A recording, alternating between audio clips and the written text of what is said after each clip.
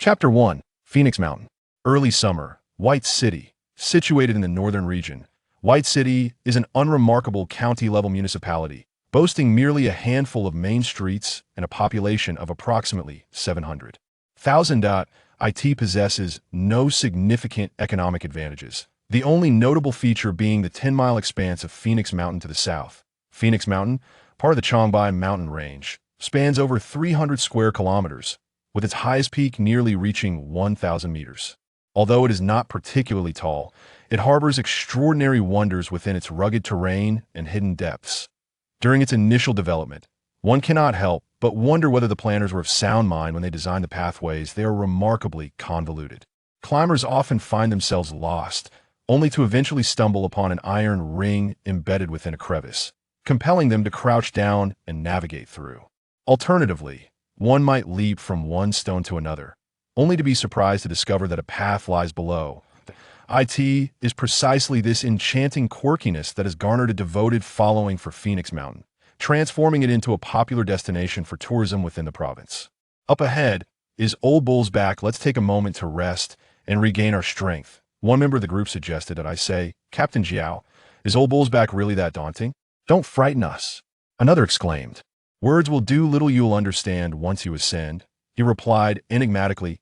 As this exchange unfolded, a group of people, both men and women, adorned in matching hats, emerged from the steps leading up the mountain. The leader, a stout man in his 30s with a rugged stubble, bore an air of weary charm. Were he a tad more handsome, one might even call him uncle affectionately.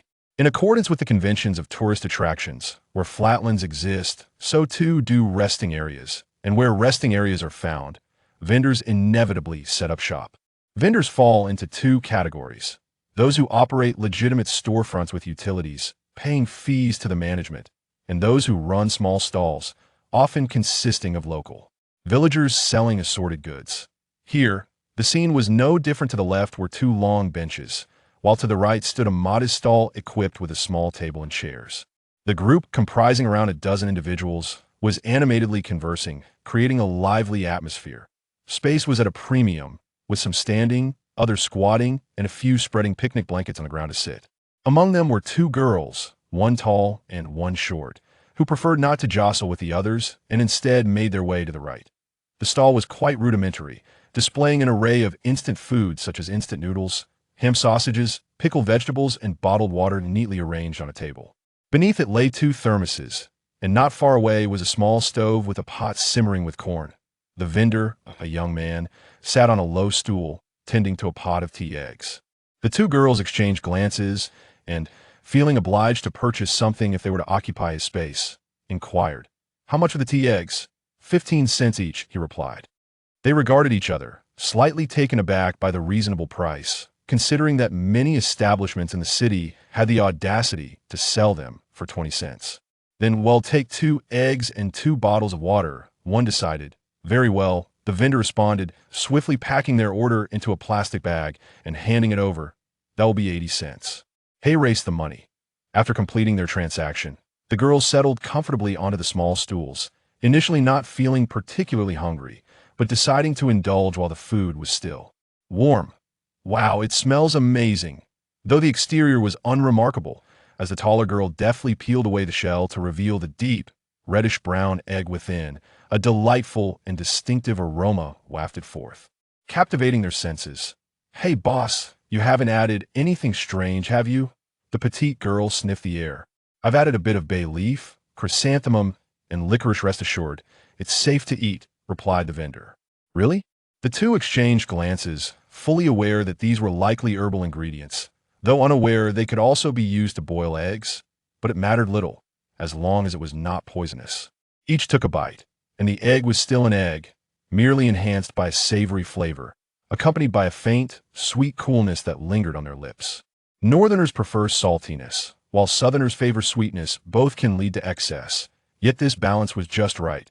They swallowed in unison, blinking their eyes as if to say, "A new skill acquired." What can one do? Food enthusiasts and DIY aficionados are always eager to discover unique culinary delights and seize the moment. The two girls felt their outing was worthwhile, already feeling accomplished, chattering softly while occasionally glancing at the vendor. "We must buy some black tea." Should we go for Home or Home? Let's get both. I just wonder if they sell licorice. I'm not sure about licorice, but they definitely sell chrysanthemum. Shut up, you old pervert, hey. How did he even think of that? The vendor doesn't look like much, but his skills are impressive. If you look closely, he's quite handsome. The man appeared to be in his 20s, tall yet slender, with a rather delicate frame. His long neck and pronounced collarbone contributed to a remarkable softness in his facial contours, while his straight nose added a touch of angularity. Most striking were his eyes, elongated and deep-set, with lashes that gently fell, resembling clouds obscuring the moon. Oh, the girls' hearts skipped a beat. Not only had they found delectable tea eggs, but they had also encountered a charming young man. What a delightful double surprise. Absolutely. My social media friends are already impatient. Encouraged by one, the other quickly pulled out her phone, aiming to capture the vendor. However, as he looked up, their eyes met, and he quickly said, "No photos, please." The petite girl instinctively paused. "Sorry." The vendor curled his lips into a smile, saying, "I have no desire to become an internet celebrity." The two girls burst into laughter, thoroughly amused. Initially, they had assumed the vendor was just a village boy who happened to be good-looking but lacked sophistication. Yet, with that one remark, they realized he possessed inner depth.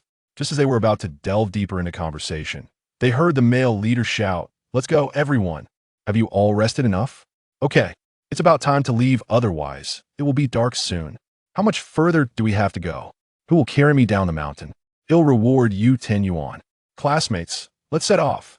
In the blink of an eye, the group swept away like a whirlwind, leaving behind a scattering of fruit pits and sunflower seed shells. The vendor seemed accustomed to this, quietly wiping down his table, collecting 2 empty water bottles, and sweeping the litter into a nearby trash bin. By this time, it was afternoon, and the early summer weather remained slightly cool, making the mountain air increasingly uncomfortable. Phoenix Mountain, with its dense foliage, maximally shielded the sunlight, casting a dim and somber ambience. After more than 20 minutes of walking, the group finally arrived at the most renowned attraction of Phoenix Mountain, the Old Cow's Back. This so-called Old Cow's Back is a naturally formed ridge, flanked by deep ravines on either side. With no steps carved into it, one must simply grasp the iron railing an inch forward. Should ice and snow accumulate, this place would become a perilous dead end, its extraordinary danger even surpassing that of the Songlong Ridge on Mount Hua. The group came to a halt, gazing at the arched ridge, shrouded in swirling clouds and mist, seemingly endless, causing them all to feel a sense of dread. "Yeah, you've talked so big, and now we've reached the heavens," one remarked. "How are we supposed to cross this? Just looking at it makes me dizzy," another added. "I can't do it, it's too terrifying." As the conversation progressed, some began to lose their resolve. Upon noticing this, the team leader promptly encouraged them. "Classmates, this is our outdoor group's first collective activity. We must see it through to the end. Once we cross this, it will be the path down the mountain. What's there to fear? Just blink your eyes and you'll be across. Don't joke, one blink and we'll be down. Right? Blink again and you'll ascend to the heavens." Laughter erupted among them.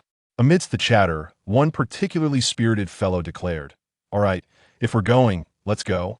He'll go first." With that, he firmly gripped the iron railing and, with a powerful push, swiftly ascended a stretch of the ridge.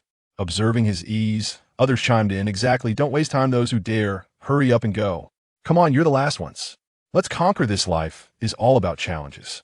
Just as the leader was about to deliver another motivational speech, 2 individuals nonchalantly slipped away, leaving behind the parting words, "Boss, we'll meet at the mountain." "Gate, damn."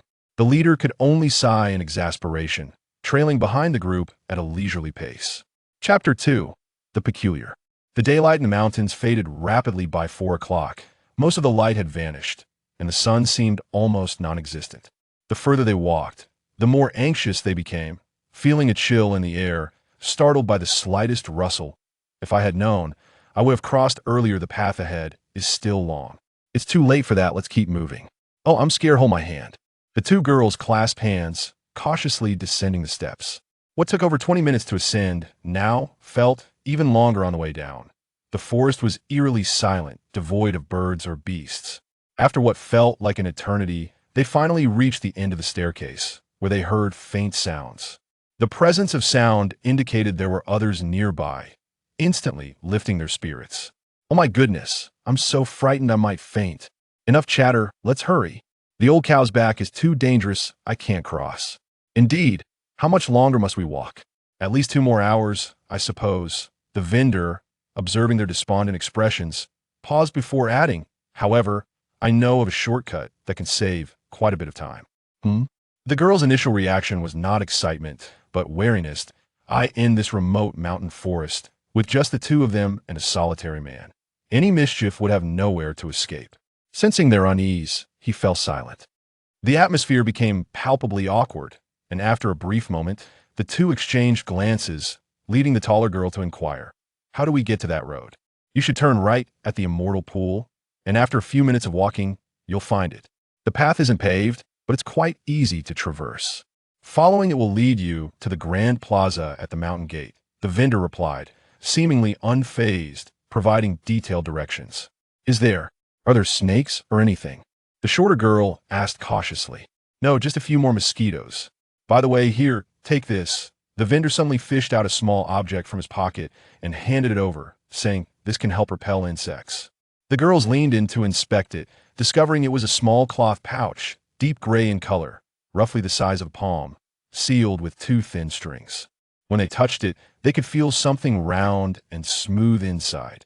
Perplexed, they were about to ask for clarification when the vendor bent down and hefted a heavy yoke onto his shoulder. One end bore a stove and pot, while the other carried tables and boxes, appearing quite burdensome. Well, I must be off now. Goodbye. Despite his slender frame, he possessed considerable strength, waving his left hand before steadily making his way into the woods, turning a couple of times until he vanished from sight. The girls widened their eyes, standing in stunned silence, at a loss for words. Quack, quack. A gentle breeze stirred, carrying the distant calls of birds, while the dark forest rustled ominously, the branches swaying as if a mountain spirit were approaching. Perhaps we should hurry and leave? Yes, I think so. They both shivered in unison and nearly broke into a run to escape the area. The so-called immortal pool was merely a dilapidated pond, hardly worthy of the name. With the remaining light, the two girls quickened their pace, reaching the immortal pool and turning right, where they indeed discovered a narrow mountain path. Although unpaved, the soil was firm, winding intricately deeper into the woods. After a moment's hesitation, they resolved to venture forth. The trees within were even denser, and the underbrush thick. They dared not glance left or right, fleeing as if their lives depended on it. The taller girl, possessing a bit more courage, led the way, while the shorter girl, timid by nature, clutched her friend's clothing tightly. Suddenly, the girl in front gasped and abruptly halted. The girl behind nearly collided with her, startled, and quickly asked, "What's wrong?" "A snake," she managed to utter.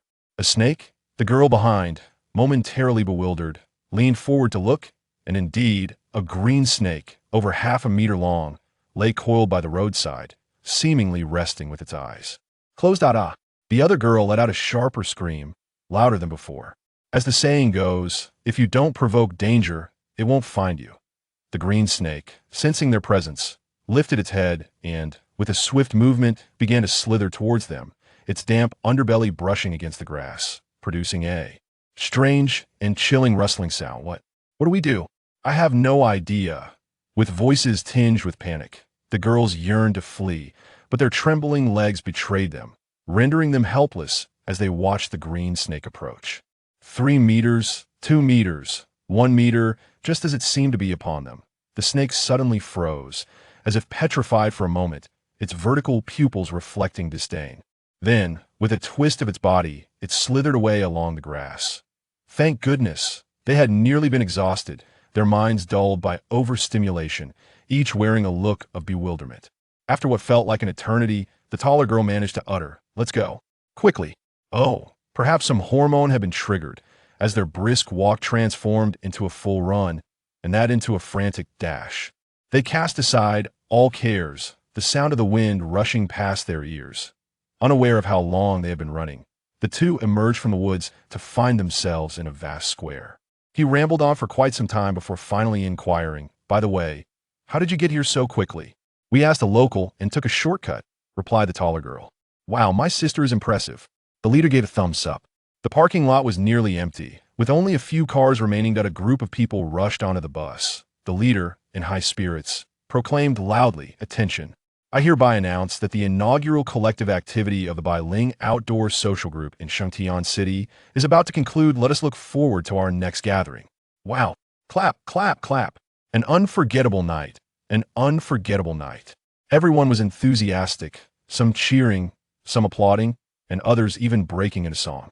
The two girls sat in the back, feeling out of sync with the lively atmosphere, particularly the timid one, who, after downing a large bottle of water, gradually eased from her anxiety, suddenly exclaimed, "What a liar!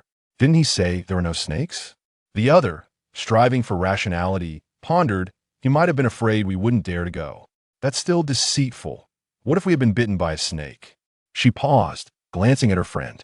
The two shared a silent understanding, hurriedly retrieving the cloth pouch, untying it, and pouring its contents into their hands, revealing three brown, long-incised objects, resembling pills. "What are these?" The timid girl curiously pinched one. "This seems to be." The other leaned in to sniff, uncertainly remarking, "Fragrant?" Chapter 3. Guyu, Part 1. To the outside world, it appears that the quaint mountain town possesses a shared quality: tranquility, leisure, and a lack of trivial distractions. In truth, the struggle for survival is ubiquitous. No one leads a more carefree existence than another. In this day and age, leisure is a privilege reserved for the affluent. Those without wealth who claim to be leisurely are merely idlers. Guyu is neither wealthy nor an idler. He is simply a diligent laborer. At this moment, he is descending a path with a heavy load on his shoulders, and after a brief walk to the foot of the mountain, he turns onto a dirt road. If the main entrance is considered the front, this would be the side, known only to the locals. Each dawn, vendors arrive on bicycles, ascending the mountain with their wares, only to descend at dusk. Beside the dirt road resides a household, owned by an elderly widower whose task is to watch over the vendors' carts, if one could even consider a donkey as a cart. Clatter. Guyu, running a bit late today, pushes open the courtyard gate to find his rickety cart standing alone. He calls out, "Old sir, old sir." After two calls with no response, he peers through the window and sees the old man reclining inside, his lips moving in a silent rhythm, unsure if he is awake or asleep. Not wishing to disturb him, Guyu piles his goods onto the cart, picks 2 tender ears of corn along with 2 eggs, and gently places them in the main room before exiting the small courtyard. The dirt road is difficult to navigate, riddled with potholes and uneven terrain. After some time riding, Guyu arrives at a rather shabby residential area, characterized by single-story and tiled houses, with only a few 2-story buildings scattered about. The homes are interconnected by narrow alleys, winding like a labyrinth. Yet, in the distance to the east, one can spot several high-rise buildings, which constitute the urban center of White City. In recent years, the city has expanded outward, assimilating numerous small villages into its fold. What once was countryside has lost its identity, no longer recognized as rural. While the urban areas have also transformed, farmlands have vanished, and even the villages are no longer allowed to retain their names, now referred to as streets. This place was originally known as Phoenix Gathering, a name it held for decades, but has now become Phoenix Street, situated at the farthest western edge of White City. The housing is dilapidated, and the residents are impoverished. Nonetheless, the government maintains a semblance of dignity through basic municipal infrastructure, such as running water, digital television, broadband, and certain public amenities. However, the local populace is perplexed as to the utility of exercise equipment and various contraptions for physical activity installed in the village. "Thank you, Auntie. I was just thinking about that. I've been craving your cabbage dumplings." Guyu exchanges pleasantries with a plump woman before stopping in front of a small courtyard. The yard contains 3 old tiled houses, with a central room that serves as both living space and kitchen, flanked by 2 side rooms. A path of broken bricks runs through the middle of the yard, bordered by rows of green onions. The toilet and storage room occupy the corners, and some firewood and corn are stacked beneath the house. Living here, one rarely needs to lock the main door. He secures his cart and enters the home. Today promises to be relatively relaxed. There are enough tea eggs for tomorrow, and the corn was freshly cooked on the mountain, requiring no preparation. After a quick wash, he retrieves his ledger to begin recording his accounts. Guyu feels a sense of joy.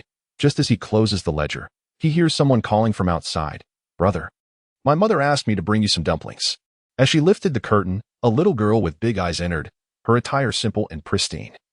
her face round and cherubic. In her hands, she cradled a steaming bowl of dumplings.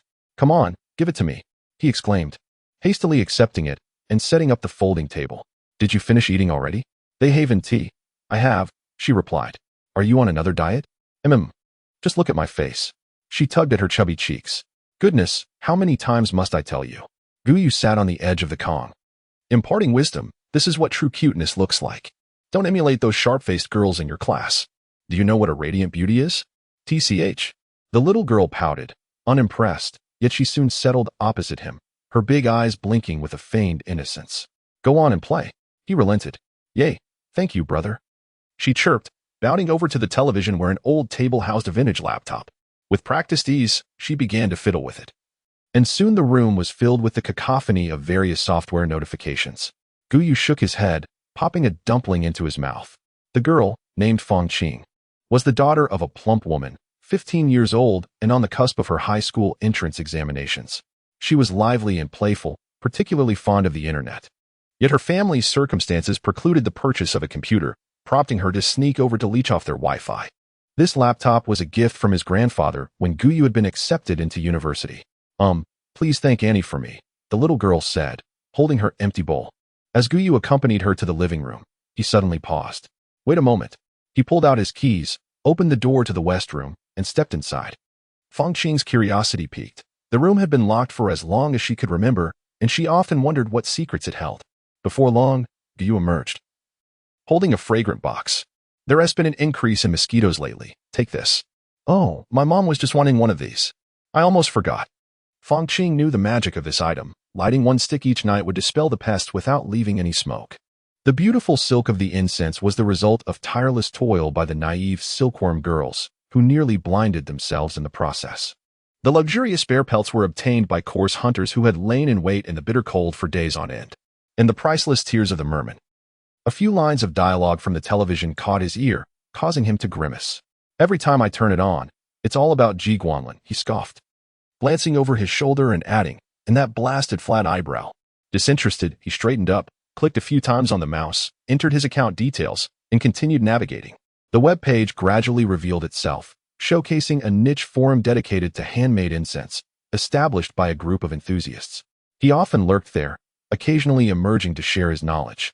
Recognized as a master among his peers, observing his companions passionately debate over specific incense formulas or ingredient ratios had become one of his few sources of amusement. Upon entering the forum, he stumbled upon a new post that read, "Never assume that just because the incense bottle is well sealed, it's safe from pests. Having recently acquired a splendid bouquet of roses, I found them riddled with countless bites within merely 2 days. Disposing of them seems unthinkable, yet keeping them is equally burdensome. Oh, how my heart bleeds." Below, one can find a photograph depicting the remains of that bouquet. The poster, known as Dali Chukaji, is a lively and charming young lady. With some idle time on his hands, Guyu casually typed a few words. "Floral and herbal fragrances are prone to pests. You might consider placing a desiccant in the vase and some ageratum outside." After a short while, upon refreshing the page, he was taken aback to see her respond with remarkable speed. I can hardly believe my eyes. The esteemed Yunshi has acknowledged me. Well, his ID is indeed Yunshi Bushichu. How intriguing." Guyu chuckled softly but refrained from further commenting. Just then, a notification chimed, revealing an internal message. "I've run out of the invigorating scent from last time. I'd like to order another box." The sender was Xiaozhai, a fellow longtime member of the community with whom he had exchanged a few words. Not long ago, she had casually mentioned feeling lethargic, prompting Guyu to request her address and send her a box of the invigorating scent. His intention was purely to gift, yet she had unexpectedly sent a red envelope in return, which he accepted without hesitation, as he was in need of financial support. They had added each other as friends, though they remained largely unfamiliar with one another, save for knowing her name, Jiang Xiaozhai. Water flows from the West River, echoing beyond the heavens. The shadows of Xiaozhai danced gently against the clouds. Who taught me to play the flute, leaning against the spring breeze, illuminating the moon. Such is the sentiment expressed in a poem by Xiaodu. Very well, I shall inform you before shipping. He pressed his lips together. The young lady was indeed straightforward. Thus, he could not operate an online store and could only accept private commissions, taking on one job at a time, catering to a niche that could not be more exclusive. Chapter 4. Guyu, Part 2. In truth, Guyu's life is devoid of remarkable stories. He is merely a child left behind, orphaned and raised by his grandfather. His grandfather, a non-local who settled here in the 1980s, lacked agricultural skills but excelled in the art of incense making. In addition to selling his products, he supplied incense to the Ziyang Temple atop Phoenix Mountain. However, as the commercialization of the temple flourished, the demand for handcrafted incense outstripped supply, prompting a shift to a factory producing incense sticks. These long, straight, and thick incense sticks commanded a staggering price of 900 yuan each. From a young age, Guyu diligently learned this craft, developing a genuine passion and achieving considerable proficiency. He was a studious and responsible individual, gaining admission to a university in the provincial capital. However, after 2 years, his grandfather fell gravely ill. Fortunately, he encountered no troublesome disputes and inherited the family estate without complication. Yet, Guyu found himself in an awkward situation as an unfinished university student, lacking the practical skills that even vocational school graduates possessed. By city, being a small locale, offered limited job opportunities, and he was unable to secure a position that matched his aspirations. After much contemplation, he resolved to become a mountain vendor. With local protection and minimal costs, it was a challenging endeavor. Nevertheless, he bore the hardships with resilience, spending his days on the mountain and taking on odd jobs at night. Over a year has passed, during which he not only repaid his debts, but also managed to save a modest sum. Tick-tock. The wall clock, akin to a machine lacking oil, reluctantly moved its hands. Guyu shut down his computer and, heading to the kitchen, filled a basin with water to wash his hands. His fingers were long and his nails meticulously trimmed. Without soap, he gently rubbed his hands in the water, as if seeking to cleanse every inch of skin. Afterward, he pushed open the door to the room. As the light flickered on, it illuminated a different realm, neat, compact, and imbued with an intriguing sense of mystery. 3 walls were lined with large wooden shelves, adorned with jars and bottles, each meticulously labeled, numbering in the hundreds. In one corner, 2 large boxes were stacked, and at the center stood a square table cluttered with an array of peculiar tools. This was Guyu's workshop, a sanctuary he had never allowed another soul to enter. He had received an order for a revitalizing incense and needed to complete it promptly. This so-called revitalizing incense is intended to clear the mind and sharpen focus. Belonging to a category of medicinal scents, the best time to craft incense is during the night, ensuring minimal disturbance from others. It is said that incense possesses 10 virtues, capable of resonating with spirits, purifying the body and mind, fostering friendships and tranquility, and offering respite from the mundane. Calmness is fundamental. Guyu circled the wooden shelves, selecting several jars and bottles before seating himself at the table. As he settled into his chair, his demeanor transformed, serene, focused, and imbued with a hint of elegance. Oh, the gentle waves caressing a tranquil boat. According to online discourse, incense making is a costly endeavor, as nearly every recipe requires precious agarwood and sandalwood, both exorbitantly priced and often inauthentic.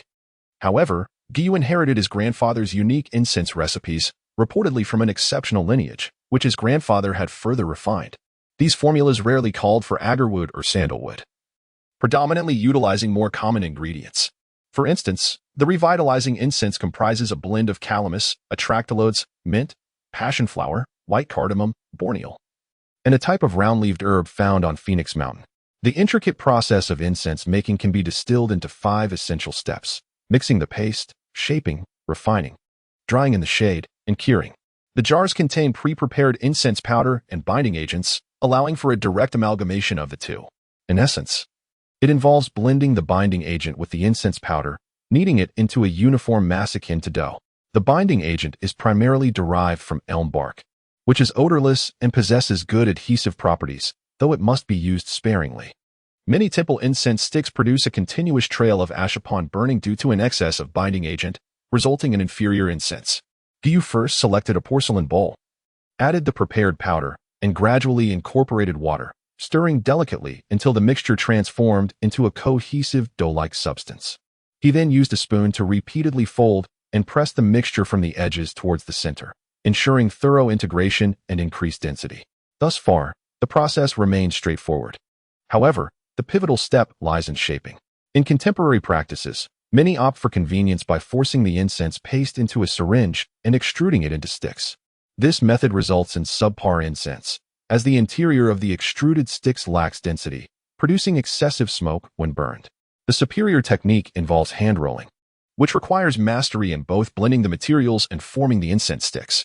Exhaling softly, Gyu sat beneath the lamp, inhaling deeply, his demeanor increasingly tranquil.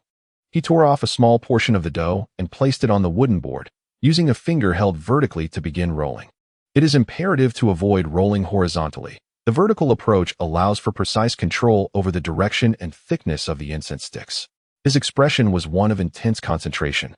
His entire focus directed toward that singular fingertip, not merely observing, but truly sensing the dough as it gradually elongated and thinned, as if guided by his own will. This sensation is subtle. Those who have practiced Tai Chi understand the concept of sensitivity, which parallels the act of rolling incense, enabling the skin of his fingers to discern the force and response from the dough. There is a saying, rolling incense is akin to adjusting the heart. Ultimately, it all returns to a state of tranquility. As time flowed gently by, the night deepened, and Guyu finally rose, releasing a long breath. After considerable effort, he had shaped a total of 15 sticks, each approximately 10 centimeters long and the thickness of a toothpick. He neatly trimmed the incense sticks, placing them on a sheet of paper and covering them with several layers of white paper to expedite the drying process. By the following day, once the sticks were completely dry, they would be transferred to the small curing chamber in the courtyard. It would take about half a month for the various fragrances to meld, diminishing the intensity of the smoke. This represented only the first batch. He needed to produce 60 sticks in total.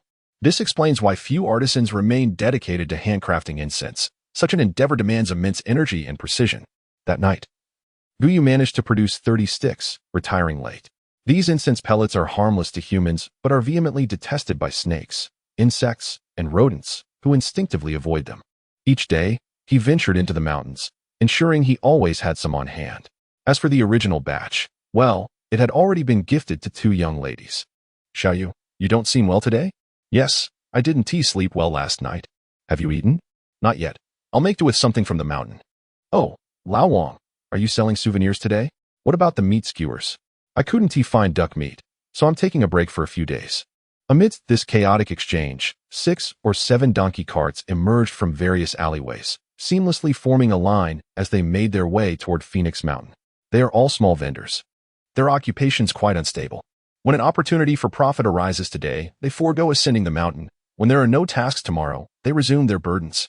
Their wares are diverse, ranging from counterfeit lamb skewers to wholesale souvenirs, not to mention homegrown cucumbers and tomatoes, truly a cornucopia of offerings.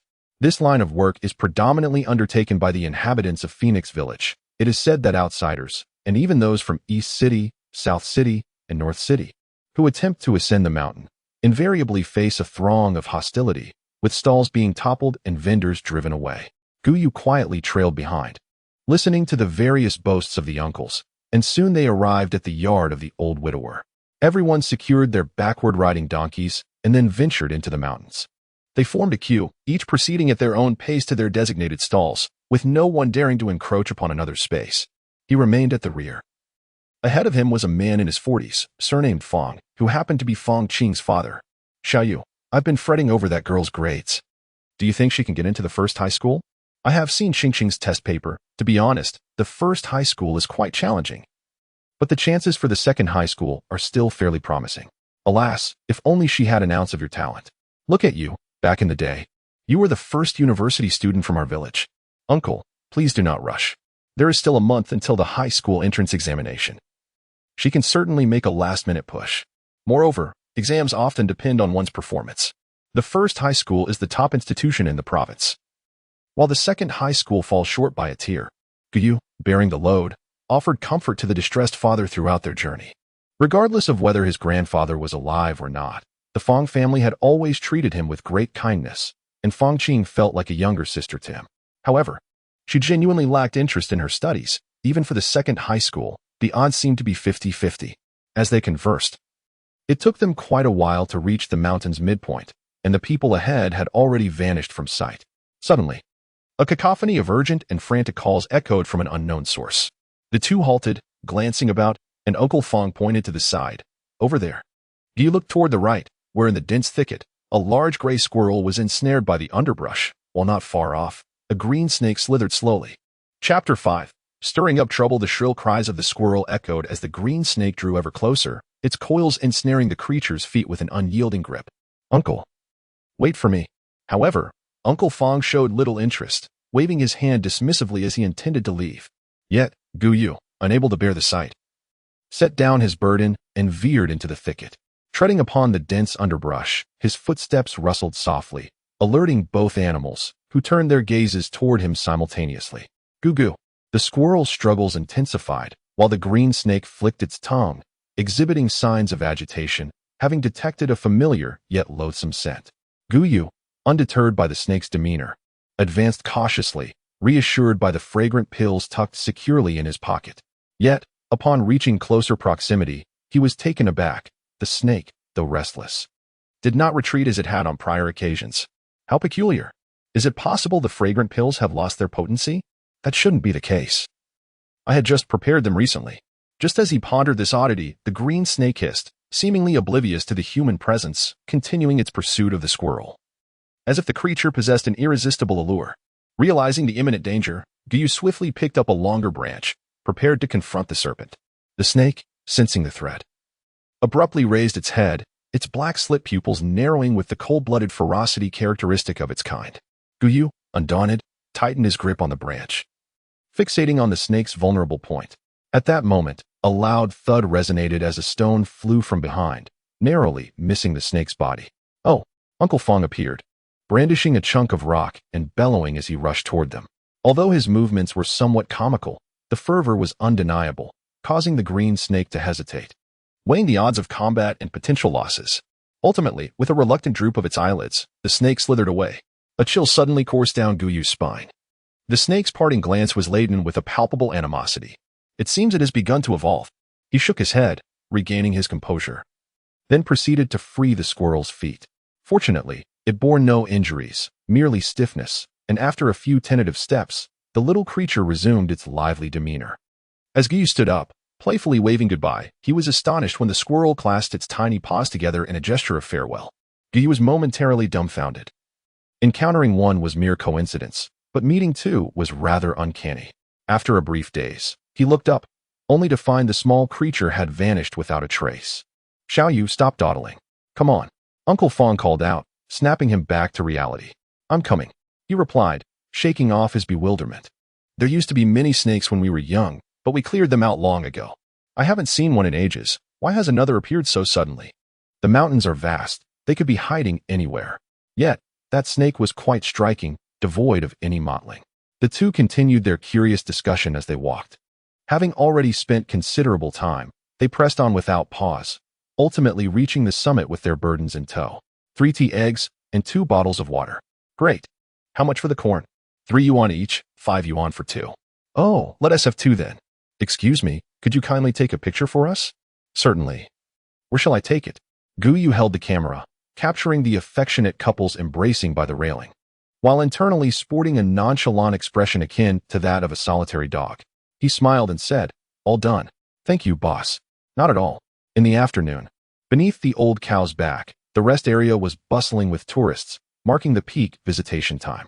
Having commenced their ascent early in the morning, the hikers had now reached this point, precisely at this hour. The largest rest area on Phoenix Mountain, situated midway, was crowded with visitors and vendors alike. Gu Yu, being a latecomer to this trade, could not secure a prime spot and thus had to ascend a few tiers. This had its advantages and disadvantages. While the location was somewhat remote, it was the only resting point at this elevation, granting him a unique business opportunity. The warming weather was particularly beneficial, as today's influx of visitors exceeded that of yesterday. By 2 o'clock, Gu Yu's supplies were nearly depleted, leaving only a few cracked eggs and a smaller corn cob. After 3 waves of tourists, the previously boisterous atmosphere finally quieted. He habitually picked up a broom to gather the scattered litter and collected several empty bottles. It was not a matter of high standards, but rather an aversion to the untidiness of the mountain. Some might even label it as a form of obsessive cleanliness. It sounded rather absurd. One could expect a wealthy individual, a white-collar worker, a teacher, or a university student to exhibit such tendencies. But for someone running a small stall in the mountains? Come on, can you not see the disparity? Clang. Gu Yu tossed the empty bottles into a woven bag, which was already filling up and could fetch him a few coins. He took a seat on his stool, idly scrolling through his phone while waiting for customers. Perhaps the peak had passed. As no tour groups appeared, only a few scattered wanderers remained. He grew disinterested in selling and began to enjoy his lunch. Munching on the corn cob. Ah, life is a journey we walk together. Whoever draws the SSR is but a fool. The signal from Mobile Dad was decent. And after fiddling with a game for a while, he emerged with a look of dismay, clearly having faced yet another frustrating defeat. Squeak. Squeak. Just as he stuffed the corn cob into the trash bag, he heard a familiar call. Turning around, he was surprised to find the large squirrel from the morning perch nearby. To describe its posture as squatting seemed odd, yet it was indeed the case. With its hind legs bent and its body upright, its head swayed in a manner reminiscent of a large-tailed wolf. Most astonishingly, it clutched a deep red fruit in its forepaws. Upon noticing the human gaze, it relaxed its grip, causing the fruit to tumble to the ground and roll a couple of times. Guyu watched it in silence. The squirrel returned the gaze, and the atmosphere became awkwardly tense. After a moment, perhaps realizing the human's intellectual deficiency, the squirrel lowered its head and nudged the fruit towards him with its nose, letting it roll to his feet. Are you trying to repay a kindness?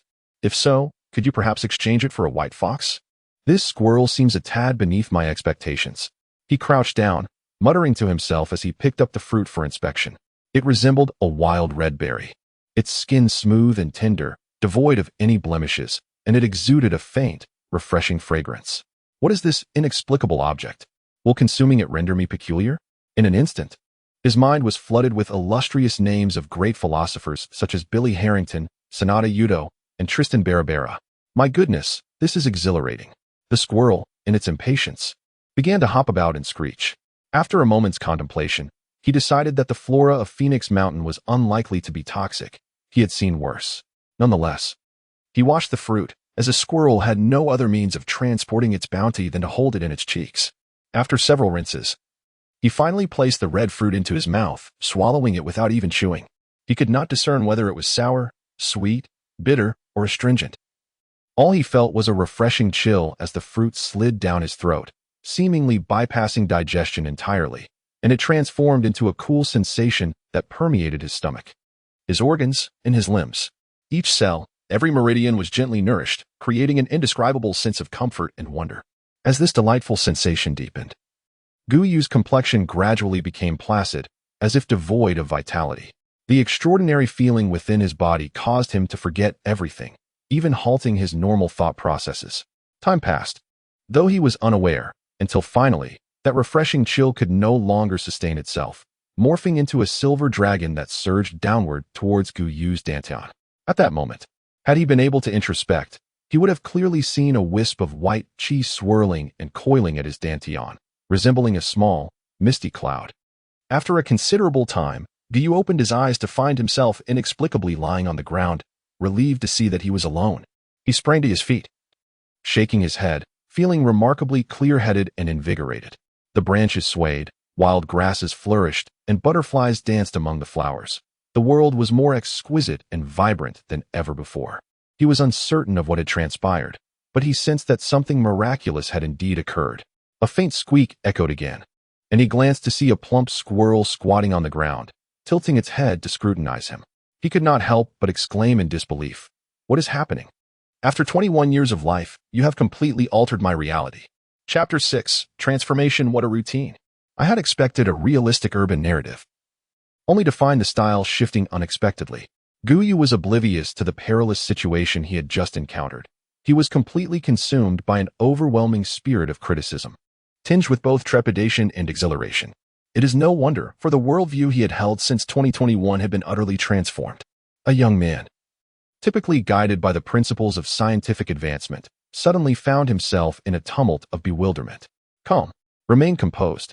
As the red fruit entered his mouth, a refreshing sensation coursed through his body. It felt as though he had lost consciousness, yet he still retained a faint awareness. That coolness seemed to have settled in his dantian, forming a peculiar little mass, something quite extraordinary. He was uncertain, merely sensing its presence vaguely. I must contemplate this carefully. Under such circumstances, I should first. Muttering to himself, he rolled up his sleeves to reveal a relatively fair arm. He rubbed it again, finding no traces of dirt nor any foul odor.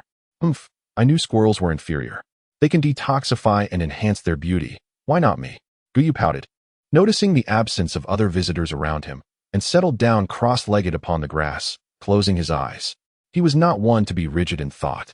A surge of diverse ideas converged within him, and this seemed the most reliable approach. Indeed, it was a universally applicable method, meditation. Generally speaking, ordinary individuals must undergo considerable practice to achieve a state of tranquility, but he did not need to. Having been crafting incense since childhood, for over a decade, his temperament had long been refined to clarity. Thus, within mere breaths, he transitioned from a state of criticism to one of sage-like composure. Who?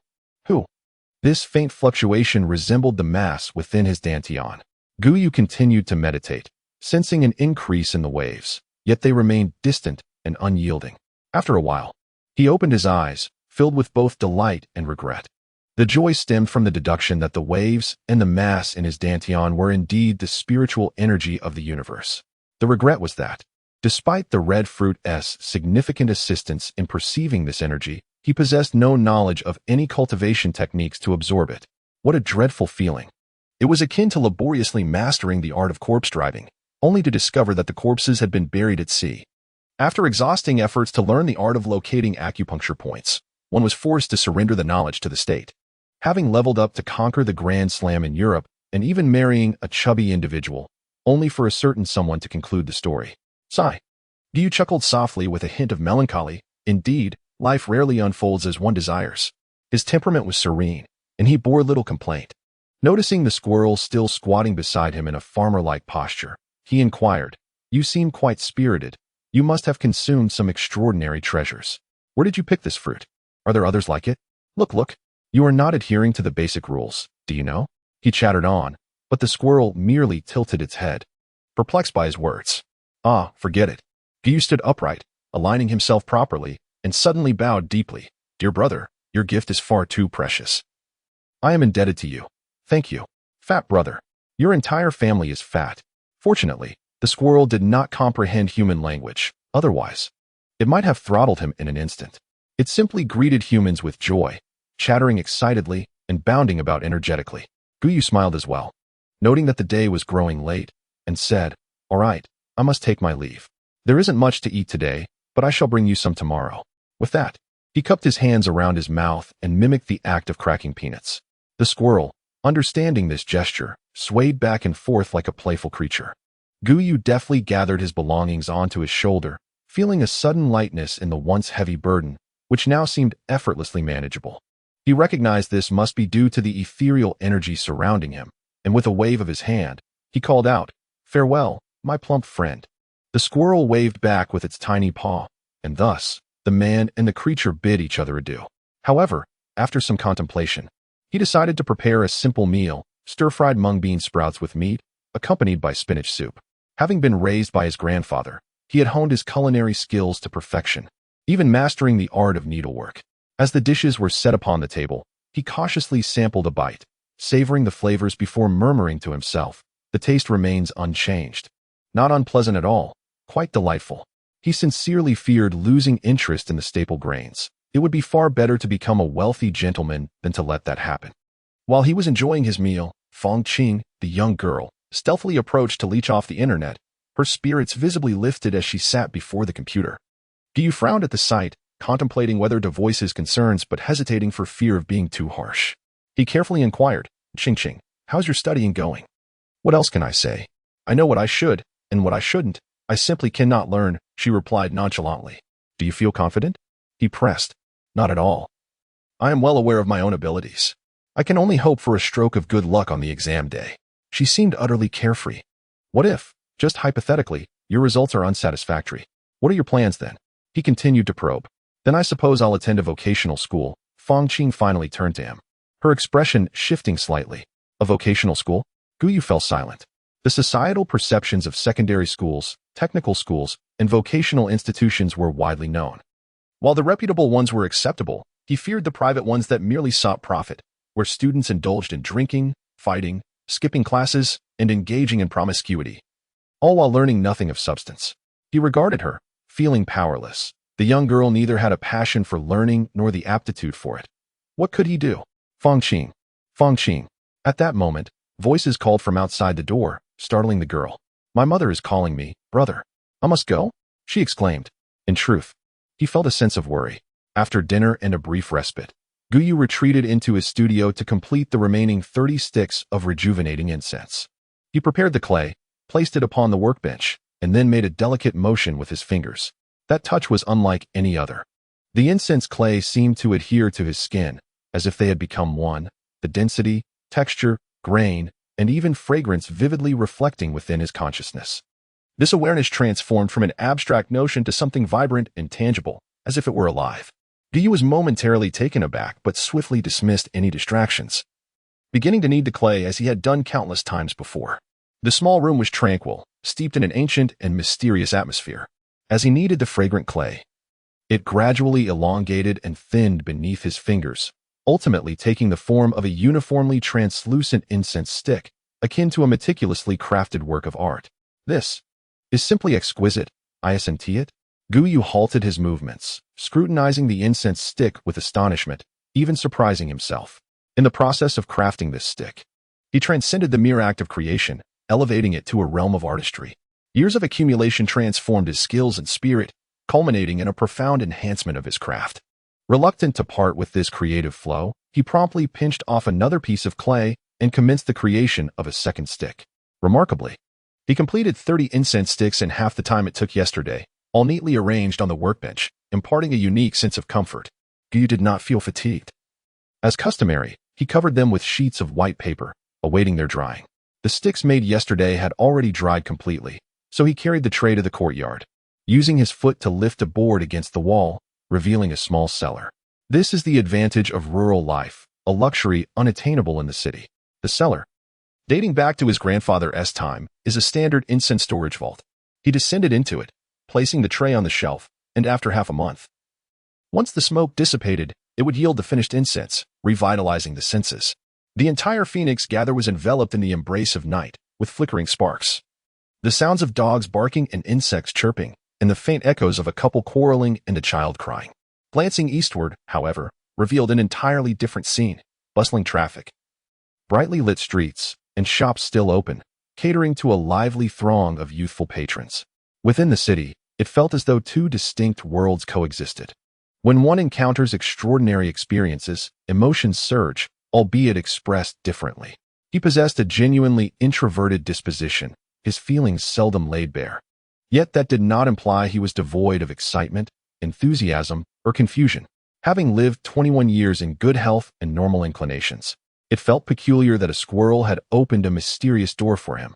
He yearned, with unwavering determination, to push that door ajar and glimpse the wonders within, even if the path ahead was fraught with challenges and thorns. Chapter 7. The Buyer in the Early Morning, within the confines of his abode. Guyu awakened from his meditative state, letting out a resigned chuckle. Alas, it remains futile. For nearly a week, he had endeavored to sense the ethereal energy whenever he found a moment of respite, even resorting to the internet to seek out so-called inner cultivation methods, hoping to glean some wisdom.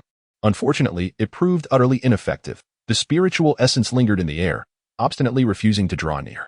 One could say that apart from his heightened vitality and clarity of mind, he resembled an ordinary person in every regard.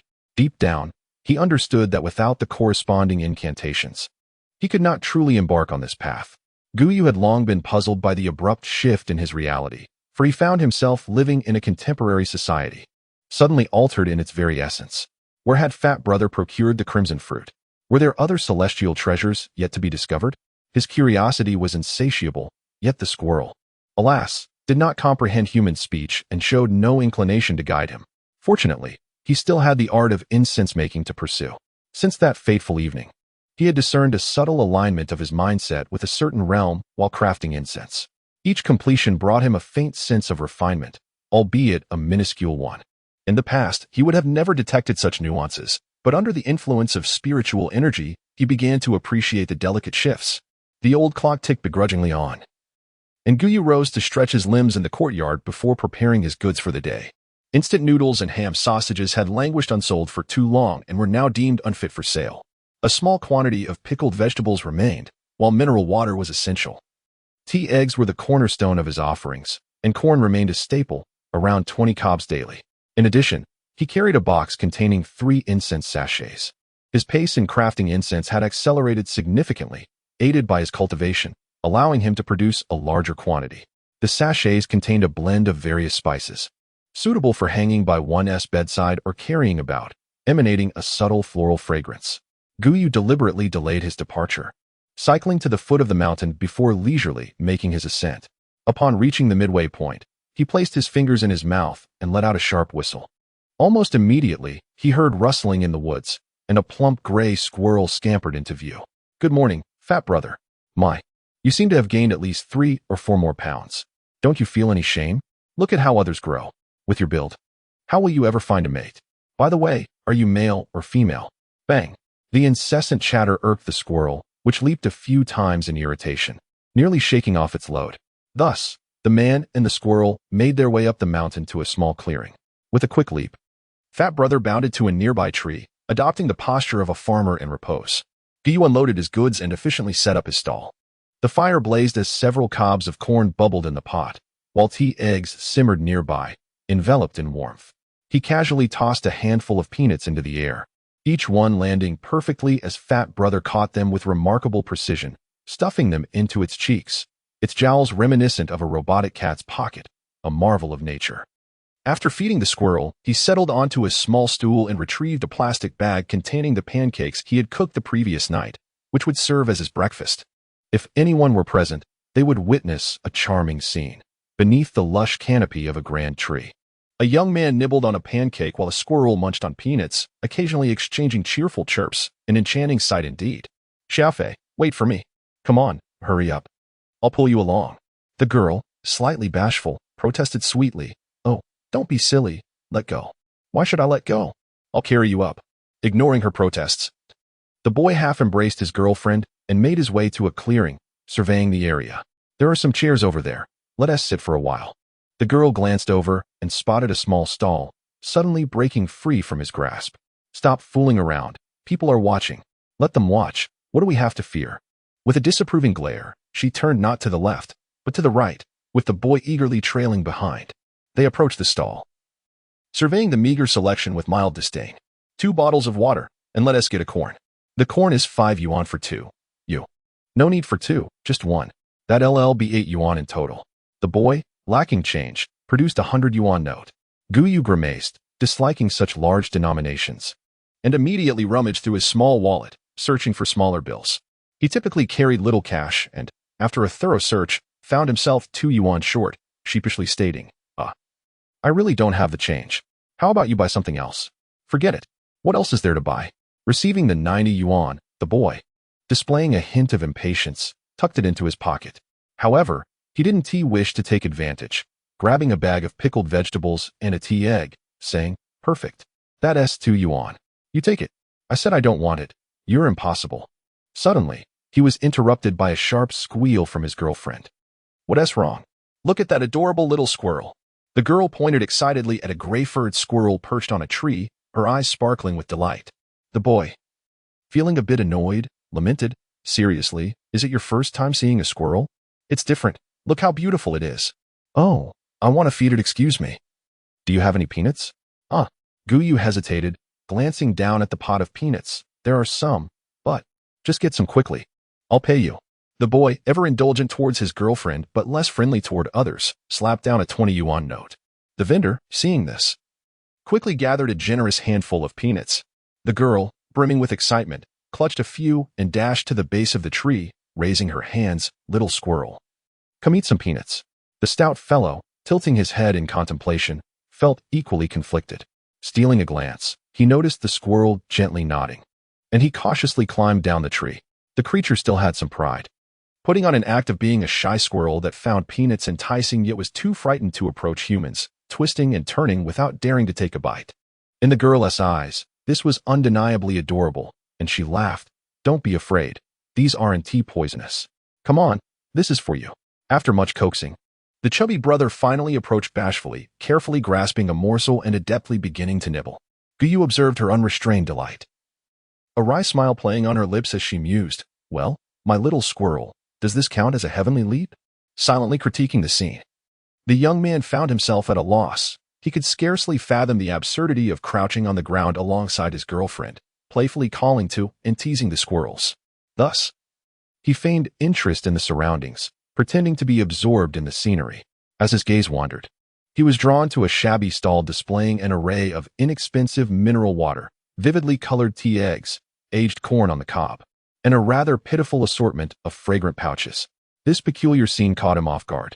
Upon closer inspection, he noticed 3 pouches neatly arranged in a box, each covered with a transparent lid. "Excuse me, what is this?" he inquired. "This is Qingrue fragrance. You can carry it with you or place it by your bedside. Would you like to take a look?" "Oh, certainly." With that, Guyu grabbed a towel to meticulously wipe her hands before lifting the lid from one of the pouches. The young man received it with both hands, initially offering a tentative sniff. Instantly, his expression transformed. He adjusted his grip, holding it delicately by the tied end with one hand, while supporting the other end with his palm, treating it as if it were a precious treasure. His demeanor now imbued with gravity. Lowering his head, he took another deep breath, feeling a refreshing aroma wafting through his nostrils, gradually unfurling in his mind. It was sweet yet not cloying, delicate yet not insipid, reminiscent of a wildflower blooming on a cliffside, swaying gracefully despite the winds and rains. Guyu watched him intently, a flicker of nervousness crossing her features. Crafting incense was labor-intensive. She had typically made it for personal use or upon request. This was her first venture to the mountain. And after a day of little interest yesterday, today seemed to hold promise. After a moment, the young man lifted his head, an expression of natural ease, comfort, and profound delight illuminating his face. His eyes sparkled with more brilliance than when his girlfriend had spotted the squirrels, as he inquired, "How much is this?" 60. Guyu stated, quoting a price reflecting her efforts. "All right, I'll take them all." Chapter 8. The Xing family. Guyu was momentarily taken aback, his gaze drifting from top to bottom as he scrutinized the individual before him. The person appeared to be of a similar age, with a fair complexion and slightly sharp features, dressed in a light gray tracksuit that was casually unzipped, complemented by a pair of camel-colored hiking boots. A glance at those shoes confirmed his suspicions. They were the latest model from Longzhou, easily worth over 5,000. He was not a frequent online shopper, preferring to meander through various online stores like a woman browsing through shops without ever making a purchase. This individual was evidently a wealthy second-generation heir. But that was not the crux of the matter. The key point was that he could detect Guyu's fragrance. If he could perceive it, he was willing to sell. If he couldn't, he had no choice but to sell anyway, embodying a contradictory nature of desiring to earn some money while feeling averse to it. This wealthy patron was indeed quite considerate. "These 3 are all Qingrue fragrance. You may choose just one," he suggested. "No worries, just pack it for me. By the way, do you have any other scents?" the young man inquired. "None. Just these 3. Guyu neatly placed the fragrance pouch, secured the lid, and slid it across the counter. 180. The young man promptly retrieved his cash, cradled the box in one arm, and after a moment's contemplation, asked, "Boss, did you create this fragrance?" "Indeed. What ingredients are inside?" "It smells quite pleasant. I am genuinely intrigued by this. Perhaps you could name your price and sell me the recipe?" He endeavored to feign a naive and bewildered demeanor. But Guyu merely glanced at him, smiled, and remained silent. Oh dear. The young man felt a wave of embarrassment wash over him, a mix of annoyance bubbling just beneath the surface. He turned away, calling out, "Xiaomeng, stop playing. We need to leave. Just a little longer. Look, it's almost finished. If we don't leave now, we'll miss dinner." This statement seemed to hold considerable persuasion, as upon hearing it, the girl brushed off the crumbs from her hands, bid farewell to the squirrel, and slowly made her way over. Noticing her boyfriend holding a box, she curiously asked, "What did you buy?" "Fragrance." "What kind of fragrance?" she asked, bewildered. "Well, it's, a pouch that ancient people used to carry, similar to that." "Oh no, you must have been deceived. What good things could there possibly be in a place like this? It's all chemical agents," she lamented. "Not necessarily." He turned, lowering his voice as if speaking to himself. "Perhaps I will need it tonight." Later that evening, in Baicheng, a silver Land Rover was parked by the roadside. Inside sat a young man and woman, the very same pair from Phoenix Mountain. The young man cautiously opened a fragrance pouch, and as the seal loosened, a fine powder was revealed within. It was a light brown, ground to an exquisite fineness, each grain plump and uniform, exuding a subtle fragrance. He prodded it with his fingers, attempting to discern its composition, his expression shifting from furrowed brows to relaxed features. even extending his tongue to taste it. His girlfriend, observing him with a pained expression, could no longer contain herself and exclaimed, "Zheng Shufei, what are you doing?" "Huh." He snapped back to attention, responding, "I'm trying to see what it's made of. Have you figured it out yet?" "No. There are several materials that seem rather peculiar, unlike." Bang. Before he could finish his sentence, his girlfriend had already pushed the door open and exited the vehicle, leaving in a huff. "Hey, Xiaoming." He hurriedly chased after her, grasping her arm. "You know this is a crucial moment. I'm in fierce competition with my sister, and my father is indecisive. If I can make Grandma happy this time, it'll be a done deal. Is that all you're relying on?" The girl pointed at the pile of powder. "Ah, you don't understand." The boy's gaze lingered on the substance, his expression nuanced. "This young man is Zheng Shufei, and the girl is Li Ming. They have been together for 2 years. His grandmother hails from Baiqing, having lost her husband at a young age with one son. During the dawn of reform and opening up, she ventured out to make her mark. A capable woman, she built a thriving business in the provincial capital, establishing a construction materials company. Zheng Shufei's father is Zheng Guoxiang, and he has a sister named Zheng Yuewei. Their father took over the company, and after graduating, both siblings began their careers within the family business. Both are exceptionally talented, making it hard to choose between them. Their father wishes to promote one of them to project manager, but with only one position available, the decision has been pending. Zheng Shufei, influenced by his surroundings or perhaps seeking to impress, has developed a genuine fondness for fragrances. This particular Qingrui incense is novel and appealing, prompting him to take a gamble. The two sat in the car for a considerable time, and despite his efforts, he could not deduce the components of the fragrance. Realizing time was running short, he decided to temporarily abandon his quest. The Land Rover traveled along the main road for a while before veering into an alley, stopping in front of a restaurant. The establishment was quite sizable, with a black sign adorned in gold, flanked by large red lanterns. Upon seeing the car, the waiter smiled broadly, resembling a blooming rose, and quickly opened the door, saying, "Welcome. Do you have a reservation? I can show you to your table." "No need," they replied. Upon arriving at the second-floor private room, he pushed the door open to find a gathering of more than 10 individuals. Grandma, Dad, Mom, Uncle, Aunt. He made the rounds greeting everyone. But when he reached a short-haired woman, he suddenly paused and exclaimed, "Sister, Xiafei, why are you so late? We've been waiting for you." The woman was Zheng Yuewei, possessing delicate features, yet with a striking resemblance to her brother. She delivered her words with a firm but gentle tone. Just then, their aunt appeared, pulling Li Ming forward to introduce her. "Auntie, this is Xiaofei's girlfriend. I liked her immensely after just one meeting. Just look at her. Aren't they a perfect match, talented and beautiful? Oh, so you must be Xiaoming? Come, sit by Grandma. Xiaofei, you join us as well." Grandma Zhang, of modest stature and kind demeanor, waved them over and added, "Xiaoming, I've heard so much about you from Xiafei. He says you are both gentle and beautiful. Now that I see you, oh dear, my grandson truly has discerning taste." "Thank you, Grandma. Xiaofei is wonderful too," Li Ming replied, a bit shyly. "I heard you are still studying?" "Yes, I'm currently pursuing my master's degree. What are your plans for the future?" I'm majoring in Chinese, and I might consider obtaining a teaching certificate to become a teacher." "Oh, being a teacher is wonderful. It's a noble profession to educate and nurture. In my youth, I neglected my studies and faced considerable hardships, yet my grandmother's unwavering support was invaluable." "How shameless."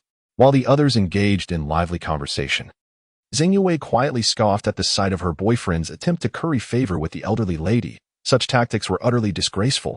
Recently heartbroken, she had no means to conjure a new partner, but fortuitously, she had alternative plans. Initially, the siblings shared a strong bond, but circumstances had driven them apart.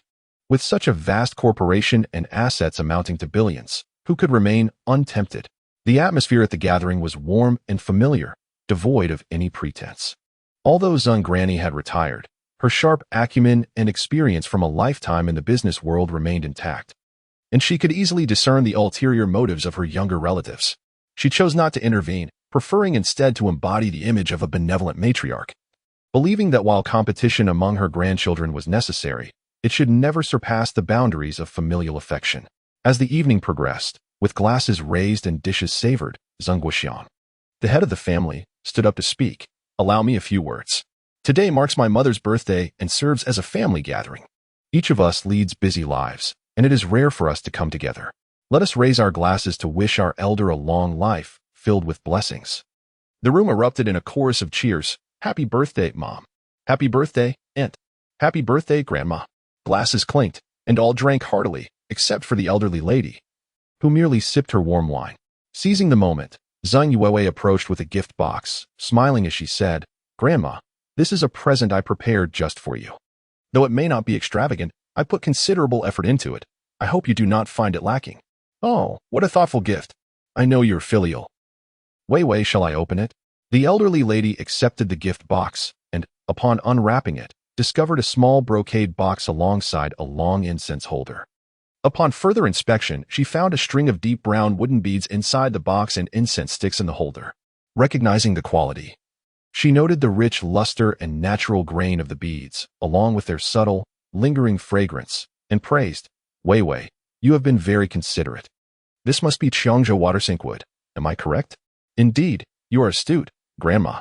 Zhang Yuewei leaned forward, smiling as she replied, "I selected the material myself in Qiangzhou, nearly falling victim to a scam. The incense is of the finest quality, perfect for your needs." "Very well, indeed," the elderly lady nodded in approval, her delight evident though she remained composed. She carefully set aside the gift and cast a hopeful glance towards Zhang Shufei. Chapter 9. The Master. The world of collecting literary artifacts has been a vibrant culture since ancient times. Items such as gourds, walnuts, purple clay teapots, folding fans, brush holders, and jade stones, among many others, each possess their own unique allure, attracting numerous enthusiasts. Among these, incense has emerged as a recent trend, characterized by limited understanding, challenging mastery, and relatively high prices, appealing to a devoted following. This interest can be broadly categorized into two types. One group favors bracelets, personally sourcing materials from their origins, selecting pieces of genuine or imitation raw incense, akin to the gamble of jade, relying on one's discernment and luck. The other group prefers aromatic incense, seeking fine sticks, pellets, or loose incense to burn in a bronze censer within a tranquil space, either enjoying solitary tea or gathering with a few friends, finding joy in the experience. Regardless of the preference, neither pertains to the craft of incense making, which is a skill and a discipline. Rather, the appreciation of incense embodies a lifestyle aesthetic. Agarwood is an exceedingly precious aromatic substance, renowned for its significant medicinal properties, a fact beyond dispute. However, in modern times, it has become a target for speculative marketing, seemingly transformed into a treasure of the earth. According to industry standards, agarwood is typically classified into 7 categories: overturned wood, water sink, earth sink, ant sink, live sink, white wood, and Qinan, with white wood being the least expensive and Qinan the most coveted. As for the water sink variety, it is often described in 2 ways. One interpretation suggests that the aromatic material lies submerged in a marsh, decomposing biologically before being retrieved. The other posits that the material's density allows it to sink in water. In any case, it remains a relatively rare and sought-after type. The string of beads gifted by Zhang Yuewei is of high quality, easily valued at several hundred thousand. Zhang Guoxiang is known for his strict upbringing of his children, rarely indulging in extravagance. Thus, her willingness to part with such a sum is indeed significant. This revelation astonished everyone present, instantly elevating their perception of her. She felt a sense of quiet pride, and when the elder lady inquired, she responded with a smile. "So, Xiaofei, what gift have you prepared for us to admire?" Before Zhang Shufei could respond, Li Meng felt a surge of anxiety. Though her family was reasonably well off, their lifestyle was uncomplicated, devoid of such frivolities. The young woman, not foolish, sensed the underlying tension at the table. Unfamiliar with incense, she regarded the aromatic pouch as merely a pile of deceptive powder. Feeling a wave of unease for her boyfriend, "I happened upon this Qingrui incense while hiking with Xiaomeng today. I found its fragrance quite unique, so I bought it for Grandma to see." With that, Zhang Shufei produced a small box and handed it over. The elder lady received it and, upon opening, discovered a deep blue pouch inside, crudely crafted, not even sewn from silk, merely a piece of tattered cloth. Curiosity piqued. She casually opened the box and leaned down to inhale. In that moment, a whisper of sweetness enveloped her senses. Instantly, it felt as though time and space had dissolved, leaving her alone, surrounded by the serene and elegant fragrance. More remarkably, within this tranquility, there lingered an ineffable sense of profundity. It is said that the appreciation of incense encompasses three realms: discerning the material, savoring the fragrance, and grasping the underlying essence, evaluating the raw material, enjoying the scent, and perceiving the significance.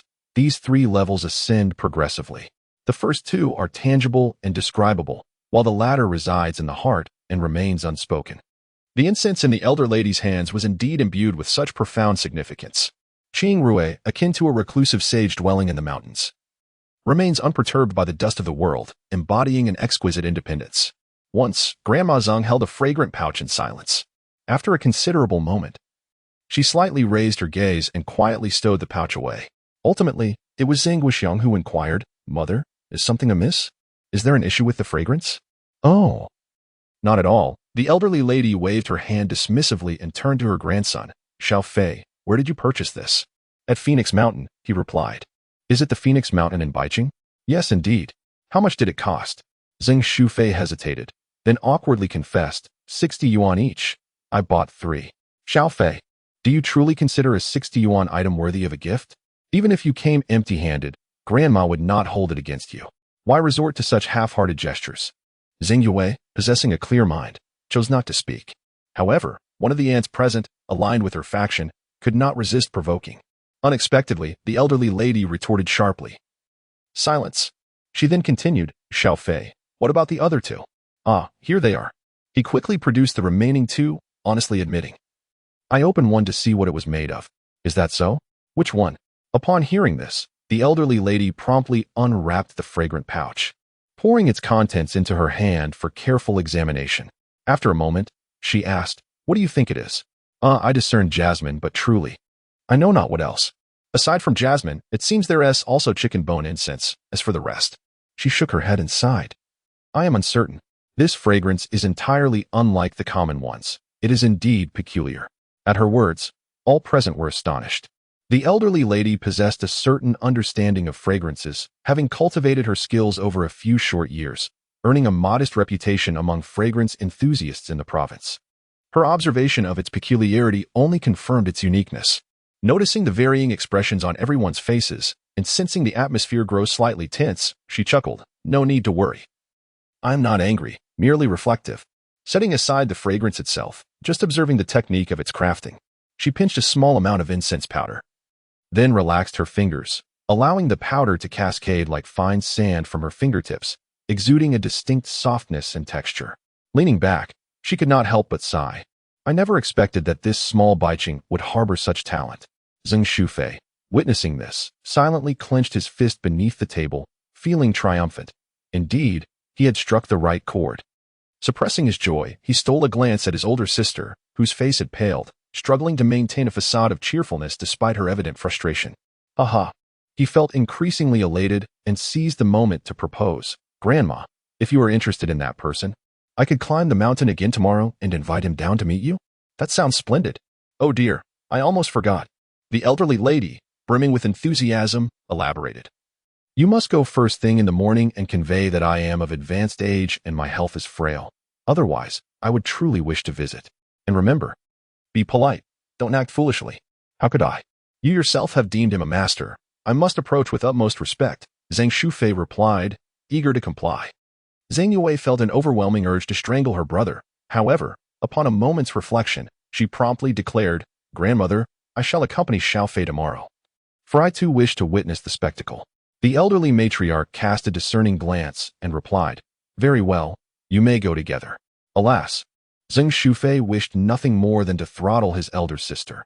He had been the sole one privy to the identity of that employer, and now, with her involvement, there was no telling what complications might arise. Yet, with the matriarch's decree in place, he had no choice but to acquiesce. The meal unfolded amidst turbulent undercurrents, each party encountering their own triumphs and setbacks.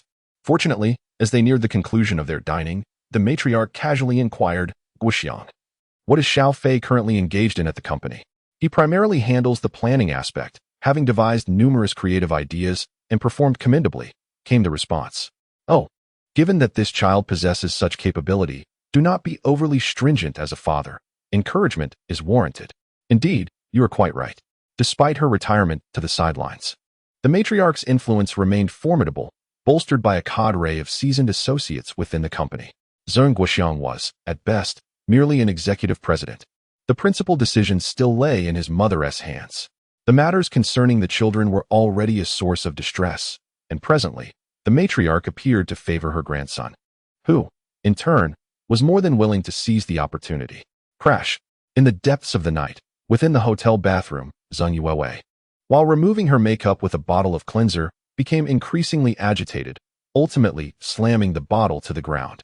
The expensive cleanser shattered into countless fragments, scattering across the floor. Yet her fury was not assuaged. She kicked at the debris in a fit of rage, finally ceasing after a prolonged bout of frustration. There was no remedy for the utter defeat she felt. The string of pearls had demanded considerable effort to acquire, and everything had been meticulously planned. Who would have anticipated that the individual would deviate from the expected course? Bah! What nonsense was this so-called Qing Rue fragrance, spoken of in such grandiloquent terms? Zheng Yuewei had never been particularly interested in fragrances, engaging with them solely to please her elders. She understood well that her grandmother's consent for her attendance was, in part, to preserve her dignity and, in part, to prevent her brother from becoming too complacent. Still, her brother had already gained the upper hand. With a forceful kick, she sent another shard skittering across the floor, internally seething. I shall see just what sort of pretentious expert this is. In a contrasting room, the scene was entirely different. Clothes were strewn about, bedding in disarray, as two alabaster bodies lay entwined upon the bed. Even in the aftermath of their passionate encounter, Zheng Shufei could hardly contain his exhilaration. His left arm wrapped around his girlfriend while his right hand held a cigarette, exhaling smoke rings with carefree abandon. Li Meng, observing with a sense of resignation, cautioned, Xiao Fei, do not rejoice too soon. Whether you can ascend to the position of supervisor remains uncertain. Even if it is not yet confirmed, it is nearly assured, he retorted, extinguishing his cigarette with a grin. You have seen grandmother's stance, have you not? As long as we can bring that individual here, this matter is essentially settled. And what do you intend to do once you find him? Are you planning to win him over? Winning him over is premature. Once they meet, if grandmother indeed holds him in high regard, that will signal the moment for me to make my move. At that point, it will depend on which of us, my sister or I, presents the more advantageous terms.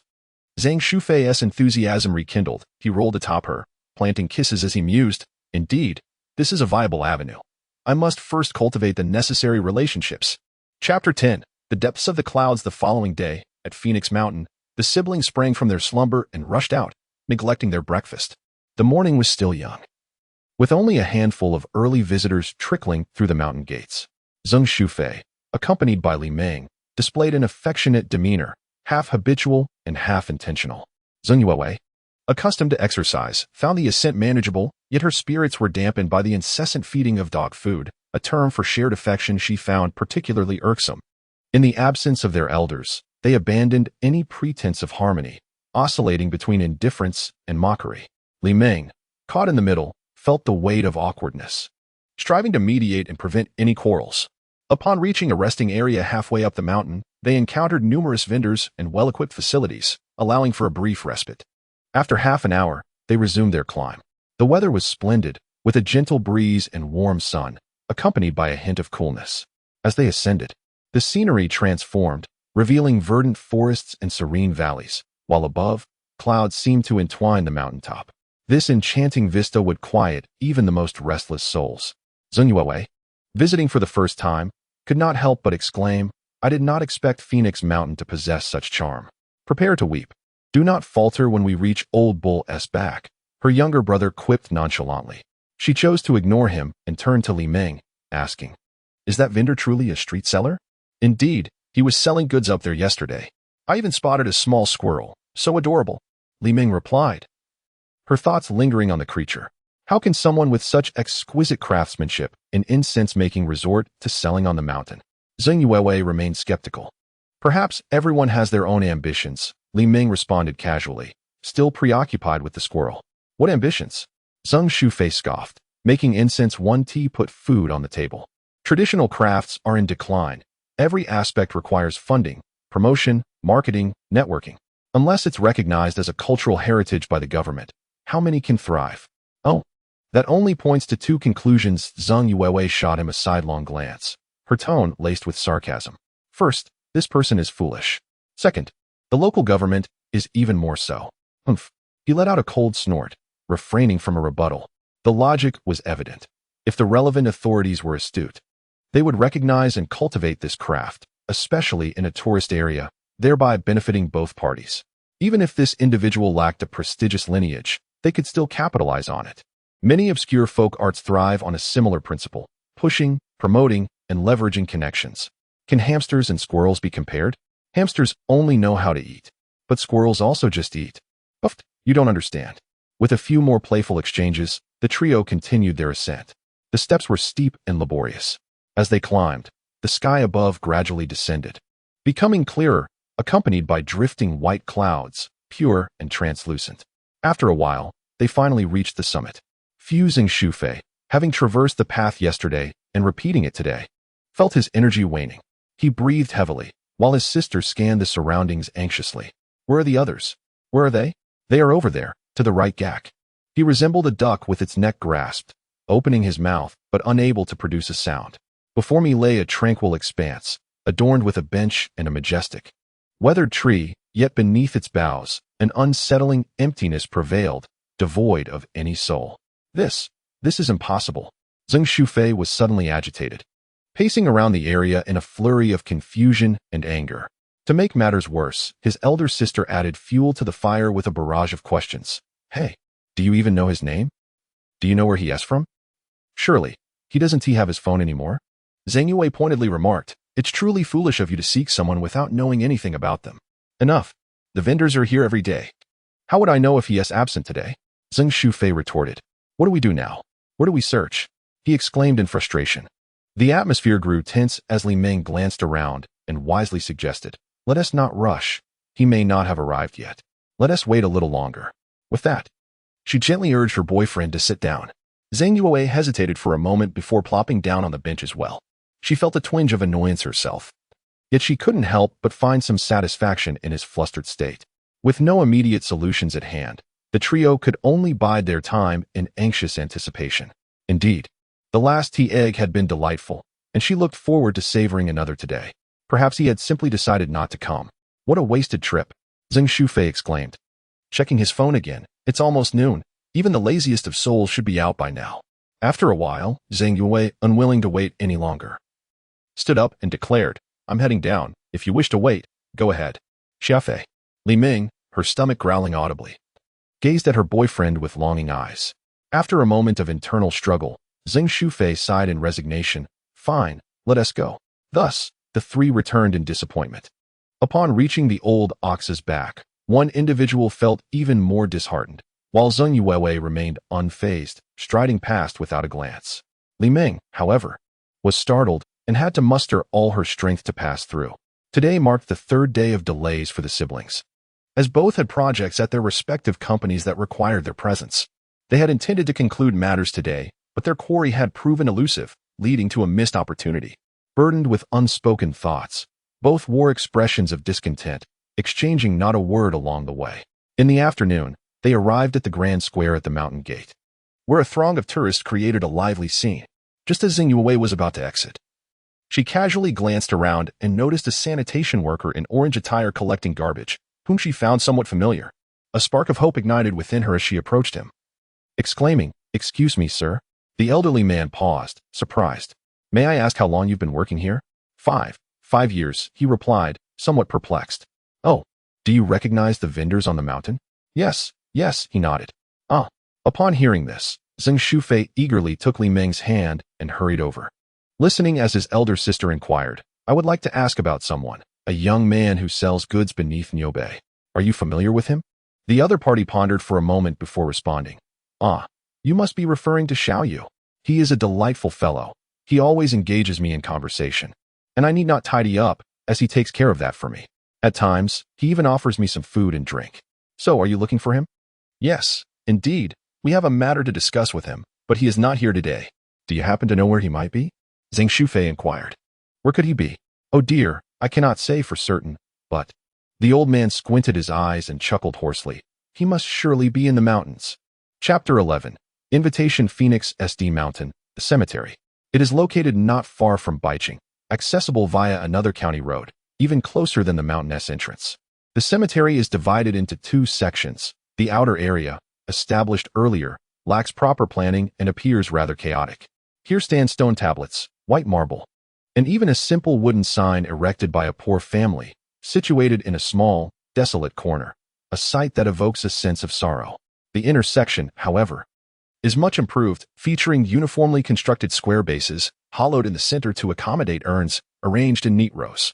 Years ago, this place was barren and empty. Now, it is a forest of gravestones. Gyu arrived on his bicycle, a bamboo basket secured on the back, filled with paper money and gold ingots. A plastic bag hung from the handlebars, containing incense and offerings of wine. He parked his bicycle at the entrance and carried his offerings to the farthest point. Stopping before a gravestone, the white monument bore black characters, inscribed with, "Grave of Grandfather Gu Shiyue." He took out 3 incense sticks, his expression calm as he lit them and placed them in a delicate incense burner. The incense was unremarkable, crafted with care, devoid of extravagance, simple and serene. He did not bring fresh flowers or fruits, as scavengers were everywhere. They would unceremoniously steal any beautiful blooms, wine cups, or even the offerings of melons and peaches. In these times, even urns have become a target for extortion. Besides the 3 incense sticks, he lit a cigarette and rested it on the edge before burning the paper money. The government encourages civilized rituals, yet it is a deeply rooted tradition among the people. Without burning paper money, the living feel an unsettling disquiet. 2 bundles of yellow paper and a bag of gold ingots ignited upon contact with the flame, sending thin wisps of black smoke rising, gradually dissipating into the air. Gyu picked up a twig, gathering the ashes while casually surveying his surroundings.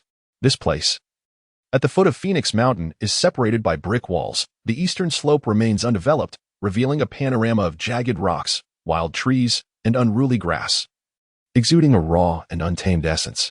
Today marks the anniversary of his grandfather's passing. He lingered for a long while, waiting until the paper money had turned to ash beneath his feet before turning to another gravestone, where his parents' ashes lay. Since that time, his grandfather had raised him alone until his passing 2 years ago. His memories of his parents are faint, lacking deep emotional ties. They occasionally surface, stirring a bittersweet sense of loneliness. The resources on Phoenix Mountain are abundant, particularly suitable for incense making. He sought a type of round-leafed herb, blooming with white flowers, colloquially known as dog's paw grass due to its leaf shape. His grandfather had studied it for years, discovering its mildly sweet flavor and balanced properties. When processed, it emits a subtly soothing aroma, making it ideal for invigorating incense. Whistle. He pinched his thumb and forefinger together and blew a clear note into the quiet mountain air. After walking a short distance, he whistled again. Gyu scanned the surroundings, but did not see his chubby companion. He mused that he might be off playing or indulging in his own time of leisure at home. The eastern slope is quite rugged, but he, agile and nimble, traversed it as if walking on level ground. The dog's paw grass flourished abundantly, and soon he filled his bamboo basket, also gathering other fragrant materials along the way. The air here is far superior to that on the northern slope. Taking advantage of a moment's respite, he found a piece of bluestone to sit quietly, once again attuning himself to the ethereal essence of the universe. He had become quite adept at this state of tranquility, the concept of an empty mind for serenity, and the absence of thoughts for stillness seemed to resonate with his nature and experiences, leading him to discover that he thrived in such a condition. Each awakening brought him a sense of peace, his consciousness refined, akin to a rebirth. However, this time felt different. Gyu quickly opened his eyes, a look of perplexity upon his face. That slight fluctuation seemed to have intensified ever so slightly, yet it also felt elusive, too faint for him to ascertain. The path of cultivation, it seemed, was becoming a farce. He sat on the bluestone, propping his arms in frustration. A gentle breeze wafted through, the leaves swaying lightly, as sunlight struggled to penetrate the dense forest. In the soft light, grass flourished, and butterflies lingered among the blossoms. Not far away, birds perched on branches, while a swarm of tiny insects floated about. These insects, known as midges, were a nuisance in the summer, relentlessly pestering humans. He had already noticed that group, but chose to ignore them. Unexpectedly, a small cloud of black mist approached, only to buzz and veer away as it drew near. Gyu blinked and instinctively pressed his hand against his pocket. Indeed, he had brought insect repellent. Why was it becoming less effective? Previously, he had tested it, noting that sensitive creatures like mice would avoid a distance of about 5 or 6 meters, while those less sensitive would still maintain a buffer of 2 or 3 meters. Yet now, they seemed to swarm right under his nose. He didn't believe the issue lay with his repellent. It must be the midges growing more resilient. Could it be that they feasted on celestial treasures? He scoffed at the absurdity of that notion. This was Phoenix Gathering, yet it resembled a slum. It seemed that Xingtian had no such residential areas. Small places would always be small places. As dusk approached, a Land Rover halted at the intersection of Phoenix Street. The door swung open, revealing a man and 2 women. Indeed, the Zheng siblings and Li Meng. After inquiring with the sanitation workers about their approximate residence, they eagerly made their way over for a visit. Upon arrival, the siblings reached a rare consensus. This place lacked any semblance of wealth, not to mention a Land Rover. Even a Chevrolet was an uncommon sight here, drawing glances from passers-by. The trio posed for a moment before grasping a passerby to inquire further. Surrounded by neighborhood locals, they quickly discovered the precise address. They navigated through the winding paths like a maze until they finally laid eyes on an old, dilapidated courtyard. Its entrance missing a piece of white porcelain tile. The gate stood ajar, and exchanging glances, they called out as they entered, "Is anyone there? Hello?" The initial processes of incense making are exceedingly intricate. Depending on the nature of the materials, they may undergo various procedures such as boiling, steaming, frying, moxibustion, and soaking, all to eliminate undesirable odors. The Daoist paw grass possesses a peculiar odor, necessitating soaking in water at 30 degrees Celsius for approximately 2 hours. Just as he immersed the materials in the barrel, he heard voices calling from outside. Drawing back the curtain for a glimpse, he frowned slightly. He flung open the door and stood at the threshold, asking, "Who are you looking for?" "Oh." While the others remained unperturbed, Zhang Yue was taken aback. She initially arrived with a heart full of inquiry, skepticism, and resentment. However, upon seeing him, she found herself captivated, for even his appearance exuded an undeniable charisma. The sight of long legs and a firm waist, a straightened spine, and slightly thin lips that hinted at both warmth and stubbornness was striking. While he may not possess an overtly masculine allure, he radiated the exquisite vitality of youth. In a world where societal standards increasingly favor girls with exaggerated features, it is indeed rare to encounter a genuine man. Suppressing her emotions, she acknowledged her displeasure at being rebuffed. Yet the matter at hand was of greater importance, her grandmother's affairs.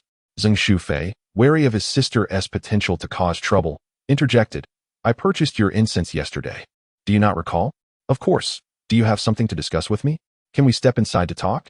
Guyu hesitated for a moment, but eventually stepped aside, gesturing, "Please, come in."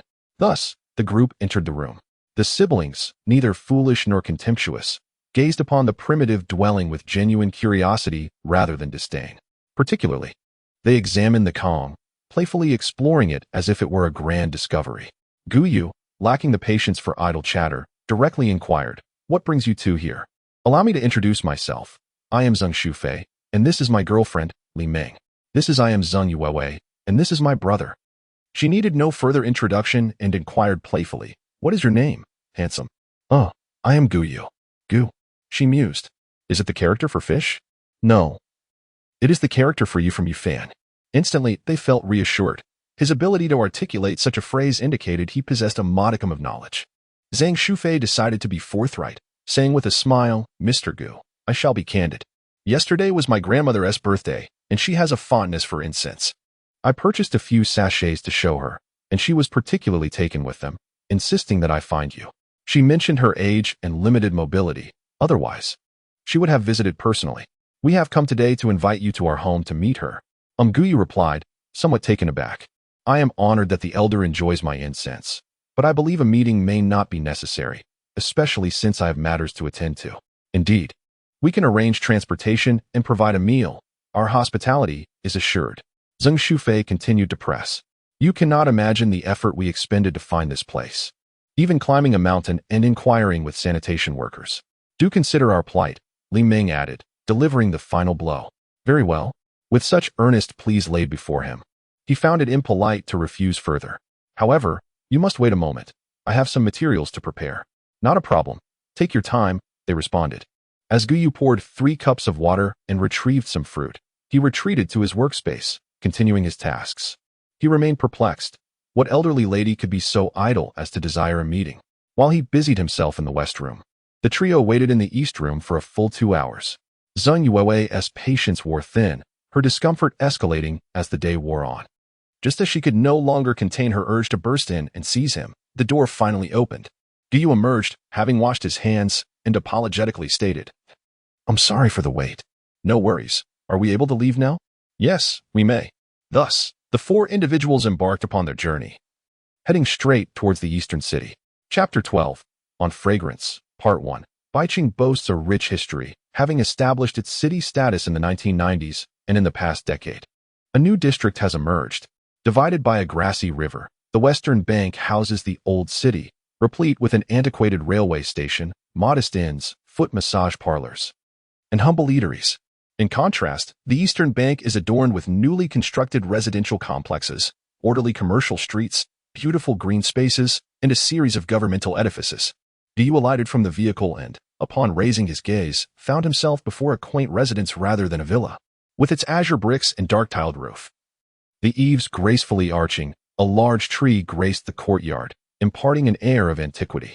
Though the real estate prices in Baiqing are modest, those who can afford to reside in such a home clearly possess considerable means. "Let us proceed inside. I fear Grandma is anxiously awaiting," Zheng Shufei remarked as he activated the electronic lock. Upon entering the courtyard, he called out, "Grandma, I have brought the gentleman for you." Shortly after, an elderly lady emerged from within, clad in a blue floral blouse and black cloth shoes, her hair a mix of gray and white, secured with a hairpin, exuding a sense of ease and grace. Following a brief introduction, the lady warmly invited, "Mr. Gu, if you do not mind, I shall refer to you as Little Gu. Come in, come in." "Thank you, Grandma Zhang. I am amenable to whatever you wish to call me," Guyu replied with a slight bow, stepping back respectfully. The group entered the main hall and took their seats as the housekeeper served tea. The elderly lady began, "Little Gu, please do not think me intrusive. Yesterday, when I encountered that fragrance, I was so taken aback that I wished to meet a master immediately, and thus I sent for you." "You flatter me." "I am hardly a master," Guyu humbly responded. "Not flattery, indeed. You are deserving of the title. Your fragrance is unlike any I have encountered before. If I may inquire, from whom did you learn this craft?" "It is a family tradition, taught to me by my grandfather." "Your grandfather?" The elderly lady's curiosity piqued. She continued, "Was he from this area?" "Well, not quite. He arrived in Phoenix gathering over 30 years ago." Guyu recounted selectively, eliciting a sense of nostalgia from the lady. "When your grandfather settled here, I had just gone to the provincial capital. Now, as I return to my roots, Alas, we are fated never to meet." Grandma Zheng's demeanor was remarkably affable, akin to conversing with a younger relative. Both maintained a commendable sense of propriety, sharing snippets of their backgrounds without being overly forward.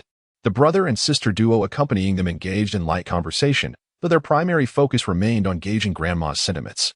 After some time, the elderly lady invited Guyu to view her collection. They departed the main hall and entered a side room, where Guyu was taken aback upon crossing the threshold. The elderly lady's passion for fragrance was evident. The room was brimming with an array of hand-strung beads, Buddhist statues, raw wood materials, incense burners, incense trays, and incense spoons, filling the entire space. Though Guyu possessed considerable skill in incense crafting, his exposure had been limited by financial constraints, and he found himself quietly astonished at the sight. "This is a copper lotus plate. I was quite fond of it, though it fell a bit short of my expectations," she explained. "This is an incense spoon crafted from Xiangfei bamboo, cleverly designed. It would serve beautifully as a decorative piece. And this is a gourd jade incense holder. I came across it during my travels and found it to be quite unique, so I purchased it on a whim." As he continued to observe, Guyu noticed a small gourd, its top and bottom inlaid with a circle of white jade, designed for holding incense sticks. "This is a fragrance censer from the Longguan kiln of the Song dynasty, which I painstakingly acquired." The elderly lady picked up a celadon incense burner. Its glaze crystalline and translucent, clearly an authentic piece. She expressed her fondness for the censer, chatting more animatedly, saying, "In a few days, when the weather warms up, it will be perfect to match it with Huiyan agarwood. Huiyan agarwood is inherently cool, and this Longquan kiln piece complements it beautifully." "Oh, you are quite the connoisseur. I find myself showing off." No, it is my first encounter as well," Guyu quickly interjected. Huiyan agarwood refers to the fragrant wood produced in Huiyan, imbued with a bitter, cooling essence, quite refined. This cool fragrance harmonizes splendidly with the refreshing Longquan kiln. He had never encountered such a thing before, his eyes sparkling with fascination, utterly captivated. The elderly lady could discern his level of expertise from his expression and thought to herself that while this young man possessed exceptional skills in incense making, he seemed lacking in other areas. "Young Gu, what do you think of my collection?" she inquired. "I admire your collection. It truly opens one's eyes," Gu replied sincerely. "Ah, I have exerted considerable effort for these treasures," she remarked, leaning back comfortably, a wry smile mingling with a sigh. "In the first half of my life, I toiled endlessly, and only now have I managed to retire. Ever since I began exploring incense, I must say, my heart feels increasingly tranquil. I have a few old friends who now share this passion. We often gather together. What is that saying? Ah, to steal a moment of leisure from the bustling world. Nowadays, I must burn incense daily, or I cannot sleep soundly. Alas, I did not study in my youth, and now in my old age, I indulge in these refined pursuits, which invites ridicule. Grandmother, that is not merely indulging in refinement. You embody elegance. Who says the elderly cannot enjoy incense?" Zheng Yuewei chimed in, her words flowing effortlessly. "Indeed, not just you. Even I find a sense of tranquility when I burn a stick," Zheng Shufei added. The atmosphere turned amicable, yet Gu Yu remained, polite but subtly skeptical. Zheng Yuewei, eager to gauge his expertise, promptly asked, "Mr. Gu, your incense-making skills are remarkable. Do you have any insights on incense?" "I have no profound insights. I am merely a technician," he replied with a smile. "Your humility is evident. How could one create such exquisite incense without—" "Enough, Wei Wei, there's nothing more to discuss," the elderly lady interjected, waving her hand. Instructing the maid to prepare dinner before continuing, "Young Gu, today's meeting is serendipitous. You must dine before you depart." "Very well, thank you," he conceded, realizing he had little choice but to comply. The maid worked swiftly, soon setting a table laden with dinner. There was no extravagant addition. They merely prepared extra portions of the original simple congee and side dishes. He had no qualms, devouring the meal with gusto.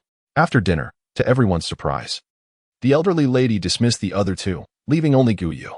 The siblings felt a complex array of emotions but dared not resist, exchanging contact information before departing with their thoughts. In the evening, in the tranquil chamber, this room, adjacent to the master bedroom, exuded classic elegance. With a table and chairs at its center, tea utensils and fruits adorning the table, calligraphy and paintings hanging on one side, while on the other side, an incense burner wafted fragrant smoke. Yu sat at the table, aware that the other party had some private matters to discuss, and leisurely sipped his tea while waiting.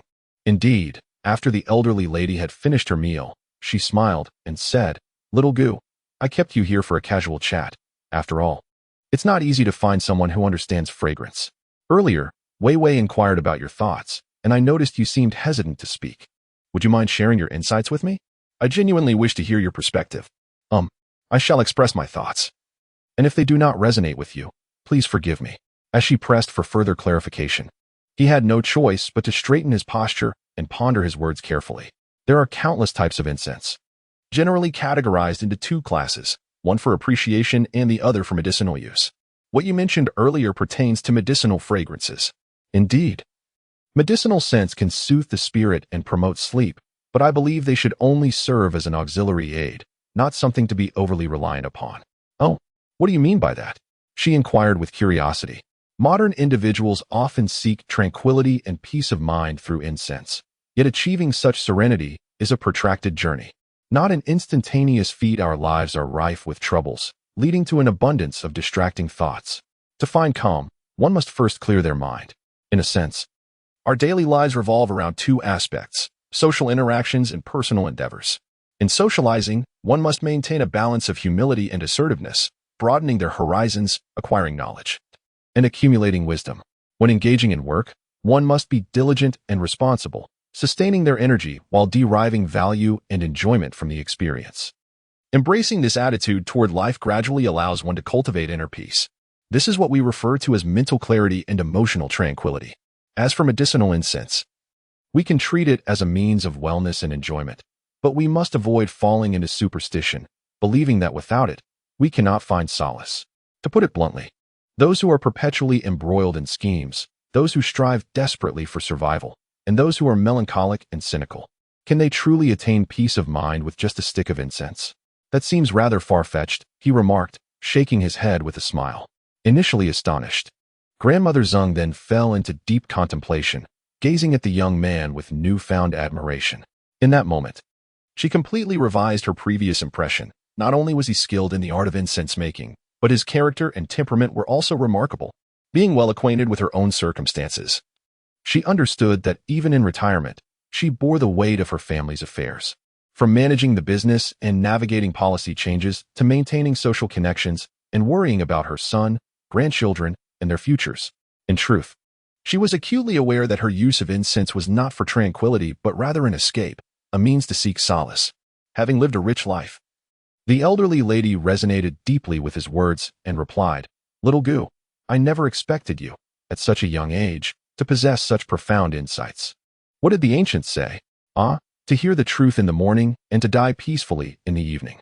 Gu Yu, feeling flustered, quickly responded, "Grandmother Zeng, please do not jest at my expense. You comprehend these principles. It is merely that circumstances bind us."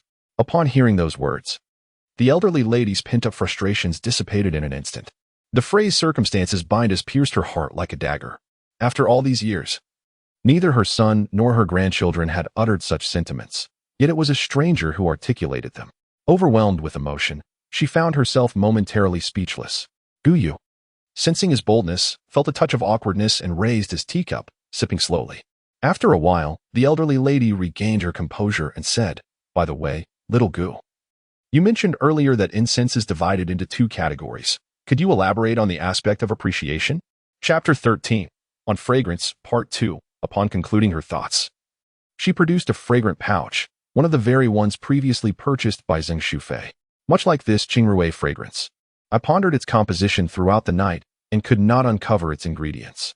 To be candid, I have studied perfumery for 3 to 4 years, amassing a plethora of fine materials, and consider myself somewhat knowledgeable. However, ever since I encountered your fragrance, I feel as though my prior efforts were in vain. This consists of half a tael of dingpi, 1 tael of jasmine, 1 tael of sweet fern, 1 tael of chicken bone incense, half a tael of chrysanthemum, 2 taels of lingling, and an additional half tael of magnolia. You did not withhold the recipe, but laid it bare. Grind these into powder, blend them, and you shall achieve a scent reminiscent of orchids. Orchids? I have always sensed a distinct significance in this fragrance. It is no wonder. The elderly lady clutched the pouch, murmuring to herself, seemingly grasping the subtle essence from whence it emanated. Then, with a smile, she remarked, "Little Gu, even if others were to discover the formula, they likely would not be able to replicate this Qingrui fragrance." The marvel of blending fragrances lies in utilizing seemingly unrelated materials to express a unique charm. For instance, the exuberance of rose and the potent essence of suya when combined create an overwhelming aroma. Yet, with the tranquil presence of sandalwood and the solitude of camphor seeds, what might emerge? Quite simply, when spring fades, so too do the blossoms. The world is replete with myriad spices, each possessing distinct flavors, properties, and characteristics. Likewise, there are countless perfumers, each varying in lineage, technique, and insight. Gu has the capacity to create an ethereal orchid, transcending the ordinary. The same materials, when handled by another, may yield vastly different results. As for this fragrance formula, Zhang Shufei inquired about it yesterday, but he was too indifferent to respond. His intentions were quite transparent. His willingness to share now stems from the absence of ulterior motives in the elderly lady. This demeanor greatly impressed her. And as Zheng Nai reviewed the ingredients once more, she suddenly paused, perplexed. "Little Gu, it seems you have omitted agarwood? Why must there be agarwood?" He too was taken aback. Isn't blending fragrances supposed to incorporate? The elderly lady trailed off abruptly. Gu Yu blinked, realization dawning upon him. "Zheng Nai, I comprehend your implication. Precious materials such as sandalwood and musk have been revered since antiquity. Nowadays, their allure is magnified, particularly due to commercial hype. It seems that no matter the fragrance crafted, lacking a hint of agarwood renders it inferior. You, being of noble stature, indulge in luxurious scents, which include what you have learned, what others have gifted you, and what merchants endorse. These are all opulent fragrances.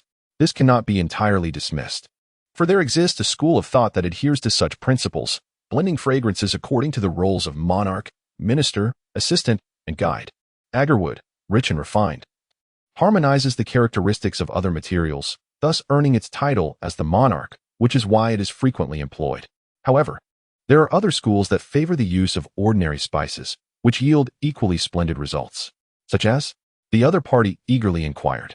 For example, Gu glanced around, his gaze settling upon the fruit platter before him.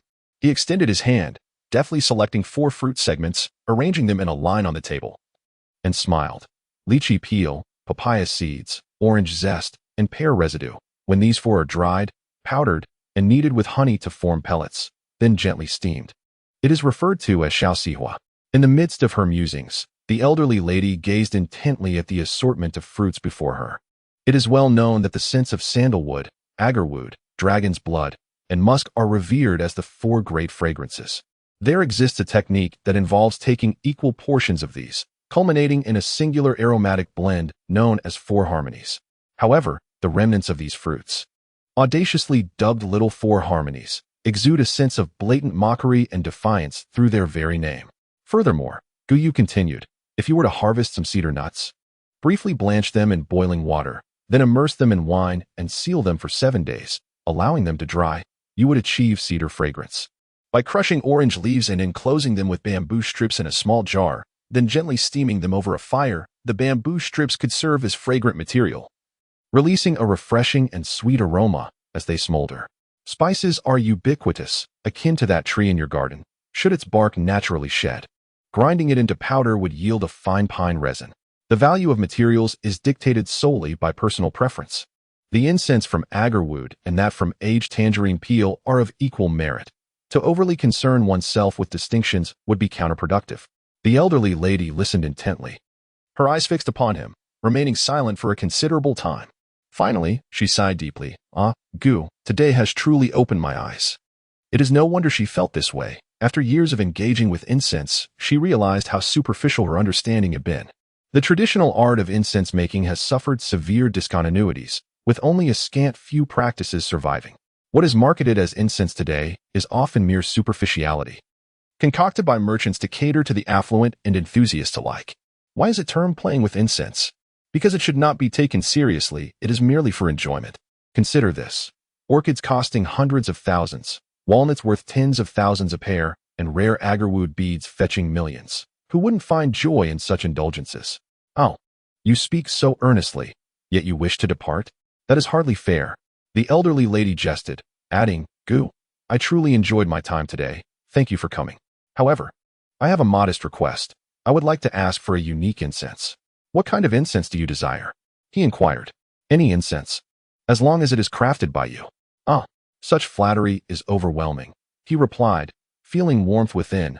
Very well. When would you like it? No rush. Whenever it is ready, just bring it to me. Ahui. The elderly lady suddenly called, and a woman in her 30s approached, holding a small box. The lady took it, smiling. I have nothing of great value to offer, but please accept this small token. Oh, there's no need for that. Grandmother Zung, you are too kind, truly unnecessary. Gu hastily rose, persistently refusing. Sit down, listen to me. She pressed her hand down, continuing, firstly, I have taken a liking to you. Consider this a welcoming gift. Secondly, I cannot let you assist me without recompense. This is also a token of gratitude. 2 gifts combined. You have no reason to decline. To refuse a gift from an elder would be impolite, he conceded, realizing further objections would be insincere. Then, thank you very much. As dusk settled, Guyu took his leave around 10 o'clock. Even so, Grandmother Zung felt a tinge of reluctance. This young man, humble and courteous, possessed a demeanor that was truly endearing. The elderly lady offered to send a car, and he, noting the considerable distance, did not decline. Oh, how surprising. He had merely glanced a few times. Yet she had noticed. While admiring the lady's keen perception, he couldn't help but search online, only to be taken aback. Such a trivial item was priced at 10,000. Alas, Guyu held the incense burner, examining it from various angles, feeling both amused and exasperated. If only you would just give me that 10,000 directly. Chapter 14. The meeting after visiting the Zung family, Guyu's life remained largely unchanged, save for the addition of 3 new contacts in his phone book. As the saying goes, rice comes in myriad varieties, and so do people. The siblings possessed talent and intelligence, yet they lacked a measure of magnanimity. In comparison to Grandma Zhang's seasoned and open-minded demeanor, they still had much to learn. As for Guyu, his impression of Grandma Zhang was exceedingly positive following their encounter. When she requested a fragrance, he felt compelled to treat her request with utmost seriousness. Having become accustomed to luxurious scents, the elderly lady desired something novel and intriguing, yet suitable for her age. After much contemplation, he identified a particular fragrance, though the primary ingredient proved elusive, at least in Baicheng, where he saw little hope of finding it. On that evening, at Phoenix Mountain, Guyu packed up his stall and, as was his habit, bid farewell to the squirrel. His rotund companion seemed particularly busy of late, no longer engaging in their playful antics atop the tree. Instead, he would occasionally vanish, only to reappear intermittently, adding an air of mystery. Guyu's curiosity was piqued, yet their inability to communicate left him feeling restless, even entertaining the absurd notion of teaching the squirrel to read and write. "Farewell, fat brother. Chirp, chirp." The squirrel called out twice, not lingering as before, and swiftly scampered up the tree, disappearing from sight. Silence accompanied Guyu as he pedaled swiftly towards Phoenix Market. It was dinner time. The air was filled with the fragrant smoke of cooking, and the sounds of pots and pans clanged melodiously as the aromas of various dishes wafted from each home. However, he suddenly slowed his pace upon noticing a commotion at the alley ahead, where two figures were entangled in a dispute. One was Fong Qing, and the other a boy of her age, seemingly arguing. Fong Qing's expression revealed her reluctance as the boy attempted to grasp her hand, only to be rebuffed. "Qing Qing," Guyu called out, frowning. "Brother." The young girl perched herself on the edge of the bicycle, her demeanor betraying her unease, clearly embroiled in something troublesome. The boy's expression darkened as he attempted to pursue her for a few steps, yet ultimately refrained from speaking. "And no, it's nothing," she mumbled, her gaze cast downward. After a moment, she added hesitantly, "Well, I said I would, but you mustn't tell Mom." Guyu remained silent. Fong Qing bit her lip and continued. "That boy's name is Lin Zhulong. He's not doing well in school. He has a relative at Shitian, and we agreed that if neither of us gets into high school, we would go work there together." "That's nonsense. What business does a 15-year-old girl have with work?" Guyu retorted, irritation rising within him. "What was that all about just now? Tugging at each other?" I regretted it, and didn't he want to go, so he came to find me," she replied, her head drooping lower, her fingers fidgeting nervously. "Then why did you regret it?" he inquired, puzzled. "Well, Guyu found himself torn between amusement and annoyance. "You ought to dispel such thoughts. Your priority now should be your studies. The exams aren't even here yet, and you're already convinced you won't pass? You've seen my terrible test papers," she protested. "If my grades were better, I would want to continue studying too. But our family doesn't have much money." Fong Qing rambled on, and before long, they arrived at their home. She swiftly leaped off the bicycle, emphasizing, "Brother, you absolutely mustn't tell Mom." All right, I won't say anything." He waved his hand dismissively, watching the young girl pull the door open and enter the room. He then kicked the wheel with determination. There was no remedy for this situation. If it were something else, one could at least devise a plan. But what strategy could be employed regarding academic performance? With merely a fortnight remaining until the high school entrance examination, Guyu felt his enthusiasm wane. He lazily sauntered into the courtyard, swiftly lifting the lid of a container, and moments later emerged with 2 plates in hand. Upon entering the studio, he scrutinized the items under the light. The color of the incense, after being stored away, had lightened, transforming from a deep brown to a pale hue.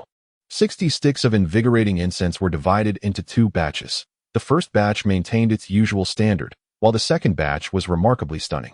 The primary material used in the incense was wood powder, which typically gave the finished product a coarse texture. However, this batch was distinct, neither dry nor rough. Reminiscent of the chocolate sticks found in a variety of snacks, glistening with a subtle sheen of oil. Unable to resist, he gently traced a finger along its surface, feeling a remarkable density and an understated texture that exuded an extraordinary sense of smoothness. How delightful! Guyu marveled at the 30 sticks of incense. Overwhelmed with a sense of accomplishment, he suppressed the urge to light one, carefully dividing them into 2 boxes, and glanced at the time. 6:20 p.m. It was probably time to finish work. He wandered to the east room, reclined on the bed, and picked up his phone to type. "The invigorating incense is ready. I will find a courier first thing tomorrow." After composing a couple of sentences, he paused abruptly, deleting the latter part, a hint of hesitation crossing his face. Approximately a year ago, he had stumbled upon that incense forum, becoming an active participant ever since. It was then that the name Xiao Zhai began to appear sporadically. She possessed substantial insights into incense making, and their occasional discussions had led to a friendship. His impression of Xiao Zhai was rather vague. He found her language distinctive and her demeanor refreshingly straightforward. Until now. He had no particular thoughts regarding her, but this time felt different. He was set to procure materials at the Shengtian market tomorrow. So, should they meet in person? Guyu pondered for a moment before decisively typing. I happen to be going to Shengtian tomorrow. Do you have time? I can bring you the incense. He pressed send and tossed his phone aside, anxiously waiting, feeling both nervous and calm. Oh. A little rabbit emoji of regret appeared on his screen, followed by the message. I was just thinking, if you were looking for an excuse, what kind of setup would you use? And then, there was no continuation. Given your old-fashioned demeanor and occasional shyness, you should simply say, Xiao Zhai. We've known each other for quite some time. Why don't we meet? He chuckled. Pfft. Not necessarily. I still need to come up with a reason to refuse you. Give me 3 seconds. Huh.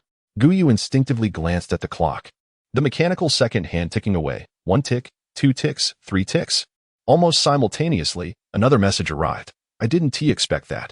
Disappointed, disappointed, disappointed. Angry. I'm flipping the table. Guyu was momentarily taken aback, struggling to respond. This was outrageous.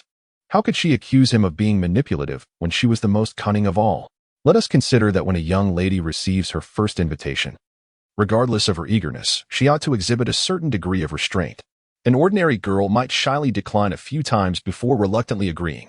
A more artistic girl would subtly hint at her plans, perhaps mentioning that the sunlight is particularly lovely the day after tomorrow, and that she may need to wash her hair, while expressing her fondness for a white shirt. The playful girl, on the other hand, would be rather carefree, enthusiastically extolling the virtues of a particular spicy hot pot. However, the greatest challenge comes from the seasoned flirter. You may intend to impress her and take her on an exhilarating ride, only to find that she has already soared to the heights of Autumn Leaf Mountain. The sense of defeat is palpable. Fortunately, Guyu had no intention of employing any tricks, and thus found this girl quite intriguing. He had not yet seen her visage, which only heightened his anticipation.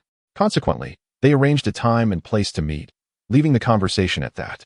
Guyu then gathered his belongings, preparing to head to the provincial capital the following day. Chapter 15, Xiaozhai, Etian City. Beyond the borders lie 4 provinces, boasting over 100 cities, with Etian undoubtedly standing as a beacon among them. Since its establishment 2 millennia ago, it has undergone numerous transformations, consistently remaining the most significant and culturally rich city outside the borders in terms of politics, economy, and culture.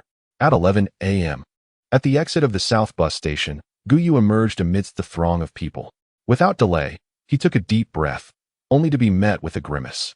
The air quality here has always been poor, but never before had it been so oppressive.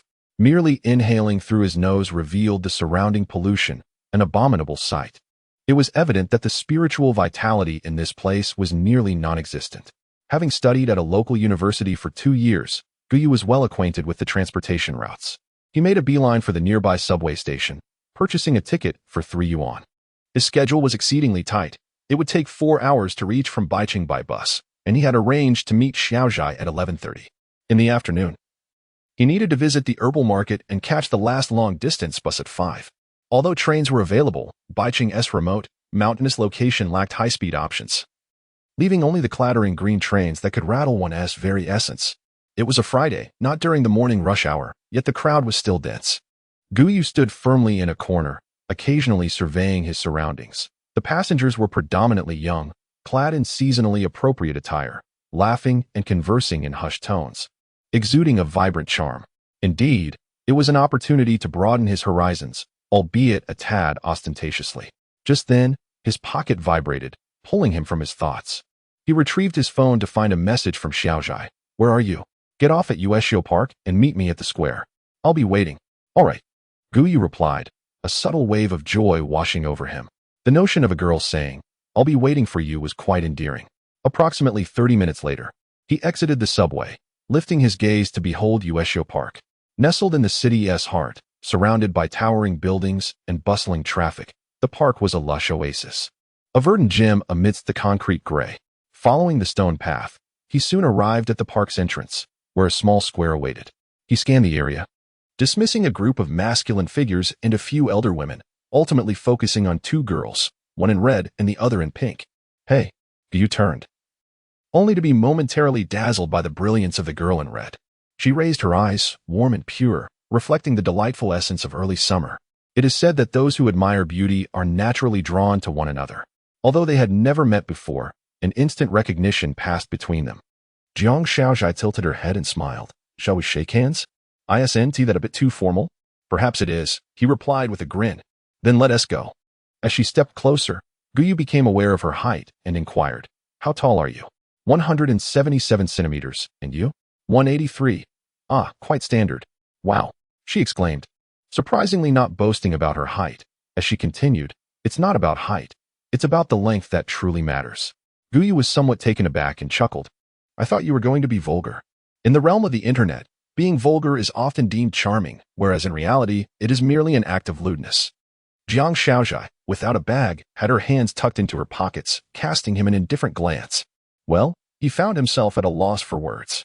Ueshio Park sprawled extensively, adorned with hills, waters, and long pavilions, bustling with elderly patrons engaged in singing, dancing, and playing musical instruments, creating quite a din. As the two crossed the park, they arrived at a shop across the street, prominently displaying the words, authentic flavor potato noodles. Guyu felt a wave of disbelief wash over him and weakly remarked, is this really what we're having? Indeed, it's quite delicious, she replied. 3 flavors mixed together, with a hint of spiciness. The girl was evidently irregular, and she spoke with ease. He glanced at the wall and said, 1 original flavor with 2 mixes. Mildly spicy. That'll be 23. Here. He produced the money and handed it over. The shop was bustling with patrons. Yet fortune smiled upon them as a table had just cleared. The server wiped down the table, and Jiang Xiaozhai promptly took a seat, her long legs stretching out extravagantly. A sight to behold. Guyu settled across from her and pulled out 2 boxes from his bag, saying, this is for you first. Why are they packaged separately? She casually opened one and expressed satisfaction at its stable quality, then opened the second box, freezing in place for a moment. 30 elegantly crafted aromatic incense sticks were neatly arranged inside, resembling a work of art. She took a whiff and exclaimed in surprise, did you make this too? Yes. Impressive. She set down the incense box and, in a gesture reminiscent of ancient times, cupped her hands and said with a smile, congratulations on your advancement in the art. Ah. It was an accident. 47. 48. Just as Guyu was about to respond, he heard the server calling out loudly, prompting him to quickly rise and collect 2 servings of potato noodles. The petite stone pots were steaming, topped with a glossy layer of oil. The so-called 2 mixes consisted of potato noodles entwined with vermicelli, accompanied by mushrooms, tomatoes, and quail eggs among other ingredients. The flavor of this establishment was indeed delightful, and his hunger got the better of him as he savored the meal with great gusto. Do you come here often? Whenever I tire of the cafeteria food, I stop by? Look over there. That building is my company. She pointed with her hand. He followed her gesture and spotted a striking red structure. When he had previously sent her incense, the address was something like an international trading company, which exuded an air of prestige. What do you do? He inquired casually. Planning and design, or what is commonly referred to as copywriting and graphic design. Guyu chuckled. Then I am engaged in logistics and self-marketing for scenic areas. Not bad. A precise concept. The girl nodded, maintaining a serious demeanor, and added, things have been hectic lately. The pressure is overwhelming, but thankfully your incense arrived. Do you use it every day? Yes, it works remarkably well. I've become somewhat dependent on it. Actually, it merely serves as an auxiliary aid. You must adjust your schedule and increase your exercise, Guyu advised. Everyone understands the reasoning, but how many can truly implement it? Jiang Xiaozhai snapped a noodle in half, evidently reluctant to delve into that topic. Then, she glanced at her pot, then at his, and suddenly asked, hey, will you be full? Guyu had already devoured the majority of his meal, and, to be frank, it was indeed somewhat insufficient. He was contemplating whether to order another serving when he noticed the young lady had already risen and was briskly heading to the front counter. In a short while, she returned triumphantly with 2 bottles of soda, a meat sandwich, and 2 grilled sausages. He did not hesitate and took a bite of the meat sandwich. The question of who should pay when male and female friends dine together for the first time is an eternal topic. Generally, it is expected that the male pays. Yet it is essential that the female does not take this for granted unless she regards him as a fool or is willing to be pursued by him. Typically, those with a modicum of emotional intelligence express their gratitude. The astute young woman, however, excels further. She subtly ensures that you feel at ease in your heart. For instance, when you visit KFC and the male pays for a plethora of items, while enjoying the meal, she casually adds 2 egg tarts or 2 sundaes. This is not to suggest that the male is overly concerned about the cost. Rather, it is the attitude of the female that matters. Zhang Xiaozhai was indeed a clever girl, making Gu Yu's dining experience exceedingly pleasant. Before long, the pot of noodles reached its bottom, and the meat sandwich and sausages were entirely consumed. He had intended to linger a bit longer, but to his surprise, she glanced at her watch and, with a hint of apology, said, "I have a meeting this afternoon. We have 15 minutes to explore." With that, they stepped outside. As soon as they emerged, they noticed the daylight fading, the clouds darkening, and the wind becoming heavier. She looked up and casually remarked, "It seems like it's going to rain." "Yes. The weather forecast indicated rain today. I brought an umbrella," he replied, patting his backpack. "The weather forecast?" Zhang Xiaozhai expressed a slight disdain, saying, "You truly are rather old-fashioned." "No, I am merely a bit reserved," Gu Yu quipped, rolling his eyes at himself. Yet his heart skipped a beat. Perhaps it was the meal that had fostered a sense of closeness between them. The so-called 3 great illusions of life. I can cultivate immortality. I can pull an SSR. She likes me. In that instant, everything felt alive. Chapter 16. The gentle fall of osmanthus flowers in the afternoon at the park, perhaps due to the increasingly overcast sky.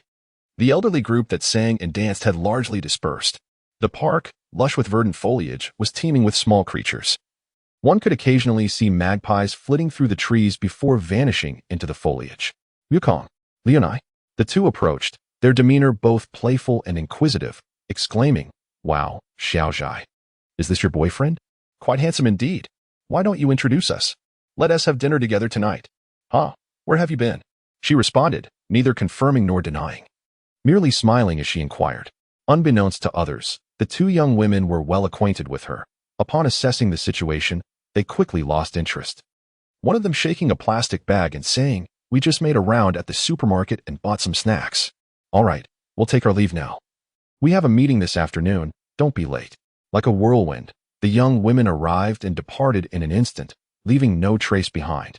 Xiaozhai then explained, "They are my colleagues, and we share a good rapport." "Your colleagues have rather unique names, don't they?" Gu Yu remarked, still somewhat bewildered. "That's just a nickname." "Oh, do you have a nickname as well?" "Yes," she retorted with a response that elicited a groan, then added with a smile, "Are you going to the herb market this afternoon?" "Yes, I plan to buy some osmanthus." "Osmanthus? Look over there." She pointed towards a patch of grass where a few osmanthus trees stood. The varieties include golden osmanthus, silver osmanthus, Dan osmanthus, and moon osmanthus. The first 3 bloom in autumn, while the latter blooms year-round, albeit with a subtler fragrance. The trees they spotted were moon osmanthus, flourishing with delicate clusters of flowers swaying in the breeze. "I want to buy some silver osmanthus, the rest 1 tea suffice." Gu glanced over and clarified, "I recently took an order to create incense for an elderly person. Golden and Dan osmanthus have a too intense fragrance. Silver osmanthus has the best scent. However, moon osmanthus can also work, especially those that bloom just partially, if you pick them and mix them with honey. Seal them in a porcelain jar and let them age for a month. When you use them, place the flowers on a heat-proof plate and gently warm them, and they will release their fragrance as they bloom.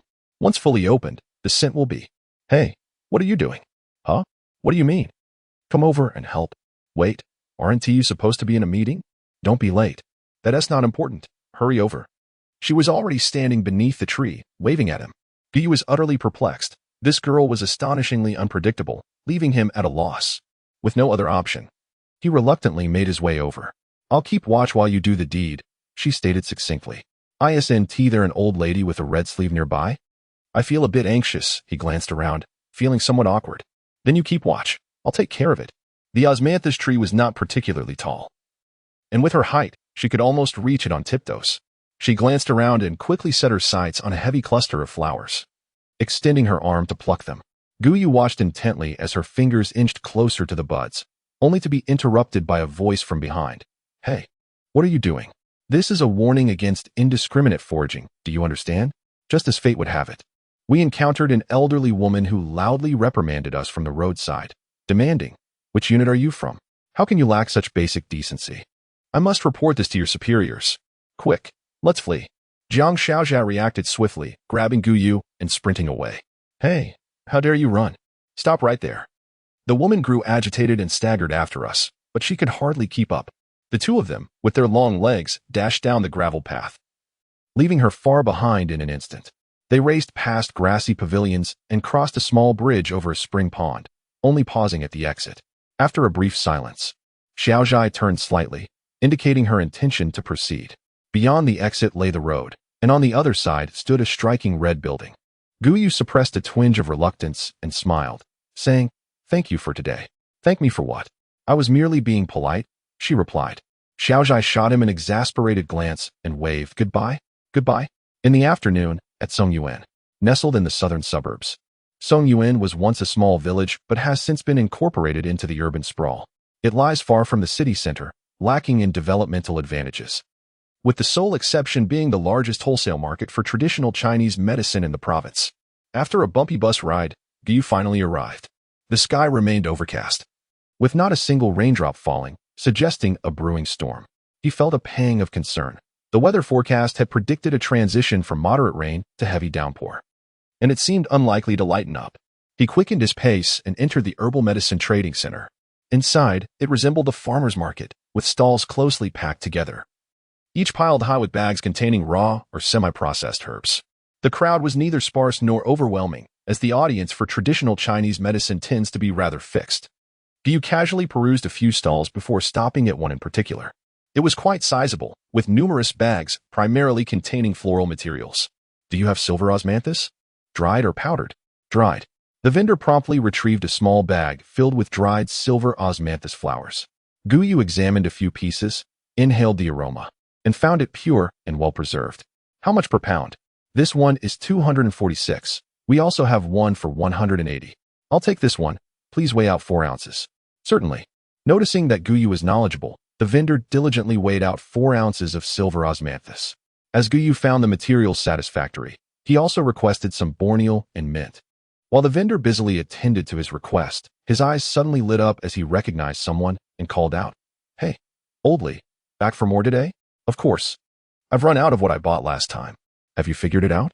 "No. The experts have all come and said this year has seen excessive rain, making the bees irritable. I've been keeping bees for 20 years and have never encountered such a troublesome issue." The man, in his 50s, appeared troubled and lacked the mood for further conversation, departing after a few words. That old man was a beekeeper, and lately, he had been plagued by errant bees.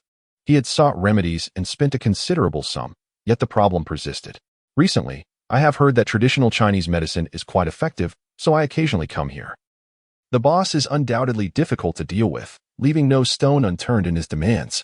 Meanwhile, Gu carefully placed the medicinal herbs into her bag, seemingly lost in thought. Chapter 17. 5 Rivers. The bag that Gu carried was waterproof. Nonetheless, he took additional precautions to prevent the materials inside from becoming damp. Upon exiting the market, he jostled his way to the bus station and boarded the 5 o'clock bus. Seated in the last row, with only 2 empty seats remaining before it was fully occupied, he leaned against the window, gazing at the twilight-drenched city of Shangtian, resembling a weary giant elephant. As the bus gradually set off, he blinked suddenly, noticing droplets of water clinging to the glass. Just as he departed, the long-awaited rain that had been building throughout the day finally arrived.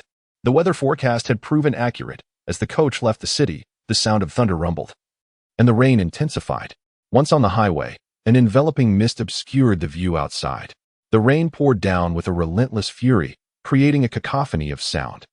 Guy listened to the clattering of raindrops, feeling a twinge of concern as the other passengers ceased their conversations, leaving only hushed whispers.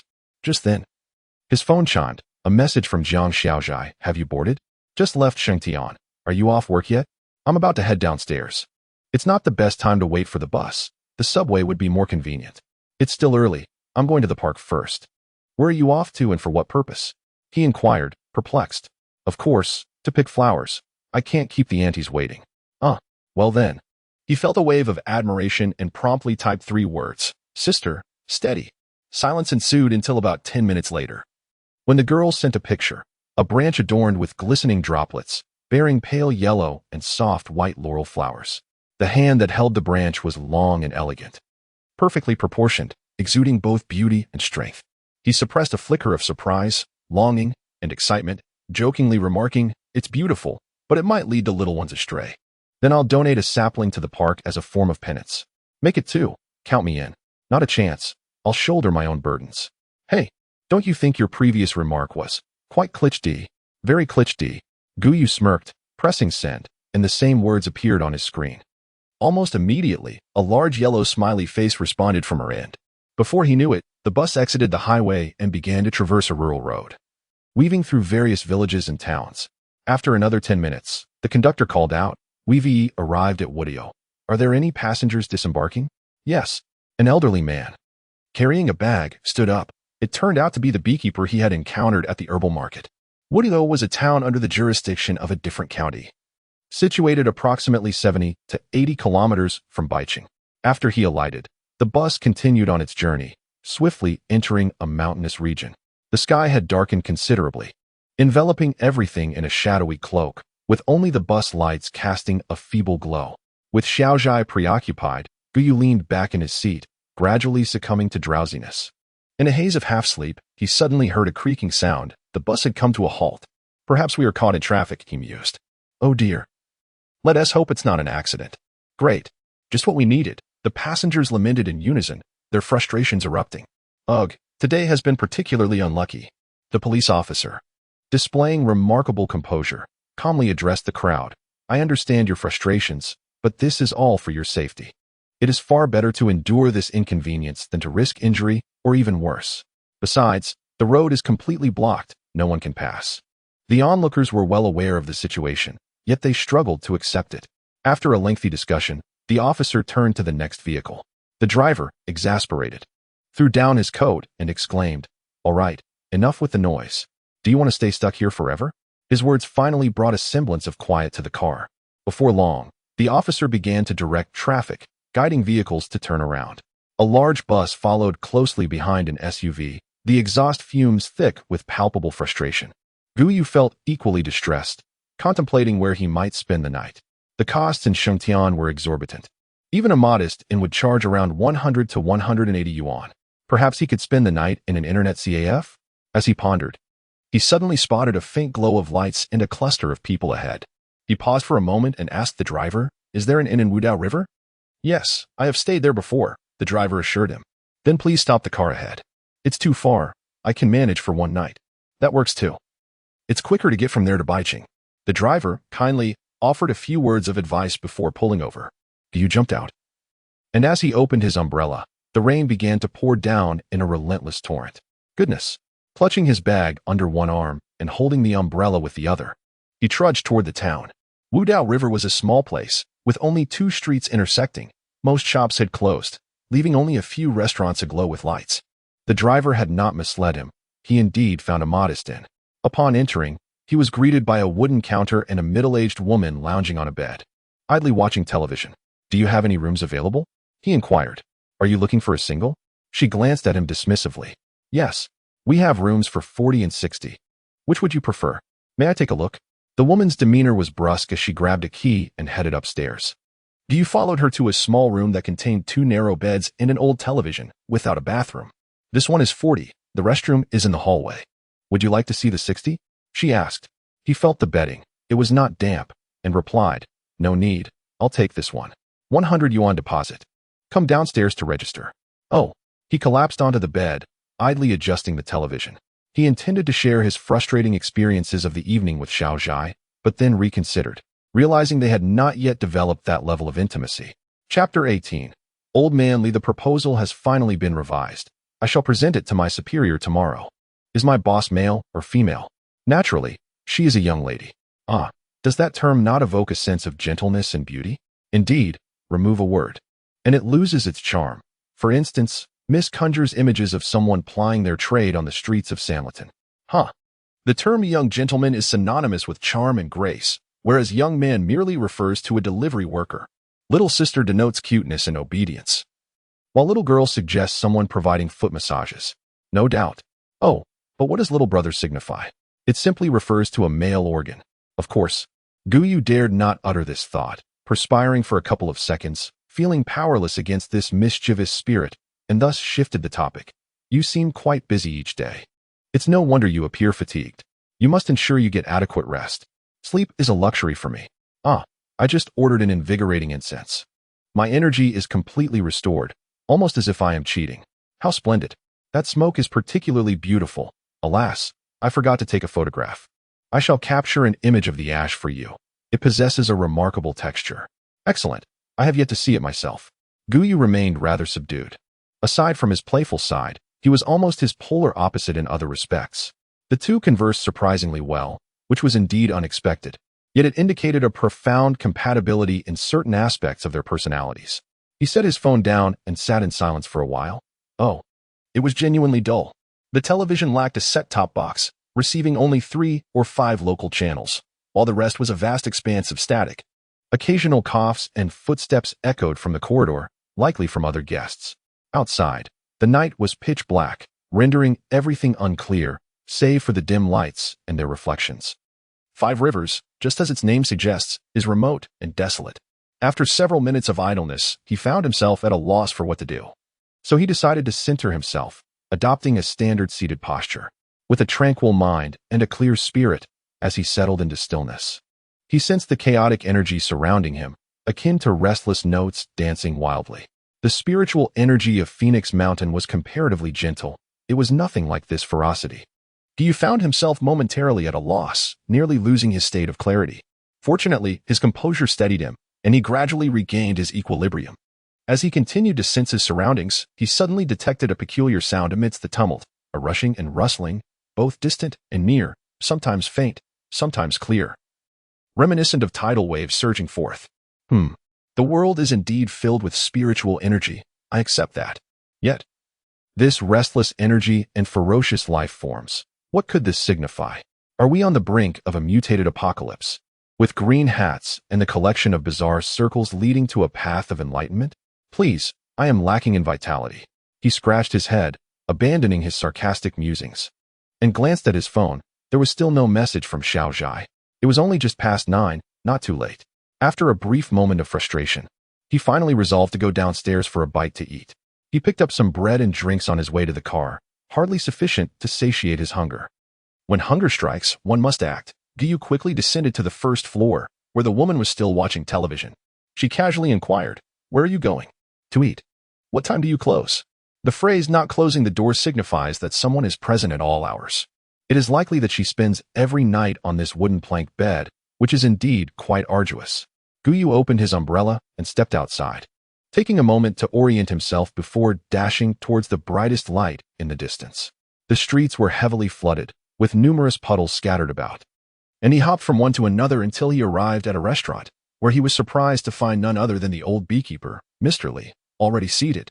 Encountering him 3 times in a single day felt like an extraordinary twist of fate. "Welcome. What would you like to eat?" The proprietors, a middle-aged couple, greeted him warmly. He glanced at the menu and replied, "I'll have a green pepper pork stir-fry rice." "We're out of green peppers," they responded. "Then I'll have an eggplant rice." "We're out of eggplant as well." At a loss for words, he looked up and inquired, "What do you have left?" "Only some fried pancakes." "Then I'll have an order of that." "Coming right up." Before long, the sounds of clattering utensils emanated from the kitchen, accompanied by the sizzling of the fire. Within minutes, a fragrant plate of meat pancakes was placed before him. He requested a cup of hot water and began to eat while observing the old man. Although he appeared not too old, his face was lined with deep wrinkles, his skin a dark hue, and he wore tattered clothing along with a pair of earthy yellow rubber shoes. The table held little fare, a cup of loose white tea, a plate of peanuts, and a dish of dried tofu. The old man was evidently well acquainted with the restaurant owners, and after Guyu was served, the trio resumed their previous conversation. "I tell you, this matter is peculiar. No matter how aggressive the bees are, how could they sting people every day? If you disturb the hive, that's one thing. But to have them sting on the street, that's outrageous." The old man vented his frustration, swearing and taking a large gulp of his drink. The owner attempted to soothe him, saying, "Don't get too worked up. Didn't the experts say that this year has seen a lot of rainfall and cloudy days?" "What experts? They don't know as much as I do," he retorted, visibly agitated. "Look at you getting riled up again." Guyu listened intently. His curiosity piqued. It was evident that the creatures on Phoenix Mountain were becoming increasingly bizarre, and the situation was even more severe 70 kilometers away at Wudao River. He wished to investigate further but needed a pretext, so he interjected, "Sir, you are a beekeeper, aren't you?" Huh. The old man, caught off guard by the question, paused. "Do you have any honey? I would like to purchase some raw honey. Are you local?" "I don't believe I've seen you before," the old man replied. "I'm from By City, just here on business." "Oh, I have a few pounds left, but if you want to buy, it'll cost you 30. May I take a look first? You city folks can be troublesome. Mine is pure honey. I harvest daily while I only collect every 7 days, without any compromise." The old man grumbled, yet he did not decline. "You can't see it today, let us meet tomorrow. I have breakfast here every day, so we can rendezvous then." "All right, thank you." Gu smiled. The old man appeared somewhat tipsy, swaying slightly as they settled the bill. The old man led the way, with Gu following closely behind. As they reached the door, the old man stumbled slightly, and Gu quickly steadied him, asking, "Sir, are you all right?" "No worries. No worries. As one ages, one's capacity for alcohol diminishes." The old man waved his hand dismissively and forcefully pushed open the door. The entrance of the restaurant was illuminated, casting a small patch of light that dispelled a fraction of the inky darkness of the rainy night. He stood at the threshold where light and shadow intertwined, enveloping his rugged face in a peculiar mask. At that moment, he suddenly twisted his neck, as if shattering bones, forcefully contorting a mass of sinew. Then, the corners of his mouth split open, revealing a strangely eerie smile. "Young man, be cautious on this slippery road in the rain." Chapter 19. Mischief. As Gu beheld that face, a chill surged from the base of his spine, crackling like electricity until it reached the back of his head. Instinctively, he yearned to flee, yet before he could move, the old man transformed back into a common, dark-skinned visage. He hesitated, uncertain whether he had merely conjured up an illusion or if the dim lighting had deceived his eyes. "Cough, cough." The old man rasped twice, speaking as if he were an ordinary person. "Young man, I shall take my leave now. Do remember to come by tomorrow." With that, he swayed drunkenly and ambled away. The rain continued to fall, albeit lighter than before. Gu, momentarily forgetting to unfurl his umbrella, watched the hunched silhouette dissolve into the night before abruptly regaining his senses and retreating. He initially intended to ascend the stairs but paused, turning to the woman nearby. "Excuse me, may I inquire about something?" "What is it?" She replied, her tone still stiff. "Do you know an old beekeeper named Lee?" "I know him." "Why do you ask?" The woman remained curt. Gu hesitated, uncertain of how to articulate his thoughts. Suddenly, the woman interjected. "He passed away a few days ago. Is there something you need? Dead?" He trembled at the revelation. "Yes, the funeral has been arranged," she confirmed with certainty. In an instant, Gu felt a fiery dryness in his throat, a wave of inexplicable pressure constricting his chest. "No? You're serious?" She replied incredulously. "Yes, immediately. There are no vehicles at this hour. Will 400 be sufficient?" He fished out all his cash and slapped it onto the counter. The woman paused momentarily before reluctantly saying, "I'll give it a try. You should start gathering your belongings." "All right, please hurry." With that, he dashed up the stairs, entering his room and frantically packing his bag. The room remained quiet and dim, much like before. The glass window was still blurred, and a motorcycle whizzed past below, its headlights flickering across the window before vanishing. The sound of the engine faded into the distance, and the surroundings seemed to grow even darker than before. The proprietress said he was dead. Then what had he just seen? Who had he encountered during the day, regardless of whether he was a ghost? How could he appear in daylight? No matter, it was imperative to leave. As he busied himself wrapping the herbs, a slow, heavy sound echoed from the silent corridor. It seemed as though someone was treading upon the wooden boards, each step laborious and sticky. Bang! Gu spun around sharply. As the sound drew closer, he distinctly detected a sinister odor in the air. His keen sense of smell, usually a boon, now amplified his terror. For within that scent lay a putrid stench reminiscent of rotting flesh. Puff, puff. His heart raced wildly as he searched around, but alas, he found nothing that could serve as a weapon, not even a chair. Bang, bang. At that moment, the footsteps halted at the door, followed by a raspy laughter. "Young man, weren't you here for the honey? Why are you leaving? What on earth are you?" Gu stammered, trying to maintain his composure while discreetly inching towards the window. "It's me, Old Lee. We just saw each other at the restaurant. My honey is exceptional. Others gather it in a day, but I take 7 days. The bees are of pure breed." The entity spoke languidly, as if the occupants within the room were already in its grasp. Gu remained silent, cautiously edging closer to the window. "Young man, do you wish to come out? Very well, since you refuse to open the door. I shall show you the honey." No sooner had the words left its mouth than a nauseating sound erupted, akin to the forceful squeezing of an orange. And a viscous liquid began to surge from behind the door. The door creaked under the pressure as a stream of semi-viscous fluid, red, white, and yellow, oozed in, reeking of a foul stench. Ugh! Guyu felt his stomach churn and quickly covered his mouth. In that moment, it was as if he were witnessing a person being thrown into a meat grinder, with bones, minced flesh, and entrails flooding out in a gory mix. If he had contemplated confronting this entity before, the sight before him shattered any such notion. Instinctively, he stepped onto the table, then leapt to the windowsill. The inn was a two-story building, neither tall nor short. He glanced around, unable to distinguish between puddles and the ground, but he paid no heed to that. With a leap, he jumped down, bending his knees slightly and rolling as he landed, quickly regaining his footing. "Is anyone there? Is anyone there?" he shouted hoarsely, his voice echoing sharply through the night. The street, illuminated by a few lights, felt eerily deserted, enveloped in silence. As he reached the entrance, he hurriedly turned to look back, only to see the shopkeeper and his wife seated side by side behind a plastic curtain, waving at him with unervingly synchronized smiles, their expressions mirroring that of the old man. A sudden jolt of fear gripped Guyu, rendering him weak, nearly causing him to fall. Stumbling a few steps, he could not restrain a shout, realizing that he was likely the only living soul in this town. What was he to do now? Fighting was futile, and escaping seemed impossible. In that instant, a tumult of regret, panic, confusion, and even anger surged within him, yet amidst it all, he did not succumb to despair. Lacking familiarity with the route, he ran along the street, not daring to relent for a moment. He could distinctly sense the stench of decaying flesh trailing behind him, accompanied by that raspy laughter. "Young man, you do run fast. I may be old and my legs feeble, but you could show me some pity. However, it is fortuitous. My home lies just ahead, where I have plenty of fine honey." The voice played upon his ears like a cat teasing a mouse, laced with mockery and a chilling undertone. As the words fell from his lips, Guyu sensed the street narrowing gradually, the buildings on either side abruptly vanishing. Ahead, shadows loomed, revealing a hill. The rain continued to pour, and he felt an increasing chill, his steps growing heavier. Panic surged within him, and with a sudden thud, he collapsed onto the ground. "Damn it, I'll fight back." Instead of despairing, Guyu found a fierce determination rising within him. He struck the ground with force and sprang to his feet, surveying his surroundings. A muddy dirt path stretched from the east, leading to the low hill to the west.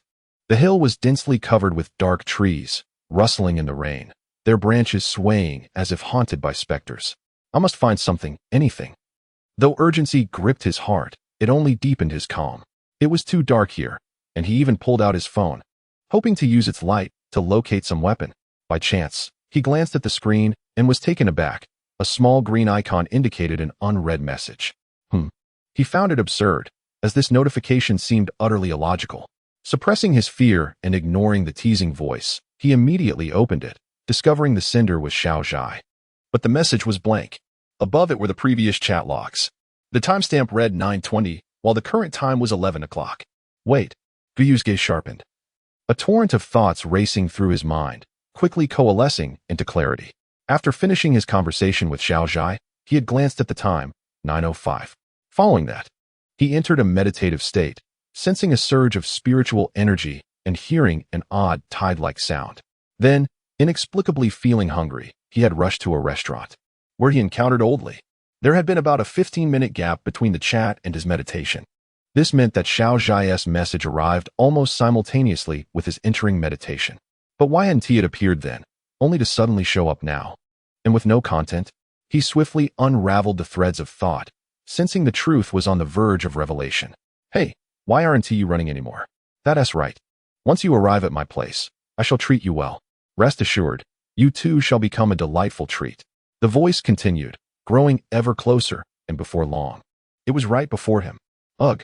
Guyu pressed his lips together, nearly retching. The creature before him bore no semblance of humanity. It resembled a candle burnt to its wick, wax and oil melded together in a grotesque amalgamation. Lacking any facial features, it nonetheless emitted sound. "Kid, you." Before it could finish, Guyu abruptly interjected, saying, "I know what you are." Oh, for the first time, The creature displayed a different tone, seemingly astonished. You're not oldly, nor are you a ghost. This isn't mountain, nor your home. This is still Wudao River, not transformed into a ghost town. And all of this, every illogical aspect has an explanation. His gaze sharpened, fear dissipating as he smiled, proclaiming, it's all an illusion. Boom. As he uttered these words, the surrounding space seemed to warp, gradually blurring before ultimately vanishing from sight. Guyu opened his eyes, feeling the tranquility of the small room enveloping him, the dim light casting soft shadows. Outside, the rain and wind danced in a symphony, tapping against the glass window with a staccato rhythm. The television lay silent, while his phone rested on the bed, incessantly blinking with notifications. He exhaled deeply, a chill of sweat beading upon his forehead. Chapter 20. Discovery. The rain outside cascaded relentlessly, showing no signs of abating, as if it sought to cleanse away some ephemeral illusion. Guyu's emotions had settled, yet his body remained uncooperative, still gripped by a slight tremor induced by excessive tension. After a considerable while, this trembling gradually subsided. He picked up his phone and opened the chat window, revealing a message containing an image sent by Xiao Zhai, a copper plate shaped like a plum blossom, filled with delicate silver ash, resembling a light dusting of snow. Truly picturesque. The timestamp indicated 9:20 p.m., while the current time was 9:30 p.m. This meant that despite enduring a series of bizarre occurrences, only 10 minutes had elapsed in reality. The phrase "as if from another world" may seem trite, yet it resonated profoundly. Judging by the timeline, it appeared that from the moment he entered tranquility or heard the sound of the tide, he had been drawn into a realm akin to a mirage. Almost simultaneously, Xiao Zhai had sent a message, inadvertently creating a breach. Following that, everything he experienced, from feeling hunger, descending for a meal, encountering Oldly who transformed into a monster, to frantically fleeing, was utterly illusory. It was only upon realizing the anomaly, triggered by that message alert, that his fear began to dissipate and the illusion shattered. TSK. He clicked his tongue. Upon reflection, this phenomenon seemed rather trivial. A mere message had the power to infiltrate that realm and alert the individual, suggesting that aside from frightening a young child, it held little substantial prowess. Well, he had indeed escaped death, and he couldn't suppress his triumphant glee. Deep down, he understood that had he not detected the irregularity in time, he might have indeed met his demise at the hands of that grotesque entity. As for the cause of the illusion, it was evident that it was linked to the disturbance of spiritual energy and the aggression of bees. Thus, he still needed to find Oldly. Hiss. The mere thought of that old man sent a shiver down his spine, and his body grew somewhat rigid again. There was no escaping the sheer repulsiveness of the situation. Ever since Guyu encountered the large squirrel, his method of contemplating problems had veered increasingly towards the unscientific. In this round of conjecture and speculation, he found himself surprisingly close to the truth. After sitting for a spell, feeling his clothes thoroughly soaked, he took his toiletries and stepped outside. The corridor was dimly lit, the walls worn and dilapidated, and the distant sounds of television and conversation drifted from other rooms. The water room and restroom were at the end of the hall. He first made a quick visit to the restroom, then turned into the water room. Inside, another individual was present, bare-chested and clad in oversized shorts, humming as he shaved. He glanced at Guyu's sweat and then at his own attire, unable to restrain himself from asking, "Hey, buddy, are you hot?" "Well, it's a bit stuffy with the rain." "Stuffy? So you're going shirtless? What a relief." The man patted his chest, casually wiped his face, and hummed a tune as he exited. Almost immediately, a woman's voice echoed from another room, complaining, "What takes you so long to shave? Are you dead in there? Can't you do it cleanly, or will you complain about the stubble? Come on." "Oh. Lock the door." "Heh." Guyu chuckled softly, for the first time feeling an endearing sense of humanity and security in this atmosphere. Having completed his morning ablutions, he hung his vest to dry and tossed onto the bed, unable to find sleep as he turned restlessly. Eventually, he reached for his phone and typed a few words. "Are you asleep?" "Trying hard." "Oh, it's nothing much. Just wanted to say thank you." "Didn't you already thank me during the day? This time feels different. Nonetheless, I appreciate you." Sigh. "Do you know that boys with little secrets are particularly effeminate?" That left me speechless, once again at a loss for words. The next morning dawned with splendid weather. The sun radiated warmth, enveloping the freshness left behind by the rain. The ground was a muddied mess, yet the enthusiasm of the early risers was undeterred. In the town's sole eastern market, throngs of people bustled about, creating a lively atmosphere. Guyu felt invigorated by this burst of life. His spirits lifted. He intended to find a place to dine. But after a thorough search, he discovered no dedicated breakfast spots. Thus, he settled for an outdoor stall in the market. He ordered 4 deep-fried dough sticks and a large bowl of tofu pudding, generously topped with chili. The flavors burst forth delightfully, reminiscent of a celebration where the salty faction vanquished all heretical opposition. Before long, he paused and inquired, "Excuse me, when do the buses to Baicheng arrive?" "There's one at 10:30, another at 2, and one more in the evening." "Oh." He pressed his lips together, contemplating whether to ascend the stairs. His feet stubbornly rooted in place, revealing an internal struggle. Noticing his hesitation, the woman asked curiously, "Is there something else?" He grappled with his thoughts for a moment before asking, "Do you know an old man named Lee who keeps bees? I'd like to purchase some raw honey." "I know him. Just head west from here, and at the end, you'll find a small house. That's his home." "Thank you." With the address confirmed, he finally made his way upstairs. He was not courting disaster, rather, having experienced the peculiarities of the previous night. A realization dawned upon him. The essence of cultivation lies in swimming against the current, seeking opportunities, and contending with fate. Many matters hinge on a single thought, particularly life and death. From his experiences on Phoenix Mountain, he understood that spiritual energy would not stir without cause. Something was likely amiss. His journey to Wudao River might indeed be his chance. 20 minutes later, Guyu descended the stairs with his backpack, checked out of his room, and headed west. The road was somewhat secluded. Initially, a few shops were visible, but soon it transformed into wild terrain.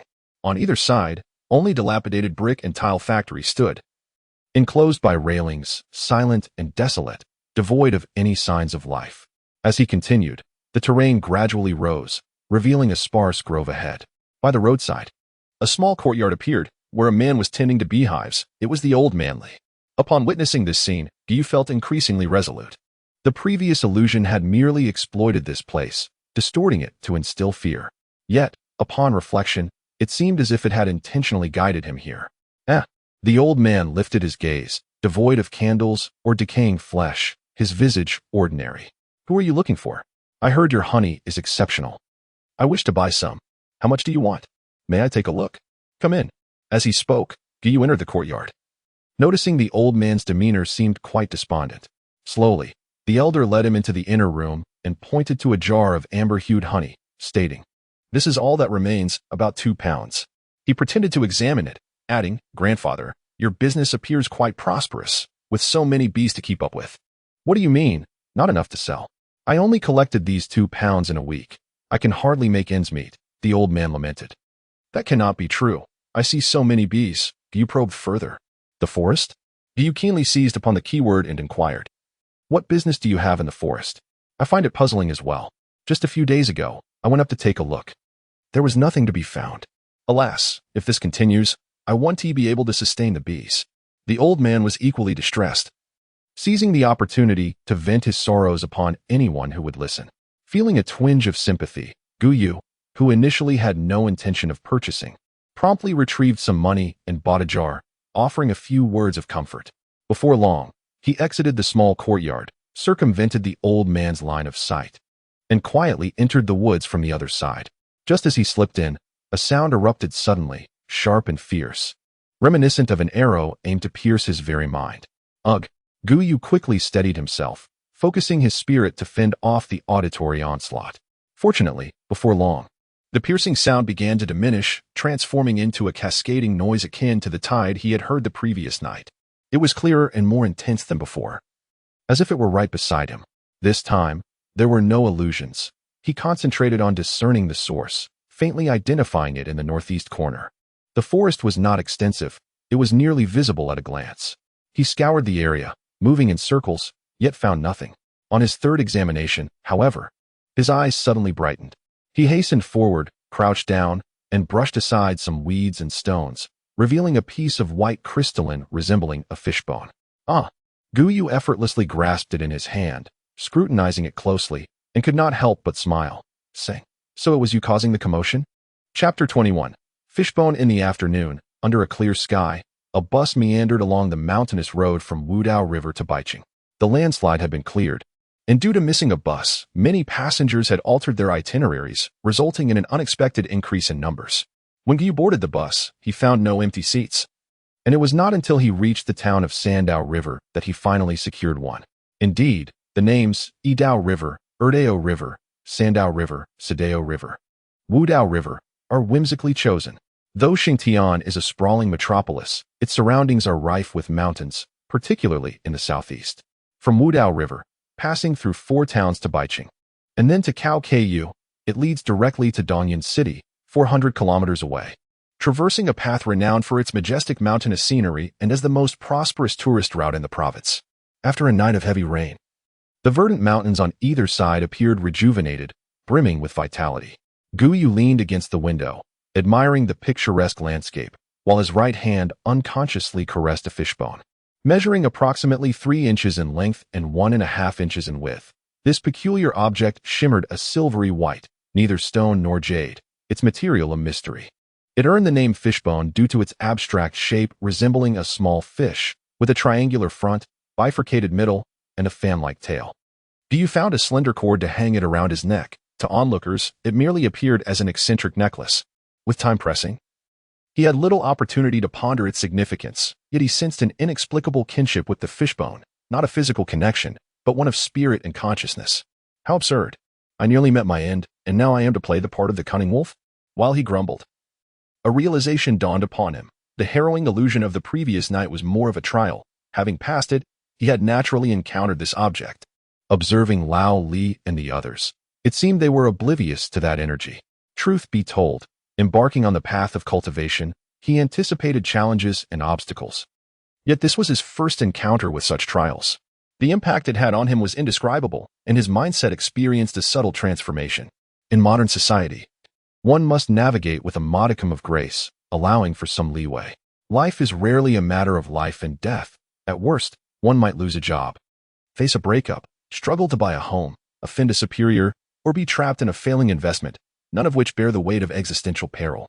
However, cultivation is distinct. The journey is long and arduous, where life and death are treated with utmost seriousness, and indifference is absolute. The sands of time may reduce a century of life to mere dust, leading to an unfulfilled existence. Without a resilient heart for the path, one might as well embrace a mundane life of contentment. Guyu appeared calm and composed, yet deep within, he harbored a profound tenacity, a revelation of his true nature. The 70-kilometer journey to Baiqing took just over an hour. The golden osmanthus was sweet, while the silver osmanthus was delicately fragrant. Grandmother Nai, being advanced in years, preferred subtler scents. He first took a few handfuls, grinding them into a fine powder, lightly roasting them to enhance their essence, placing it at the bottom of a jar. The jar contained 2 layers, and he added a few slices of dried ginger on top to better eliminate any undesirable odors. Finally, he sealed the porcelain jar, intending to let it age for 3 days, after which it would yield a quality incense powder. Remaining 1 or 2 parts are to be ground into a fragrant paste. Then half a tael of licorice and 3 salted plums are to be added and thoroughly mashed together. The mixture is then shaped into discs the size of a bottle cap and sealed in a porcelain jar. These fragrant discs can be infused in tea or used to prepare soup, particularly in broth, where the addition of a fragrant disc transforms it into a heavenly soup that soothes the lungs and regulates qi. To some extent, the art of incense making shares numerous similarities with traditional Chinese medicine. Guyu may not be a master, yet he possesses a fundamental understanding of the craft. As the day faded, he sat on a mat, pondering what to do with the fish bones in his hand. Should he strike the corner of the table or the edge of the stool, risking a painful injury, or clumsily shatter a cup to draw blood from a glass shard? Oh, how demanding such feats can be. Feigning clumsiness while subtly navigating through the intricacies of the situation is the only way to successfully acknowledge ownership through blood. He shook his head, instantly dismissing these thoughts. With that, there remained but one course of action. He rehung the fish bones and closed his eyes to enter a state of tranquility. Gradually, his body felt ethereal, the sensation weightless. With only a flicker of clarity remaining in his mind, the spiritual energy flowed gently in the air around him, familiar yet invigorating. After a brief moment, he sensed an unusual wave emanating from the fish bones, oscillating near him as if testing the waters. After a while, it finally confirmed its target, swiftly closing in and plunging directly into his mind. A resonant hum filled his head, akin to a great bell tolling beside him. Once the vibrations subsided, a stream of information surfaced in his consciousness, not in words or images, but as an innate expression of meaning. The principles of yin and yang embody the way of heaven and earth, the framework of all things, the source of transformation, and the essence of creation and destruction. Thus, the clear yang emerges from the upper orifices, while the turbid yin flows from the lower. Yang represents qi, and yin signifies flavor. Flavor pertains to form. Form relates to qi. Qi returns to essence, and essence leads to transformation. Essence consumes qi. Form consumes flavor. Transformation generates essence, and qi brings forth form. Accumulating essence and gathering qi, one must intentionally open the mysterious gateways. When the vital energy flows through the 8 meridians, the entirety of existence manifests as an immortal. To refine the spirit, one must master the material world, embracing the soul in its purest form, with both spirit and form transformed, freely traversing the myriad mountains. Behold the ethereal peaks, majestic and grand, the primordial energy circulating through heaven and earth, where white cranes perch upon the ridges and azure phoenixes linger at the pavilions. Amidst the subtle fragrance of orchids and lilies, a true paradise. The origins of these fish bones remain unclear, and the content inscribed is quite chaotic, lacking coherence. It encompasses methods of cultivation, personal insights, and a collection of seemingly random observations and travel accounts. The atmosphere evoked is far from mundane. The impact of this revelation surpasses that of the red fruits 100-fold, exploding all doubts and confusions, presenting a vividly colorful world that captivated him entirely. Woof, woof. Faint barks from the neighbor's dog echoed outside, and as the night deepened, Guyu found himself devoid of sleep.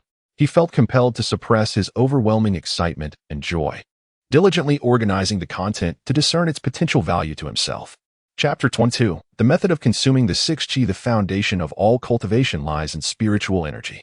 Thus, the initial step into this realm is to ascertain whether your body can harbor this essence.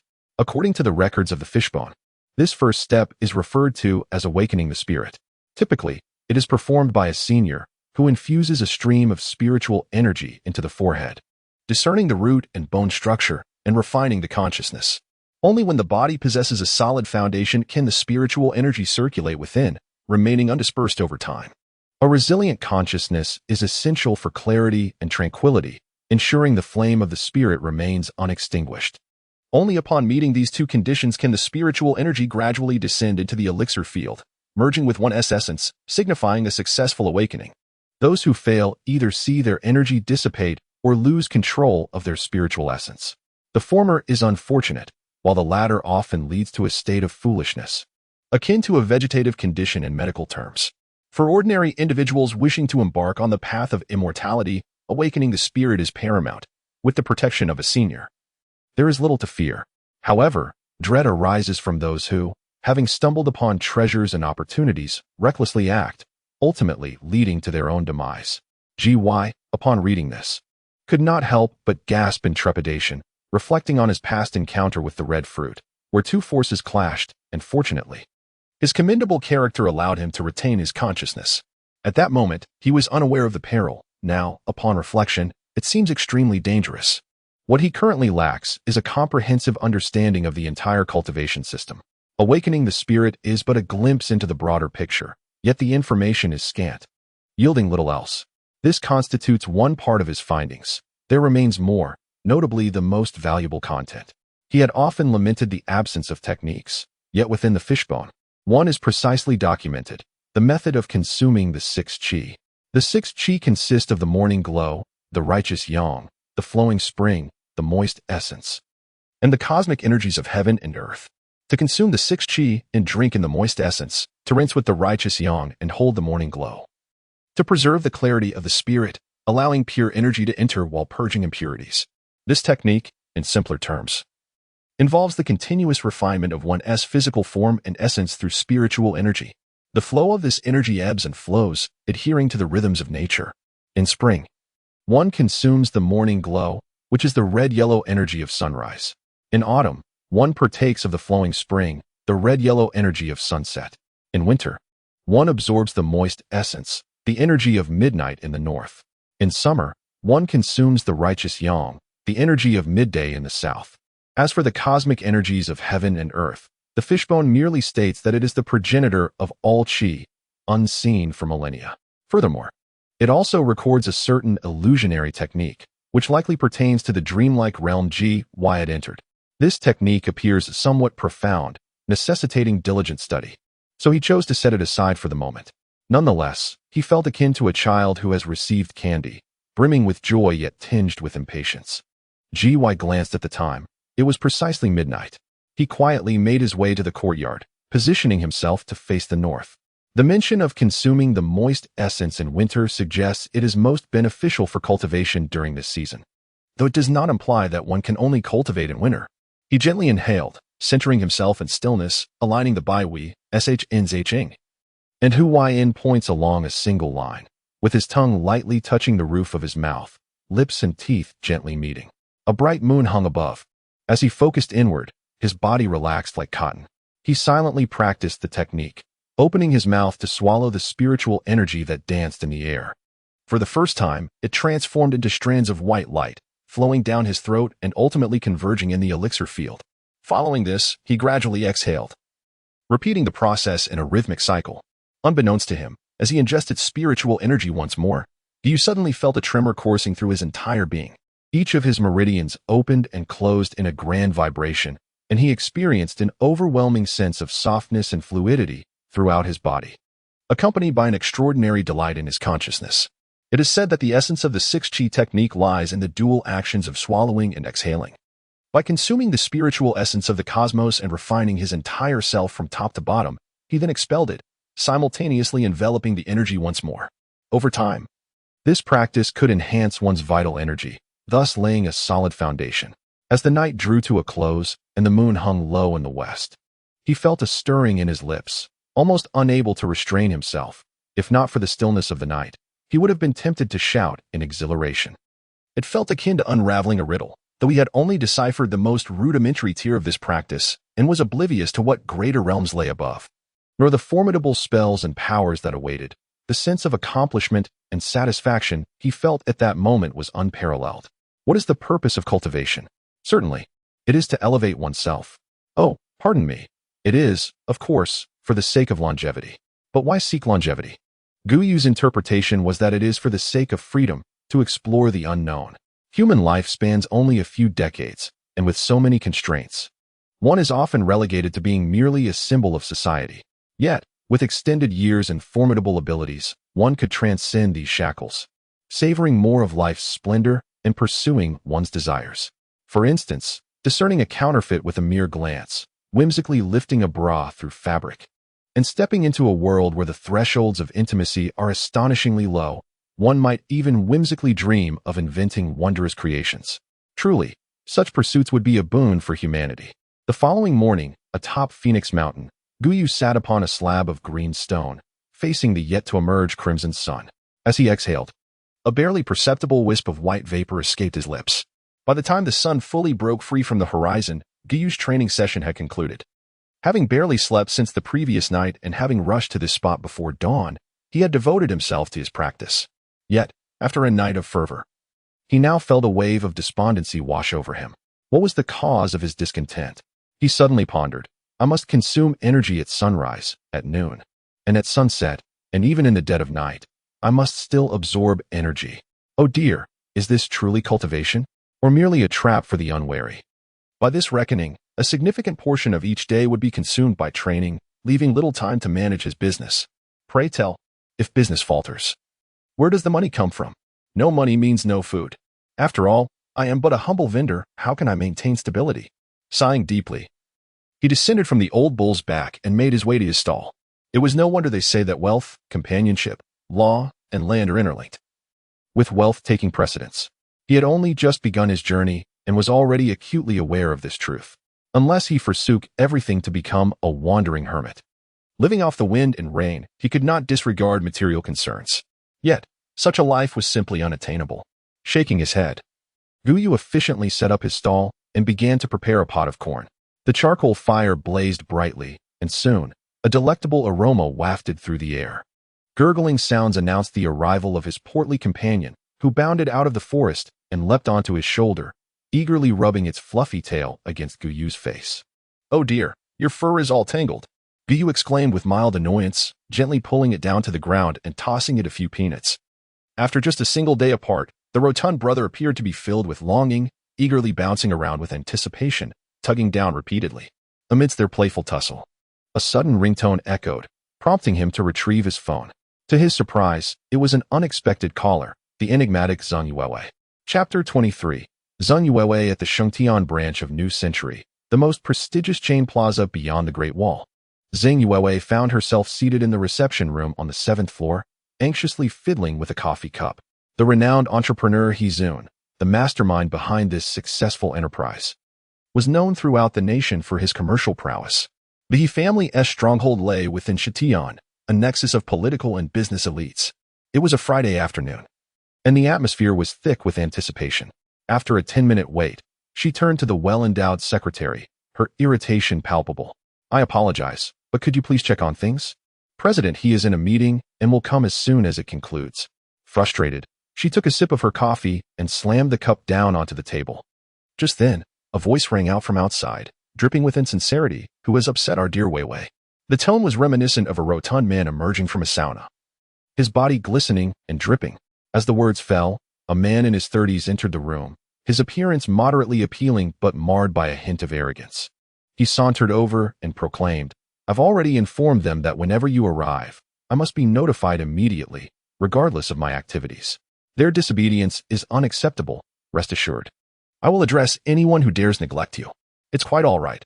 I've just arrived, Zhang Yuewei replied, masking her inner turmoil with a smile. President Heo.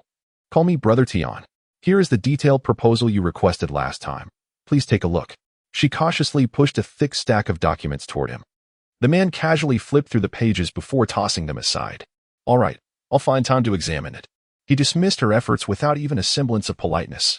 Zhang Yuewei bit her lip, striving to maintain her composure. Brother Tian, this project holds significant benefits for both parties. I sincerely hope we can approach it with the seriousness it deserves and reach a consensus promptly. Of course, but this is a significant matter, and I cannot make unilateral decisions, he replied nonchalantly. As she prepared to speak again, he raised a hand to silence her, moving closer and wrapping an arm around her shoulder. Weiwei, you know my intentions well. Why complicate things? If you agree, our collaboration is merely a matter of words. Brother Tian, you jest, but we are still unfamiliar with one another. I must be allowed some time for consideration, she managed to respond, albeit reluctantly. All right. I shall grant you time, but remember, my patience is not infinite, he retorted, giving her a light pat. In a few days, I have a gathering. You should accompany me. Since you claim we are not well acquainted, this is an opportunity to deepen our understanding. Zhang Yuewei's gaze faltered momentarily before she regained her composure. Very well. As she spoke, he rose to see her out. 5 minutes later, she reflected on her recent conflict with her brother, Zhang Shufei, who had emerged victorious in their rivalry, assuming the role of supervisor. Though she held the title of deputy director, her authority was vastly diminished. The man, He Tian, was the young heir to the New Century Empire, and the He family was poised to construct a new plaza in the southern suburbs, necessitating a substantial supply of building and decorative materials. She proactively took on this business deal, viewing it as her chance for a remarkable comeback. If successful, not only could she elevate her status, but she could ascend to even greater heights. However, the representative of the new century was He Tian, a man notorious for his arrogant demeanor and extreme debauchery, well known within their circles. He had fixated on Zhang Yuewei, brazenly intent on taking her to bed. Although this woman was cunning and deeply invested in her interests, she was not one to stoop to such degradation. To be coerced into bed with a man like him was akin to choosing death. Since she refused, He Tian resorted to stalling the project. After all, there were numerous other partners, and the Zhang family was not the only option. Naturally, he was astute enough to gradually erode her boundaries. Zhang Yuewei understood she was treading a precarious path, yet she was unwilling to concede defeat. Suddenly, amidst her vexation, she was interrupted by the incessant ringing of her phone. It was her bothersome younger brother. She answered, exasperated. Hello? What is it? We agreed to leave at 4. And now it's 5. Where are you? I have something to attend to. Nothing should be more important than this. Stop wasting time. I'm on my way. She ended the call, deftly starting her car and heading straight to the southern part of the city. Upon reaching the southern highway entrance, a Land Rover was already waiting there. Zhang Shufei saw his sister had arrived, but didn't he acknowledge her, simply merging onto the highway. Zheng Yuewei followed closely behind, both vehicles speeding along. After more than 3 hours, as the summer night began to set in, they had entered the city of BC. Their grandmother had prepared dinner and was delighted to see her grandchildren. The three gathered around a small table, enjoying their customary family meal. Though the elderly lady was present, she was well informed and inquired, Wei Wei, I heard you were negotiating a project with New Century? Yes, they plan to build a new plaza, which is a significant deal. I want to give it a try. The He family is not to be trifled with. I have dealt with He Zun before. He is quite a figure. Though He Tian is young, he has acquired some skill. You must exercise caution. Grandma, I know what I'm doing. Your granddaughter is clever. I am the one who outwits others, not the other way around. Zheng Yuewei's expression remained relaxed, as though nothing was amiss. She was both unwilling to concede and aware that the He family's power was formidable. Discussing it further would only worry her elders. Zheng Shufei interjected, Grandma, have you ordered the incense yet? I'm eager to see it. Not yet. I told Xiao Gu that he should bring it whenever it's ready. I'm not rushing him. Oh, so you are being gracious? He must have done something to deserve it. That's not the case. He genuinely possesses talent. By the way, the elderly lady seemed to remember something and said, I would like to invite him over one day. Conversing with him is quite enjoyable. And it alleviates my boredom. Then let us not wait. I'll call him now. Zheng Yuewei reached for her phone. Wait, let us leave it for today. Let us do it tomorrow. The grandmother intervened. Before long, the meal concluded, and the siblings chatted with their grandmother for a while longer before each retired for the night. During the last birthday gathering, they had opted for a hotel due to the crowd, but this time, they would stay right here. The night deepened. Zheng Yuewei lay on her bed, fixated on the ceiling, utterly devoid of any inclination to sleep. Since childhood, she had been fiercely competitive, vying with her younger brother, classmates, and colleagues, and even pursuing boys she fancied, regardless of their existing relationships. With her intellect and family background, she had emerged victorious in nearly every encounter. However, this time she had met an insurmountable obstacle. The disparity in strength was glaring, and to make matters worse, she had to face that despicable individual. For a moment, she found herself at a loss. The following day, Guyu was amusing himself with a squirrel when he received a phone call. The message was straightforward. The siblings wished to visit their grandmother, who wanted to invite him over for a simple meal. He intended to update her on the progress of his incense making, but, upon reflection, agreed and set the time for the evening. That night, a cream-colored sports car pulled up at Fengguangji, honking its horn. Meanwhile, Guyu approached from the depths of an alley, pausing momentarily before opening the car door. Zheng Yuewei, with her slightly reddish short hair, donned a sleeveless chiffon blouse, paired with jeans that accentuated her long, slender legs. Though not as tall as Jiang Xiaozhai, she possessed a graceful stature, and her minimalist attire only enhanced her fashionable and capable demeanor. Noticing Guyu inspecting the interior of the car, she tapped the steering wheel and inquired, What do you think of this car? It's a good car, he replied succinctly. Mr. Gu. Oh. Considering this is our second meeting, it feels rather formal for me to address you that way, she said, her lips curling into an impeccable smile that subtly suggested familiarity. While others might find her smile alluring, Guyu felt a twinge of discomfort due to its overly polished nature. Every aspect, from her gaze to her tone, and even the delicate parting of her lips, was executed with precision. Generally, such a smile is characteristic of two types of individuals, public relations professionals and courtesans. It was no surprise that she left an impression of being eloquent and socially adept. She was precisely as he remembered. However, it seemed to him that beneath that polished exterior, there lay a hint of despondency in her eyes. Guyu dismissed the thought and responded, You can just call me by my name. Mister. Feels a bit awkward to me. That's good. From now on, I'll call you by your name. Oh, by the way, I'm 3 years older than you, so if you don't mind, you can call me Sister Wei. Guyu glanced at her, tacitly acknowledging their unfamiliarity. They soon arrived at the Zheng residence, where the grandmother remained as warm as ever, personally welcoming them into the courtyard. Xiao Gu, come, we've been waiting for you. Your grandmother was just speaking of you. I was about to go and fetch you. Zheng Shufei, having risen to prominence thanks to Guyu's talents, approached him with familiarity, wanting to throw an arm around his shoulder. How have you been lately? Have you produced anything noteworthy that I could feast my eyes upon? Quite well, actually. I haven't been working on anything recently, he replied, subtly evading the physical contact. Feeling uncomfortable with such familiarity, pondering whether he might be hiding something. As they entered the dining hall, they were greeted by a much more lavish spread than before. Guyu had not come merely for a meal, and after sampling a few dishes, he remarked, "Grandmother Zeng, all the materials are ready now. In a few days, we can proceed with the making. Considering the aging process, approximately 20 days from now, I should be able to bring it over." 20 days? The elderly lady pondered for a moment, and suddenly, a look of delight crossed her face as she exclaimed, "How splendid! Oh dear, the timing is absolutely perfect." Her words seemed somewhat disjointed, and though others did not inquire further, they were equally disinclined to seek clarification.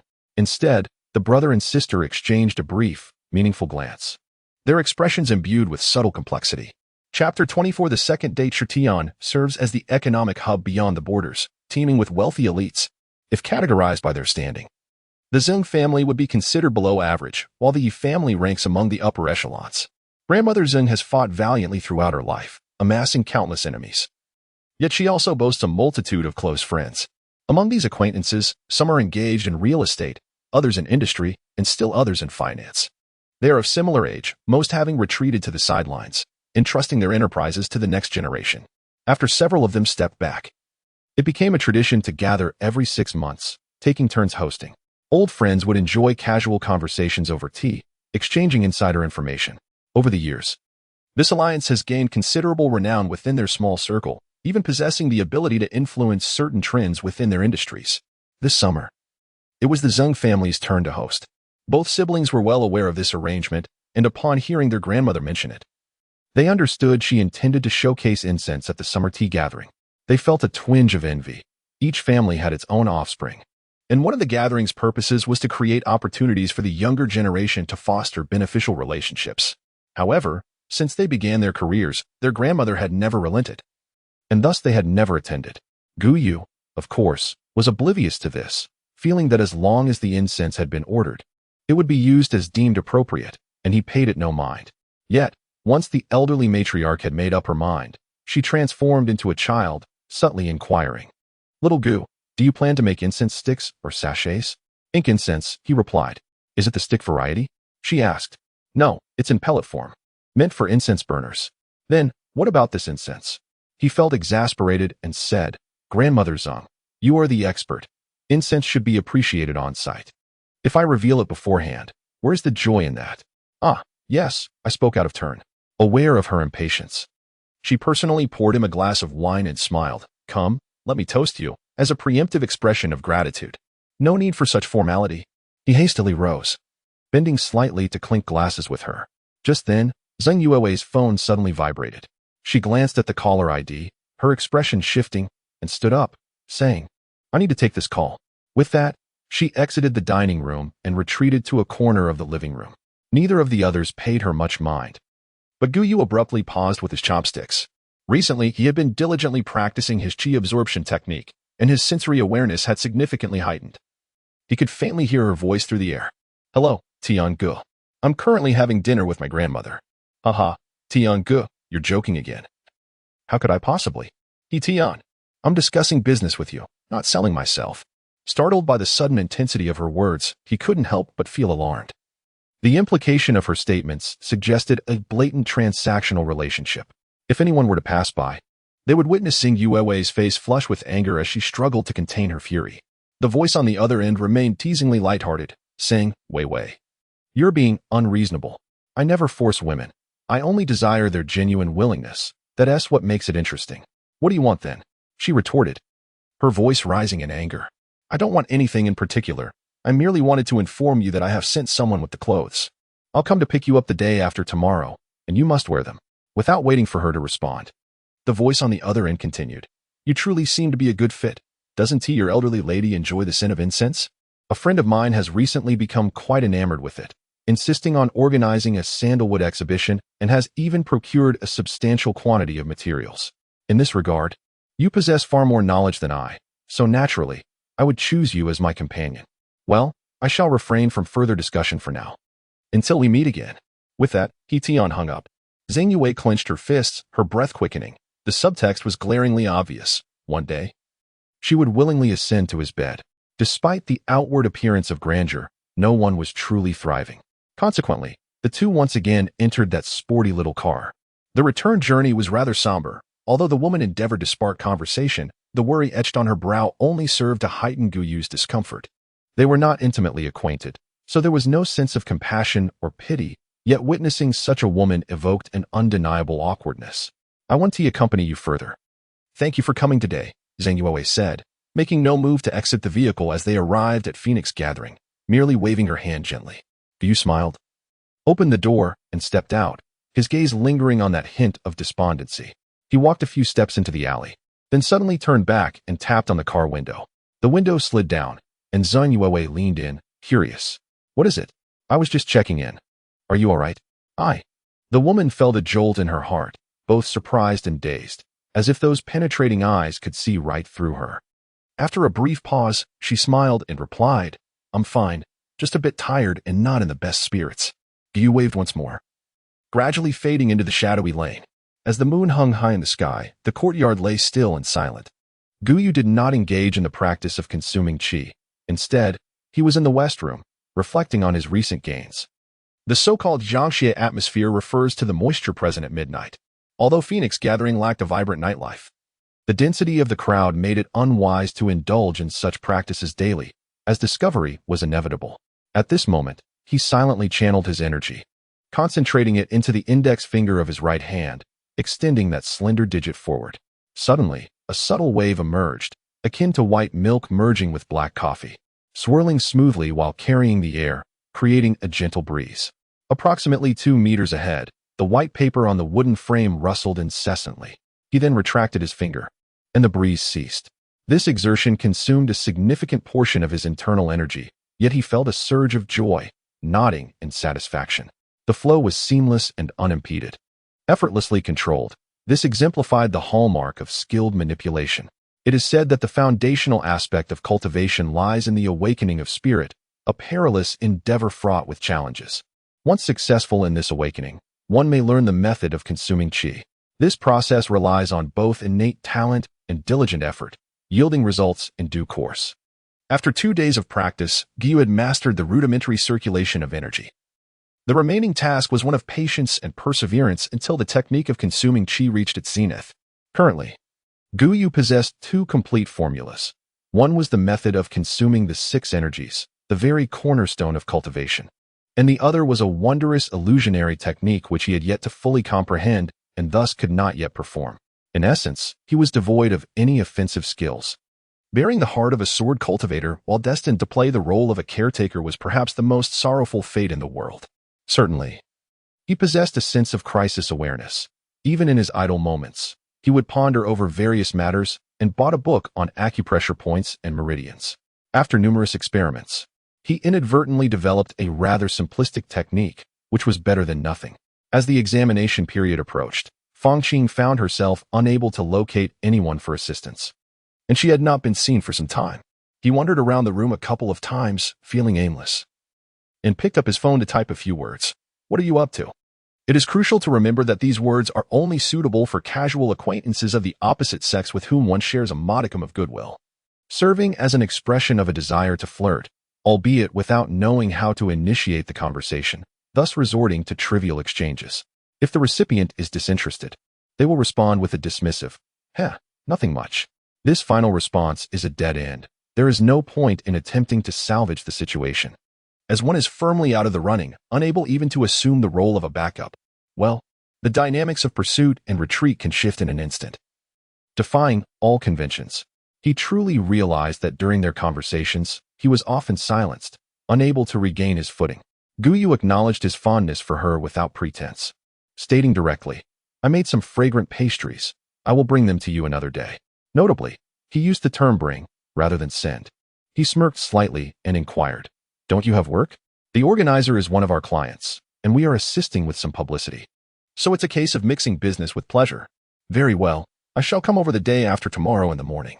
This time, I want to wait for you. You'll have to find a place on your own." "No problem." Guyu was unaware of the conversation happening on the other end of the line with Tian, nor did he know the connection to Zhang Yuewei.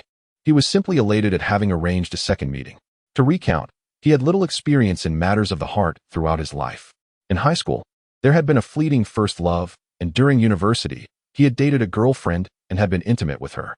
However, following his grandfather's illness. They naturally parted ways. Zhang Xiaozhai, a year his senior, graduated from the most prestigious university in Shengtian, with both parents serving as civil servants. In terms of appearance, character, intellect, and family background, she was exceptionally outstanding. He did not contemplate any particular outcome. He merely felt a rare connection with a kindred spirit and found himself instinctively drawn to her. As for her attitude, he found it somewhat inscrutable. Her words hinted at an experienced maturity, yet in person, she radiated a purity that was deeply alluring. If the fishbone was a riddle, then Xiaozhai was a sin, stirring within him an irresistible urge.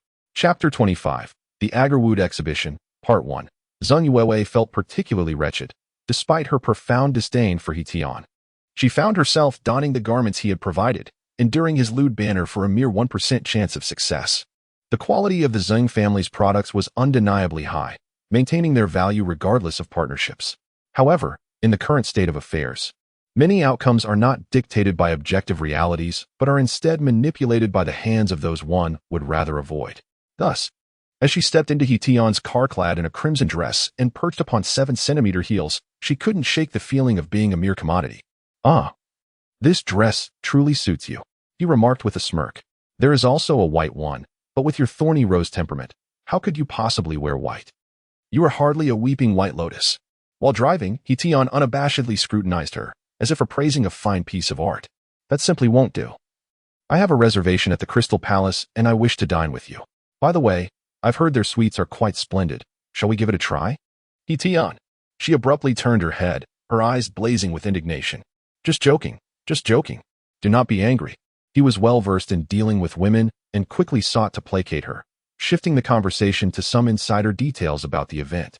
Speaking of which, He Tian had a childhood friend named Li Yang, whose family had diversified into various industries, including real estate in recent years.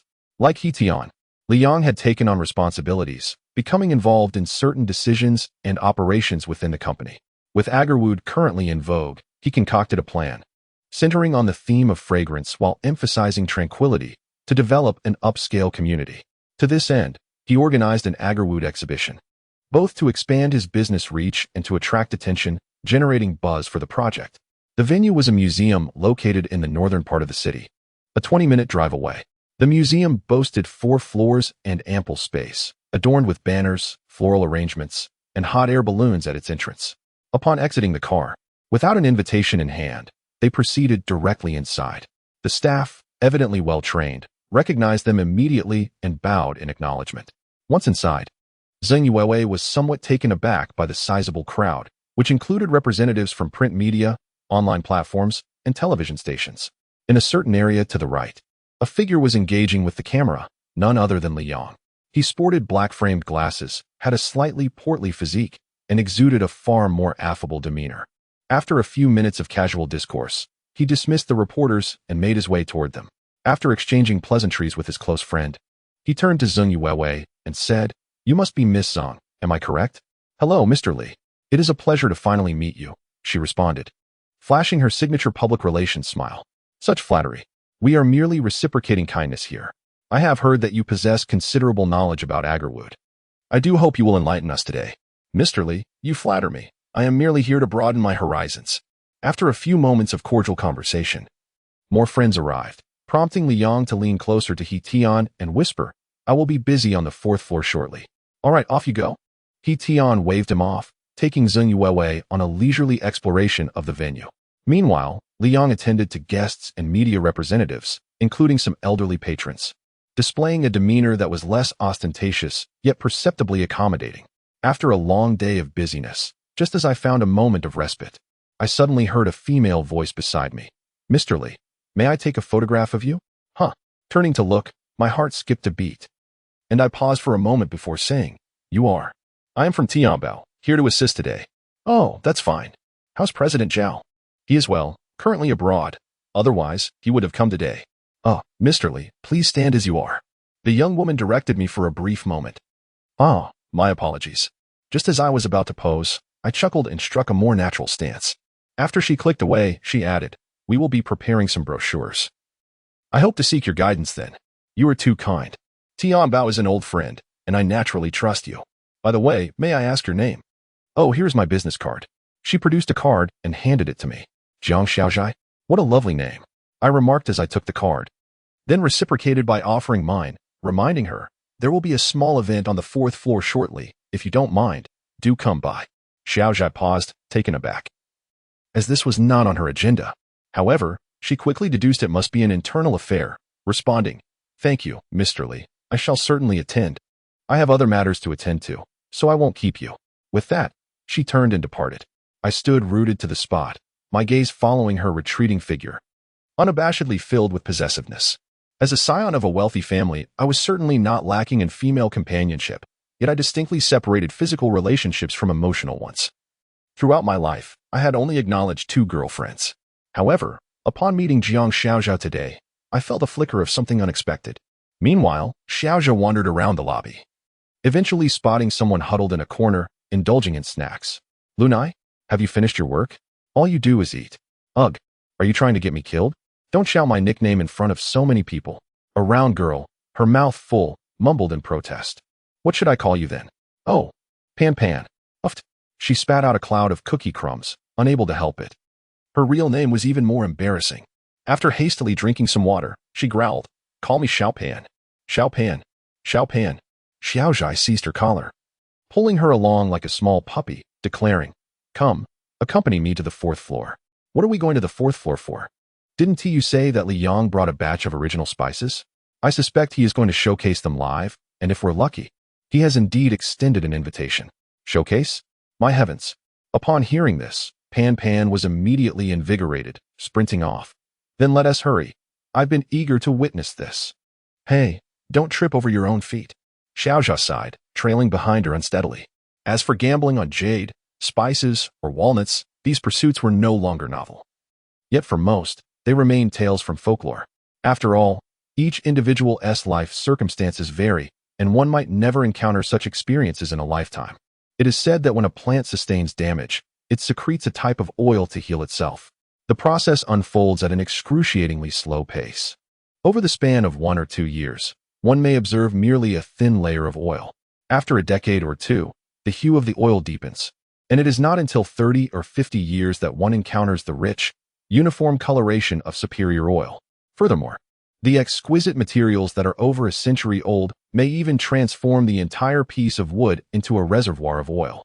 This layer of oil is what people refer to as fragrance.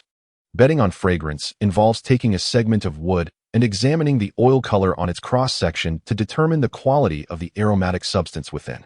However, while the cross-section may exhibit oil, the interior could be devoid of it, or the oil color may appear thin and uneven.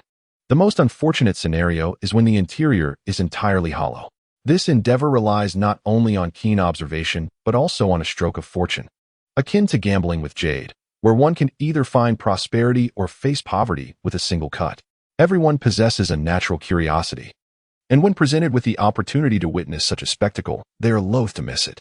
The protagonist, who has a penchant for fragrance, finds this occasion particularly appealing, and after sending a text to someone, ascends to the 4th floor, accompanied by anticipation. Chapter 26. The Exhibition of Agarwood, Part 2. In recent years, the incense market has flourished immensely, leading to an over-harvesting of various raw materials. It has become increasingly difficult to find 20-year-old Wangwali, let alone aged water materials. Li Yang exerted considerable effort to procure a batch of raw materials, including agarwood, cypress, rosewood, and red sandalwood, showcasing a diverse array of options, albeit with an intention to compensate for quantity. This event was of a private nature, not publicly advertised, primarily attended by friends and potential clients. Nowadays, many small business owners are enthusiastic about incense. While they cannot afford the exorbitantly priced items, they can still manage the more modestly priced ones in the range of hundreds of thousands. Thus, the gathering amounted to roughly 100 attendees. Jiang Xiaozhai and Pan Pan ascended to the 4th floor, where they were intercepted at the entrance. She flashed her business card, and the security personnel immediately allowed them entry. There is indeed a distinction among business cards, and the opulent gold card she held served as a testament to her connection with Li Yang. Upon entering, they were greeted by a spacious hall, where wooden materials were neatly arranged by category, accompanied by workbenches for on-site processing. Adjacent to this area was a tea room for relaxation and private discussions. Liang noticed her presence, but did not acknowledge her immediately. Instead, he moved to the front and gestured for silence, saying, "Thank you all for gracing this occasion with your presence. I am deeply appreciative. I have also made efforts to reciprocate your kindness with meticulous preparations. Whether you are connoisseurs of incense or novices intrigued by the craft, it matters not. We adhere to one rule. Once the knife is drawn, there is no turning back. Should you uncover fine materials, consider it a stroke of luck. If you encounter lesser quality, do not be disheartened. You are all esteemed individuals. There is no need to take these trifles too seriously. Now, without further ado, enjoy yourselves." Having concluded his address, he approached with a smile, saying, "Miss Jiang, I thought you might not attend." "Oh, I was slightly delayed. This is my dear friend, Xiao Pan." Li Yang shook hands with Pan Pan and inquired, "Might I ask what type of incense interests you, Miss Jiang? I would be delighted to provide some introductions." I'm not very knowledgeable. Let's explore on our own for now." "Very well. Please feel free to reach out if you need anything." He maintained a friendly demeanor, not pressing further, and soon turned away. Pan Pan, however, found this curious and asked, "Aren't you quite knowledgeable?" "Knowledgeable, yes, but one must maintain boundaries." Jiang Xiaojia casually replied, "TCH." Pan Pan scoffed, then asked, "What if he insists on lingering around us?" "Then you shall serve as my shield," Xiaojia jested, pulling her into an embrace with a laugh. "I told you, your aunt has arrived and requires saving." "Ugh, that's so disgusting." The two girls laughed heartily as they made their way to the small leaf rosewood section, where they beheld neatly arranged pieces of wood, varying in length and thickness. Some had dark, lustrous surfaces, while others bore the gray-brown appearance of bark. Most attendees were gathered around the agarwood area, leaving this section relatively quiet, save for a balding middle-aged man who was sifting through the materials. Yet, his expression suggested he was only partially informed, as evident by his bewildered demeanor. Pan Pan, lacking knowledge on the subject, watched as Xiaojia circled the pile of wood. After some time, she selected a piece over a meter long, carefully tapping it and running her fingers along its surface before asking, "Could we peel off a slice?" "If you purchase it, you can carve it," the attendant informed. "Oh. Then never mind," she replied, not particularly attached, rising to leave. Pan Pan followed a few steps, inquiring, "What is the verdict?" "How is it?" "It's fairly decent." She gestured backward. "How decent?" "Enough for several feasts of spicy crab." "Then why not buy it?" Pan Pan urged. "I have enough money. That piece weighs at least 20 pounds. At 500 a pound, that totals over 10,000. Each pound yields at most one strand of beads, which sells for 1,000. And after deducting the labor costs, little remains. Besides, I'm not fond of rosewood." "TSK, you are just being willful," Pan Pan retorted, left speechless, merely tapping her on the head, but her stature was insufficient, leading to a small jump. Their conversation was not discreet, clearly audible to the bald man, who, after a moment's hesitation, pointed at the piece and declared, "This one? I'll take this." "Very well." The attendant promptly measured and waited. The bald man swiped his card and hastily brought it to the workstation, fortuitously being the first to commence. Onlookers soon gathered, chattering excitedly. "They say 9 out of 10 rosewoods are worthless. This one looks unremarkable, likely bad material. Hard to say. It might just be a stunning find. With that luck, one might as well invest in stocks." The chatter buzzed on, yet the master craftsman remained unfazed, scrutinizing the wood. He first delicately shaved off a layer, exposing the red core within. After applying a special revitalizing solution, the surface grain sprang to life. "Wow!" The crowd gasped, observing the wood's pure base color, adorned with flame patterns, and most remarkably, it boasted an 80% presence of golden stars. The so-called golden stars are solid crystal formations of minerals that precipitate within the tree's vascular fibers, gleaming with a golden luster.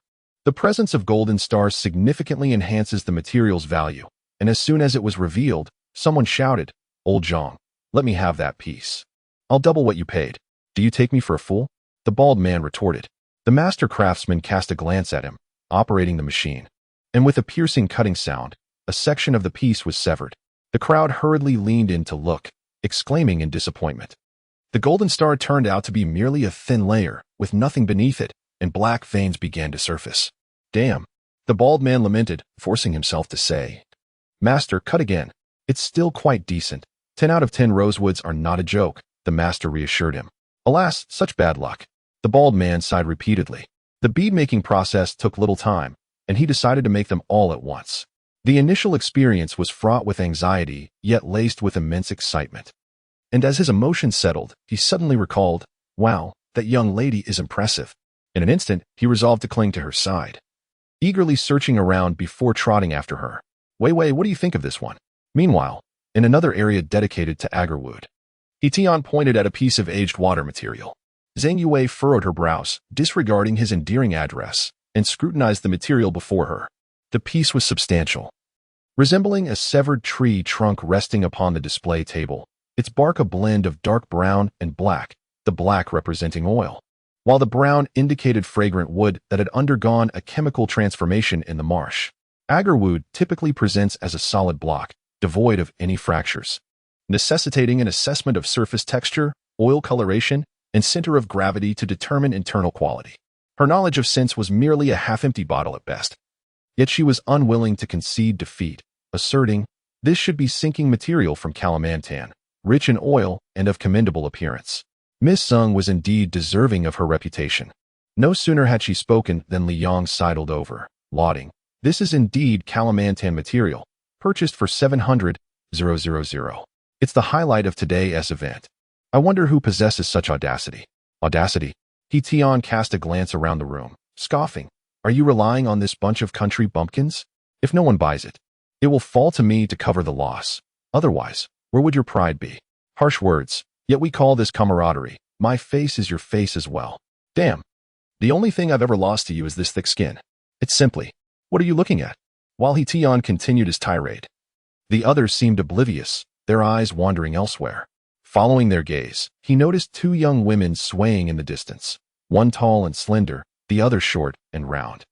Understanding dawned upon him. What's the deal? New arrivals? Not quite. We haven't made contact yet, replied Li Yong. Then why the delay? Why waste time? Zheng Yue also caught sight of a radiant young girl.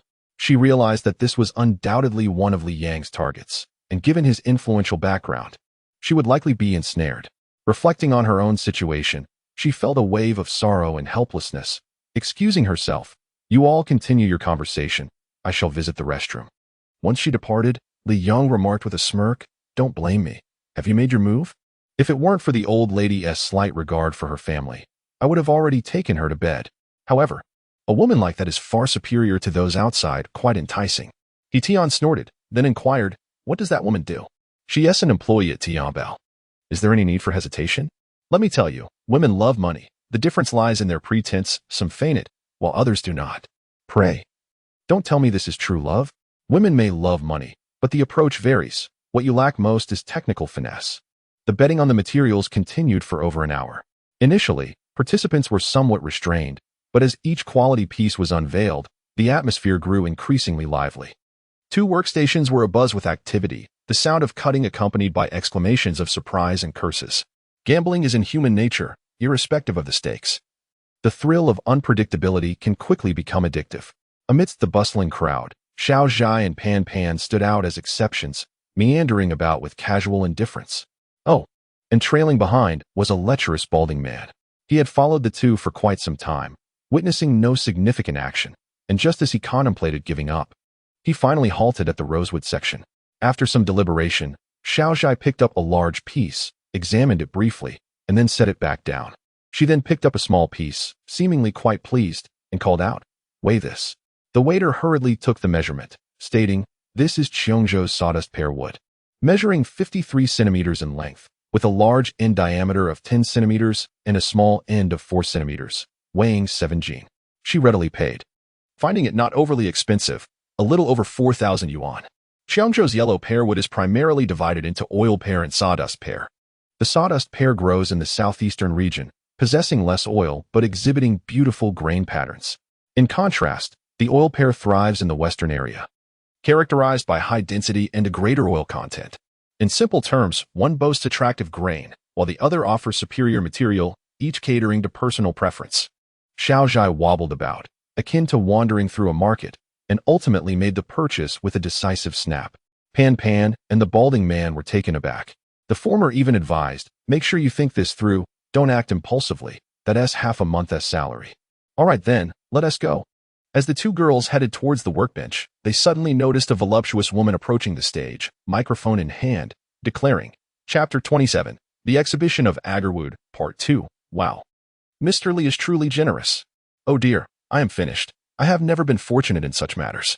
The atmosphere among the crowd instantly elevated. For the value of the spices is indeed considerable. Take, for instance, the rare Qiangzhou Agarwood, which is regarded as a new darling in the circle, fetching 3,000 to 4,000 yuan per pound. Immediately, a server came down to distribute numbers, and Jiang Xiaozhai received number 23, while Pan Pan received number 48. Once all numbers were distributed, Li Yang took to the stage, reached into the box, and after a brief rummage, exclaimed with a smile, number 23. The lively host immediately chimed in, exclaiming, Number 23. Congratulations to this esteemed guest. Kindly indicate whether you are a gentleman or a lady. Oh, it is a remarkably beautiful lady. Please step forward. Oh wow, it's you. Hurry up. Pan Pan, brimming with excitement, urged her friend forward without a second thought. Xiaozhai, feeling a surge of reluctance, approached the front, feeling akin to a monkey being observed. Miss Jiang, congratulations, Li Yang said as he shook her hand. His eyes filled with sincerity. You may select any item from the display. Anything but the agarwood? She inquired. All is permissible, however. He paused. With a playful tone added, I sincerely hope you do not deliberately choose a piece of inferior material, as that would be quite embarrassing for me. Laughter erupted from the crowd, with the lively host adding, Indeed, this young lady must select a fine piece. It would do justice to Mr. Li's generous intentions. Jiang Xiaozhai felt a surge of frustration. She had indeed intended to select something modest, not wishing to owe him any favor. Yet now that he had preemptively voiced such a sentiment, choosing a cheaper piece would truly be an affront. After a brief moment of hesitation, she steeled herself and strode purposefully toward the agarwood section. She circled the display twice, then crouched down, appearing quite awkward as she tapped and examined the pieces. What is she doing? It's not as if she is selecting a watermelon. Some murmured. Clearly, it was evident that it was her first time in such a place. What sheer luck. A few companions of small-time bosses, observing from the periphery, chattered away, their expressions rife with envy and resentment, not for the agarwood itself, but for the opportunity to connect with Li Yang. The Li family possesses immense influence. Even being a minor romantic interest would far surpass the position of a primary partner to a small-time boss. Meanwhile, Xiaozhai had risen, pointing to a specific piece. Excuse me. I would like this one. All eyes turned towards her, where they beheld a piece over half a meter long, as thick as an arm, with a deep black-red hue. Its surface glistening with an oily sheen. Upon closer inspection of the cross-section, intricate patterns coiled into one corner, clearly revealing the visage of a half-formed ghostly face. This piece is of remarkably high quality. She possesses discerning taste. Indeed, it is exceptional. It could easily yield a pair of beads. How much could that be worth? Someone queried. If crafted into a couple set, it would be worth at least 80,000. Oh, such words ignited envy among the onlookers, with several regretting not having acted sooner. Miss Jiang, you have a keen eye. Shall we proceed to open it here? Li Yang inquired, visibly pleased as he approached her. Xiaozhai contemplated for a moment before nodding. Yes, let us open it. A throng of individuals swiftly gathered around the workbench, encircling it in layers. The seasoned craftsman examined the spices with a peculiar glance towards the young girl, yet he remained silent, preparing the machinery for cutting. As the vertical saw roared to life, the wood was gradually pushed forward until the teeth met the spices, producing a harsh, screeching sound.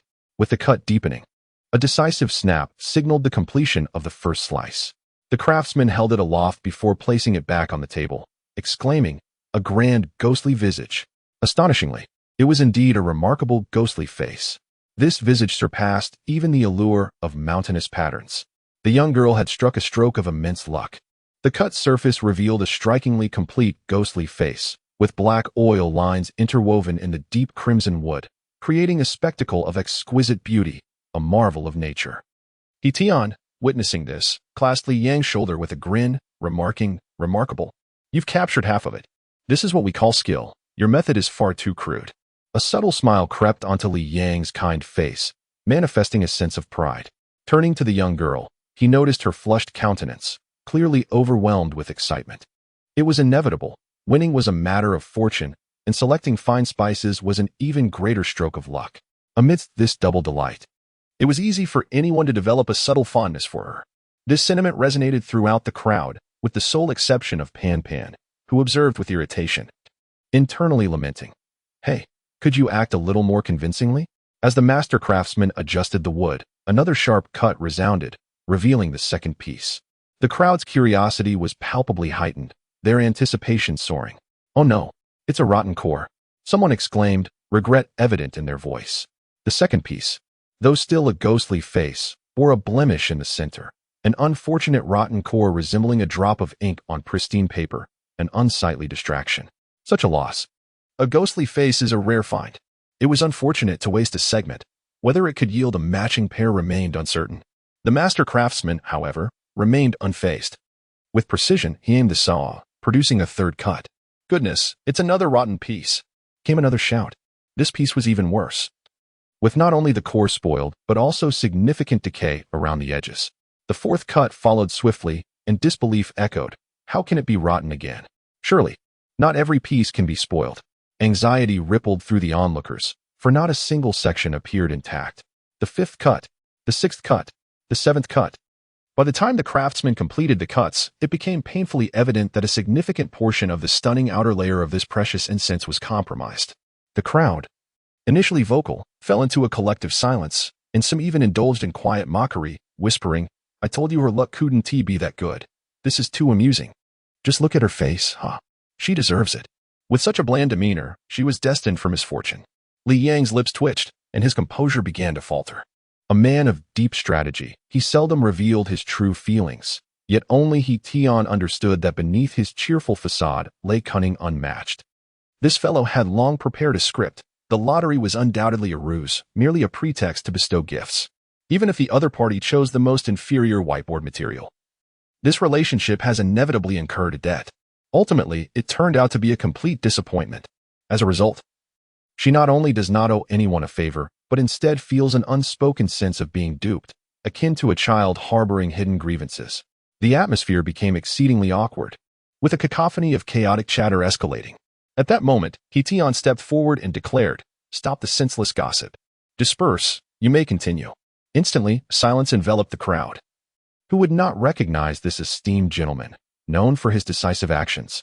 Meanwhile, Li Yang resumed his seemingly harmless demeanor and approached, saying, "Miss Jiang, this truly caught me off guard. I did not anticipate this.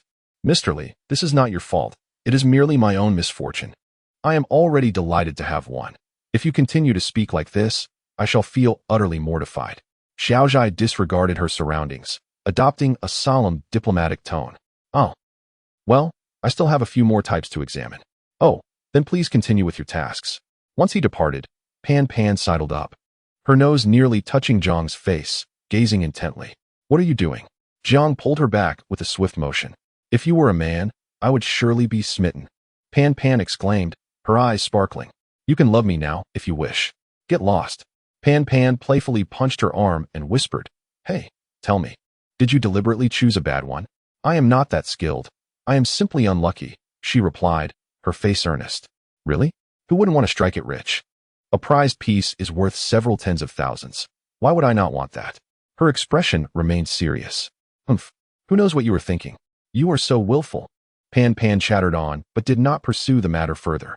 While Zhang Xiaozhai was busily stealing the limelight and flirting, Guyu had just emerged from the bus station and, after taking the subway and switching buses, arrived at the museum, looking rather disheveled.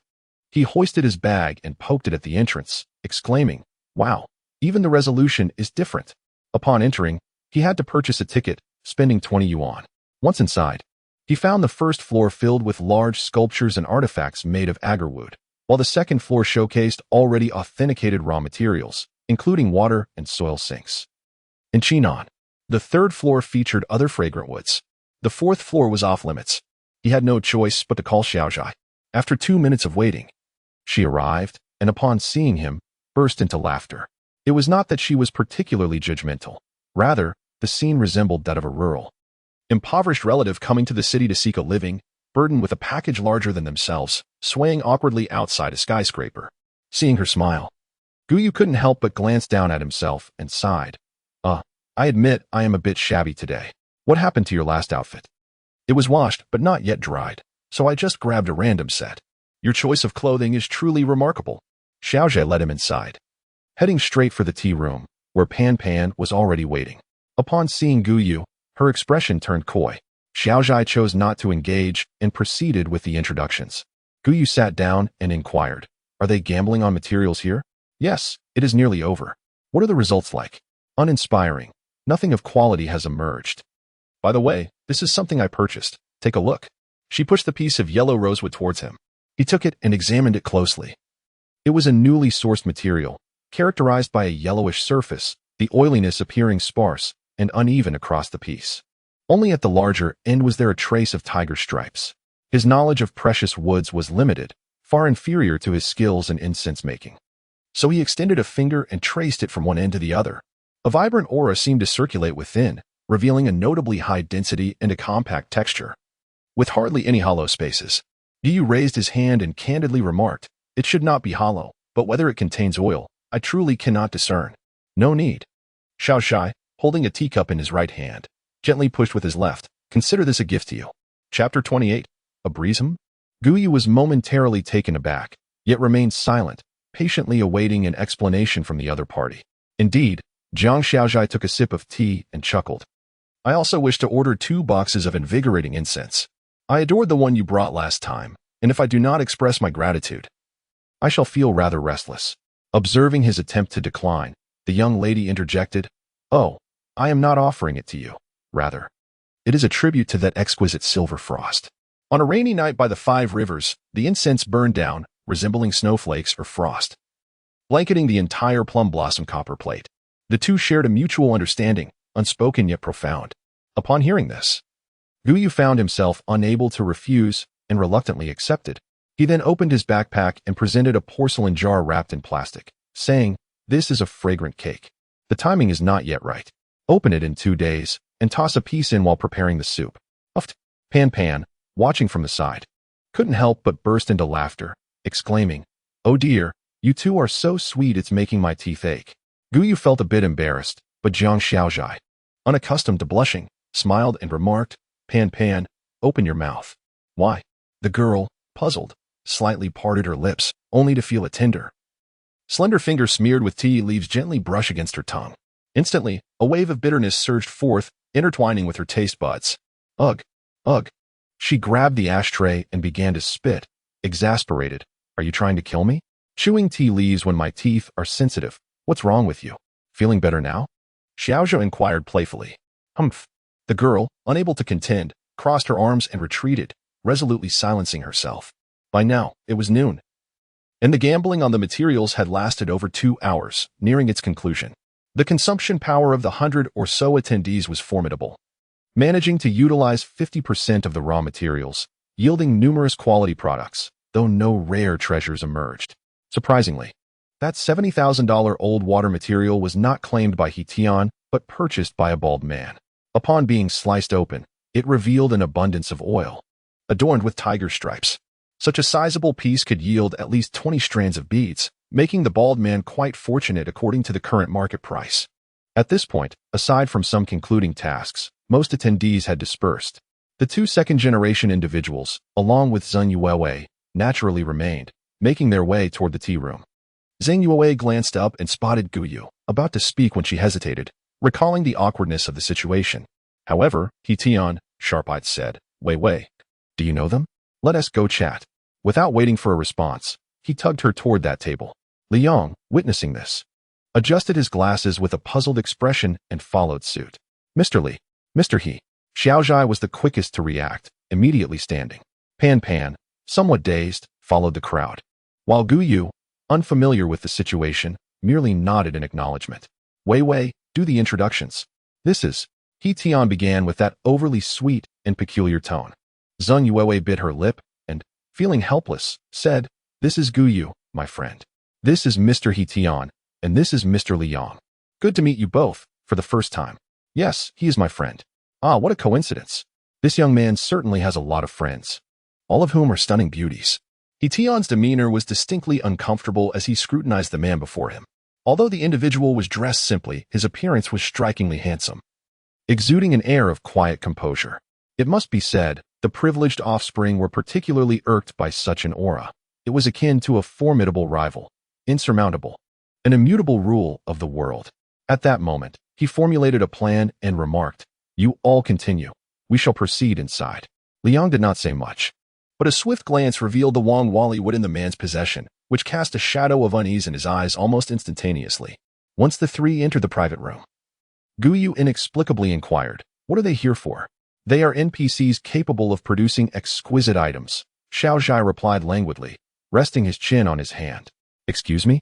He turned his head, one eye conveying disbelief while the other seemed to question, "Do I look foolish to you?" Just as he was about to retort, Pan Pan interjected, "Hey, isn't it getting late? Shall we go for dinner?" Xiao Zhai did not respond, but countered with a question, "Do you need to cut this?"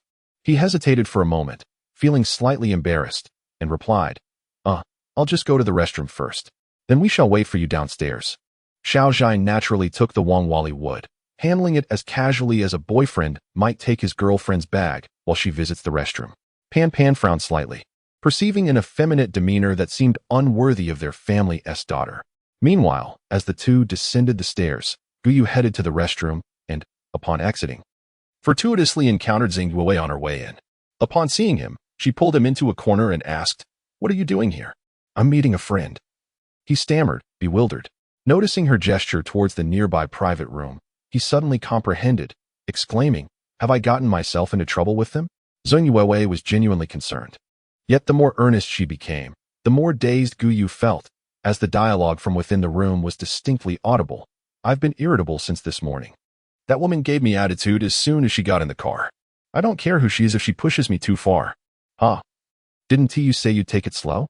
"There are limits to that. Her family matriarch has some influence, but I'm indifferent.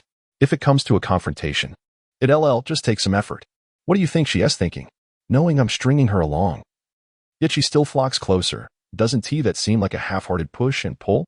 I'd say it's a case of wanting to refuse while welcoming. Regardless, she knows I desire her, yet she doesn't evade. She must listen to me. Isn't that just asking for it? Guyu remained silent. Zheng Yuewei became increasingly anxious, urging, "Why are you dazed? Don't be afraid. They'll just find some thugs to vent their frustrations. You can still leave now." The conversation continued. "Not necessarily. Perhaps she genuinely doesn't understand." "Did she tell you? Please, is this your first day out in the world?" Women's words are half-truths. In my opinion, just go for it. I'm most annoyed by your kind of hesitation. What I'm doing is nurturing. Goodness. Nurturing what? Guyu listened in silence, suddenly finding the situation rather intriguing. One was a strong-willed woman, driven by self-interest and deep cunning, yet she was not inherently malevolent. The two men, outwardly polished and successful in their careers, possess considerable social standing. However, their true nature is far from admirable. In this moment, the precarious woman is genuinely aiding herself. The two men, accustomed to their ways, casually dictate the fate of the day, much like crushing an ant beneath their heel. Guyu, at the tender age of 21, has yet to grasp the complexities of life and human nature, remaining blissfully unaware of the intricacies that lie ahead. Yet, in this fleeting moment, he experiences a stirring of understanding, if not enlightenment. Within the private room, the conversation between the two has shifted to them. These matters are trifles not worthy of their time. As they speak, Hitian suddenly feels a chill on his arm, as if a gentle breeze has brushed past him, the coldness flowing downward before dissipating. He rubs his arm, puzzled by the sensation. "What?" Liang begins to inquire, only to feel a similar chill at his neck. His reaction differs as he glances toward the door, noticing it ajar. A remnant of when Zheng Yuewei departed without securing it properly. "It's nothing, merely a draft," he remarks. Chapter 29. Hitian. The term best friend is truly a remarkable expression. It plays an exceptionally significant role in a girl's life, encompassing everything from drama and romance to being a third party in relationships. Beyond these aspects, it serves an even more crucial function, the discernment of men. When a girl goes on a first date with someone she is not very familiar with, or a stranger from the internet, she often brings her best friend along. If she arrives alone, it suggests she is either naive or holds a considerable degree of trust in the other person. However, Jiang Xiaozhe belongs to a different category. She is confident in herself and fully capable of managing the situation. Previously, Xiaozhe had expressed an intention to treat, but holding on to that piece of Wang Wali wood. She felt too embarrassed to let anyone else pay. Thus, the trio did not venture far before settling at a nearby restaurant. From the moment Guyu picked up the menu, Ponpon's eyes widened as she fixated on him. A man's taste and character can often be discerned by his choices in food. Should he opt for an array of expensive dishes, it would indicate a lack of depth. suggesting he is merely a nouveau riche. Conversely, if he selects solely inexpensive items, it unmistakably reveals his stinginess.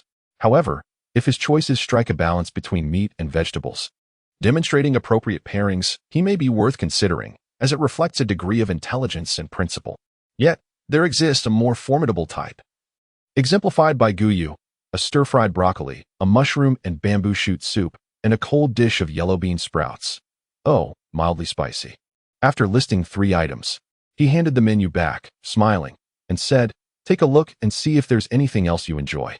Pan received it, casting a sly glance at Xiaozhai, conveying the message, "Not bad. Preliminary interview successful." Indeed, the young lady cares not for your wealth or frugality, nor whether you possess intelligence. What truly matters is whether you hold her in your heart. That is the ultimate truth. Guyu's selections consisted entirely of Xiaozhai's favorites, all casually mentioned during their conversation. The saying goes, no matter how you change, I have but one way to overcome, which is indeed the greatest treasure. Following that, Pan ordered 2 more inexpensive dishes, as the gentleman's appearance did not exude affluence. Soon, the food arrived, and the 3 began to eat and chat. The dynamic was exceedingly transparent, akin to an interrogation. Throughout, Pan relentlessly inquired, from hometown origins to livelihood, height and weight, and even the size of living quarters, as if she wished to ascertain his prowess in every aspect. He, on the other hand, was drenched in sweat, meticulously choosing his responses with a blend of eagerness and anxiety. Xiaozhai remained mostly silent, simply smiling and observing. "Dear sister, how did you end up with such a person? He is undeniably handsome, but good looks cannot be eaten," she mused. "Just look at his circumstances. He's from a rural area, a county-level city. Oh dear, it's all the same. He doesn't even possess a proper house, and you expect him to endure a makeshift toilet, right? Even if you 2 start dating, that would be a long-distance relationship, you know? Long-distance relationships have a mortality rate of 99%. Can you manage that? Even if you both endure it and plan to marry, will you move to Baiqing, or will he come to Shitian? If you go to Baiqing, it would be a complete self-surrender. If he comes to Xingtian, it would be sheer folly. What can he do without completing his university education? You have a house, oh. So he would be moving in as a guest. She fired off a barrage of words, and upon noticing that he seemed entirely unfazed, she exclaimed in exasperation, "Dear sister, what are you truly thinking? Please, give me an answer." "Not thinking much, just go with the flow," Xiaozhai chuckled. "Damn. The most annoying phrase ever, it's poison." The girl was truly infuriated, her pent-up frustration spilling forth like a torrent, yet he paid her no heed. With a creak, the bus pulled to a stop, and Guyu jumped down. He carried a backpack and held a piece of wood, his peculiar posture attracting glances from passers-by.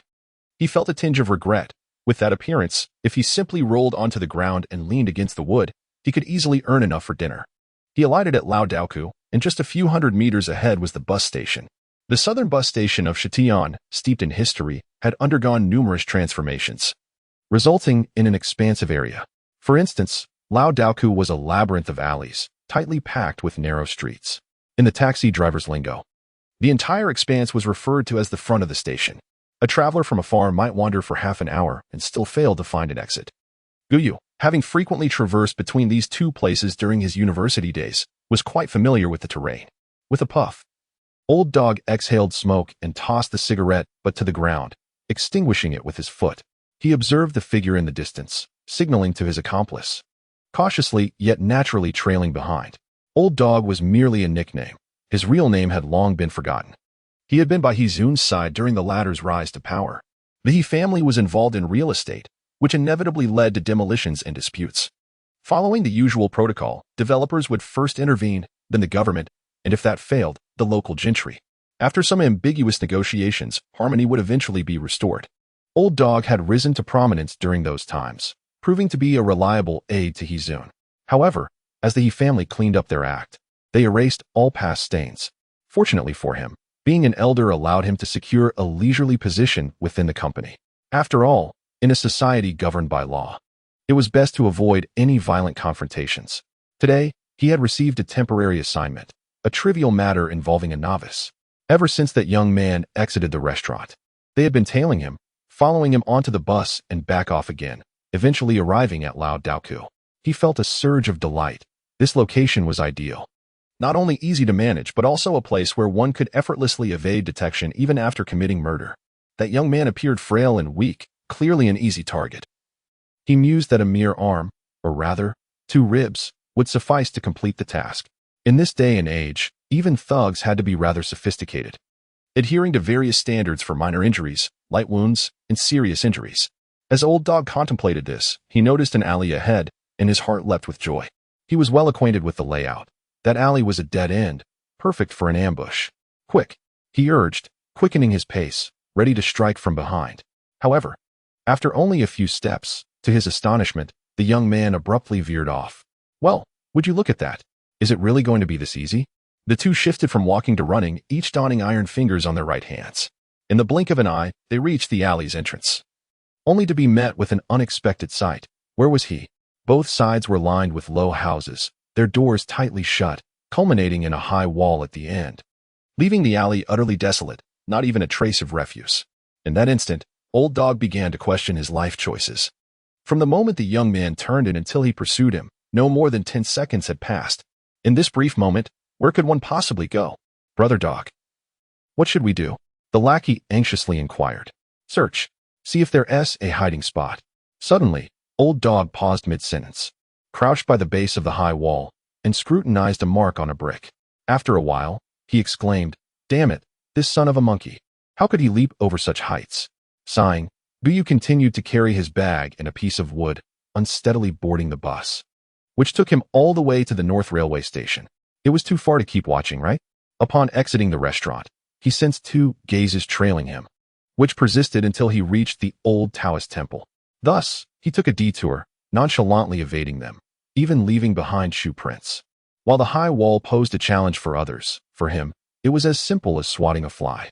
In truth, with Guyu's current physical condition and heightened senses, as long as he did not encounter troublesome ancient martial arts, supernatural powers, or the likes of a martial arts master, ordinary people would merely fall flat before him. Yet, he had no desire to exert effort. Winning would only announce to others, Look at me, how spectacular I am. Come on, come and challenge me. He would sequentially tackle the smaller foes, then the larger ones, followed by the elders, and eventually, he would uproot the entire lineage. For heaven's sake. I am not a thug, wielding a watermelon knife from Southern Heaven Gate to East Palai Road. My time is exceedingly precious. Nighttime, in a hotel. Tian lay bare-chested on the expansive, comfortable bed, while the sound of rushing water echoed from the bathroom. After a while, the water ceased, and a woman wrapped in a white towel emerged. With a slender face and large eyes, her alluring figure epitomized the internet celebrity style. Tian Gu. The woman posed enticingly at the foot of the bed, sweetly calling out, Darling, come here. He beckoned her with a wave. No. You promised to buy me that sports car. You always deceive me. The woman, astute, knew precisely when to demand favors. Haha, I'll take you tomorrow. Just come to me first. Tian gazed at Zheng Yuwei, longing but unable to partake, already pent up with desire. Just as he was about to leap towards her, his phone rang. President I'm sorry. That kid was too cunning. He managed to slip away. A C and I have been waiting at the station and haven't seen him, so I called you. The voice of Old Dog came through. Tian's expression darkened immediately. So, does that mean there's no result? It seems he intends to catch a ride. He doesn't appear to be a local. However, he might have already noticed us and is deliberately evading. Before the sentence could finish, the phone was hurled away, startling the woman. Useless. Useless. He cursed vehemently, then abruptly yanked her hair down. Damn it.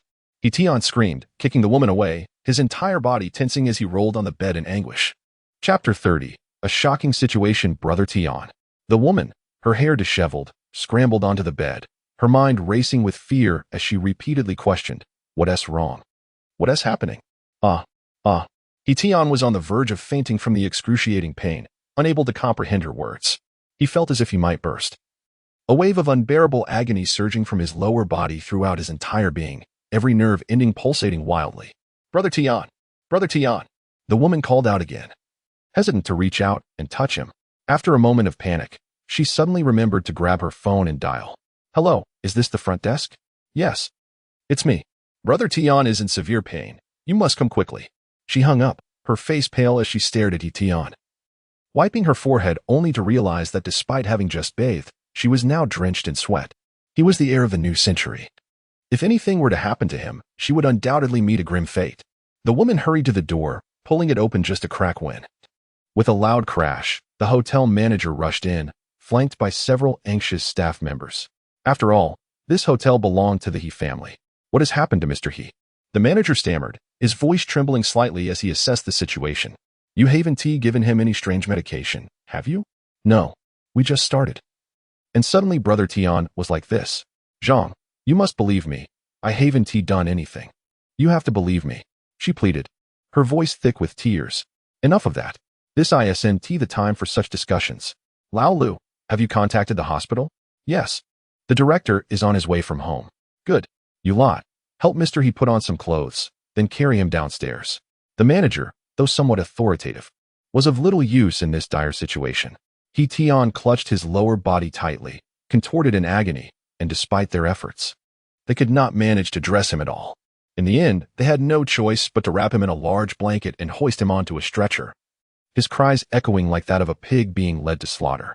As they descended in the elevator, the vehicle awaited them below, and they sped towards the hospital, running several red lights in their haste. Upon arrival, the medical staff was prepared and swiftly ushered him into the emergency room. At this point, He Tian's symptoms seemed to have eased somewhat, and his cries were less intense. The hospital had close ties to the He family, and nearly all the attending physicians were present, quickly and efficiently diagnosing the issue. The manager and the woman waited anxiously outside, their hearts racing as they exchanged glances. Unable to find words, they knew all too well the power behind He Tian. He Zun, a figure whose hands were stained with much blood, well known throughout the city of Xingtian. They dared not flee. To confess and make amends was their only slim chance of survival. If they ran, they would surely meet a gruesome end. As night deepened, time dragged on. Just as they were about to succumb to despair, the elevator doors opened, and hurried footsteps echoed through the corridor. Soon, a man in his 50s, with pronounced eyebrows, appeared. Mr. He. Mr. He. The manager sprang to his feet, stammering in greeting. The woman trembled, utterly speechless. He Zun waved his hand, turning to the woman, a commanding presence evident on his dark countenance. After a pause, he said, Speak, and leave nothing out. The woman, trembling with trepidation, recounted the details of securing a room, receiving a call from the old dog, her agitation palpable, and ultimately conveyed the entire unfolding of events. He soon listened in silence, his brow furrowed in contemplation. Moments later, the sound of a bell chimed, and the red light turned green as two doctors emerged from the room. Mr. He. Mr. He. How is Tian? They inquired. The pain has significantly subsided, and his condition is now relatively stable, but one doctor hesitated, then added, Mr. He. We need to speak privately. Consequently, the three of them entered an adjacent room, where the doctor locked the door, his expression still wavering. Speak freely, do not hold back. He Zun urged with impatience. Very well, I shall provide a brief explanation. Mr. He's condition is a result of prolonged excess and the misuse of stimulants, leading to nerve damage and spasms in the corpora cavernosa. This has not occurred overnight. It is a consequence of long-term accumulation. Based on the blood sample, it appears Mr. He may have ingested a substance today, triggering the sudden spasms and intense pain. Is that all? He Zun asked, suppressing his anger. There is more. The second doctor interjected hastily. From a traditional Chinese medicine perspective, Mr. He is experiencing a deficiency in the Chongmai. The Chongmai governs qi and blood circulation as well as reproduction. A deficiency in these can lead to damage in the genital region, which may affect fertility. What? He erupted, seizing the doctor and demanding, Repeat that. Mr. He, please remain calm. What he mentioned is merely a possibility. With proper care, recovery is attainable. The doctor quickly reassured. Recoverable? Indeed, indeed. You must trust in our medical capabilities. The doctor continued, eyes wide with false conviction. Humph. He soon finally released his grip.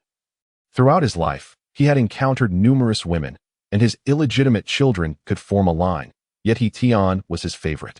The notion that this could affect fertility filled him with a mix of fury and concern. Simultaneously, he felt a profound disappointment in his son's reckless lifestyle and neglect of self-care, deeming it entirely deserved. He struggled to rein in his emotions and warned, remember, not a single word of this must escape. Understood, understood. The two doctors fervently nodded in agreement.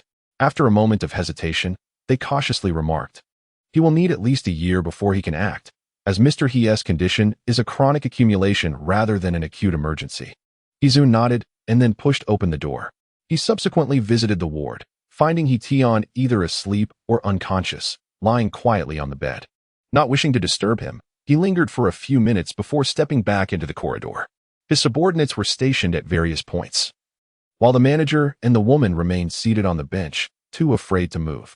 Indifferent to them, he stood by the window, his thoughts tumultuous, before calling out. Old Han. Yes. A middle-aged man appeared quietly. Investigate thoroughly all individuals that young man has interacted with over the past month. Understood. The person responded promptly and departed. This is the hallmark of Hizun's character. When confronted with a situation, his initial instinct is not to ponder the reasons, but rather to question, who dares to conspire against me? Given his elevated position, it is indeed true that he has numerous adversaries. However, matters concerning He-Tion are perplexing and abrupt, yet there are scant clues to pursue.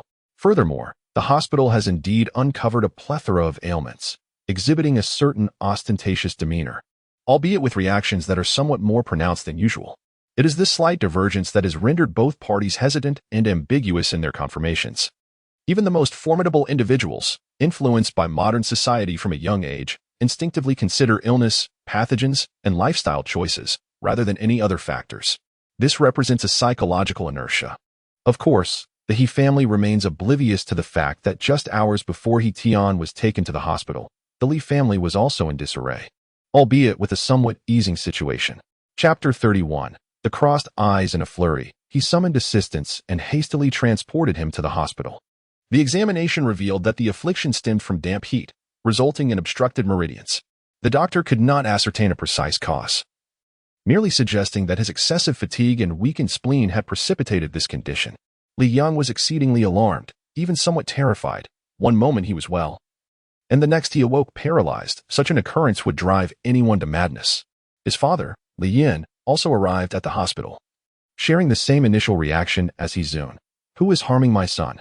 The simultaneous downfall of the scions from the He and Li families was undoubtedly suspicious.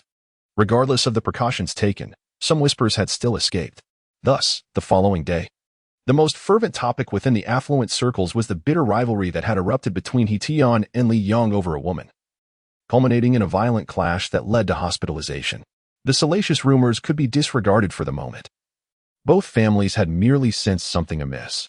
It could be plausible for one individual to have issues, but the misfortune of two was too coincidental. That night, at a private club, Hizun and Li Yin sat across from one another, their expressions heavy with gloom. The two shared a close friendship, and without exchanging idle pleasantries. Hizun inquired, "How is Xiaoyang faring?" His legs remain immobile. "The hospital has devised a recovery plan, but we shall have to see how it goes." "Is He-Tion any better?" "He has regained consciousness, yet the blow was too great." Hizun shook his head, reluctant to delve deeper, and continued, "Oldly. What is your take on this matter?" "Logically, we should trust the examination results, but the circumstances are too peculiar. I am increasingly skeptical." "I share your sentiments. Though He-Tion has indulged excessively, he is only in his 30s. It is implausible that he could have squandered himself so quickly. By the way, I had someone investigate. Here are the preliminary findings." As he spoke, he tossed over a file. Li Yin opened it to find a record of He-Tion's movements over the past 3 days, along with the individuals he had encountered. The information was hastily compiled and somewhat rudimentary, listing dozens of names, with Guyu and Zhang Xiaozhai prominently featured. However, one name stood out, underscored by a red line. Zheng Yuewei? Ah, the young lady from the Zheng family, he pondered. I heard from He-Tion's secretary that he has been spending considerable time with her recently, though I understand she harbors some resentment towards him. They were all together yesterday. Do you suspect her? Li Yin furrowed his brow in disagreement. I cannot fathom how she could orchestrate such a level of harm. I cannot conceive it either. Hizun's voice rose suddenly, brimming with agitation. But now that He-Tion is incapacitated, if this was indeed a malicious act, I shall hunt down the perpetrator and exact vengeance. Calm down, old He. Here, have some tea. It was no wonder that the son mirrored the father. Li Yin, with his own shrewdness, promptly poured a cup and asked, So, according to your reasoning, Zheng Yuewei is the primary suspect? No, there must be more. As you know, those two have offended many. We must collaborate on this investigation. Naturally, at this juncture, both men fell into a contemplative silence, each burdened by their thoughts. After a considerable pause, Li Yin finally remarked, "Old He, do you suppose this could involve something unsavory?" He soon was momentarily taken aback, then scoffed. "Do you still believe in such things?" "It's not about belief. It's just that this situation is too abrupt. Consider it. What other ailment strikes without any prior warning or signs? So, what do you propose?" "I have a friend in Taiping County who is well acquainted with a certain deity. We could invite him to give it a try." Taiping County, located in the northern part of Shitian, is approximately 300 kilometers away. It boasts the majestic Lianhua Mountain, steeped in history, and is renowned as the foremost mountain in the province. The mountain is dotted with numerous Daoist temples, thriving with incense and fervently visited by devotees. Upon hearing this, Hizun pondered for a moment, deeming it a worthwhile endeavor, and replied, "Then let us extend the invitation. If he possesses genuine abilities, he will not go unrewarded." "Very well, regarding Zheng Yuewei. Let us monitor her situation for a few days and see what unfolds." Ding dong, ding dong. In the office, Zheng Yuewei's train of thought was abruptly interrupted as she irritably swept aside a pile of blueprints, retrieving her phone from beneath. "Hello, Mom? Where are you?" Zheng's mother sounded somewhat anxious. "I'm working overtime. What's the matter? Do you know that Etian and Li Yong have been hospitalized?" "When did this happen?" She was taken aback. "Just yesterday. They went in during the afternoon. I heard they are now paralyzed from the waist down. And overnight, it seems they may face infertility." Unable to articulate the term for genital injury, her mother opted for a more euphemistic expression. "But they were perfectly fine yesterday." Zheng Yuewei was both startled and bewildered. "That's the trouble. Were you with them yesterday?" "Regardless of the situation, given their family's tendencies, they are likely to lash out at the innocent. I will have your father communicate with them." "No, please don't." Though Zheng Yuewei was in a daze, her wits remained intact as she retorted, "I hadn't done anything." "Your words make me seem guilty." "Oh yes, I've lost my train of thought." "So you, oh dear, can they really resort to violence? What era are we in?" "Rest assured, I will be cautious." After a lengthy conversation, she ended the call, feeling utterly perplexed yet strangely exhilarated. She had long harbored disdain for that scoundrel. Infertility? In Baicheng, a gentle rain began to fall early in the morning, a persistent drizzle that tapped upon the glass windows, meandering through the courtyard with a certain delicate charm. Guyu had no time to appreciate the beauty. The old house was particularly susceptible to dampness, especially with all the spices stored within. He rose early to implement moisture-proof measures in the west room and meticulously checked the roof tiles to ensure their safety. As for the events transpiring in Xingtian, Guyu remained blissfully unaware. After overhearing the conversation that day, he had casually released 2 streams of spiritual energy while passing by a private room, unknowingly eroding the opponent's meridians. The human body is inherently incompatible with spiritual energy, if guided. It nurtures; if left unregulated, it inflicts harm. Guyu cleverly exploited this characteristic, devising a small trick. Thus, when he and Li suffered damage to their meridians, it naturally resulted in ailments.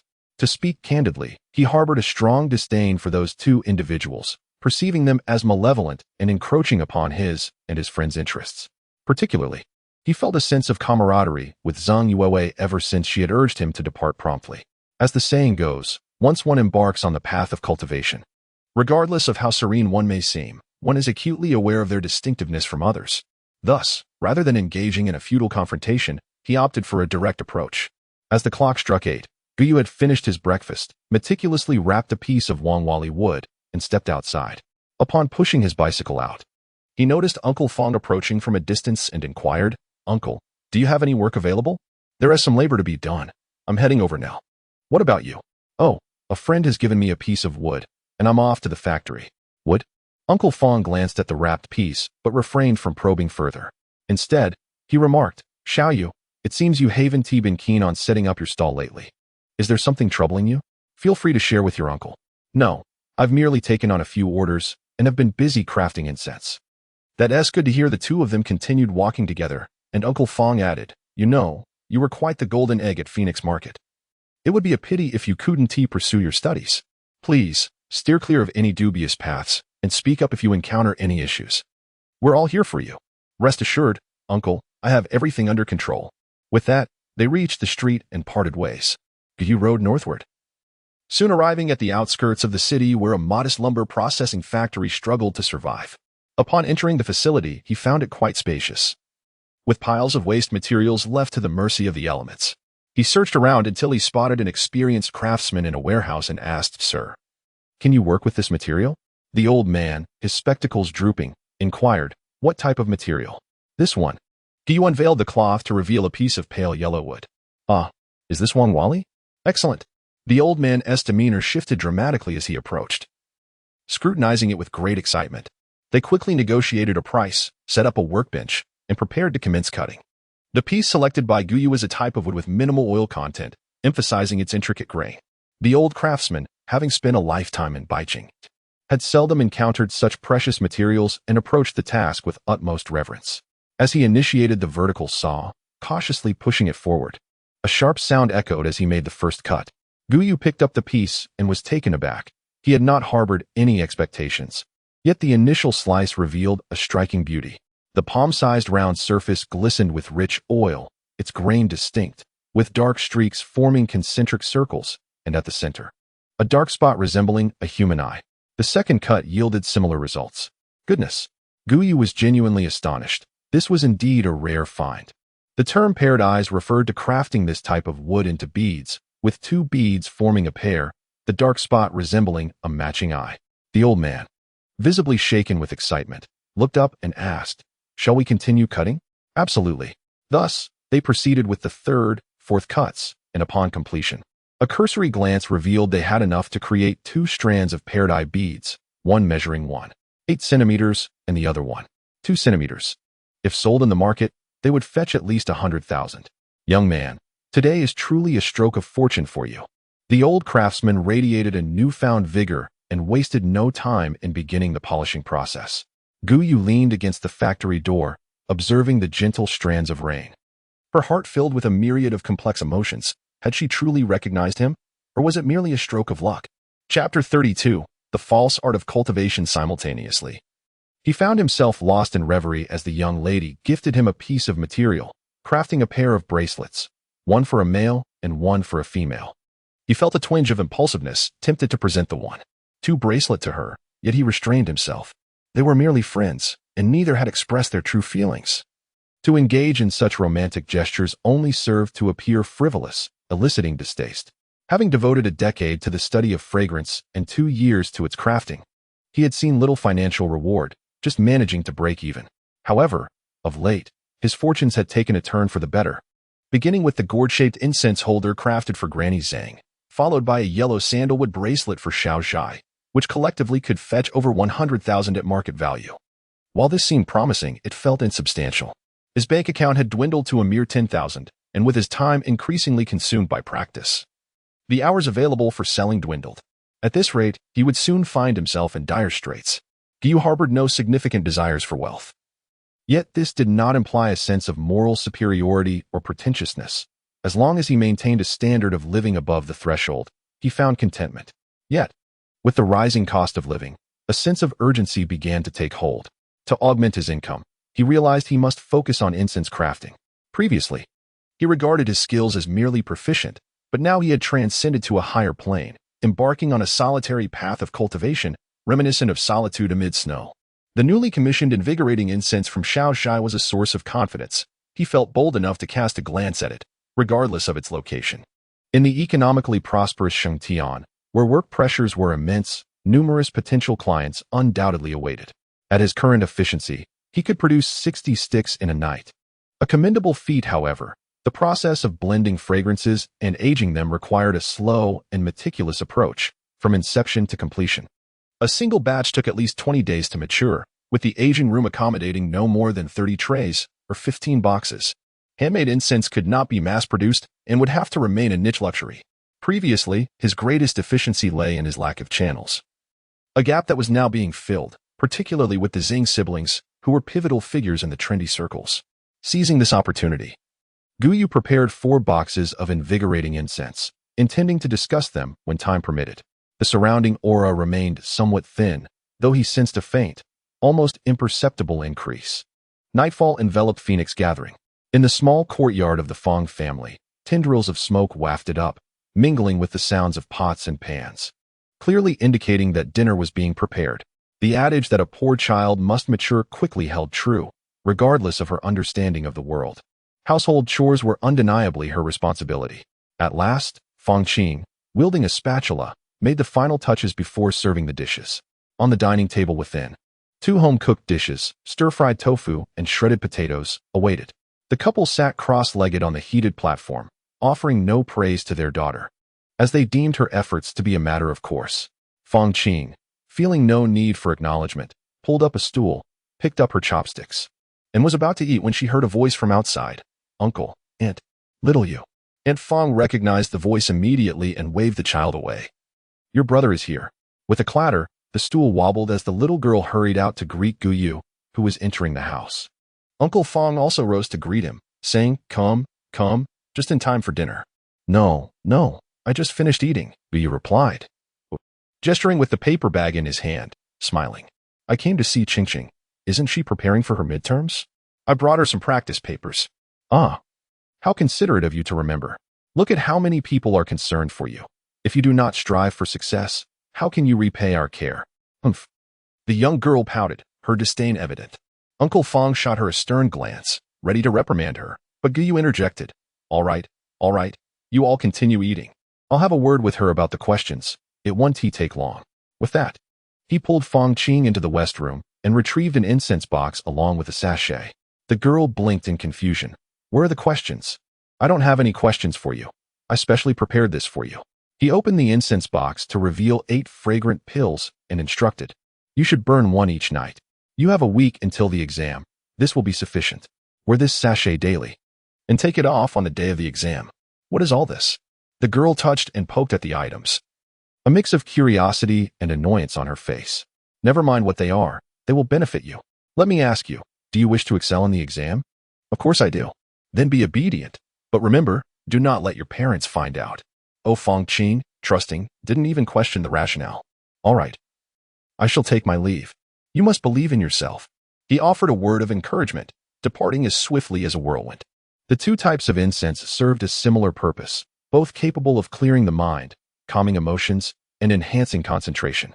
Given Fang Qing's academic performance, a top-tier high school seemed out of reach, while a second-tier one depended on luck. As long as the girl did not get nervous and could perform to her potential, there remained a glimmer of hope. "Oh, dear sister, it truly pains me to part with this. For the sake of this incense, I have exhausted my efforts." Akin to consuming one's essence in the language of cultivation. In an instant, the light dimmed slightly, the air imbued with a faint herbal fragrance, creating an atmosphere both tranquil and enigmatic.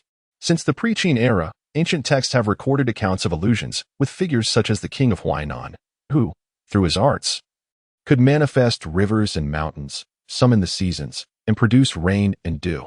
There were also accounts of foreign visitors from the land of Tianzhu, capable of severing and reattaching their tongues or breathing fire. Regardless, these tales emphasize the observer's experience, yet diverge in intricate ways.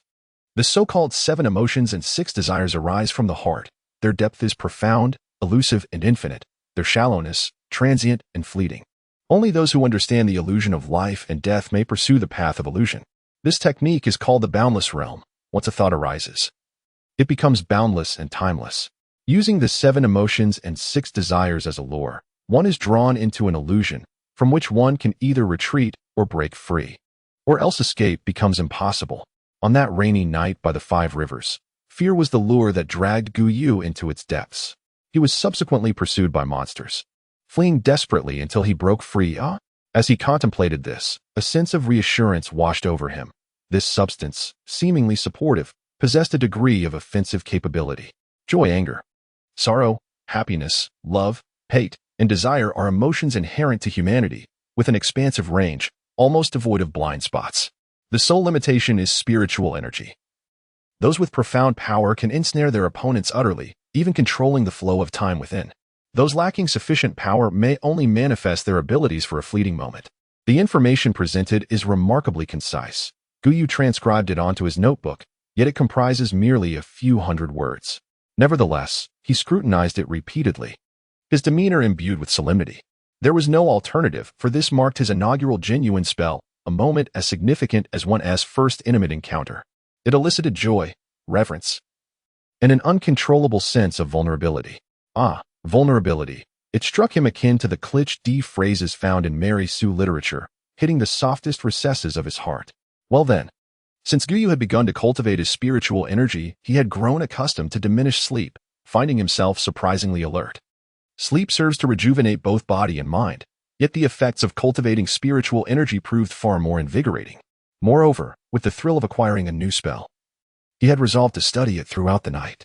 However, as he perused the material, a frown creased his brow, hinting at his discontent. He realized that only the cultivation method was provided, devoid of any detailed annotations. This absence sparked a multitude of questions. What transpires if one perishes within? How does the physical body in reality respond? In what form does the individual exist, as a ghost or something else entirely? If the opponent's consciousness were excessively potent, would he face repercussions? Guyu sat in silence for a while, ultimately exhaling a sigh. Alas, I may have inadvertently learned a spurious technique. Chapter 33. The Old Priest, Taiping County, Lianhua Mountain. The mountain ranges beyond the Great Wall are, to varying degrees, connected to the Changbai Mountain. And Lianhua Mountain is no exception, being a remnant of its range. Although it does not reach the heights of Fenghuang Mountain, its vast expanse is notable, boasting a staggering 999 peaks, thus earning the moniker Thousand Lotus Mountain. The most renowned attraction here is the natural stone Buddha in Beigo, standing at a majestic 70 meters tall, with distinctly defined features and perfectly proportioned, seated in a posture that leans slightly to the right. It is said that on the day of its consecration, thousands of devotees flocked to pay their respects. Under a clear blue sky, yellow snowflakes suddenly began to fall. Some proclaimed that these were not snowflakes, but yellow sand blown in by the southern winds, a herald of the Buddha's arrival. Yet, upon reflection, such tales seemed tenuous and contrived, mere commercial promotions. Regardless, Lianhua Mountain remains one of the most popular tourist destinations in the province. As the afternoon sun beat down, 3 individuals ambled along the broad, sturdy mountain path. The leader, a man in his 50s, was stout and breathless, yet his steps never faltered. Ignoring the picturesque scenery, they pressed onward with a clear purpose. After passing the halfway mark and another resting area, they finally encountered a fork in the path, one leading straight ahead, the other marked with a signpost indicating Wulyongguan. Thank heavens, we're almost there. I'm utterly exhausted, the corpulent man exclaimed, wiping the sweat from his brow. His voice slightly strained. The 2 companions remained silent, trailing behind him. Turning right, they ascended a sloping path for approximately 200 meters until they arrived at a small cluster of buildings. The mountain gate loomed high, with ochre-red walls. And before them stood the main hall, nearly 10 meters tall, adorned with gray tiles and intricately carved beams, exuding an air of grandeur. In front of the hall lay a pond surrounded by 5 thick trees, providing a refreshing shade and a cool respite. Behind the hall was a residence for the priests, serving as both living quarters and guest rooms for lay practitioners. To the right of the main hall, there was a natural cave, from which a spring gushed forth, cascading from the mouth of a dragon carved into the rock, producing a melodious sound. On the surface, this temple appeared quite different from the ostentatious attractions outside, presenting a serene and pure ambience. Yet, upon closer inspection, one could see that the trees were festooned with countless red thread pouches, each representing a wish. The pond's depths were lined with layers of coins, sufficient to cover a down payment for a modest apartment. Moreover, a large stone in the courtyard prominently displayed a donation plaque, with the leading name being that of the stout man, Wang Yao. This man, a former soldier and comrade of Li Yin, had maintained contact over the years. Just a few days prior, Li Yin had called him to discuss the matters concerning Li Yong and He Tian, asking for his assistance. Despite his busy schedule, he had found time today to make this personal visit. Wang Yao was, of course, treated as a VIP. Upon entering the front courtyard, a young acolyte approached him, bowing respectfully. How have you been, esteemed layman? Quite well, thank you. I need to speak with the abbot. Could you please convey my request? Certainly, please wait a moment. The young acolyte turned and departed, while Wang Yao wiped his brow again, feeling the fatigue of conversing with these individuals. As his companions waited outside, he proceeded deeper into the temple, turning into a quiet chamber. He adjusted his attire, adopting a more solemn demeanor, and raised his hand to knock on the door. Knock. Knock, knock. Come in.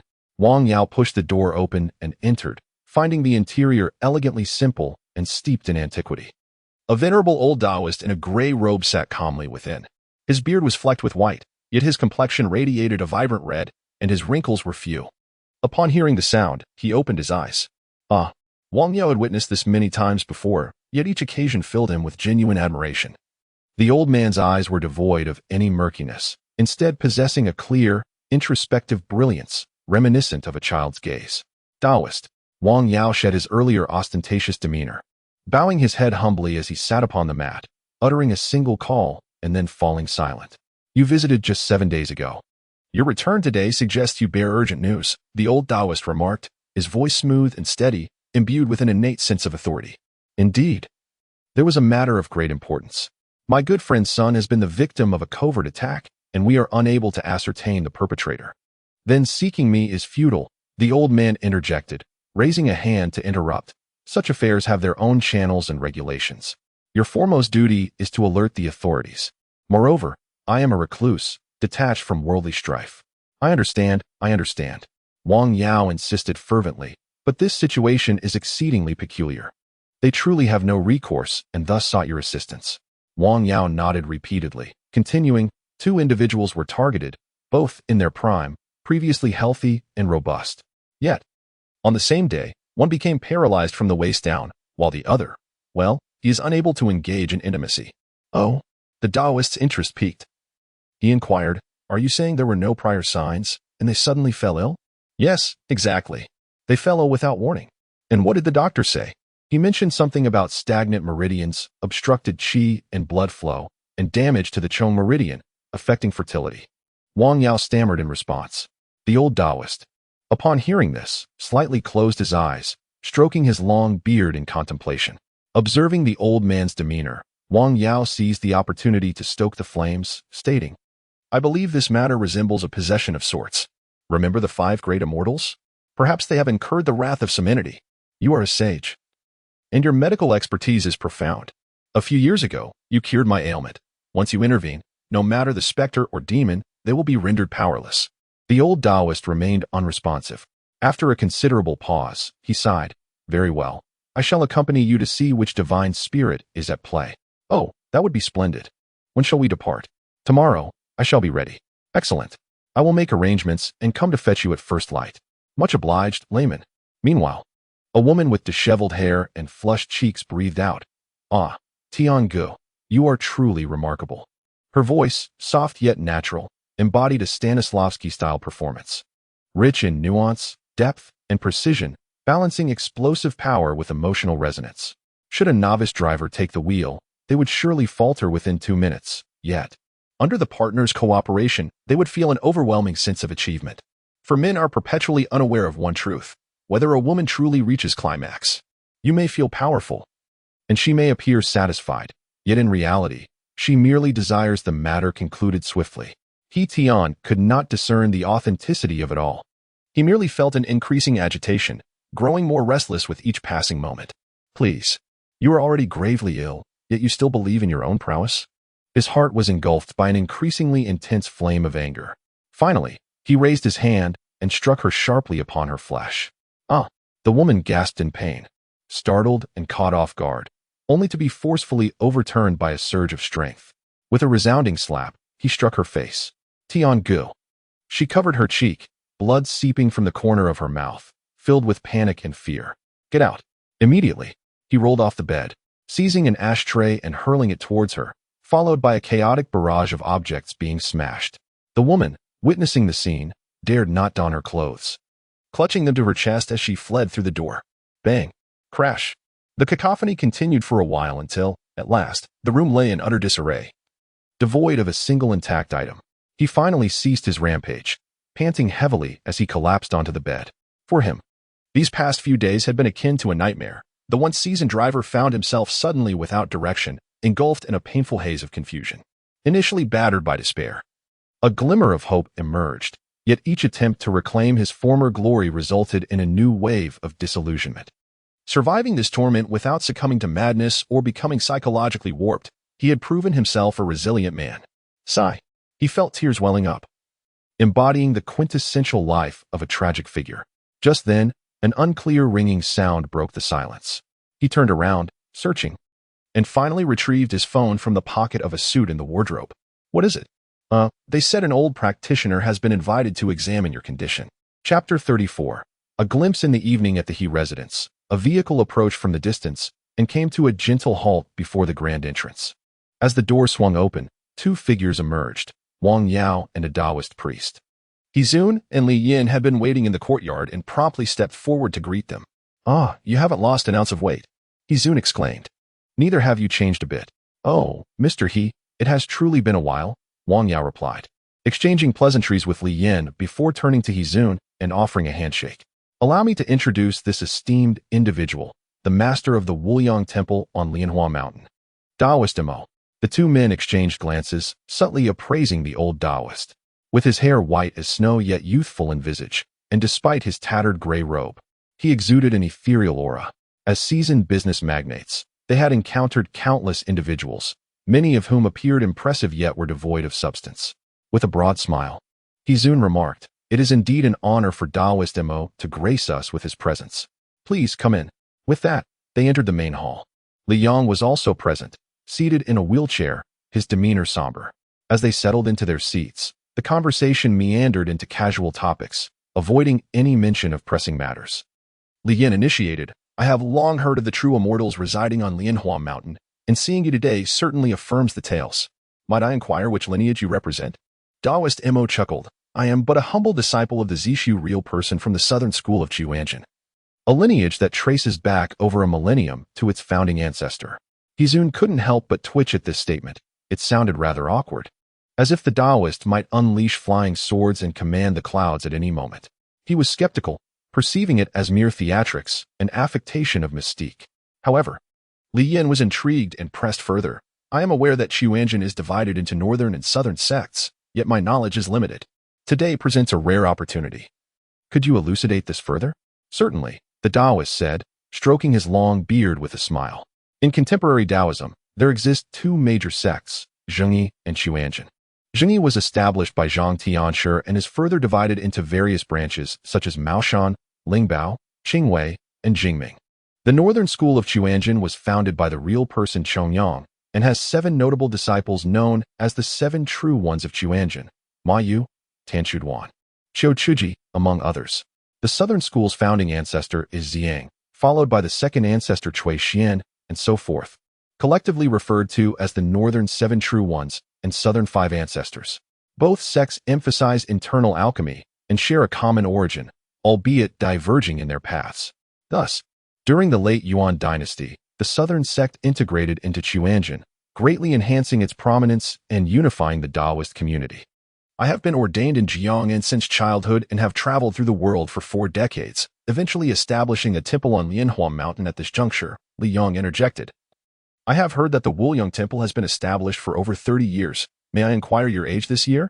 "Ah, I am 75, the Daoist replied. This revelation astonished all present. The Daoist bore no signs of aging. One could easily mistake him for a middle-aged man where his white hair dyed black. Hizun, too, contemplated this quietly, his demeanor becoming more solemn. Just then, the sound of another vehicle echoed from outside, and a newcomer entered. Tian had arrived. Tian, come, come. This is Daoist Mo, Hizun gestured, preparing to make the introductions. To everyone's astonishment, the individual paid no heed and directly approached Li Yang, plopping down beside him. "I care not who you are. If you can cure our ailments, I shall bow before you. If you cannot, do not expect me to be courteous." His character was already eccentric, and after becoming intoxicated, he had become even more reckless, exhibiting a daredevil attitude. "You." Hizun felt his pride wounded and was about to reprimand him when the old Taoist waved his hand and chuckled. "Nothing in this world is absolute. I dare not speak too confidently.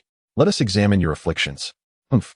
Tian scoffed, turning to glance at his good friend, who appeared even worse, looking as if he had one foot in the grave, with one afflicted in the leg and the other in the lower body. It was only natural to examine the former first. Li Yang crouched down, rolled up his son's pant leg, and was alarmed to see his leg shockingly pale, seemingly devoid of blood circulation. Dao Zhang inspected closely and after taking a pulse, remarked, "Indeed, the meridians are damaged and the vital energy and blood are stagnated." He then crouched down as well, pinching the calf of the afflicted, exerting pressure with his fingers, and inquired, "Does this hurt?" "No," Li Yang shook his head. "How about here?" He moved up half an inch. "Not painful either." "And here?" Li Yong furrowed his brow and replied, "It feels both sore and painful." The old Taoist nodded, retrieving a scroll from his robe, which contained dozens of silver needles of varying thickness and length. He selected a slender needle and deftly inserted it into the acupoint. Then, he chose another needle, slightly different in design, with a triangular tip specifically for bloodletting and heat reduction. With a gentle twist, a small amount of dark, almost purplish blood oozed out. After several such procedures, approximately half an hour later, the examination concluded. "Daozhang, how is it?" Li Yong inquired eagerly. Unsurprisingly, that individual's condition is quite similar. Both have experienced meridian damage. Can it be cured? It's challenging. Daily acupuncture, combined with massage techniques, might yield some benefits. The old Taoist appeared reluctant to delve further into the topic, securing the scroll and resuming his seat. "You were correct. Someone has indeed tampered with your conditions, and this individual possesses profound skills, quite formidable." "You mentioned their affliction occurred suddenly?" "Yes, very suddenly," Li Yong affirmed. "Was there any prior physical contact?" "What kind of contact?" He Tian couldn't contain his curiosity. "Any contact made by their hands upon your body." "Damn, how am I supposed to remember that?" He swore. The group, disinterested in his outburst, ignored him. Although Hezun had initially been skeptical, he now felt somewhat swayed and cautiously asked, "Daozhang, do you think it could be the result of some malevolent sorcery?" The two exchanged glances, both visibly pleased. This narrowed the scope of their investigation significantly. Hezun hurriedly suggested, "You should stay here for a few days. I will inform you immediately once we have results." "No need. I shall simply register at Taiching Palace." The old Taoist waved his hand dismissively. Taiching Palace was a renowned Taoist temple within the city of Shengtian, known for its flourishing incense offerings. Traditionally, registering there required adherence to specific protocols. One must first be properly attired, then call out, "Master of the registration room, have mercy." Only after receiving a response could one enter. Following that, one was expected to perform a bow and acknowledge the kitchen, thereby completing the registration process. Certainly, it is now unnecessary. Under the esteemed title of the Infinite Observer, one is bound to receive a warm welcome wherever they go. After sitting for a brief while, Daoist Mo rose to take his leave. Li Yin accompanied him to the carriage, followed closely by Hezun and others. Just as they exited the main entrance, a sudden shrill scream pierced the air. "Ah!" Everyone craned their necks, only to witness a dark object plummeting from the second floor, directly above He Tian's head. In a moment of confusion, none reacted in time, and He Tian, bewildered, stood frozen, unaware of the impending danger. As the object was about to strike him, a large sleeve swept forth, gently cradling it beneath. Before it twirled gracefully, the gray fabric dispersing like flowing clouds, and with a swift shake, it was sent upwards. It was only then that the onlookers discerned, to their astonishment, that it was a massive ceramic flower pot, accompanied by a bewildered maid, still shaken by the incident. Chapter 35. Borrowing a vacation to cultivate. The old Taoist display astonished everyone. The heavy flower pot fell abruptly, catching them off guard. However, with a mere flick of his robe sleeve, the flower pot soared back into the air. He Tian, narrowly avoiding a potential disaster, was momentarily dumbfounded. Hezun and Li Yin exchanged glances, their expressions revealing their astonishment. They understood that this was no mere trick but a genuine display of skill. Wang Yao's reaction was the most exaggerated. His faith in the old Taoist solidified further, prompting him to alter his form of address, "Old Immortal.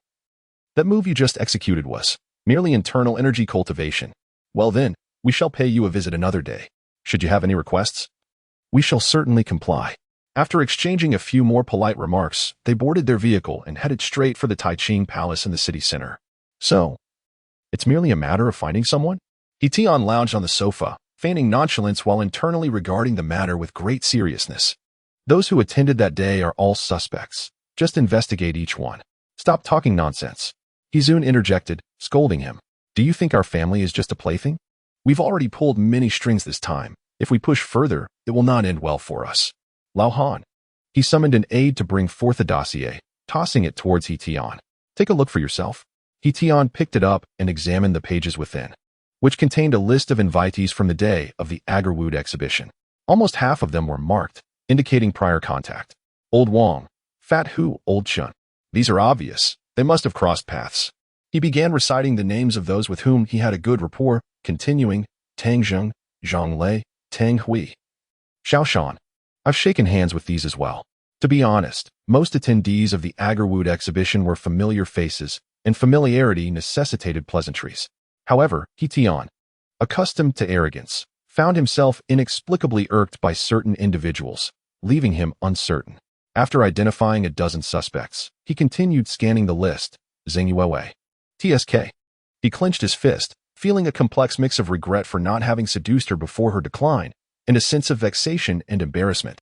She spent the longest time with me that day, He Tian remarked, then glanced at the last three names, frowning as he noted. Jiang Xiaozha? Pan Pan? I don't recall these two.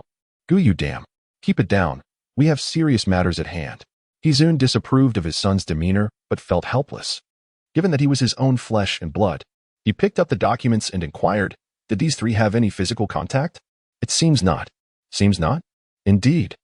There was none. I was too lazy to shake hands with them. He Tian rose, brandishing the car keys with a casual flourish. All right, I'm off. With that, he swaggered out the door, while He Zun instinctively concealed a flicker of emotion, reverting to his usual authoritative demeanor. Nightfall at Taiching Palace. This establishment, situated in the bustling city center, was part religious sanctuary, part governmental institution, long removed from a place of pure asceticism. The presence of modern amenities and luxurious guest quarters was indicative of the prevailing atmosphere. In a tranquil chamber, Master Mo was seated in meditation, his eyes closed. Despite a day filled with travel, he remained composed and serene, showing not a trace of fatigue. A slight discomfort arises from the ostentation of this meditation room. The Zeton wood table, the finest frankincense, and even the cushion beneath me is made of memory foam. Pray, why must a cushion be treated with such care as though it were a pillow? While the Wuliang Temple also engages in commercial activities, its simplicity stands in stark contrast, as it is genuinely a place for cultivation. In truth, he finds himself unable to escape this reality. Should he choose to practice austerity in the remote mountains, he would be free from constraints. Yet, if fate should dictate that the government sets its sights on this very hill to develop it into a tourist area, then he would be ensnared. First and foremost, all formalities must be adhered to. The Religious Affairs Bureau, the Land Bureau, the Daoist Association, and so on, each one indispensable. Furthermore, cooperation is paramount. Where there are mountains, there must be temples, and where there are temples, there must be esteemed figures to attract visitors and enhance revenue. The old Taoist prefers to shun worldly affairs, yet he exists in the mundane world. How can he transcend? Thus, he finds himself observing the pervasive commercialism of Wuliang Temple, granting inconsequential divinations to the wealthy, while steadfastly pursuing his own practice. Indeed, he is reluctant to part with his status and reputation, but in this day and age, that alone signifies a resolute heart. Knock, knock. As he sits in meditation, a knock at the door interrupts his tranquility. The old Taoist awakens from his reverie, furrowing his brow, and inquires, "What is it?" "Master, our temple leader requests your presence to share some insights." "It is too late. I must retire for the night." "Oh, very well then. I shall not disturb your rest." The visitor retreats, leaving the old Taoist to sigh in resignation. He has encountered the temple leader once, at a Taoist seminar, finding him to be a complete buffoon, wholly consumed with currying favor from the powerful and amassing wealth. He holds this in disdain, yet recognizes it as a widespread phenomenon of the times. Interrupted in his meditation, the old Taoist loses his focus and rises to stroll to the window. There, he observes the full moon hanging high, the night sky crystal clear, and outside lies a small garden, its flora bathed in silver light. It is the height of summer, a time when mosquitoes abound. At this moment, a mosquito flits about the screen, buzzing softly as it dances in and out of view. The old Taoist stands for a while, uncertain whether he gazes at the moon or the garden, when suddenly he flicks his finger. With a resounding pop, a muffled sound emanates from the screen, sending the mosquito careening away, spinning midair yet not plummeting downward. After a brief pause, the mosquito finally crashes to the ground. This flick of his finger demonstrates an exquisite mastery of energy, akin to the legendary masters depicted in martial arts novels. Of course, this is not an exhibition of internal power, but rather a genuine display of Taoist energy cultivation. The old Taoist is a disciple of the Chuanjian Southern School, whose founding sage is Bai Yuchan, known as the Purple Void True Person. The five ancestors of the Southern School each hold differing philosophies, yet they are fundamentally unified, emphasizing the dual cultivation of essence and life, employing the false to attain the true, ultimately achieving the great elixir. Essence represents the divine, Life signifies the essence, and energy embodies the spirit. Taoist alchemy seeks the three treasures. The lower path cultivates mundane essence, mundane energy, and mundane spirit, which are the accomplishments of the acquired. The higher path cultivates primordial essence, primordial energy, and primordial spirit, representing the achievements of the innate. The Southern school's approach transitions from the acquired to the innate, from the active to the passive, culminating in the path to the great elixir, embodying the principle of using the false to attain the true. This method demands a rigorous standard from its disciples, requiring precision without leakage, energy without escape, and spirit without dispersion. Master Mo has accompanied his mentor since childhood, remaining in a state of youthful purity, and after 70 years of diligent practice, he has attained a modest level of mastery, capable of nurturing his form, life, and longevity. Thus, when esteemed individuals like Hizun observe him, they perceive his eyes, reminiscent of a young boy, imbued with a serene and inward radiance. According to ancient texts, it is said that the Southern five ancestors lived for several centuries, ultimately transcending into the ethereal realm. The first ancestor, Zhang Buduan, even received teachings from celestial beings such as Chun Tuan and Lu Haichan. Such accounts are often dismissed as mere myths by the populace. However, Master Mo firmly believes in their veracity, dedicating decades to personal practice. Yet he has reached a plateau from which further advancement seems unattainable, let alone the attainment of innate energy. In this era of flourishing religions, it is only the incense offerings that thrive. In his youth, he traveled the world, and in his old age, he has met numerous peers, yet the foundation he has laid amounts to little more than a fraction of what he hoped for. Who could have anticipated that he would encounter an individual whose affliction clearly indicated a method of internal energy manipulation that damages meridians? In the vernacular of the martial world, achieving such a feat would denote a top-tier master. Alas, he remains oblivious to the fact that this person is not a master at all, but rather a somewhat pretentious and solitary individual. Chapter 36. Emergence. Recently, Zheng Yuewei's emotions have been tumultuous, yet overall, she finds herself in a relatively pleasant state. The absence of a bothersome fly, one she could neither disdain nor fully engage with, has brought a welcome tranquility to her surroundings. Though the young master of the He family is now incapable, the commercial plaza project remains a necessity, concerned for her well-being. The Zheng family has prohibited her from taking charge. It is somewhat regrettable that she cannot showcase her inherent value, yet this decision has alleviated her internal conflict, rendering her less entangled in her thoughts. One morning, as per her routine, she arrived at the office and entered her modestly sized workspace, which was partitioned by glass within the open-plan area, lacking in formality. After placing her bag down, she commenced her cleaning ritual. Possessing a severe penchant for privacy, she never permitted the cleaning staff to enter her domain, nor did she appreciate any intrusion into her personal space. After a while, as she finished tidying up, her colleagues began to trickle in. She prepared a bit of tea and stepped out to fetch a cup of hot water when she suddenly heard the security guard shout, "Sister Wei, you have a package." "Oh," she exclaimed, slightly puzzled, for she hadn't made any recent purchases. Approaching, she noticed a small, delicate parcel. A glance at the receipt revealed the sender's phone number, Guyu. Baffled, Zheng Yuewei promptly dialed the number. The call connected swiftly, and the voice on the other end inquired, "Hello, did you receive the package?" "Yes, what does this mean?" She replied, "I would like to ask you for a favor." There was a hint of awkwardness in his tone. "What kind of favor?" Her curiosity piqued. Do any of your colleagues or friends experience significant mental stress? My incense is excellent for promoting sleep and maintaining energy levels. Are you asking me to promote this?" She interjected. Zheng Yuewei picked up a fragrant pill, examining it closely as she asked, "So this is your flagship product?" "There are two varieties. One is the fragrant pill, and the other is incense. The incense needs to be aged for a few days. Once it's ready, I will send it to you," he explained. Following the sandalwood exhibition, their relationship had grown closer, transitioning into a friendship. Zheng Yuewei had always worried about him facing retribution from He Tianxiu, and upon hearing that the latter was impotent, she felt relieved he had narrowly escaped a perilous situation. Since their acquaintance began, her attitude towards Guyu had evolved, shifting from skepticism to a lack of provocation, and eventually to a degree of understanding. Discovering he was a remarkably down-to-earth individual, possessing little beyond his incense-making talent. "Promotion is no problem. Just give me your base price." Zheng Yuewei replied with a smile. A box of 6 fragrant pills. I intend to sell for 200. The incense, 60 sticks. I plan to sell for 500. If you buy more, there's also a discount, he stammered. Stop, stop, stop, she exclaimed, feeling a headache coming on. 400 for the pills and 1,002 for the incense. Isn't that a bit steep? He responded, astonished. Do you have any idea how much a box of anti-anxiety medication costs? Are you really worried about this trifling amount? Zheng Yue teased, then added with a laugh. By the way, what kind of commission are you planning to give me? He hesitated, clearly lacking any commercial acumen. Generally, in such situations, the seller would provide a base price, allowing the agent to engage in persuasion and profit from the difference. However, Zheng Yue's background rendered her indifferent to such trivialities.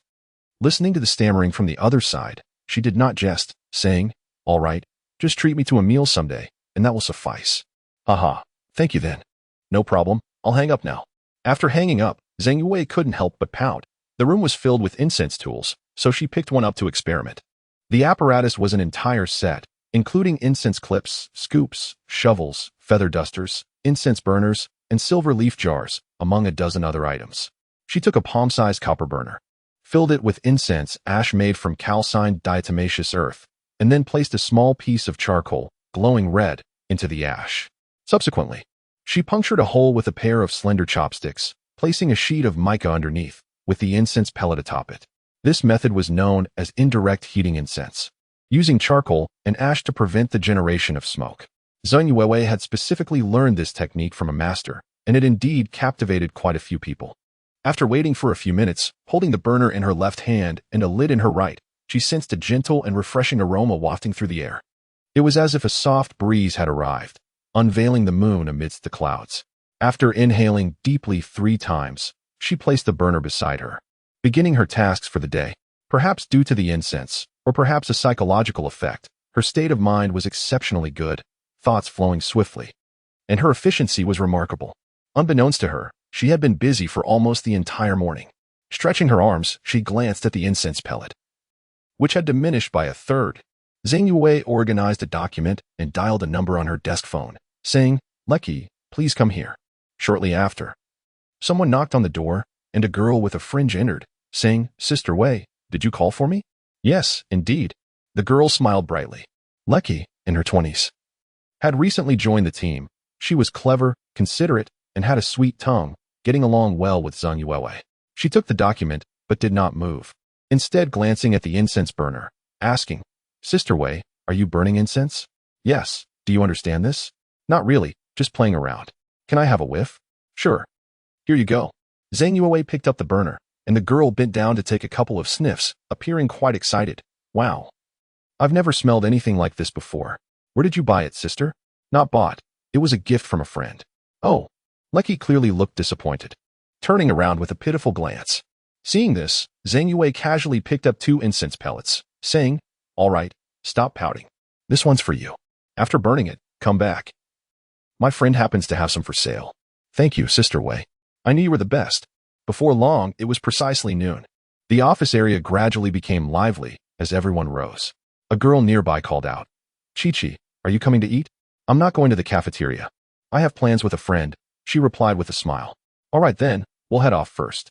Once her colleagues had dispersed, Lecky stood up, took the elevator downstairs, and dashed to a CAF across the street. The ambience was elegant, with slightly dim lighting, and 2 couples were engrossed in affectionate exchanges. She looked around and found a seat at the back, calling out, Uncle Han.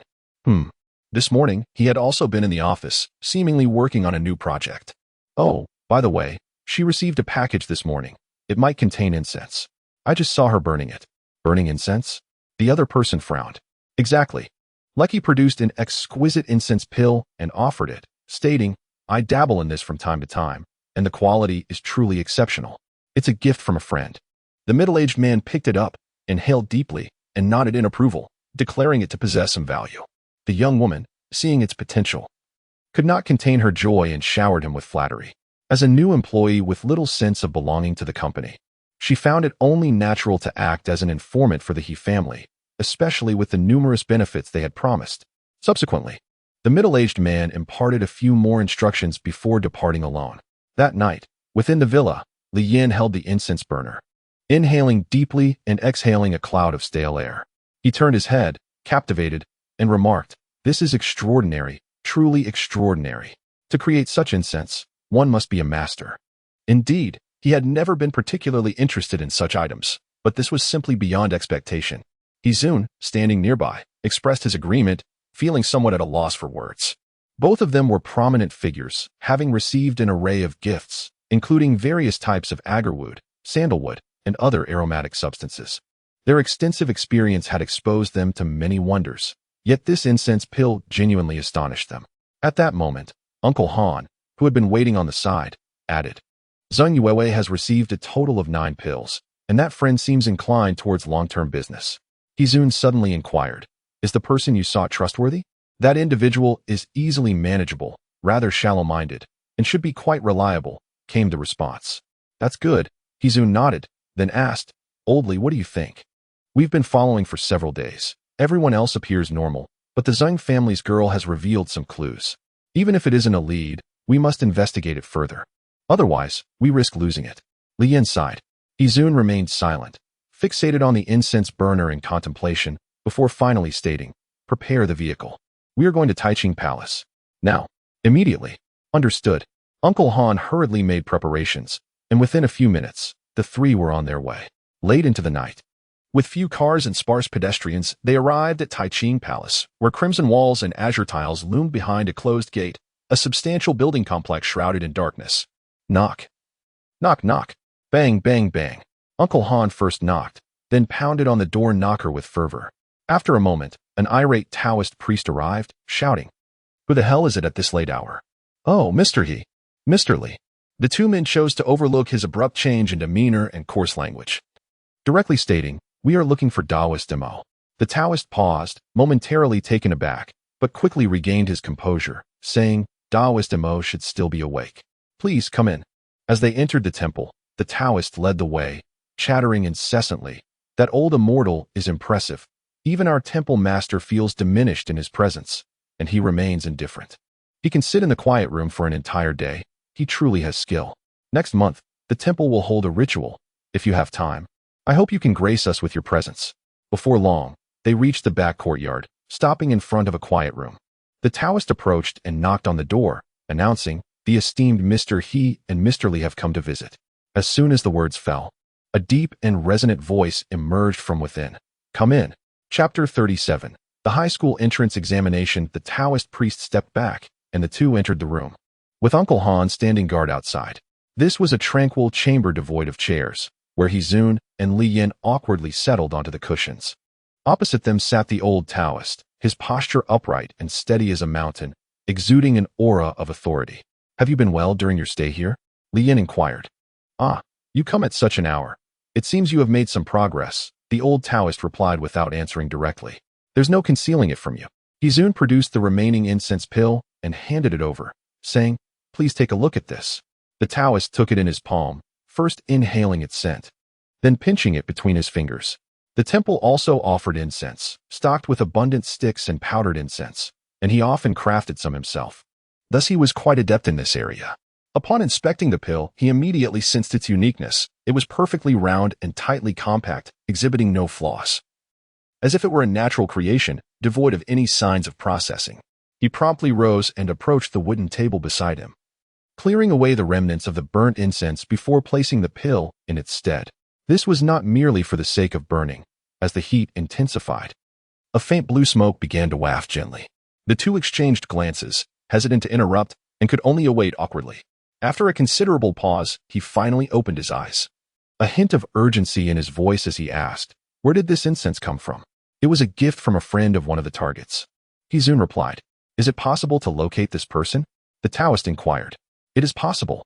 Hizun hesitated, then could not restrain himself from asking, Master, does this incense pose any issues? The problems are significant, yet it is not convenient for me to discuss them in detail with you, the Taoist remarked. Hizun felt a twinge of displeasure at this, which the old Taoist noticed. He then candidly stated, Mr. He, I agreed to examine your peculiar condition out of curiosity, but I have made no promises, nor am I your enforcer. Should we indeed locate the creator of this incense, regardless of their involvement, I shall confront them myself. As for your grievances, you must resolve them independently. His words, though harsh, rang true. After all, the Taoist had never assumed full responsibility. It was you who sought assistance. Sensing the tension in the atmosphere, Li Yin quickly interjected, Indeed, you pursue your own matters, and we shall attend to ours. With a narrowed gaze, Hizun swiftly comprehended the situation and nodded in agreement. Having reached this juncture, the two rose to take their leave. Thus, the chamber was left with only the old Taoist, who gazed at the incense burner, his expression a tapestry of complex emotions, delight, anticipation, yet tinged with trepidation and anxiety. The southern sect, tracing its lineage back to Zhang Boda, boasts a legacy of over 1,000 years, yet, in the grand tapestry of history, it is but a speck of dust. Chinese mythology is abundant and innumerable, and a discernible pattern emerges, the further back one ventures into time. The mightier the divine powers depicted in myths. Conversely, the closer one gets to the present, the more commonplace and diluted these powers become. From the ancient tales of Quafu chasing the sun and Jingwei filling the sea to the later legends of auspicious vapors from the east and the fish of the North Sea, culminating in the narratives of Guhong and Zhuxiai, and reaching the likes of Wang Chongong and Zhang Sanfeng. One can observe a decline in grandeur. What once inspired awe has devolved into mere minor arts of ghostly conjurations and petty tricks. Even in modern times, feats such as effortlessly inserting a knife into an electrical socket or coins into bottles have led to the rise of self-proclaimed masters.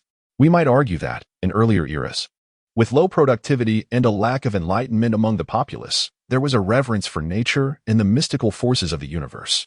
As society progresses and the enlightenment of the populace unfolds, many phenomena can indeed be substantiated through scientific inquiry, leading us to a rational understanding. This perspective, while valid, is met with skepticism by theists, who believe that throughout the millennia, countless magnificent and unfathomable events have transpired. The entire framework of Taoism has been transmitted through a blend of ancient text and myth, focusing solely on the southern school. The works of Zhang Buduan, Wu Zhenpian, and Bai Yuchan's Wuji Tushua are tangible manifestations of this tradition. Additionally, there are remarkable tales, such as the one where Buduan engaged in a contest of magical prowess with a monk, their spirits exiting their bodies to traverse Yangzhou, agreeing to mark their encounter by plucking flowers. The monk arrived first but found himself unable to pick a flower, while Buduan, upon his arrival, effortlessly plucked a celestial bloom. Buduan remarked, I cultivate both my life and my essence. The path of the golden elixir reveals true divinity, which I call the Yang spirit. You, however, only nurture your life force without refining your essence. Though swift in practice, it yields no true fruit, merely the Yin spirit. What a remarkable ability this is. Truly extraordinary. Such mysteries, however, perplexed the venerable Daoist, who had perused countless texts yet found no resolution. In his youth, he traversed the realm, seeking wisdom from eminent figures, those elders. Having surpassed a century, practiced profound stillness and maintained reasonable routines devoid of magical techniques. Despite this, he remained unwavering in his faith in the immortals. He pondered that he might remain confined to the realms of the mundane throughout his life. Yet, this very night, he distinctly sensed an unusual, invigorating aroma emanating from the incense, imbued with vitality and spirit. At dawn, atop Phoenix Mountain, as the light dimmed, a cool hue tinted the air, casting the summit as a vast slab of jade, ethereal and detached within the void. The lingering mist of the night had yet to dissipate, while the nascent glow of the morning dawn began to emerge, marking the convergence of two energies as day transitioned into night. Guyu sat upon a large azure stone, embodying tranquility, a singular brilliance amidst the vastness, and he too seemed to harmonize with the natural world, becoming increasingly ethereal. As the wind stirred the clouds and the heavens shifted, time became indistinct. Eventually, a delicate blush appeared on the distant horizon, akin to ink diffusing in water, rapidly saturating half the sky. Guyu, sensing this, opened his mouth and exhaled a denser plume of white vapor, resembling a young serpent dancing through the air. Lingering for an extended moment, this process continued until the sun ascended in the east, the morning glow dissipating, at which point he slowly opened his eyes. Upon gazing upward, he beheld a vast sea of clouds, shimmering with a crystalline light, while looking downward revealed a breathtaking panorama of cliffs competing in splendor and verdant forests. With a soft exhale, he rose, unable to suppress a smile. Today, he felt particularly invigorated. The concept of state is fascinating, encompassing not merely physical conditions, but also the timeliness of intimate encounters, the correctness of positions, and whether one has attained their professional aspirations post-encounter. When all these elements align, one truly experiences a state of well-being. Of course, Guyu remained a solitary figure, expressing instead that his practice felt particularly resonant. Imbued with a profound sense of fullness and joy, he stood upon the azure stone for a moment before turning to depart. The mountain was tranquil, most creatures still slumbering, save for the early birds foraging for insects. After walking a short distance, he heard a rustling in the nearby thicket, accompanied by the cheerful chirps of birds. Turning to investigate, he beheld a mountain sparrow, adorned in shades of black and purple with a pure white belly. The mountain sparrow flitted about twice before alighting on a branch. It blinked and cautiously approached, standing 7 paces away, the maximum distance for the display. Then, with an upward motion of his arm, his loose sleeves fluttered. A sudden, imperceptible wave enveloped the bird, and he felt as if a powerful pump had been thrust into his being, draining his meager essence in an instant. Almost simultaneously, the bird, which had been preening its feathers with its sharp beak, froze abruptly, its eyes becoming utterly vacant. Yet, in the next heartbeat, it was filled with exuberance, flapping its wings and hopping joyfully along the branch, completely oblivious to the strange occurrence. After a few breaths, the illusion dissipated, leaving the bird in a state of confusion, glancing around in bewilderment, questioning its very existence. It appeared to be slightly better off now. Guyu observed for a moment, with a sense of understanding, and then descended the mountain leisurely. The illusion could only be cast using the 7 emotions and 6 desires as a conduit. Animals do not possess such complex feelings, but they do experience basic emotions of joy, anger, and fear. After acquiring this ability, he had been itching to experiment, but lacked a proper venue. Summoning a person for a swift enchantment could result in death, and if it failed, it would reveal his identity as a mage, unless there was an exceptionally close bond. But even that was fraught with peril, as it could be too startling. Thus, the small creatures of the mountain bore the brunt of his experimentation, though fortunately, he had not employed the grand illusion of terror. Upon seeing Guyu enter, she promptly set aside her bowl and chopsticks and rushed over, exclaiming, "Brother, I thought you wouldn't come." He smiled and replied, "How could I not attend such a significant event? Are you all prepared?" I am ready." The young girl glanced at her busy parents, a look of helplessness crossing her face. "Haha," Guyu chuckled, understanding the situation, after all. It was the crucial examination for children, and what parent would not be anxious? Chapter 38. Unwelcome visitors. This year, the Zhangkao examinations in Baicheng commenced slightly later, taking place at the end of June, spanning 2.5 days with 7 subjects, 2 of which comprised comprehensive assessments. Since the previous evening, Baicheng had entered a state of preparation. While the Zhangkao lacked the intense pressure associated with the Gaokao, it still demanded attention. In addition to local students, those from surrounding towns, along with their parents, contributed to a considerable influx of people. Fangqing's examination venue was at another middle school, not far from home. After gathering their belongings, the group set out together, with the elderly couple walking solemnly ahead, while Guyu and the young girl followed closely behind.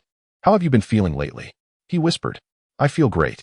My memory is sharper than before, and I've memorized quite a few questions," the girl replied, albeit somewhat indistinctly. "That's good to hear.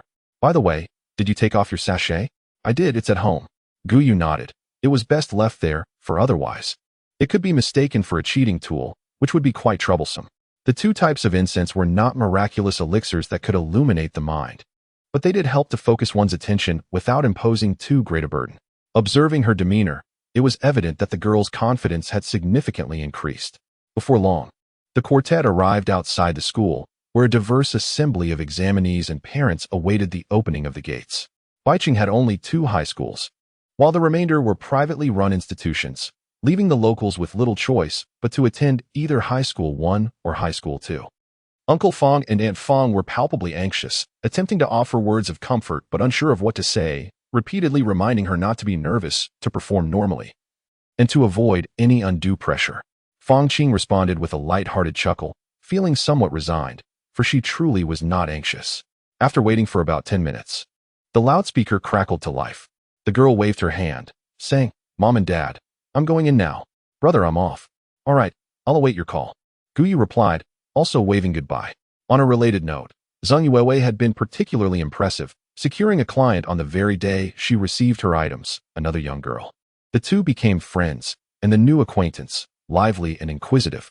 Ended up ordering a box of incense pills and a box of incense sticks for a total of 1,600 yuan, with no discounts applied. She couldn't help but feel a sense of admiration. Indeed, city dwellers are extravagant, valuing quality of life and mental relaxation. Yet, her mindset remained somewhat lowly, still clinging to her usual frugal perspective. Unbeknownst to her, the morning slipped away, and Guyu had prepared 5 sets of materials, the phone ringing punctually. "Brother." As soon as he picked up, Feng Qing's exuberant voice greeted him. "Ah, I can tell from your tone that you did well," he chuckled. "Of course. Otherwise, how could I do justice to you? Just make sure you do justice to your parents." "Oh, I know. Let me tell you. That reading comprehension was incredibly straightforward, and the essay, haha. Do you know what it means to have a flow of inspiration? You're certainly exhibiting that flow of inspiration." After their banter, the girl finally hung up, likely to join her parents for a meal. The morning had been dedicated to Chinese, while the afternoon would focus on the comprehensive science subjects. If the Chinese exam relied on intuition, the science assessments were much more definitive. Everything she had prepared was answered, and the responses were mostly correct. Even those who struggle can find clarity. At the very least, they have pinned down some steps towards a solution, which may earn them a point or two. One must not underestimate these seemingly trivial points, as they may very well pave the way to success when results are announced. That evening, the Feng family invited Guyu over, and had prepared a few modest dishes, not lavish, but sufficient to celebrate their daughter's auspicious start. The elderly couple harbored hopes that their child would secure a place in university and eventually settle in the city, rather than toil in the fields like themselves. Many nowadays claim that education is futile. However, irrespective of the era, learning proves its worth. The true disparity lies not in the repository of knowledge, but in the reservoir of wisdom. The emotions of the Feng family were quite infectious, and Guyu was equally pleased to lend a helping hand, however small. Naturally, the gathering was not overly extravagant. They merely nibbled, mindful of the day and a half that lay ahead. The following morning, several SUVs traversed a highway, their robust frames and powerful engines exuding an air of authority. Among them, the leading vehicle housed 3 individuals, clad in ordinary attire, yet possessing an unmistakable fierceness in their demeanor, indicating they were no strangers to conflict. "Brother Bao, what do you think the boss intends?" inquired a young man with a buzz cut and a square face. "Are we negotiating or going in with guns blazing?" "I'm uncertain.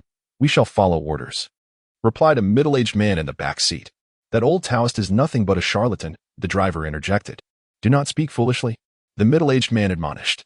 "That Daoist is a person of considerable skill. Even the boss holds him in high regard. I witnessed with my own eyes when a massive flower pot fell. He merely flicked his sleeve and caught it. Can either of you do that?" The 2 men exchanged glances, unimpressed by the claims. The middle-aged man was named Sun Baosheng, the head of the He family's bodyguards, who had trained in martial arts for several years and earned the respect of He Zun for his steady demeanor. The younger men were named Yu Tao and Wu Xiaoshan, both low-ranking henchmen. They cleared the path, while the second vehicle contained He Zun, Li Yin, and old Daoist Mo. He Zun had uncovered clues about Guyu through Lu Qi, and, with the aid of a friend in the police department, had secured the address. The 2 had come personally to ascertain the nature of the individual. If not the culprit, they could forge a connection. If the opposite, retribution would be sought immediately. By 10 in the morning, they entered the downtown area of BC City. Upon halting by the roadside, old Daoist Mo transferred to another vehicle, taking several men directly to Fengguangji. He Zun and Li Yin deviated towards the new district, their destination being the residence of old Granny Zun.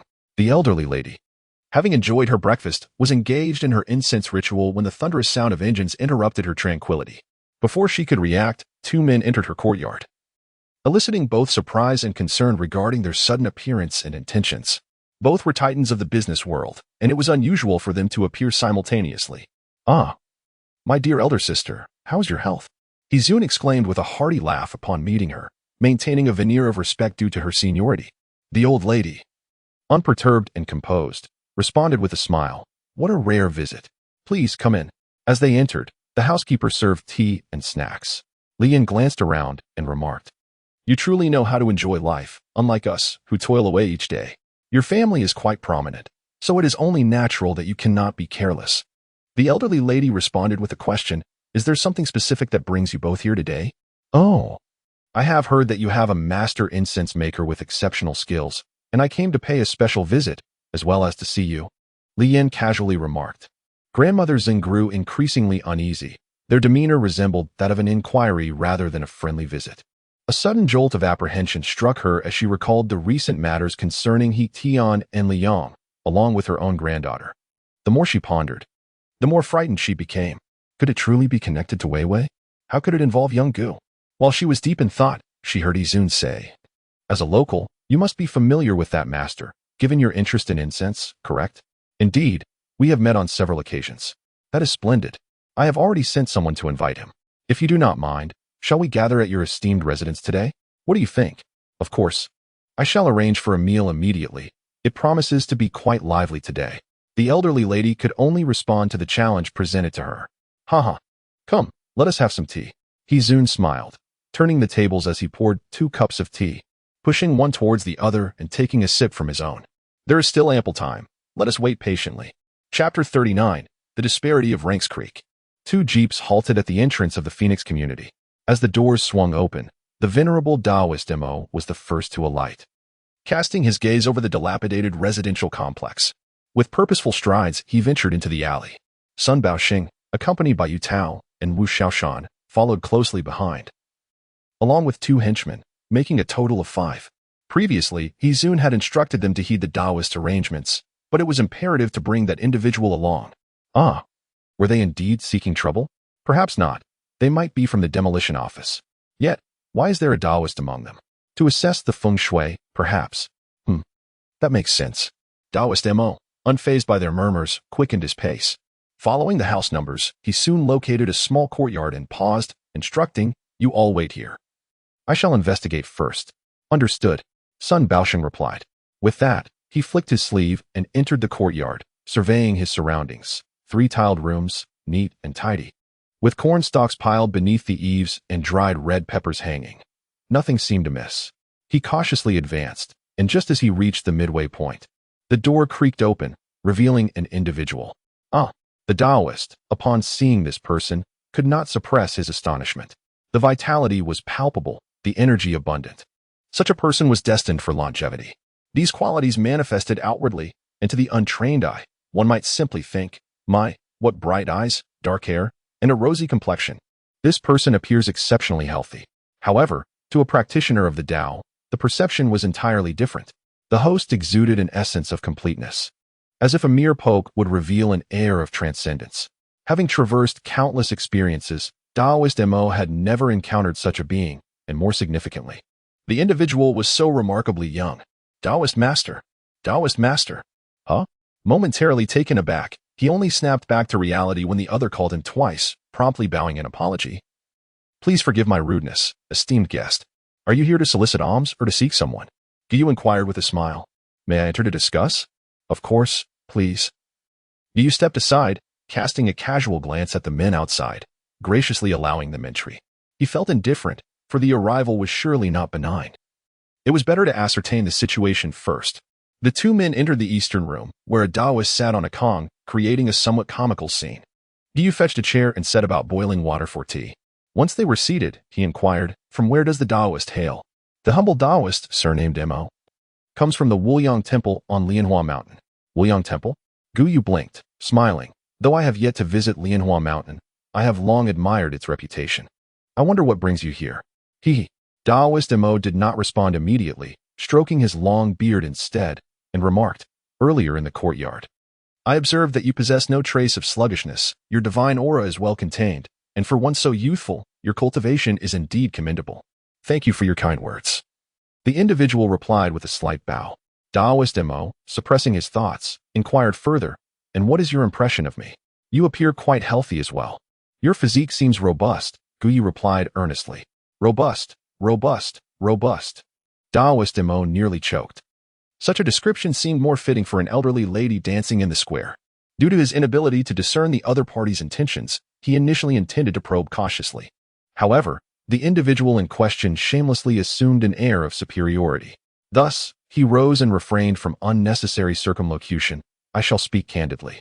The current state of the Daoist community is askew, driven by avarice and materialism, leaving few among us committed to the true path. As fellow practitioners, I have come to engage in mutual exchange." Chuckling internally, Guyu led a group of robust men in a flagship jeep, pondering the irony of a monk presenting himself in such a manner. Despite his seemingly ethereal demeanor and grandiloquent speech, was he not merely a pretender masquerading as a sage? In truth, he had discerned the old Daoist limitations upon entering the courtyard. His cultivation had reached a level of tranquility, yet he had failed to draw spiritual energy into his being, remaining ensnared in the realm of mortals. If there were genuine goodwill, he would have welcomed the opportunity for dialogue, acknowledging the solitude inherent in cultivation. However, it was evident that they were here to instigate trouble, and he had no inclination to reveal his own attributes. Thus, upon the conclusion of the old Daoist discourse, Guyu feigned indifference, merely responding, "Ah, the water has boiled. Allow me to prepare you a cup of tea." With that, he swiftly departed to the kitchen, bustling about. Meanwhile, the old Daoist stood rooted in place, listening to the cacophony of pots and pans, his facial muscles twitching in agitation. In reality, this individual was deeply conflicted, simultaneously seeking the great Tao while clinging to the mundane. He believed in the existence of Daoist principles, yet felt isolated from fellow practitioners, convinced of his own supremacy. Although he appeared to possess knowledge and action, he was, in truth, prideful and self-satisfied. Now, in the presence of this young man, he felt a piercing embarrassment, as if his faade had been shattered, accompanied by intense jealousy and trepidation. Approximately 15 minutes later, Guyu returned with a teapot, pouring steaming tea into a blue and white bowl, the vapor rising instantly. He pushed the bowl forward with a smile, saying, "My tea may not be to your liking. I hope you will not take offense. I have traveled extensively in my earlier years, seeking wisdom from many esteemed individuals. And I understand that the exchange of ideas is the essence of sustenance." He remarked, "I have heard that the scenery of Lianhua Mountain is exquisite. I must visit it one day. What lineage do you represent, esteemed practitioner? Please enjoy the tea before the heat dissipates." Humph. The old Daoist, increasingly exasperated, finally slammed his palm onto the table and coldly declared, "Words are futile. Since you remain obstinate, I must request a demonstration of your abilities." "Wait a moment." Guyu, feeling a pang of annoyance, retorted, "If you wish to challenge me, just say so. There is no need for such roundabout discourse. Nevertheless, I am curious, how did you find me?" "Because of the incense pills you crafted." "Incense pills?" A chill ran down his spine as he swiftly connected the dots. He had recently delivered them to two individuals, Jiang Xiaozhai and Zheng Yuewei. If they were referring to the incense pills, it undoubtedly originated from Zheng Yuewei, and behind it lay the families of He and Li. Although he felt no fear, he was regretful for his lack of caution, inadvertently involving his friends. He immediately inquired, "How is Zheng Yuewei faring?" "Zheng Yuewei? I am unaware," the old Daoist replied impatiently, furrowing his brow as he prepared to take action. "Unaware?" Upon hearing this, Guyu's long eyelashes fluttered shut, slowly rising as he uttered the two words with deliberation. In an instant, old Imo widened his eyes, feeling a sudden chill surge forth, swiftly coursing through his entire being. He tilted his neck slightly back, his shoulders instinctively drawing in, as if with each rise of the other, he sank lower himself.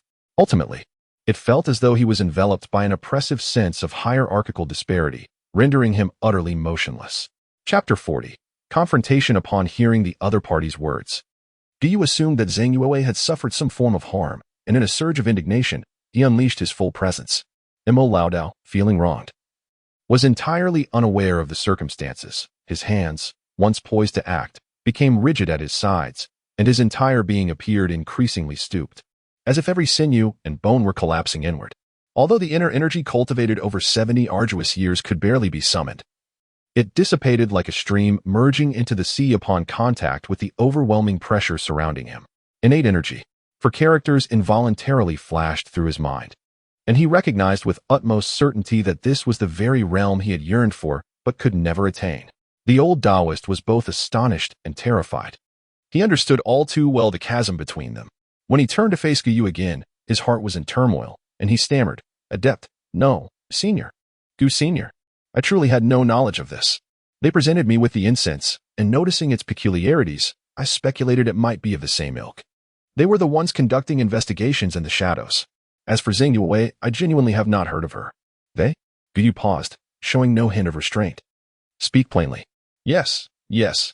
The old Daoist felt the pressure intensifying, as if he would be reduced to mere pulp at any moment. He hastily continued. A friend of Li Yan is a patron at my temple. He came to request my assistance, and intrigued by the symptoms of he and Li, I accompanied him to Xingtian. I treated both of them and advised them to follow the clues. They likely had a target in mind already and managed to locate that incense pill by tracing the trail. What clues? Well, it's the technique you employed, senior. He struggled to maintain composure, beads of sweat forming on his brow, his visage contorted. Oh, understanding dawned upon him, accompanied by a sense of alarm. The notion of energy loss in meridians had been one he assumed would go unnoticed, yet it had indeed been discerned. He promptly inquired, besides you few, who else is in Baiqing? Hizun and Li Yin have both arrived, but they seem to have gone elsewhere, saying they would wait in a certain location. Guyu pondered briefly, gaining clarity in his mind, and then waved his hand dismissively. With a thud, the old Daoist felt the pressure lift entirely, his body relaxing as he slumped into his chair. After a moment, he exhaled deeply, as if he had narrowly escaped death.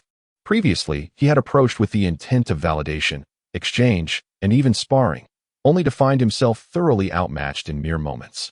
To be outdone by a youth after 70 years of cultivation was indeed a source of profound humiliation and anger, yet, as this pressure subsided, it was replaced by an exhilarating sense of thrill.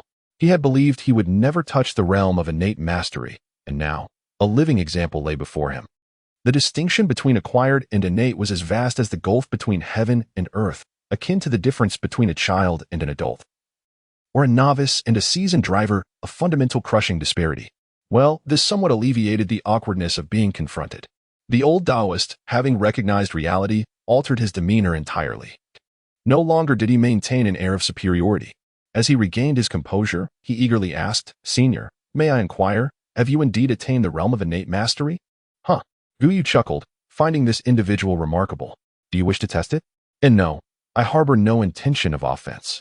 Throughout my life, I have sought the path and finally encountered a wise mentor. If I cannot find the answers, I shall not close my eyes in death. Such words are spoken with utmost sincerity. This. The old Daoist is filled with questions. Yet he understands that it is already a blessing for the other party to respond at all. He replies, regardless, cultivation must be prioritized by the accomplished. As a reclusive sage, your tranquility has been disturbed without cause. Allow me to make amends. No need. As he speaks, he picks up a set of keys, changes his shoes, and prepares to leave. Senior. The old Daoist calls out twice, hastily following him. Outside the courtyard, 5 individuals are idly pacing. Having waited quite a while for the other to return, they can only hear faint shouts from within, leaving them uncertain about the situation. Wu Shashan, feeling restless, nearly rushes in several times, but is restrained by Sun Baosheng. He places great trust in the old Daoist's abilities, especially since the boss has given instructions to follow the arrangements. After a brief wait, movement is finally detected, and the door swings open, revealing 2 figures emerging together. Brother Bao, what is the situation? Yu Tao inquires softly. It seems to be settled. Just stay alert. As they speak, the 2 approach, the newcomer exuding an ethereal presence. Smiling, my apologies for the delay. Thank you for your patience. Daoist, he is. Sun Baosheng gestures toward Guyu. Mister. He wishes to meet this esteemed practitioner, and he too wishes to make the acquaintance of Mr. He, so it is fortuitous that they go together. Sun Baosheng finds this somewhat peculiar, but extends an invitation to enter the vehicle, deeming it a task accomplished. Meanwhile, within the premises of the Zeng family, Grandma Zeng has been engaging in casual conversation with Hizun and Li Yan, ostensibly enjoying tea and discourse, yet beneath the surface lies a tension akin to concealed arrows. The elderly matriarch is filled with trepidation, feeling as though she is sitting on needles. She has gathered enough understanding to realize that today's target is none other than Younggu, with her granddaughter merely playing a supporting role. Their choice of the Zeng residence as the venue serves as a warning, indicating they will no longer pursue the matter regarding Zeng Yuewe. They arrived around 10 o'clock, initially at ease, but as the hours dragged on, impatience set in. Finally, around noon, a commotion arises outside, accompanied by the sound of hurried footsteps. Hizun steadies himself slightly and remarks with a smile, it seems our guests have arrived. I wonder who they are, Li Yan adds. The elderly lady has no words to offer, only a worried, bitter smile.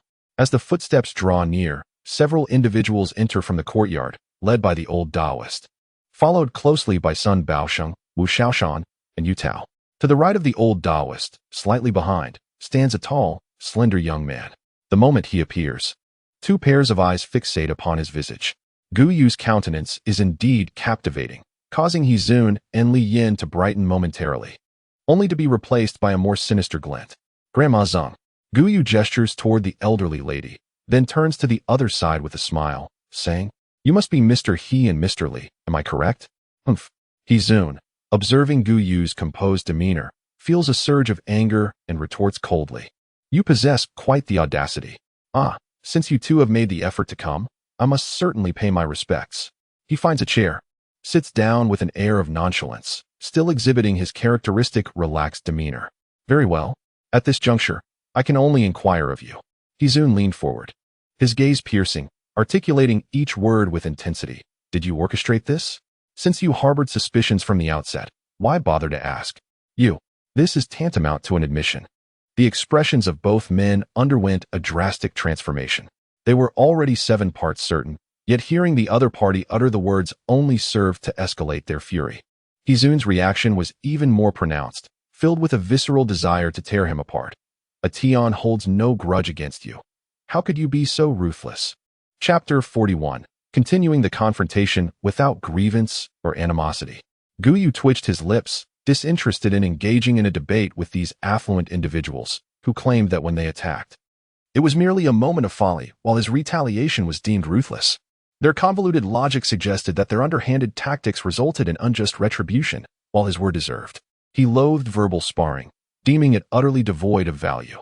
Thus, when Hizun bellowed at the top of his lungs, a brief silence ensued. Others remained seated, unperturbed, even yawning nonchalantly. "You." Hizun, witnessing this, was nearly apoplectic with fury, his voice trembling. "All right, you little rascal. If you're going to hold out, then do so to the end. Just don't beg for mercy later." Grandma Zeng trembled in fear, contemplating a few words of reconciliation, but after a moment's hesitation, she chose silence. Though she held a fondness for the young man, she could not afford to provoke the He and Li families. Having lived a long life, she found herself at a loss in such a situation. Fortunately, the astute housekeeper swiftly intervened, pulling her into the inner room. "Mr. He, Mr. Li." Master Imo could no longer remain idle and spoke up. "If the two young masters have erred in any way, it is only fitting that this gentleman administers punishment. Moreover, I have some understanding of their ailments. It would be wise to grant me a small favor and let this matter rest." "What?" Hizun was perplexed at his sudden shift in allegiance. However, there was no time for contemplation as he waved his hand, prompting Sun Baosheng and his companions to step forward. Li Yin also rose, coldly stating, "You, boy, I care not for your reasons. You have crippled my son, and today, I shall ensure you suffer the same fate." Ayong. At this command, a stocky man with a square face and a sturdy build, missing part of an ear, stepped forward. He was Li Yan's personal bodyguard. Despite his singularity, his combat prowess surpassed that of Sun Baosheng's crew. 4 seasoned fighters strategically occupied each corner, encircling Gu Yu, who lay in the center, quiet as a lamb awaiting slaughter. With a swift motion, Sun Baosheng revealed a dagger from his bosom, advancing step by step. He found it peculiar, having dealt with many adversaries, yet he had never encountered one so composed. Such an individual was either foolishly naive or fearlessly audacious. Having traversed the world for years, caution was ingrained within him. Thus, while he approached, he remained vigilant, prepared for any sudden attack. "Stop pretending." The most hot-tempered, Wu Shishan, could no longer contain himself and charged forward, exclaiming, "No one can save you today. How dare you offend our director He and think you can escape?" Alas! As soon as he uttered those words, Wu Shaoshan heard a soft sigh. He froze, quickly looking up. Before him, the young man's face began to blur, as if a gentle breeze had stirred a veil of mist, which thickened rapidly. In the blink of an eye, a living person had vanished right before his eyes. Hiss!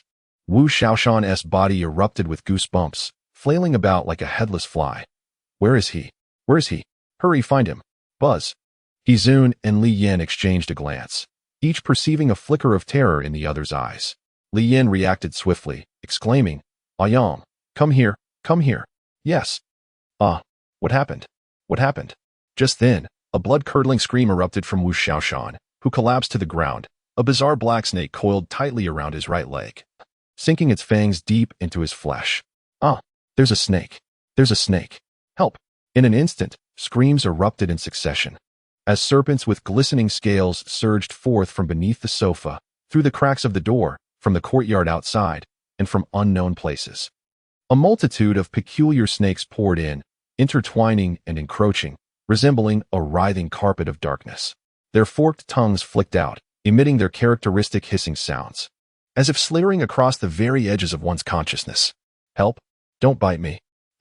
Within moments, Sun Baoxing and the others were engulfed by the swarm of snakes, each person adorned with writhing black tendrils, accompanied by cries of despair. Yang.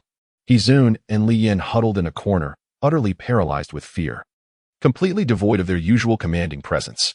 Yes. Yang exerted every ounce of strength to remain upright, clutching a gun as he saw several grotesque snakes approaching. He struggled to aim, trembling as he prepared to fire. However, in the next heartbeat, horror gripped him as the gun seemed to dissolve, transforming into a slender black-scaled serpent that coiled tightly around his wrist, its head snapping forward to bite down on the back of his hand. He collapsed to the ground, rolling twice, left only with the instinctive convulsions of his muscles. Thud! The monstrous snake landed before him, its body erect, its dull yellow eyes with vertical pupils coldly fixated on the two. The swarm of snakes behind quickly closed in, launching an attack. Thud! Thud! Hizun and Li Yin scrambled backward, but their legs grew weak and they fell together, powerless to move, merely watching helplessly as the snakes surged forth to engulf them. Help! Help! Both men were covered in black serpents, teetering on the brink of unconsciousness, yet painfully aware. They felt the sharp fangs pierce through their skin, blood vessels, and muscle, ultimately seeping into their very bones. The venom coursed through their veins to their limbs, heart, and brain, as every nerve became paralyzed, agonized, and fatigued. It felt as though they were witnessing their own gradual demise.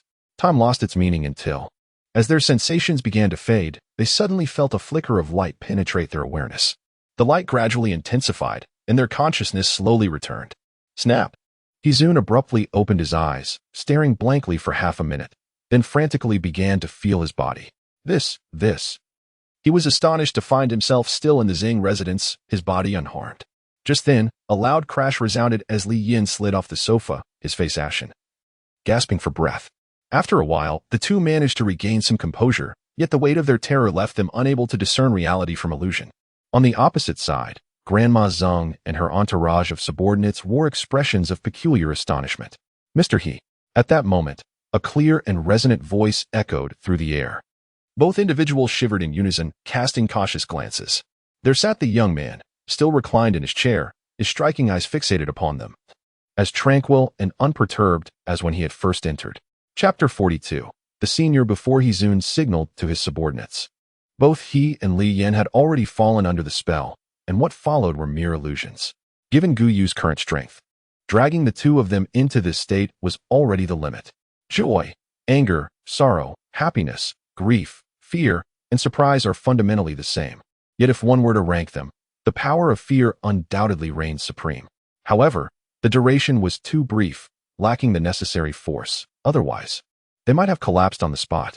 According to the records of the fishbone, there exist mighty beings whose mere thought can plunge millions into a deep slumber, allowing them to live an entire lifetime in an illusion without awareness. That is the true essence of boundlessness, without beginning or end. At this moment, he and Li awoke, seemingly still haunted by an immense dread. When Gu Yu called out, they trembled, unable to respond. Mr. He. Gu Yu followed the timeline of the others and inquired. You summoned me today with what intentions? Hizun genuinely wished to ask, are you human or demon? Yet, upon meeting those faintly luminous eyes, his heart quivered, and he stammered, No, I mean no harm. It's all a misunderstanding. A misunderstanding. Yes. Li Yin nodded vigorously, hastily adding, we heard about your exceptional skills in incense making and specifically came to pay our respects. There is absolutely nothing else. Really? Gu Yu tilted his head, questioning. Absolutely not. No, definitely not. The two men frantically waved their hands in denial. The onlookers exchanged bewildered glances. Granny was perplexed, while a group of henchmen were utterly confused. What was happening? They had anticipated arrogance and bullying, yet in the blink of an eye, these two had turned into timid creatures. Two business moguls in their 50s. Huddled on the sofa like children, appeared both comical and bizarre. The younger men felt a mix of embarrassment and indignation, but dared not speak. Only old Daoist Mo, stroking his beard, seemed to understand something. Guyu observed quietly. Indeed, these two were thoroughly frightened. He then remarked, "It is an honor for both of you to come here. However, I have matters to attend to today and truly lack the time." "That is perfectly all right. There will be plenty of opportunities in the future," they replied, eager to take their leave. "We shall not impose any further. We bid you farewell. My apologies for today. I shall come to make amends another time." As they spoke, Hizun and Li Yan rose and hastily recited polite phrases, their feet never pausing as they swiftly exited the courtyard. Observing this, old Daoist Mo gave Guyu a subtle nod and said, "Then I shall also take my leave." What a whirlwind it had been, a group arriving in a flurry only to depart just as swiftly, making it impossible to guard against. Xiaogu, this.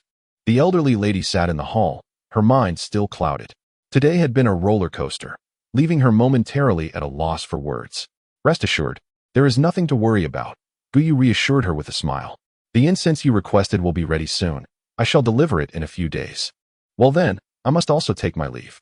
"Ah, Xiaogu. Xiaogu." For some reason, in that fleeting moment, she felt a sense of distance from him, not the kind of coldness, but as if a thin veil separated them, obscuring her understanding. She could not comprehend why he and Li had shifted their attitudes, but sensed it was undoubtedly related to him, leaving her with the impression that this young man was becoming increasingly enigmatic. In a luxurious hotel in Baiqing, upon entering the suite, Li Yan implored repeatedly. He simply vanished into thin air, and then, from all directions, a multitude of snakes emerged, thousands of them.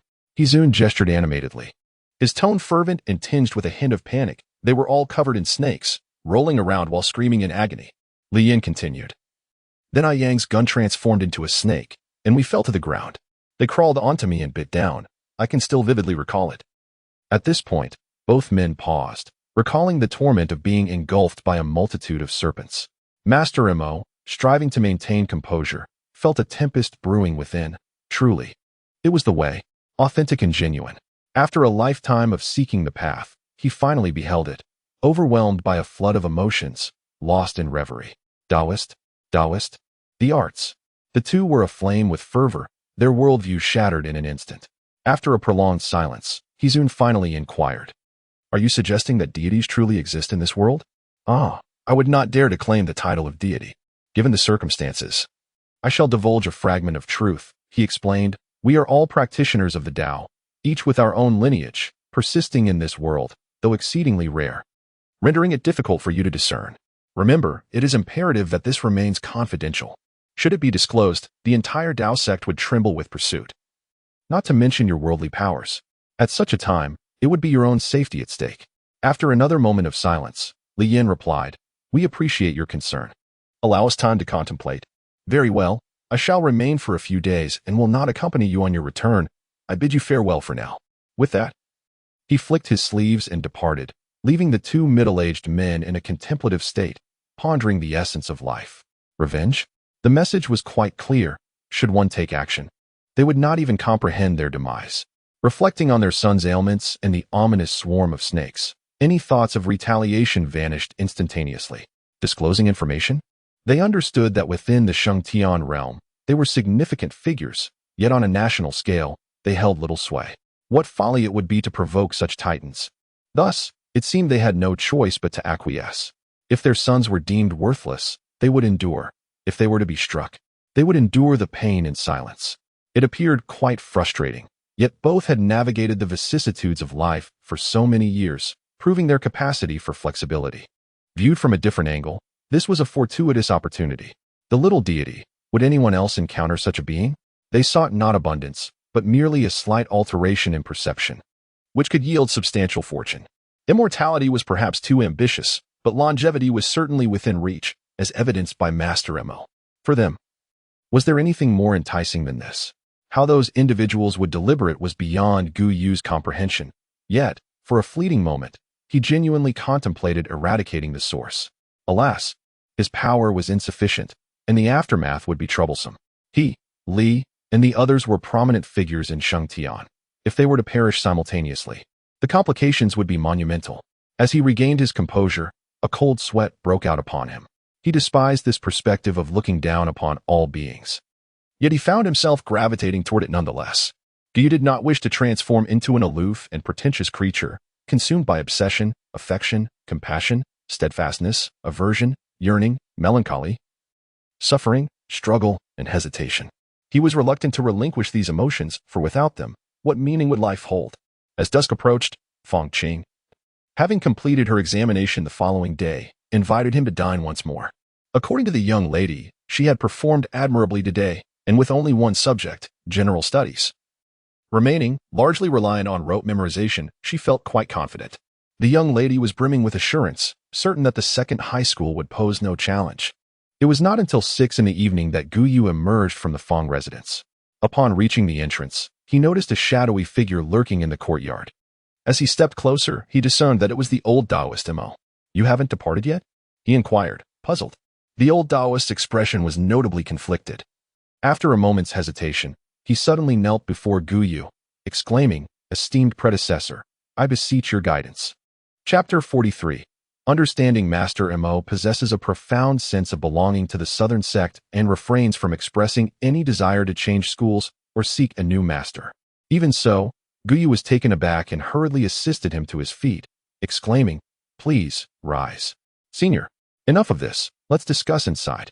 With a wave of his right hand, a surge of energy supported the elder, who found himself awkwardly suspended in midair. Guyu frowned and added, "Speak plainly. There is no need for such theatrics." Yes, indeed. I intend to linger in Baicheng for a few days, solely to seek your guidance." The elder replied with a slight bow. Although this old Daoist had previously been an adversary, he had not acted against Guyu, and his current demeanor was quite agreeable.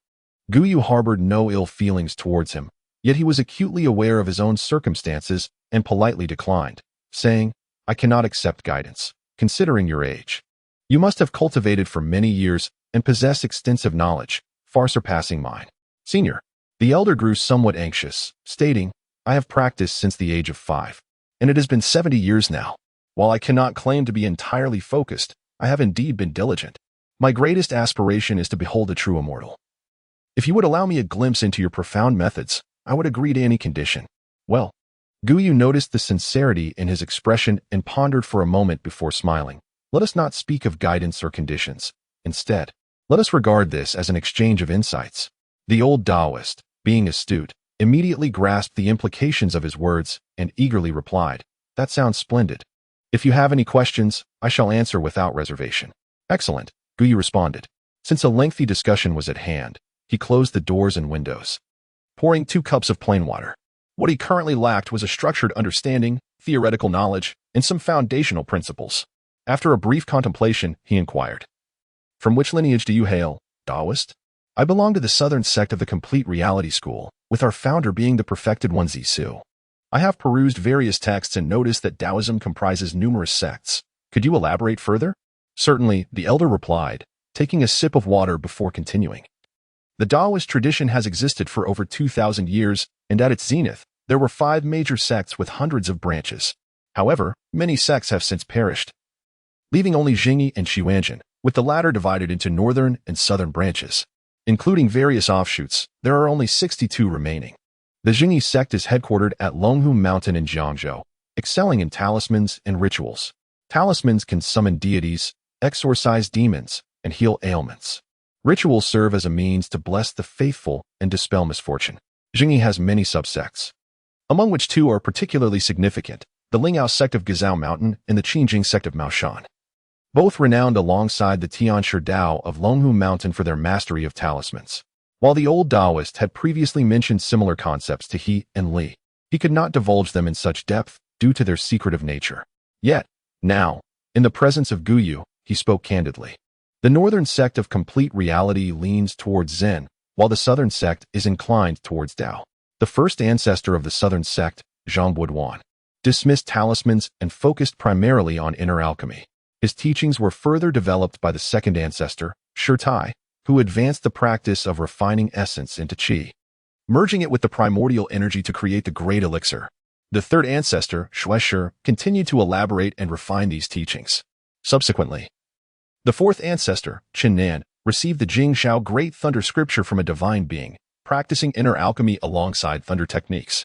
Wait, Guyu, having listened intently, finally became excited. The Jingxiao Great Thunder Scripture sounds remarkably prestigious. What exactly are these thunder techniques? Upon being questioned, the old Taoist appeared rather melancholic, sighing. I am uncertain myself. To be candid, many secret teachings have long been lost amidst the vicissitudes of a millennium. Even the inner alchemical methods of the Southern sect have endured considerable upheaval, nearly fading into oblivion. With a pause, Gu couldn't help but sigh in sympathy. Subsequently, the old Taoist continued to expound on the entire history of the Taoist tradition, its current state, and the circumstances of various sects, providing a comprehensive narrative. After listening, Gu finally gained a rudimentary understanding. His initial intrigue was captured by the talismans of the Xingyi sect.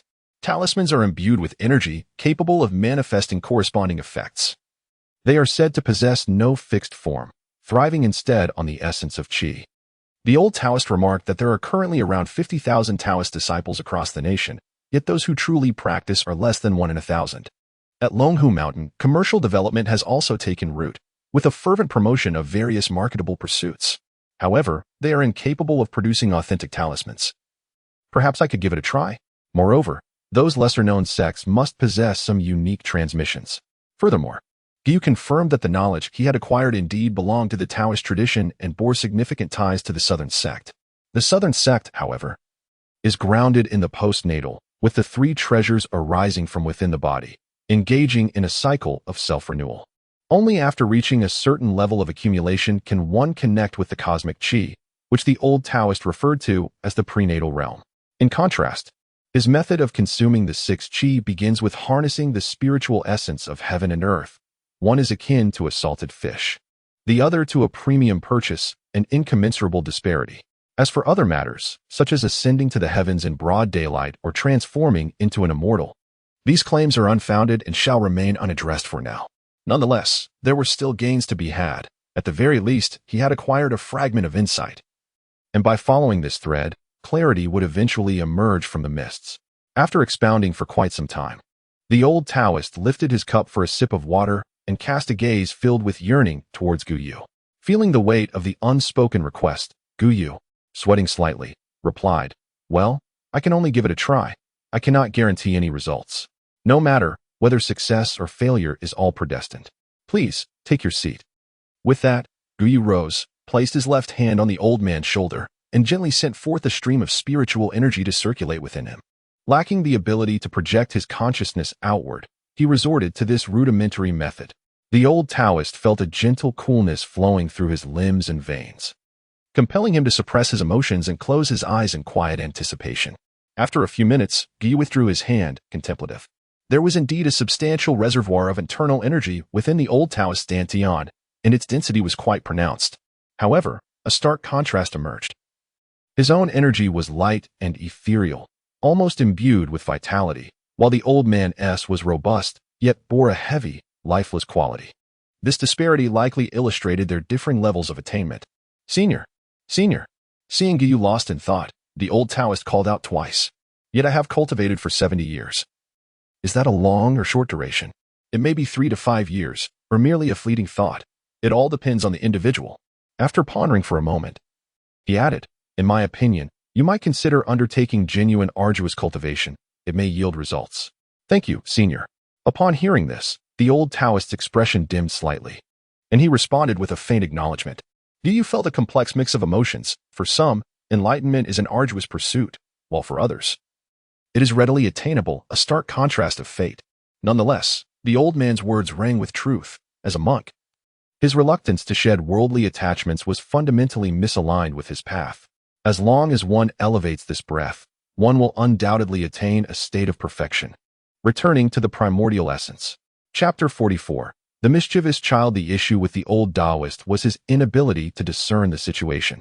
After receiving advice, he remained unsatisfied, suspecting that his senior had reservations, and resolutely decided to linger.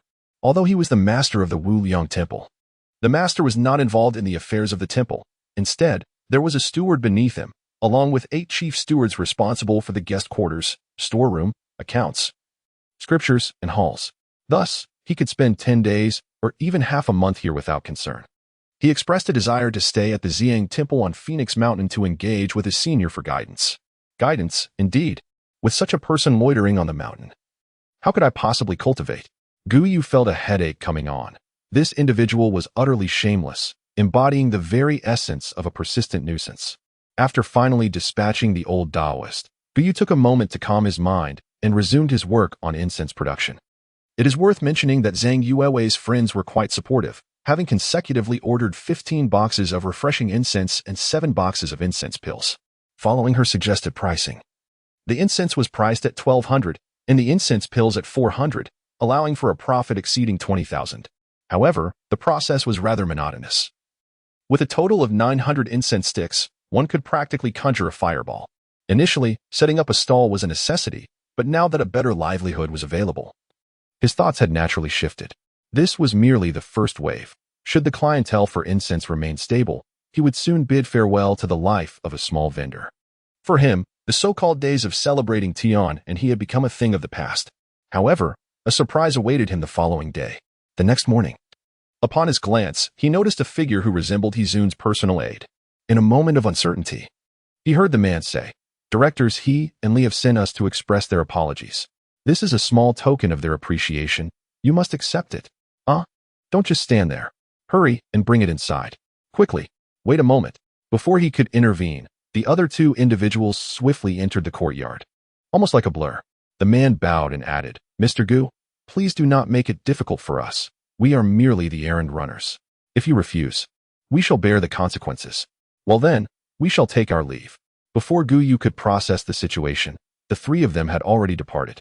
Leaving no room for reaction, Guyu stood in bewilderment for a while before circling around the pile of gifts in the courtyard. It wasn't an excessive amount.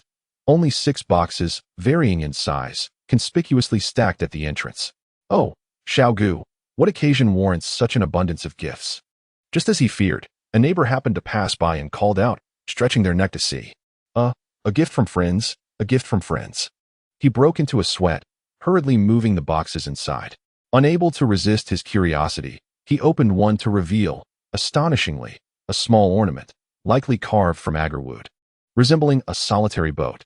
There was also a double fish jade pendant, smooth and translucent, indicative of high quality. Alongside these 2 principal items, the rest comprised an assortment of miscellaneous goods. He and Li's intentions were quite thoughtful, valuable yet not overly extravagant, even including 2 practical shopping carts.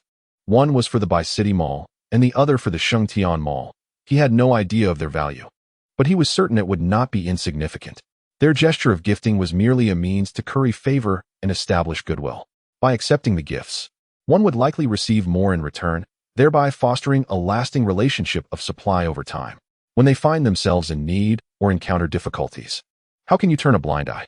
Thus, Guyu meticulously repacked the items, gathering them in the corner, preparing to return them to the Zhang family at an opportune moment. Having settled these matters, he logged on to the internet and, noticing the time, proceeded to the kitchen, deftly picking and washing the vegetables. Today, Fong Qing had just completed her exam and would be coming over for lunch. The young girl performed admirably, putting Fong uncle and aunt at ease, and since he had worked during the day, they entrusted her care to him for the time being. Guyu purposely purchased 2 gene of pork belly from the renowned black-haired, hefty pigs, first blanching it in boiling water before cutting it into chunks. Next, he heated oil in a pan, stir-frying with rock sugar, adding dark soy sauce for color, and then pouring in yellow wine, ginger slices, star anise, and prickly ash once the water reached a boil. He reduced the heat from high to medium, allowing it to simmer slowly. The aroma was divine. Upon entering the house, Fong Qing sniffed the air, exclaiming, "Brother, I knew you would treat me the best. My mother doesn't even make me braised pork." "Your mother fears you might gain weight," Guyu replied with a smile, setting the dishes on the table. In addition to the plate of braised pork and stewed eggs, there was also a mixed salad, providing both meat and vegetables. He served 2 bowls of rice and sat down, inquiring, "How did you fare in that subject?" "It was the easiest. It was all memorization questions," the young girl replied confidently. "Oh, with such confidence, do you think you have a chance at high school?" He chuckled. High school is still a bit far, but at least I don't have to attend vocational school anymore." Fong Qing, relieved of a significant burden, chatted happily. "You know, the best student in our class cried after the exam today, right at the school gate. hugging his mother. What kind of mental fortitude is that? He is not even as strong as me. She continued, and that Lin Junlong, he simply skipped the exam altogether. He must not have been feeling it. Will he still go to work? Gu Yu inquired. Of course. I asked him before the exam. He mentioned that an uncle of his runs a car repair shop at Shutian and can pay him 500 a month. Is that all? How much can an apprentice earn? It will gradually increase. That is true. The two chatted while eating, completely devouring the plate of braised pork, leaving only a bit of broth from the salad. Gu Yu cleared the table and washed the dishes, while Fang Qing, feeling full, wandered around aimlessly. As she brushed past, she glimpsed a pile of gifts and asked, Brother, what is this pile for? For others, don't touch anything, he cautioned. Brother, what is this small gourd for? For burning incense. Brother, when did you buy this pair of bracelets? Ching Ching, why don't you just play on the computer for a while? He replied, feeling a headache coming on. Oh, Fang Qing plopped down, sliding the mouse to reveal the screen, noticing a minimized chat application in the bottom right corner. She curiously clicked on it, and as the application expanded, a notification sound chimed. Startled, the young girl almost jumped, fortunately. Gu Yu was outside washing dishes and assumed she was simply playing. Feeling guilty, she intended to close it, but caught sight of a familiar profile picture. Oh? It's someone I particularly follow. The stir of youthful hormones was palpable. She knew this brother well. He typically wouldn't engage in trivial matters, indicating he cared deeply for the other person. As the saying goes, a young girl can bring the world to its knees. With a quick roll of her eyes, she nervously tapped the profile picture, immediately prompting a dialog box that read, What are you up to? Fang Qing is also a fervent enthusiast of the internet. Adept in her approach, she swiftly typed, I just finished my meal. How about you? I am preparing for a meeting regarding our department's team-building activities and discussing potential destinations for our outing. After a brief pause, the response from the other end was simply, Who are you? Chapter 45. Enticed again. The mood of the mischievous child was quite peculiar, akin to donning a set of exquisite gear, brimming with excitement to venture forth, only to be swiftly defeated upon exiting the novice village. Hey, come here. What is it? Oh, just come here. What is the matter? As she spoke, Fang Qing seized her stationery bag and dashed away, leaving no trace behind. Gu Yu was left bewildered, casually turning his head to behold the glaring display screen. Wow. He hurriedly sat down, rapidly scanning the brief dialogue, feeling exasperated by the three glaring words. Who are you? Goodness, the government should enact a law to protect adults from these little rascals, especially those with an excess of hormones. After a brief exchange with Xiao Zhai, silence ensued. Contemplating, he picked up his phone and typed a message. I was washing dishes. It was the neighbor's child mischief. Gu Yu wore a face of despair, realizing that he had unwittingly revealed the ultimate secret of chatting. The first two responses were quite common, but the third was exceedingly rare. She was teasing you. Although Gu Yu had experienced one romance, he was still akin to a novice driver, struggling to conjure a topic. He awkwardly inquired, Are you in a meeting? Yes. Have you reached a conclusion? Not yet. Once the dish is ready, I'll deliver it to you. Oh. Hey. He felt somewhat at a loss, stewing for a moment before finally asking, How did you know it wasn't me? How did you know? Because you're timid. All right. Gu Yu ignored the word timid, feeling his heart race. Was this a hint? Was it a suggestion? He wrestled with his thoughts for a couple of seconds before ultimately stating, Phoenix Mountain boasts stunning scenery. The journey is short, the prices are reasonable, and there are complimentary guides. Would you like to join? It seems appealing, but we need to discuss it. Very well, please inform me once you reach a decision. After sending that message, he cast aside his phone, preparing to resume washing dishes.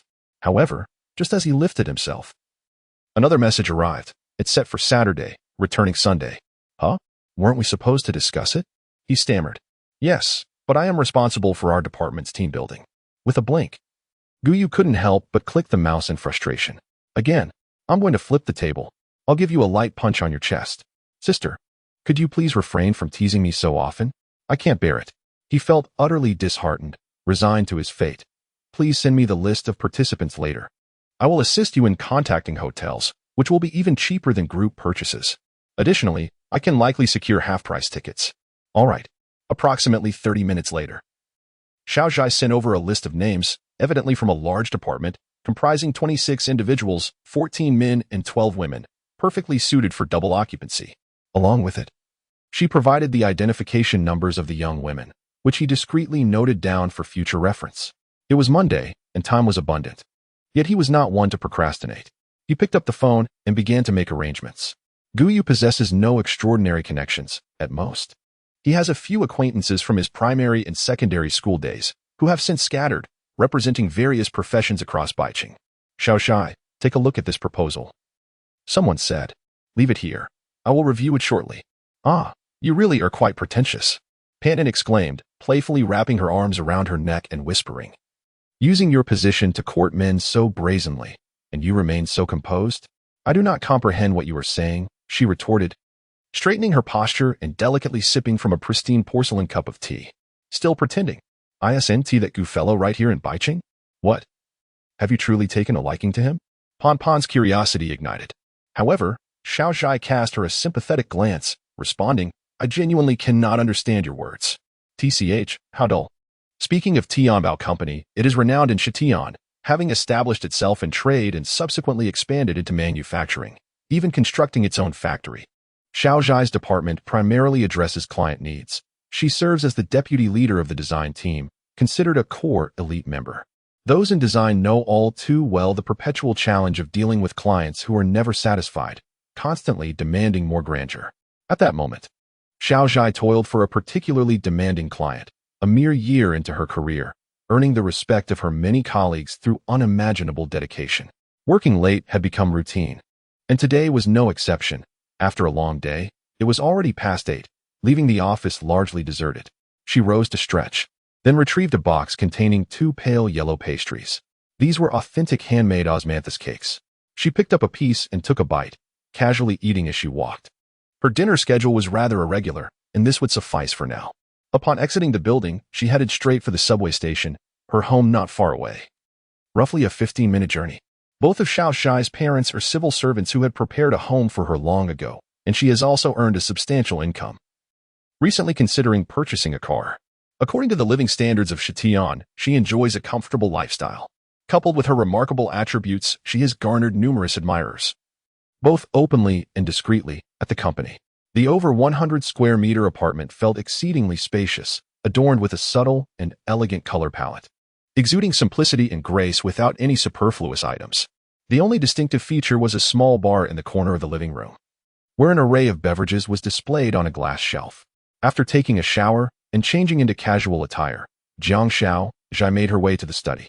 One side housed a computer, while the other was lined with a tall bookshelf, brimming with hundreds of books, many of which bore signs of having been read. Beside the bookshelf was a small daybed, and adjacent to it stood a wooden table adorned with an incense burner and incense sticks. She lay down with a book, just about to read, when the sound of a text message interrupted her. The hotel and tickets are all arranged. Chapter 46. The incident after the completion of the high school entrance examination, July arrives. In terms of tourism, the peak season spans from May until the onset of November, buzzing with life. Particularly among the student demographic, the onset of summer vacation sees them scattering about like locusts, moving southeast from the bustling city. The first expansive area encountered is the picturesque landscape of Baiqing, centered around Phoenix Mountain, which encompasses attractions such as the rafting in Red River Valley, the water caves of Qingxi Town, the hot springs in Xiaotangu, and the peach blossoms of Hika Town, forming a vibrant and bustling tourist route. The second major area extends from Hika Town to the coastal city of Dongyan, presenting an entirely different spectacle. Having embraced the tourism industry for decades, a well-established system has emerged. As July unfolds, countless farmhouses and related businesses become increasingly restless, eager to capitalize on the season. On the 2nd of July, under a clear sky, the rest area halfway up the mountain bustles with tourists, the atmosphere lively and vibrant. Vendors exert themselves to draw in customers, some even blasting country metal music through speakers to attract more attention. Freshly picked cucumbers, just $1 each. All grown right here, absolutely organic. And plum tomatoes. Come and get them. At one stall, Fong Qing is enthusiastically calling out, her feet placed beside several wicker baskets, half of which are already emptied, indicating a thriving business. Uncle Fong, at the adjacent stall, is grilling squid over a sizzling fire, occasionally glancing over. Having just completed her exams, the young girl takes the opportunity to help her family. The enticing sound of sizzling draws in a steady stream of customers, and with her charming demeanor, the contents of the baskets quickly diminish. After a prolonged period of busyness, Fong Qing finally finds a moment to sit down. picking up a slightly bruised tomato and starting to munch on it. Here, you must be hungry? Uncle Fong hands her a skewer of grilled squid, looking quite pleased. Thank goodness you came along. Otherwise, I would have been overwhelmed. Dad, you should take a break too. There aren't many customers right now, the young girl laughs. All right. Uncle Fong sits down, wiping his brow with a towel. Fong Qing enjoys her tomato and squid, savoring each bite, and inquires, Hey Dad, with business booming like this, why hasn't brother come to sell? He asks, selling incense now. It seems to be quite popular, so he might not return to the stall. Uncle Fong gazes at his daughter, sighing, Your brother may appear quiet and reserved, but he possesses remarkable determination. Ever since our father passed, he has shouldered the burden step by step. A truly capable person should never falter, and look, in just over 2 years, he has risen again. So, Ching, you must focus on your studies. Education is the pathway to success. All right. Do you have to repeat that 8 times a day? The girl, initially earnest, now finds the conversation tiresome. Her father, while well-meaning, has a penchant for imparting lessons, emphasizing the importance of education. Of course, she understands its value, but her circumstances are limited. With GU's assistance, she has just managed to pass the entrance exam, but high school awaits, followed by university, where competition is even fiercer. Though she appears cheerful, her mind is laden with thoughts. In a moment, the father and daughter fell silent, each quietly consuming their provisions. The rest area was a network of paths, branching in every direction. To the left lay a narrow trail that, after a 10-minute walk, led to a platform where one could behold a mountain peak resembling a figure, the upper half like a person, the lower half like a frog. This was known as the immortal fishing for toads. To the right, a broad avenue led to the only temple on Phoenix Mountain, the Ziyang Temple. After the peak tourist season had passed, the vendors seemed more relaxed, and the heavy metal music had ceased. The Fong family engaged in a light conversation when suddenly a commotion erupted from the direction of Ziyang Temple. What could it be? Was there a fight? Could it be true that snakes still existed in this day and age? Oh dear, we must go and see. As soon as the words were spoken, 5 or 6 individuals sprang into action, and Uncle Fong, unable to quell his curiosity, said, Stay here, I'll go take a look. With that, several of them hurried down the wide avenue to the right, where they found a man lying on the ground, a woman weeping beside him. Surrounded by onlookers who were chattering away with suggestions. Call the management office. They need to hurry. The management office is useless. Call the police. What is the use of the police? Call an ambulance. Uncle Fong pushed his way to the front and exclaimed, Stop crying, for heaven's sake. This man is on the brink of death. Hurry and find the management office. I'll call Old Lee. You all disperse. Don't crowd around. Old Fong. I'll go ask at the temple. It's no wonder city folk are so delicate. The mountain people sprang into action, quickly dividing into 2 groups, one to help watch over the injured man and the other to sprint towards the temple. Upon reaching the mountain gate, they relayed the situation, startling the young Daoist priest, who hurried inside to report. It is said that Daoist temples in the north predominantly belong to the Chuanjian sect, while those in the south are mainly of the Zhengyi sect. Ziyang Temple is a branch of Chuanjian. A century ago, these branches could still diverge and establish their own sects, but since the Daoist association came under government jurisdiction, no new sects have emerged. The current abbot of Ziyang Temple, Chun Xiulin, had taken vows at 15 and completed his initiation at 20, and he was now in his 30s. The initiation, known as crown-wearing for Chuanjian disciples, is referred to as transmission in the Zhengyi sect. This man was astute and possessed a keen business sense, doubling the temple's income in just a few years. At that moment, he was in the backyard playing chess with Elder Mo when the young Daoist rushed in, flustered. Abbot, a tourist has been bitten by a snake. Just outside. What? Chen Xiulin sprang to his feet, his first thought being, he must not die. That would tarnish my reputation, and he quickly inquired, how is he? Not well. They asked if there are any herbal remedies. Where would I find herbal remedies? Even if I had them. Enough. Elder Mo, uninterested in further discussion, tossed aside his chess piece. I'll go take a look. Thank you, Master Uncle. Chen Xiulin's worry transformed into relief, for he was well aware of the elder's medical skills, and he immediately bowed in gratitude. With that, the group made their way outside, where the unfortunate man still lay on the ground.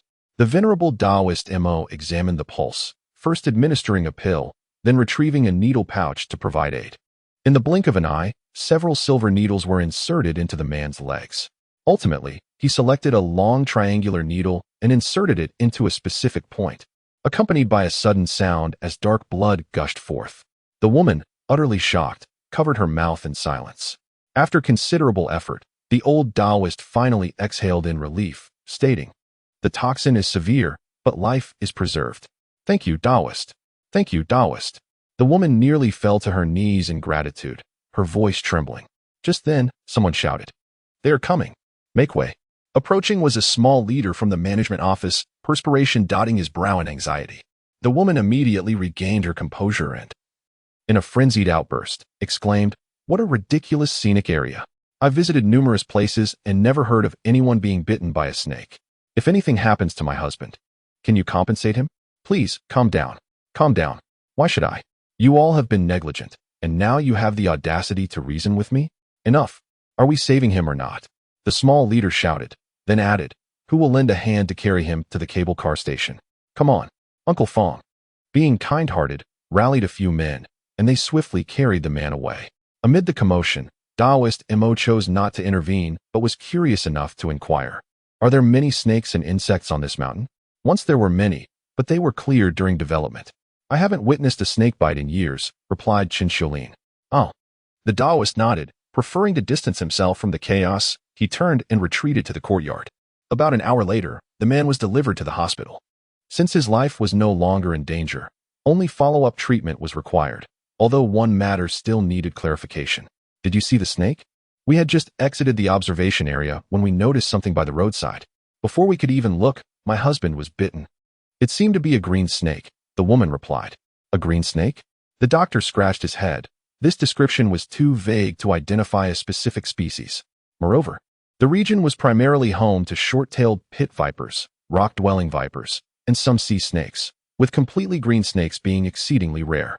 While they were muddled, the small leader busied himself reporting to superiors. An incident involving tourists in the scenic area would inevitably require compensation, though the amount remained uncertain. Additionally, regarding public opinion, while traditional media could be negotiated with, how could they manage Weibo and social media? With the peak season just beginning, this incident had struck like a thunderbolt. What a dire situation. Chapter 47. The snake catcher. The events unfolded much as anticipated. The group of tourists present nearly all captured photographs and videos, subsequently sharing them on Weibo or within their social circles. Phoenix Mountain, already renowned within the province, became a sensation during this peak travel season, leading to a frenzy of shares and reposts. Even major media outlets and official accounts joined in, cautioning the public to remain vigilant regarding safety. The provincial station, upon receiving tips, promptly arrived at the hospital to interview those involved. The actions of the BC city government were swift.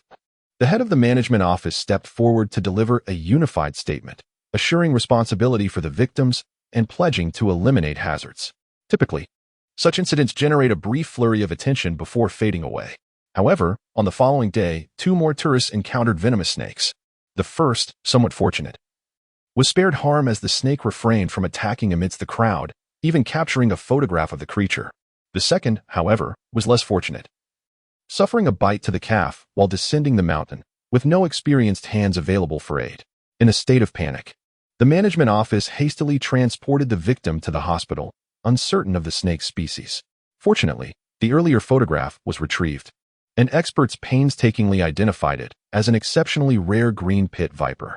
With no antivenom available locally, it had to be sourced from a distant location, resulting in a chaotic situation.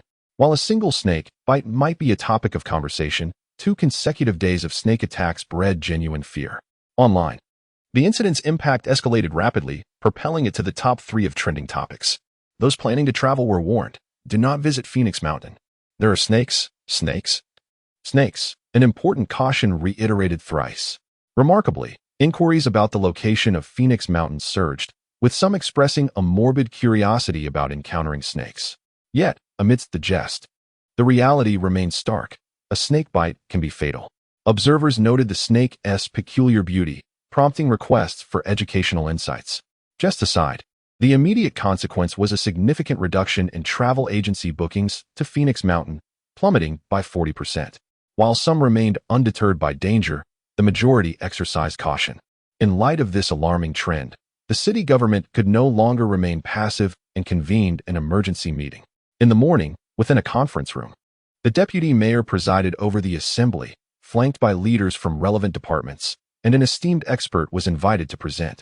Once all personnel were gathered, the deputy mayor made a brief introductory remark and signaled the commencement of proceedings. A large screen illuminated, displaying an image of the snake, with a large head and slender neck, adorned with fine scales. Its emerald body and chillingly beautiful yellow eyes with vertical pupils captivated the audience. The expert cleared his throat and elaborated. This snake is known as the green pit viper, commonly found in southern regions, though it has also been identified near Changbai Mountain. Although the venom yield upon biting is relatively low, averaging 15 milligrams, a lethal dose is around 100 milligrams. Historically, while many cases resulted in serious injuries, fatalities remained rare. However, the expert's tone grew grave as he continued. Based on our analyses and blood samples, this particular snake's venom potency far exceeds that of typical green pit vipers. Once bitten, if not promptly treated, there lies a peril of death. No, the expert replied, this requires capture for further study. Upon hearing this, the deputy mayor rapped the table and issued a decisive command. Old Li, this matter falls under your jurisdiction. Swiftly assemble a snake-catching team. Old Zhang, coordinate accordingly. You have 2 days to accomplish this task. Can you manage? Yes, absolutely. The leaders from the scenic area and the Public Security Bureau quickly concurred, exchanging furtive glances filled with silent lament. The task of capturing snakes lacks a specific authority. It typically falls to agriculture, forestry, or even fire services. Moreover, the dense vegetation and winding paths of the mountains would make forming a team a daunting challenge. Then, the deputy mayor spoke again. I have heard that the first victim was rescued by a Daoist priest. Indeed, that priest is skilled in medicine and performed acupuncture. Is he from the Xiang Temple? He is the abbot of Wuliang Temple on Lianhua Mountain, here temporarily. Oh, the deputy mayor was slightly moved, becoming notably more courteous. You should pay him a visit. If we have requests in the future, it would be easier to approach him. Of course, naturally. It is worth mentioning that 90 years ago, the government invited leaders from various sects to compile the comprehensive register of the true sects at Baiyun Temple in the capital, encompassing 62 sects and establishing the Daoist Association. These 62 sects gained governmental recognition and fell under the association's management. Additionally, there exist some secluded sects that prefer to remain unrecognized, regarded as rogue sections. Wuliang Temple enjoys considerable renown throughout the province, and its abbot bears an illustrious array of titles. A mere Phoenix Mountain cannot contain such grandeur. After organizing these matters, others shared suggestions, such as enhancing safety awareness in the scenic area, assigning patrol personnel, and ensuring hospitals are stocked with sufficient serum. The deputy mayor concluded, tourism is the pillar industry of Baiqing. We cannot afford any negligence.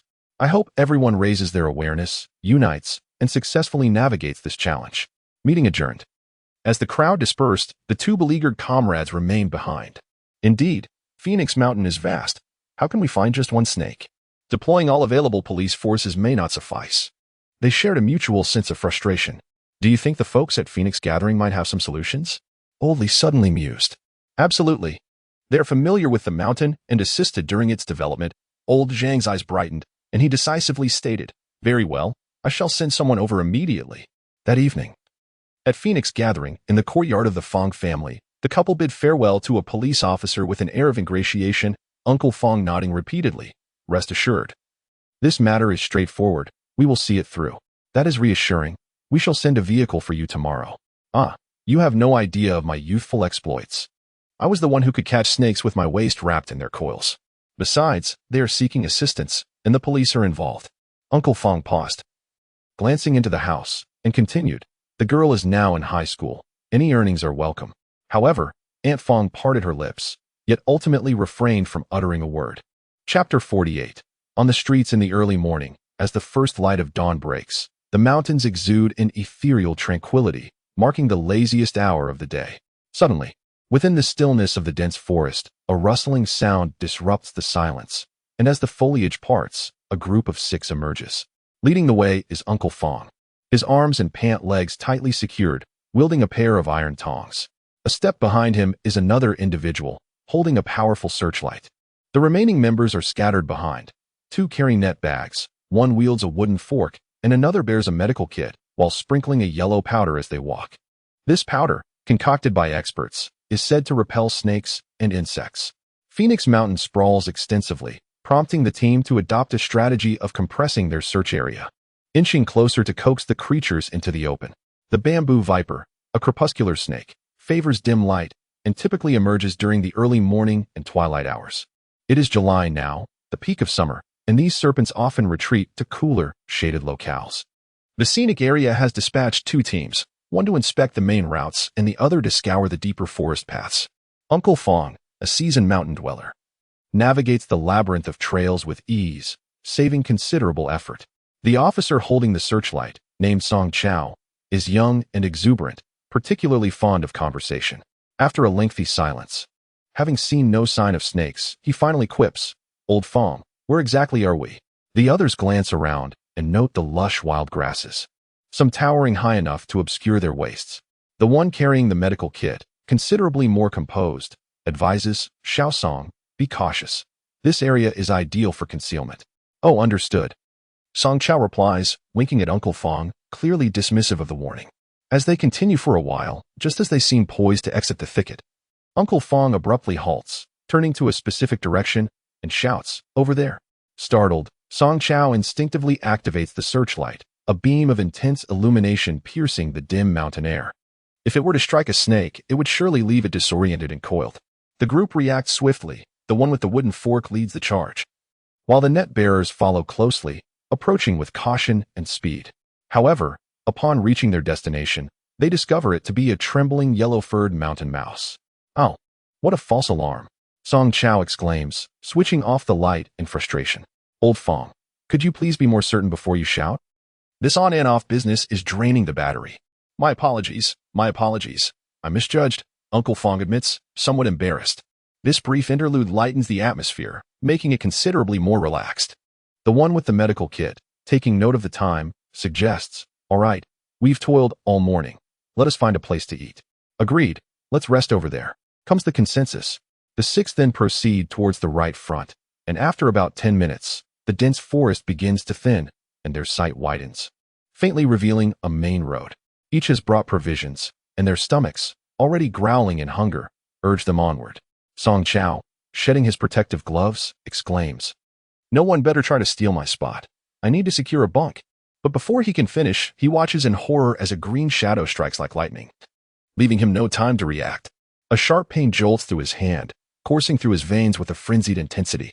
As the shadow descended, it seemed to have chosen its path with precision, swiftly darting into the thicket, vanishing in mere moments. This sudden turn of events transpired within a matter of seconds, leaving the onlookers in a state of shock, their thoughts momentarily paralyzed. It was only upon witnessing Song Chao collapse that they jolted back to reality and hurried over to assess the situation. The young man, who moments ago had been full of vitality, now lay unconscious, his wound resembling a burn and rapidly turning a dark purple hue. "Damn!" exclaimed the leader, cursing as he rummaged through the emergency supplies to administer aid. Meanwhile, other companions contacted the relevant authorities to arrange for a swift descent for medical treatment. Uncle Fong, equally alarmed, felt a tremor of fear. This was just the beginning, and they had already lost one member. As they lifted Song Chao onto a bench, the leader, filled with rage, inquired, "Old Fong, you were closest. Did you see anything?" "No," Fong replied. "That beast was too fast. It vanished in the blink of an eye. If I ever catch it, I swear I will skin it alive." Lu, holding a wooden fork, hesitated before speaking. "If you have something to say, spit it out. I believe that creature had been plotting this all along, perhaps lying in wait for us to let our guard down before striking," he pondered. "Indeed. It seems unafraid of that powder," another chimed in. "What?" The leader shivered, afraid to follow the implications, yet the more he resisted, the more his imagination ran wild. If that were the case, it would be utterly sinister. Their mission, thwarted, the snake-catching team could not proceed, especially given that the victim was a police officer, a legitimate civil servant. This had escalated into a significant matter, as Uncle Fong and the others prepared to descend the mountain. A few hundred meters away, perched on a tree, a green snake flicked its tongue. Its coloration appeared even more exquisite than before. After lying in wait for a moment, it gracefully slithered down like a beautiful ribbon. The ground was scattered with snake-repellent powder, yet the serpent navigated over it without hesitation, making its way deeper into the mountains.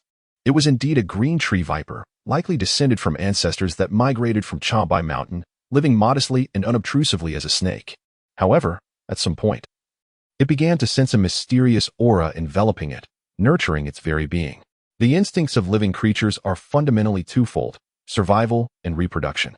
Now, the green snake seemed to have developed a third instinct, an insatiable yearning for that enigmatic essence. It became acutely sensitive to anything that carried a similar aura, be it a flower or a fruit, things that rightfully belonged to it, yet were being contested by a pesky fat squirrel. As the green snake glided slowly, it suddenly halted, its upper body rising sharply. Goo-goo-goo. Not far off, on another tree, a large gray squirrel squatted in a farmer's pose, greeting it. Hiss. Goo-goo-goo.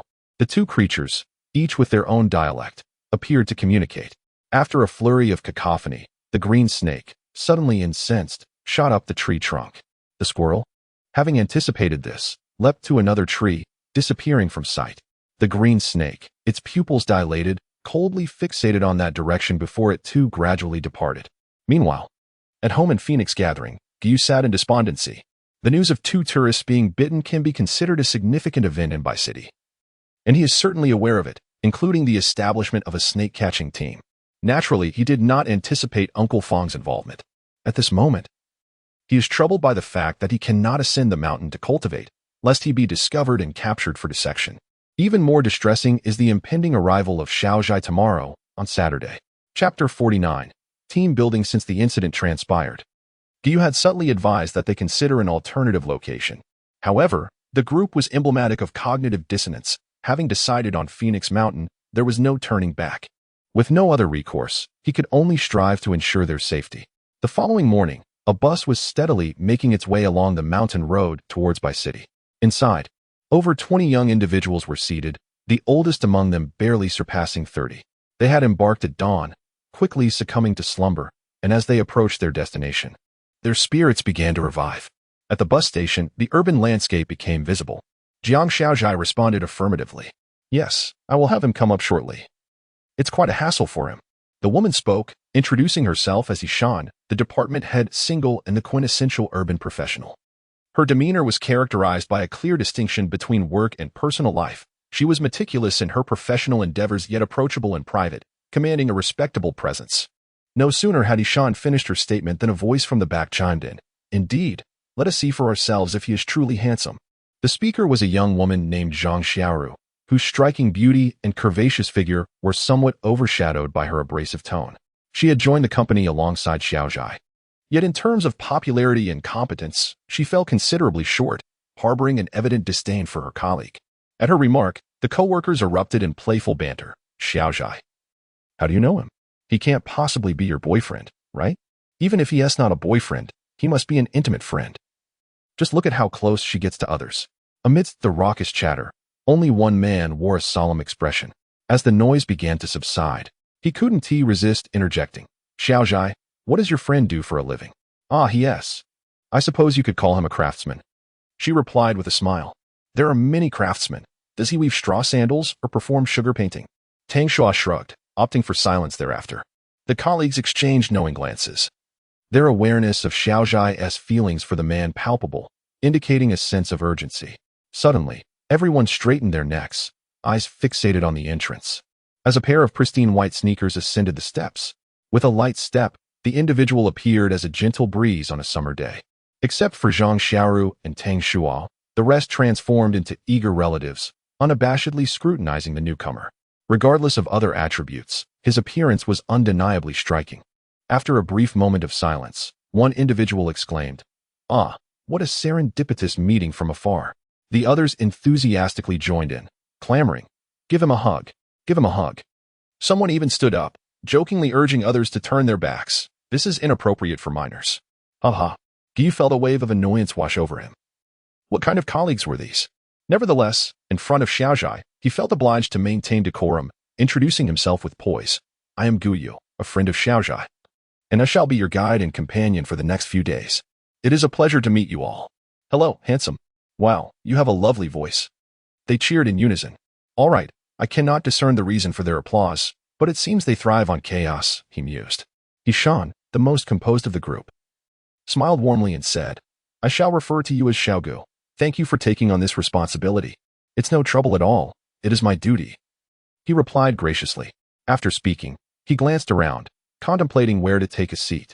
Meanwhile, Xiaozhai glanced sideways and, obediently, settled beside the others. Puffed Pan covered her mouth, stifling her laughter on the other side. The bus arrived at a hotel named Holiday Villa, which boasted a pleasant environment and affordable rates. 26 individuals were divided into 13 rooms. It was 8:30, and Hishan granted them an hour to freshen up, with a gathering scheduled for hiking at 9:30. Inside the room, Xiaozhai and Pan were busy organizing their belongings when a knock echoed at the door. Pan went to open it, revealing Guyu standing outside, inquiring. Am I disturbing you? Of course not, come in. She replied eagerly. Oh, I heard you hadn't tea eaten, so I brought some snacks, he said, holding a plastic bag. Heard? Pan shot a glance at Xiaozhai before snatching the bag, discovering 2 corn cobs, 2 tea eggs, and 2 cups of hot soybean milk inside. Thank you. How thoughtful of you, she exclaimed. Having nibbled on biscuits during the ride, her foodie nature would not let her waste food. She plopped onto the sofa and began peeling the eggs. Xiaozhai casually shielded Pan's modesty and tidied his clothes before asking with a smile, have you hiked recently? No, orders are increasing, and if things stabilize, I might stop selling on the street. That sounds good. As she spoke, she picked up an egg, gently tapped it, and with a pinch, cracked the shell open significantly. While many girls favored long nails, her hands were neat and clean, enhancing their allure. Pan disregarded their conversation entirely, devouring the tea egg and exclaiming, this is delicious. Where did you buy it? I made it myself. Wow, you're amazing. Extra points for you. She marveled. He felt a bead of sweat forming. It was inappropriate to linger too long in the girls' room, so after a brief exchange, he took his leave. Before long. It was 9:30. Everyone had eaten and rested, gathering punctually. Over 20 individuals crowded the lobby, where Hishan delivered a speech, and Guyu added, as you all know. There have been reports of snake bites, so there is a certain level of danger involved. The mountain is currently under tight surveillance, with many patrols present. Follow my lead. There are many wild paths in the mountains, so please do not wander off on your own. Stay safe. What's the point in that? I want to trek through. Tang Shua interjected, challenging the caution. Guyu gave him a sidelong glance, perceiving the abstract nature of his intellect, and chose to disregard him, summoning everyone to depart. Tang Shua, feeling dismissed, exhibited fluctuating expressions, growing increasingly hostile. It seems that all leaders share a common trait. They recognize existing problems yet are reluctant to sacrifice immediate benefits. The situation with the snakes was no different. Even the police had been injured, escalating matters rapidly. However, they were unwilling to close the mountain to visitors, selling tickets while simultaneously increasing security personnel. While this deterred some, it piqued the interest of others, with certain tourists coming specifically to witness the infamous snake. Among Guyu's group, at least 3 individuals were eager to test their limits. He gazed with a headache, having lingered too long in the city. Utterly oblivious to the concept of danger, a mere product of habit. Chapter 50. The Green Snake. 1. Team building refers to activities designed to motivate employees and strengthen cohesion. However, in the domestic context, it has largely devolved into mere indulgence in food, drink, and entertainment. Tianbao is a large corporation, with a significant influx and outflow of personnel each year, making team building an essential undertaking. As the clock approached 10, the bus arrived at the foot of Phoenix Mountain. The number of tourists was slightly reduced compared to usual, yet the atmosphere remained bustling. Guyu collected the tickets and led the group inside, where people formed small clusters while keeping a reasonable distance from one another. He walked at the front alongside Hishan, Xiaozhai, and Pan, casually remarking, Phoenix Mountain lacks significant historical landmarks. There is merely a pavilion built by a scholar from a previous dynasty, along with a Daoist temple. The rest is purely natural scenery. However, the trails here are quite steep, so caution is advised. Is it true that the old cow's back is particularly treacherous? Hishan inquired. Indeed. That is the most renowned attraction, Guyu replied.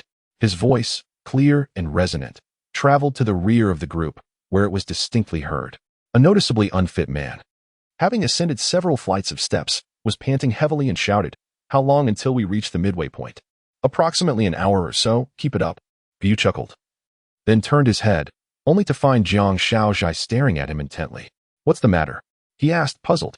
You seem quite vigorous, she remarked. Not bad, not bad. I exercise regularly, Guyu responded, feeling a sudden jolt in his heart. Due to the length of the line, he had inadvertently drawn upon his spiritual energy, unnoticed by others, except for this young woman who seemed to sense it.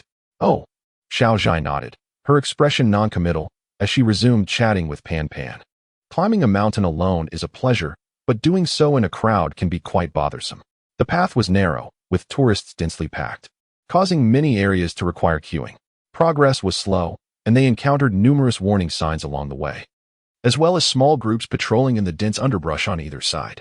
These individuals found it quite intriguing and began to chatter excitedly. Hey, it seems there really are snakes here. Do you think we might encounter one? I've never seen a wild snake before. The pictures look stunning, almost like they VE transformed. You two are quite bold. I've heard that snake venom is deadly. One bite could be fatal. You're just timid, with so many people around. What is there to fear? Besides, there's a tour guide. They're quite reliable. Reliable, my foot. A discordant voice interjected. It was Tang Shuo mocking. They're just locals. What abilities could they possess? If they really encountered a snake, they'd be on their knees. Zhang Xiaoru immediately chimed in. I think he's just putting on a show to impress the ladies. Well, these two, one fond of Jiang Xiaozhai and the other disdainful, found a strange consensus when it came to Guyu. Their colleagues were quite annoyed with them and tacitly chose to remain silent. After a lengthy trek, they finally reached the resting area at the mountain's midsection. Stalls were closely packed, and tourists swarmed around, creating a chaotic scene. Let us take a break, everyone. To the left is a scenic spot, and to the right is a Daoist temple. Those interested can take a look. We will regroup in 40 minutes, so don't wander off. After Gu Yu and Hishan issued their instructions, the crowd dispersed. He scanned the area and suddenly rushed to his stall, calling out, Uncle Fong, why have you taken up the role of a tour guide? Uncle Fong, preoccupied with grilling squid, managed to utter, a friend has come to visit. So I am merely playing host, I responded. Aren't you part of the snake-catching team? Why resort to street vending again? Well, here, that's 10 yuan in total. Uncle Fong handed over the squid and set a few more on the grill before continuing. I went up the mountain yesterday, and you wouldn't believe it, right before my eyes. A young man was bitten. I tell you. He glanced around and lowered his voice. That snake is the very one we encountered. It's definitely acquired some sort of spirit. In my youth, I caught countless snakes without a hint of fear, but this time was different. I retreated. After all, one's life is paramount. Indeed, safety is the utmost priority. Business is booming now. Just a few more days of work and you'll earn a tidy sum. Upon hearing this, Gu Yu quickly offered a few words of consolation, already calculating in her mind. At that moment, Pan Pan and Xiao Zhai rushed over, giggling, Hey, we're headed to the Daoist temple. Are you coming along? Before I could respond, Uncle Fong's eyes lit up. Xiao Yu, are these your friends? This is Jiang Xiao Zhai, and this is Pan Pan. Uncle Fong, meet them. Hello, Uncle Fong. The two girls were exceedingly polite, making him beam with delight. Oh, it's nothing much. Here, these two skewers of squid are for you. You're of the same age, so you should interact more. Little Yu has grown up under my watchful eye. This child has no shortcomings. She has looks and height. Smack. Gu Yu covered her face, utterly mortified. The three entered the Daoist temple, where Xiao Zhai accompanied Pan Pan for a fortune-telling session. Gu Yu seized the opportunity to excuse herself and slipped into the backyard, where she caught hold of a young Daoist priest. Excuse me, is there an elder Daoist here? Yes. Does the layperson have business? Please inform him that Gu Yu has come to visit. The young priest regarded her with suspicion before replying. All right, please hold on. Shortly thereafter, Elder Mo hurriedly emerged. His face a mixture of surprise and joy. Senior, come inside to speak. He halted the elder's greeting. Very well. Soon, they found themselves in a quiet room in the backyard, with the elder still somewhat agitated. What brings you here today, senior? I hear you have treated snake venom? Indeed. Gu Yu inquired. Is there anything unusual about the poison? The elder stroked his long beard, his brow furrowed in contemplation. I have previously captured snakes for medicinal purposes and am quite familiar with their behaviors. However, the venom of this particular snake is unlike anything I have ever encountered. They say it is a bamboo leaf viper, but the potency of its venom is not typically this severe. Gu Yu listened intently, lost in thought. Fortunately, it seemed that the snake's sudden frenzy was an anomaly, as other creatures remained docile. Ideally, the green snake would have kept to itself. But now its reckless aggression could not be tolerated. Senior? The elder, noticing her silence, inquired, could it be that this snake possesses some peculiar traits? Oh, This snake is exceedingly intelligent. I would quite like to meet it. Should you require anything, do not hesitate to summon me, he hastily assured her. Your intentions are appreciated.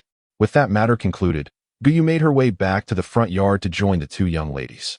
As she searched fervently, she suddenly exclaimed, "Hey, where is Tang Shua?" Chapter 51. The Green Snake. 2. Where is Tang Shua? Where has he gone? I don't know. I haven't seen him at all. Hishan quickly noticed a missing person and hurried to search the resting area, pulling out her phone to make contact. But no one answered. As the team leader, she could not bear the responsibility if something were to happen, and she was on the verge of reporting to the authorities. Guyu stopped her, saying, "Don't panic. There are numerous patrol teams on the mountain. I'll seek their assistance." As she spoke, part of the group remained behind while the others followed her. This section of the mountain was a key area, well-staffed, and they quickly encountered a patrol team. Hishan explained the situation, and the leader of the group, looking troubled, asked, "Do you have a general location? How can so many of you not know where he is? Damn, this is ridiculous." The leader, upon realizing the gravity of the situation, cursed under his breath and picked up the radio, announcing, "Attention, attention. Lunch break is canceled. Lunch break is canceled. A visitor is missing." Presumed to be in the northwest direction of the resting area. Northwest direction, Hishan and her companions felt a bit embarrassed, and once he finished giving orders, they hurriedly offered, "We're sorry. How can we assist you? Just let us know. Not causing more trouble would be a good start. Just wait here." The leader, feeling exasperated, was about to leave when he heard someone say, "I'm from Phoenix Collective. I'm familiar with the area. Can I join you?" He turned, scrutinizing her for a moment, and vaguely recognized her, replying, "Stay close and don't fall behind." After she finished speaking, she dashed off. And Guyu had to remind her, "Hijia, if there's no news in a while, you all should head down the mountain. I'll contact you again." "Thank you so much, Guyu. It's nothing. I'll be off now." Guyu swiftly made his way in the direction of the patrol, while Hishan and her companions watched anxiously. Suddenly, they spotted a figure darting out towards the depths of the dense forest, and they couldn't help but exclaim, "Xiaozhai, what are you doing?" She moved with remarkable speed, quickly catching up to Guyu, who was startled and asked, "Why are you following me? I want to see for myself." She beamed with a sense of entitlement, assuring him, "Don't worry, I won't cause you any trouble. But enough of that. Let us go." She boldly took the lead, leaving Guyu exasperated and reluctantly following closely behind. Upon reaching the gathering of the team, the leader was in the midst of assigning tasks and frowned upon seeing her. "Is she also from Phoenix Collective?" Yes, we're neighbors." The leader glanced at Jiang Xiaozhai with some displeasure, but chose not to comment further, continuing, "Xiaozhang, you take the group along this route. Xiaoli, you all take this one. Oh, that's even better." The leader, not one to harbor a narrow mind, readily reassigned the tasks. There were a total of 3 groups, and since the third group had the fewest members, they were assigned to assist. The 2 donned dual protective gloves and set off with the group. Though they were told to head northwest, it was merely a vague indication. This area was vast, with a terrifying depth. Trees stood layered upon each other, dense and tangled, seemingly endless. Jiang Xiaozhai, clad in standard climbing gear with her hair tied in a ponytail, appeared spirited and poised. Guyu walked behind, observing the swaying ponytail with a hint of skepticism. This girl was not impulsive by nature. What could account for her peculiar behavior this time? There was no time for deep contemplation. He steadied his mind and attentively sensed the surroundings. The 3 companions in the group remained silent, their faces betraying evident agitation, while the leaders, with a pat on their heads, left the subordinates to toil endlessly. If they failed to catch the snake, it would be of little consequence. But with the tourist missing, the blame would inevitably fall upon them. The forest was eerily silent, save for the faint rustle of grass underfoot. After a brief walk, Guyu suddenly halted, having perceived an extremely faint electronic sound. He swiftly gestured, signaling, "There's something over there." Surely not," one of them remarked, straining to listen. "Indeed, it's over there," Guyu affirmed, confident in his senses, and proceeded to the left, prompting his companions to follow suit. Upon parting a few clusters of low trees, they discovered a mobile phone lying in a patch of grass, its screen illuminated with a message notification. The leader stepped forward to pick it up, examining it closely. It must have been dropped in a panic. But didn't the snake kill them instantly? Someone questioned, puzzled. Perhaps they sensed danger and fled, another suggested. "Enough chatter, be cautious." With the discovery of personal belongings, it indicated that the individual was not far off. Following various faint traces, one suddenly exclaimed there. At that moment, the priority shifted to rescue. Two of the men collaborated to lift Tang Shua, while another glanced nearby and noticed a DSLR camera discarded on the ground, deciding to retrieve it. As he approached, bending down to pick it up, a flash of green light surged toward him. He instinctively attempted to evade, but the assailant moved with astonishing speed, and he immediately cried out, clutching his neck as he collapsed. The others stood in shock, unable to react as the assailant vanished swiftly.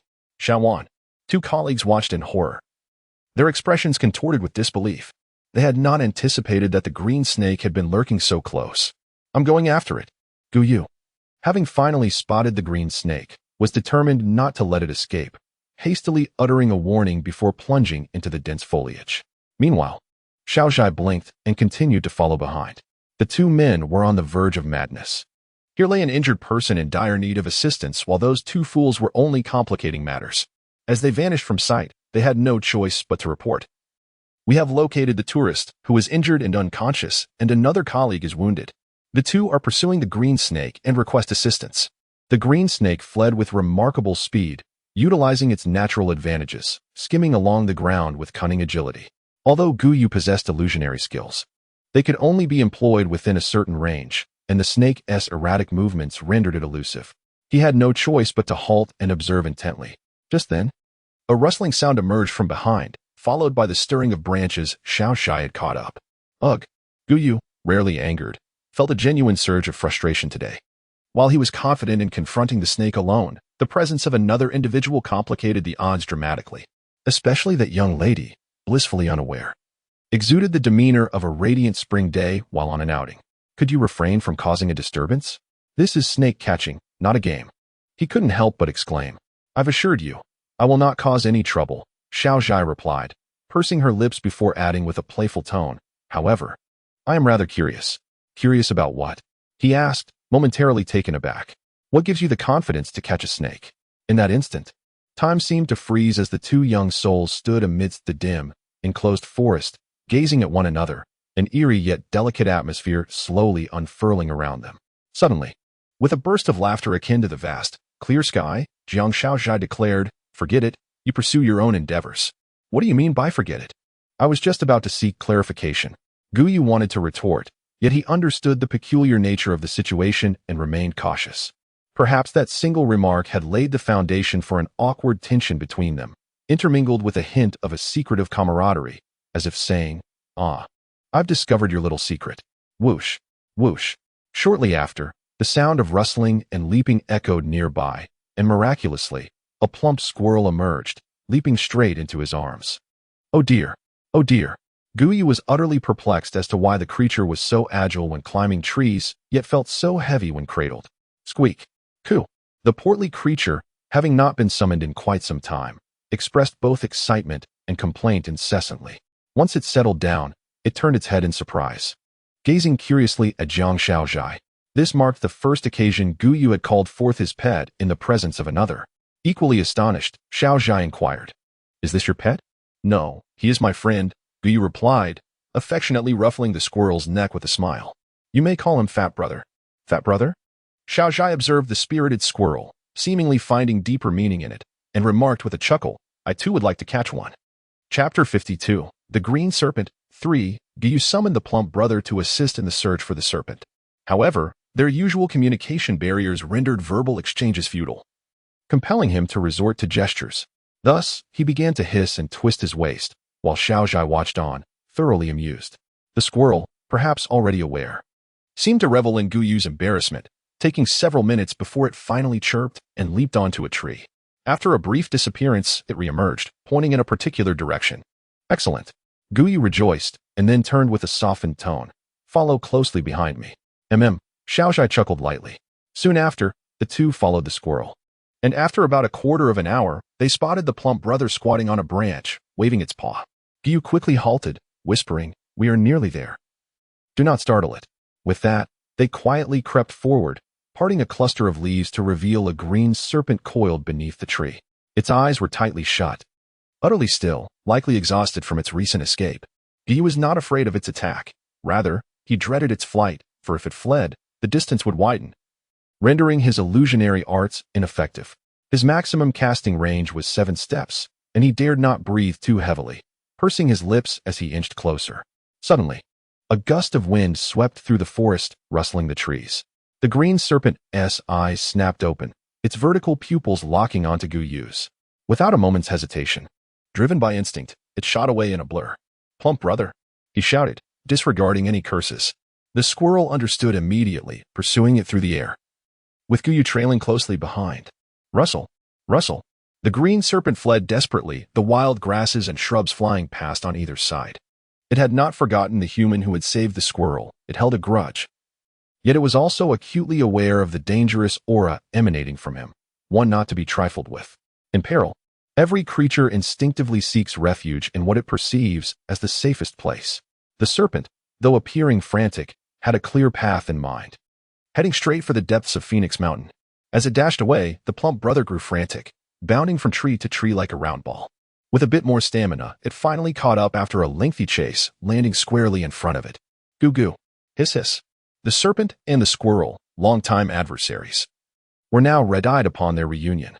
The plump brother seemed intent on blocking the serpent's path, while the serpent, agitated and terrified, paid no heed. 2 mortal enemies. Yet they shared a common secret hidden deep within the mountains ahead. Chirp, chirp. The plump brother called out for a while, realizing it bore no fruit.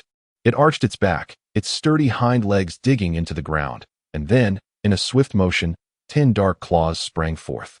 The squirrel, adept at charming others, often led them to overlook its formidable teeth and sharp claws. Upon seeing the squirrel adopt an offensive stance, the serpent's ferocity surged. It whipped its tail, transforming into a streak of green light as it lunged forward. The squirrel had anticipated this, leaping gracefully while simultaneously swiping its right paw towards the serpent's vital point. Hiss.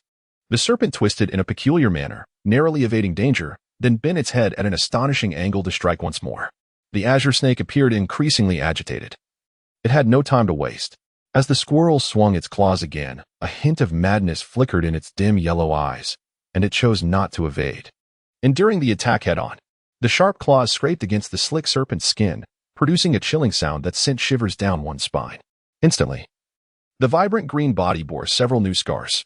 The snake, in pain, flicked its tongue out, but seized the opportunity to ensnare the squirrel tightly. The plump brother, taken aback by the adversary's ferocity, grew frantic, biting and clawing yet unable to break free. The azure snake opened its wide maw, revealing blood-red flesh adorned with 2 barbed fangs, poised to sink into its neck. The plump brother squinted his little eyes, seemingly resigned to his fate. Suddenly, as if time had frozen, the snake bizarrely halted before the squirrel, its expression a mix of confusion. My heavens! Just in time. As panic surged through Guyu, he rushed over to extricate the plump brother, glancing at the snake. The illusion was fleeting, and without a net or weapon, slaughter was not an option. The simplest solution was to infuse it with spiritual energy, directly obliterating its innards. He quickly made up his mind to act, but a slender, delicate hand reached out from the side, halting him. Hey, can I have that snake? What? Your squirrel seems fine. I wish to keep one too, Xiaozhai chuckled. Nonsense. This snake is highly venomous. Do not meddle, he retorted angrily. I'm serious. Where did it go? She rummaged through her backpack, making a clattering mess, adding, It's rare to encounter a creature with such spirit. It would be a pity to kill it. You wouldn't understand. Step aside. Huh. Found it. Just as the two argued, the illusion dissipated. Whoosh. Whoosh. Hiss. Whoosh. A series of short, sharp sounds, reminiscent of a whistle or flute, accompanied by a melodic quality, suddenly erupted. The azure snake, as if struck by a spell, slithered half a meter before collapsing abruptly. Hiss. The snake's expression, already quite human-like, intensified as it writhed in immense agony, crushing the wild grass and gravel beneath it. What in the world? Gui was left dumbfounded, astonished at how a graceful young lady had subdued a fierce serpent in such a manner. He had sensed her uniqueness, but never imagined she would be so composed. Xiaozhai, however, paid him no mind, lost in her own world as she played the flute. The melody transitioned from brisk to melodious, from intense to soothing, surprisingly delightful to the ear. Finally, as the notes faded, the azure snake lay on the ground, barely clinging to life. The young lady approached unsteadily, crouched down, and asked with a smile, Have you surrendered? The snake flicked its tongue but remained silent, its typically cold, slitted pupils now filled with palpable fear. If you've surrendered, then eat this. Xiaozhai rummaged in her backpack again, producing a black pill and offering it to the snake's mouth. It struggled for a moment but ultimately bowed its head, obediently swallowing the pill. Now, that is more like it. Wait. What do you mean by that? Guyu was nearly shouting in disbelief. Could it be that you are also? I am not, came the reply. You know what I am about to ask. So you are not. No matter what you inquire, I am not. Helpless, Guyu felt thoroughly ensnared and glanced around. To his surprise, he realized, I have indeed never been here before. Observing his surroundings, he pondered aloud. This area appears to extend inward. The trees are sparse over there. Perhaps there is flat ground. We might as well. Before he could finish his thought, the squirrel, which had been sulking in his arms, suddenly perked up and leapt onto a tree, gesturing towards the right as if to indicate the way back. Guyu was puzzled. The creature had never been so proactive, especially given its usual timid demeanor. He discreetly noted the location, waved his hand, and smiled, saying, Thank you, my plump friend. I shall bring you some treats next time. I am also pleased to meet you. Until we cross paths again, farewell. The squirrel chirped in response as the two departed from the area. Where have you two been? Are you all right? The duo, having wandered off, encountered a patrol team frantically searching for them. The leader, unable to suppress his irritation, first inquired about their safety. We are fine, we just strayed a bit too far, but luckily I recognized the way back. Did you see the snake? No. That snake was far too fast. It was impossible to catch up. Guyu's expression was filled with frustration. Faced with the patrol, the two felt a wave of remorse, repeatedly nodding in gratitude. The journey was uneventful as Guyu and Xiaozhai descended the mountain and found their companions at the hotel. Hishan, having worked for over a decade, had never experienced anything so exhilarating. Had it not been for her strong mental fortitude, she might have fainted. Unbeknownst to them, the clock struck 3 in the afternoon. Guyu chose not to involve himself further and waited in the lobby, though he was not entirely alone, as a backpack rested beside him. He was perplexed. There was no way Jiang Xiaozhai had cultivated energy, otherwise, he would have noticed it long ago. The flute's sound held no trace of breath, leading him to conclude she was likely not a practitioner. TSK. Guyu clicked his tongue, feeling quite distressed. From the moment he first encountered Xiaozhai, he had sensed an inexplicable allure about her, a captivating enigma that drew him in irresistibly. In retrospect, this allure may very well stem from her mysterious nature. Men with an air of mystery tend to attract women, and the reverse holds true as well. He sighed, pulling over his backpack to glance inside. The snake lay quietly coiled, seemingly resigned to its fate. Apologies for the wait. She smiled. Oh, it's nothing. Guyu assessed her slightly and remarked. Isn't that the outfit you wore when we first met? Huh, you have a good memory. Xiaozhai lifted her bag onto her shoulder and asked, Where are we headed? Are you hungry? I will probably be hungry in about 2 hours. She glanced at her watch. Then, would you like to come to my place? I can prepare something for you, he suggested tentatively. Sure. Xiaozhai responded without hesitation. Chapter 53 Inquiry. Guyu invited Xiaozhai to his home, an act that seemed rather presumptuous, yet they both understood the necessity of seeking a relatively secluded place for their conversation. In an instant, the courtyard was filled with curious onlookers, congregating at the alley's entrance and even perching on the walls. The fervor of the crowd was overwhelming. The two of them would likely never again endure such blatant scrutiny and idle gossip. Alas, the girl was indeed strikingly beautiful, though her height was rather conspicuous. If only she were a tad shorter, her slender legs and petite hips would have been perfect. As for girlfriends, she certainly did not catch my eye. Her hair was a riot of colors, instantly revealing her unconventionality. Yet, there was something delightful about her. Her appearance was undeniably pleasing. Guyu's lips quivered, reminiscent of a person who had suffered a stroke, while Xiaozhai maintained an air of calm, her demeanor radiating the poise of a true lady until they reached the house. The small courtyard, with its red walls and 3 tiled houses, stood quietly, evoking a sense of novelty for those unaccustomed to rural life. However, her gaze was familiar, tinged with a hint of warmth. Upon entering, Xiaozhai casually explored the kitchen and remarked, You keep this place quite tidy. Living alone, one must not allow oneself to become untidy. What is that over there? She inquired, pointing towards the west room. Incense-making supplies. Oh. She did not express a desire to inspect, nor did he extend an invitation. They simply proceeded into the main room. Xiaozhai unzipped her backpack and retrieved her newly acquired pet, After a brief rest, the green snake had regained much of its vitality, hissing and flicking its tongue at the sight of light, regarding its owner with a mix of reverence and disdain towards the other presence in the room. Cut it out. Do you keep it here? Where else would I keep it? Xiao Zhai placed the snake on the ground, gently patting its jade-like head, saying, Go play, just don't frighten anyone. Hiss. Guyu remained caught off guard by the unfolding events, while Xiao Zhai perched herself on the Kong, her long legs dangling to the floor. With a smile, she reassured him, Don't worry, it's quite well behaved now. The girl exuded a carefree demeanor, while he felt a gnawing anxiety within, burdened by an abundance of uncertainties. Uncertain of how to articulate his thoughts, after a prolonged internal struggle, he finally managed to utter, Do you know how to catch it? Oh no, I mean, do you know how to tame snakes? Indeed. Then why did you keep it from me? He referred to the time on the mountain when she had withheld information, causing him unnecessary worry. Are you not also keeping secrets from me? Ah? Xiao Zhai paused, one eye conveying a knowing look that suggested she found nothing strange in her curiosity, while the other playfully hinted at her intent to tease him. In that moment, Guyu felt defeated under her gaze, akin to a fool, reflecting on how he had concealed many secrets and questioning why he expected her to be forthright. A sudden wave of profound frustration washed over him, reminiscent of attempting to appear mysterious in front of a girl he admired, only to realize she had seen through his facade all along and was merely toying with him.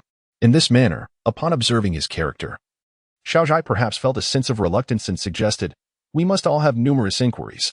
Let us exchange questions, answering only those that pertain to secrets, shall we? Very well, he contemplated briefly before nodding in agreement. Then you may begin.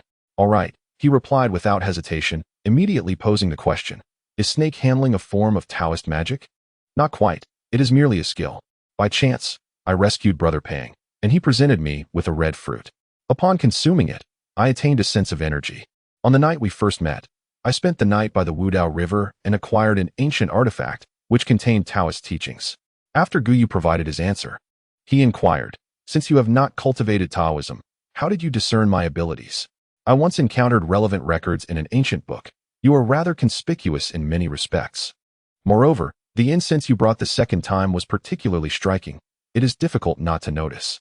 Xiao Zhai scoffed slightly and asked, What kind of spell did you perform on the mountain? May I refrain from answering? He hesitated momentarily. Of course. Thus, the two exchanged inquiries for quite some time. However, Guyu realized that when he posed questions, the other could respond succinctly, while when the roles were reversed, he either spoke at length or evaded the query. At this juncture, he found it rather frustrating that the other was still employing tricks on him. Nonetheless, he adamantly refused to admit to any lack of intelligence. When it was once again his turn, he paused for a few seconds before saying, I would like to hear about your background. Oh. Xiao Zhai blinked, indicating. At last, you've become wise. She had no intention of concealing her origins and replied candidly, My parents are from the Shengtian clan, and my grandfather lives in the countryside. I was frail as a child and was raised by my grandfather. I took on a master in the village, a remarkable person, who not only restored my health, but also taught me a great deal. 90 years ago, the government and Baiyun Temple held a grand ceremony, incorporating 62 Taoist sects, recognizing them as the true orthodoxy. However, many hidden sects were reluctant to submit. My master's sect was one of them. Yet, I cannot divulge its name or origins. Finding her seated position somewhat tiresome, she removed her shoes, crossed her legs, and smiled at the individual on the chair. My sect's heritage is exceedingly vast. Yet much of the Taoist knowledge has been lost, leaving only a few minor skills, such as wood appraisal and snake handling. My master's dying wish was to restore the lineage and gain insight into the supreme path. Over the past 2 years, I have gathered fragmented ancient texts but found nothing, until I encountered you. Guyu fell silent. With old Daoist Mo's foundation, he was not particularly surprised. Yet the occurrence of such events involving her was momentarily difficult for him to accept.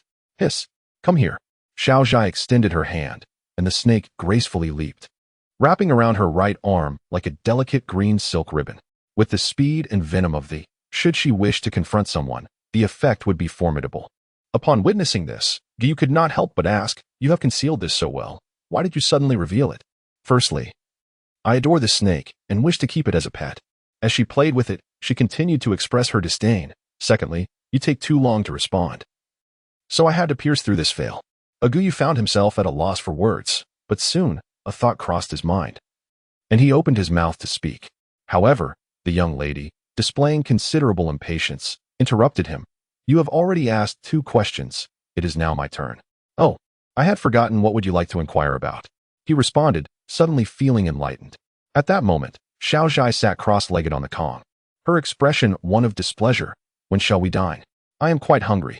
Chapter 54. The touch of humanity. Xiaozhai's culinary preferences lean towards the vegetarian, indulging in only a touch of meat, while she has little fondness for lavish feasts of fish and meat. Guyu, with a penchant for cooking, often stocks up on ingredients and prepared a dish of braised eggplant, a plate of mildly spiced tofu, a stir-fry of green bamboo shoots, and a bowl of lotus root soup. As dusk approached, the summer daylight showed no sign of waning, though through the glass window, a hint of darkness could be perceived. Today, instead of the round table, an old, seldom used Kong table was brought out. Crafted by her grandfather, it was rectangular with 4 short legs. Its old elmwood surface now darkened with age. Seated on the Kong, the 2 young adults, their long legs folded, indulged in their meal, while a snake lay beside the girl, occasionally flicking its tongue. This scene, peculiar as it was, bore an air of strangeness. Jia might need to take note of it. There was nothing pressing on Tang Shua's side, was there? That would depend on how the company managed things. If the funds were in place, naturally, there would be no issues. Xiaozhai sipped her soup and smiled, inquiring, what about you? Are you still capturing snakes? Well, it will take a few more days. We can only settle down once the mountain is deemed safe. He paused, seemingly hesitant, before adding, by the way, I am quite curious about your flute. Might I have a look? Here. Xiaozhai opened her backpack and casually tossed it over. Is this made of bone? He asked. Uncertain. Indeed, it's crafted from the wing bone of a vulture. What is a vulture? It is a generic term, encompassing species such as the golden eagle and the crested serpent eagle. One must select the fiercest among them for crafting. The fiercest? He couldn't help but chuckle, finding the description rather endearing. The 2 shared a subtly intricate dynamic, transcending the bounds of ordinary friendship to establish a bond of kindred spirits. While they grew increasingly close, a veil of caution lingered, as they had yet to fully open up to one another. Nevertheless, he found himself trusting her deeply. As Xiaozhai carefully stowed away the bone flute and finished her meal, she casually asked, what are your plans moving forward? Plans? I haven't given it much thought. He shook his head and sighed. By chance, I stumbled upon a path and glimpsed a world beyond my wildest imaginings. My current desire is to learn more and witness the wonders that await. Phoenix Mountain, in its secluded corner, is home to spiritual beings like squirrels and green snakes. Yet, there are countless mountains and rivers across the land. What splendor lies in the East Peak, Amei, Qingcheng, and Luofu, with the 62 sects of Taoism and myriad hidden schools. What legacies do they hold? Ah, how I yearn to explore them. Then why not go? Xiaozhai interjected with a smile. Do you take me for someone born in the 2000s, who can just up and leave? It is often said that cultivation leads one away from the world. Yet I believe it draws one deeper into it. Ordinary people prioritize their daily needs, while cultivators consider wealth, companions, teachings, and their environment all are part of the collective. You require resources and communication, hence cannot detach from society. Just as I wish to venture out, how can I do so without time? Without travel funds? I cannot fly. The girl listened quietly, fully aware that such musings could only be shared with her. Guyu, too, felt a weight lifting, finally able to express himself. After a lengthy monologue, he became aware of his excess and, feeling somewhat embarrassed, fell silent. With a light chuckle, Xiaozhai found herself unwittingly deepening her understanding of this young man. He may well be the only person in the world who comprehends the principles of Tao, yet possesses such a natural demeanor, filled with aspirations for the future, reverence for the great way, and an unwavering dedication to his pursuits. Even more remarkable is that he has not lost his sense of humanity. As the girl contemplated this, Guyu was feeling quite awkward, silently washing dishes and clearing the table. Once he finished, he suddenly recalled something and spoke earnestly. By the way, do you remember the place where we caught the snake? What's the matter? I have a feeling there's something peculiar about that location. I wish to investigate. The spiritual energy of this mountain is becoming increasingly restless, and the animals are significantly affected. This time it was a green snake, and I fear that something else may emerge next time. Restless? Xiaozhai blinked and inquired. Since you developed your sensitivity, where have you been? The spiritual energy of Xing Tian is the weakest, nearly non-existent. The 5 rivers are troubled by that object, which was initially quite volatile, but it has been gradually calming since I took possession of it. Guyu understood her implication and succinctly explained, adding, other places show no anomalies, so the issue lies within the mountain. The green snake has already been subdued by you. It will be a significant ally. Can you accompany me? Of course, after this turmoil settles, find a time. Xiao Shai readily agreed. I will contact you again, he said, abruptly waving his hand and lowering his voice. Someone is coming. The girl reacted swiftly, pulling her backpack, and the snake swiftly slithered inside. A second later, they heard a voice calling from the courtyard. Brother. Clang. Fong Qing burst through the door, bouncing in with the exuberance of a child, pretending as if it were a serious matter. Oh, you have a guest? Guyu, drenched in sweat, thought to himself that her acting skills as a spy were rather lacking, and introduced, this is Sister Xiao Zhai, and this is Fong Qing, the child of Uncle Fong. His enunciation was deliberate, and the girl immediately understood. She was referring to the mischievous child who had been impersonating someone online to flirt. This was Fong Qing's first encounter with the other, and without pretense, she exclaimed, Wow, sister, you're so beautiful. Hee hee, you are quite adorable yourself, the young lady replied, pulling the little girl closer and smiling as she asked, I heard you're about to enter high school? Yes, I just finished the high school entrance exam. And school starts in September. That's wonderful. Here. As Xiao Zhai spoke, she slid her left hand across her backpack and produced a small pendant. Smiling as she said, This is for you. Wishing you success in your studies and smooth sailing in all your endeavors. Fong Qing, seeing the intricately crafted wooden pendant, was quite fond of it, but she glanced at Guyu first. Upon seeing him nod, she eagerly accepted it, saying, Thank you, sister. In just a few minutes, the little girl was completely enamored by the elder girl's charm, displaying a warm affection. Guyu, feeling helpless, asked, Qing, did you come over for something? If you want to play on the computer, it will have to wait a bit. Oh, right. Fong Qing almost forgot, hurriedly saying, My mom made some delicious food today and asked you to come over. Sister, you should join us too. Smack. He covered his face, lamenting how obvious the intentions of the older couple were, and sighed, We just ate, so we won't be going. You've already eaten? Fong Qing, feeling quite displeased, awkwardly attempted to remedy the situation by suggesting, Well, since my sister has gone through such trouble to visit, why not have her come to our home for a while? No, I must take my leave now, replied Xiao Zhai, rising from her seat and playfully pinching Fong Qing's round cheek, adding with a smile, Please extend my gratitude to your mother. I shall visit again when the opportunity arises. Pouting, Fong Qing skipped away, quickly disappearing from sight. Allow me to see you off. Guyu eagerly reached for the keys. No need. We shall meet again soon. She waved her hand to stop him and stepped out the door. Chapter 55. The summer gathering. Unbeknownst to Bai City, a misfortunate individual named Tang Shua was among the 5 who had already fallen victim to the bites. The incident continued to escalate online, with the media directing their ire towards the local government, and even higher authorities began to demand accountability. The leaders, overwhelmed by the situation, ultimately resolved to seal off the mountains, though this effort was destined to be futile. This turmoil would persist for at least 10 days, only subsiding once the safety conditions were assured. For Guyu, however, the most significant revelation was undoubtedly the identity of Xiao Zhai, which provided explanations for various prior uncertainties. For instance, the Wang Wali which she gifted him was indeed a perceptive choice, worth a staggering 100,000. Previously, when Master Mo made an appearance, Guyu was merely surprised, thinking, Oh, there are practitioners in this world. Yet, in the case of Xiao Zhai, he secretly felt a flicker of joy. They often say that the great path is solitary and devoid of sentiment. But is it truly that extraordinary? A person who achieves immortality, witnessing the transformation of the world and the passage of time, devoid of family, friends, partners, or even the joys and sorrows of love. Such a form of immortality seems excessively stoic. In mid-July, after a brief rain, the skies cleared. The air in Bai City, already refreshing, became even more invigorating, dispelling the dryness of recent days.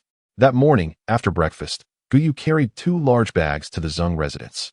The courtyard, nourished by the gentle rain, appeared increasingly serene, especially the row of gourd vines in the corner, which were in the midst of blossoming, with small gourds hanging from the vines, glistening like emeralds. Intrigued, Guyu paused for a moment. The housekeeper, who was tidying up in the hall, looked up and immediately called out, Grandma, Xiaogu has arrived. Come in quickly, dear, it has just rained, and the courtyard is cool. Good morning, Sister Jean, he greeted, stepping inside. The housekeeper, in her 40s, was kind-hearted and had become quite familiar with him over time. After sitting for a brief moment, the elderly lady emerged, smiling as she said, I was just practicing calligraphy. Have you eaten? I have. What characters are you practicing? I dare to write in various styles, running script, clerical script, and seal script, though none of them have amounted to anything substantial. The elderly lady joked humbly, then inquired, Xiaogu, did you come today with some incense? Yes. I just retrieved it last night. Please take a look. He presented a box to her, and upon opening it, she beheld 6 pale white incense pills, each the size of a longan, radiating a lustrous sheen reminiscent of jade. Before she could respond, Gu lifted another large bag and said, This is from Mr. He and Mr. Li. I've been quite busy lately and only managed to bring it today.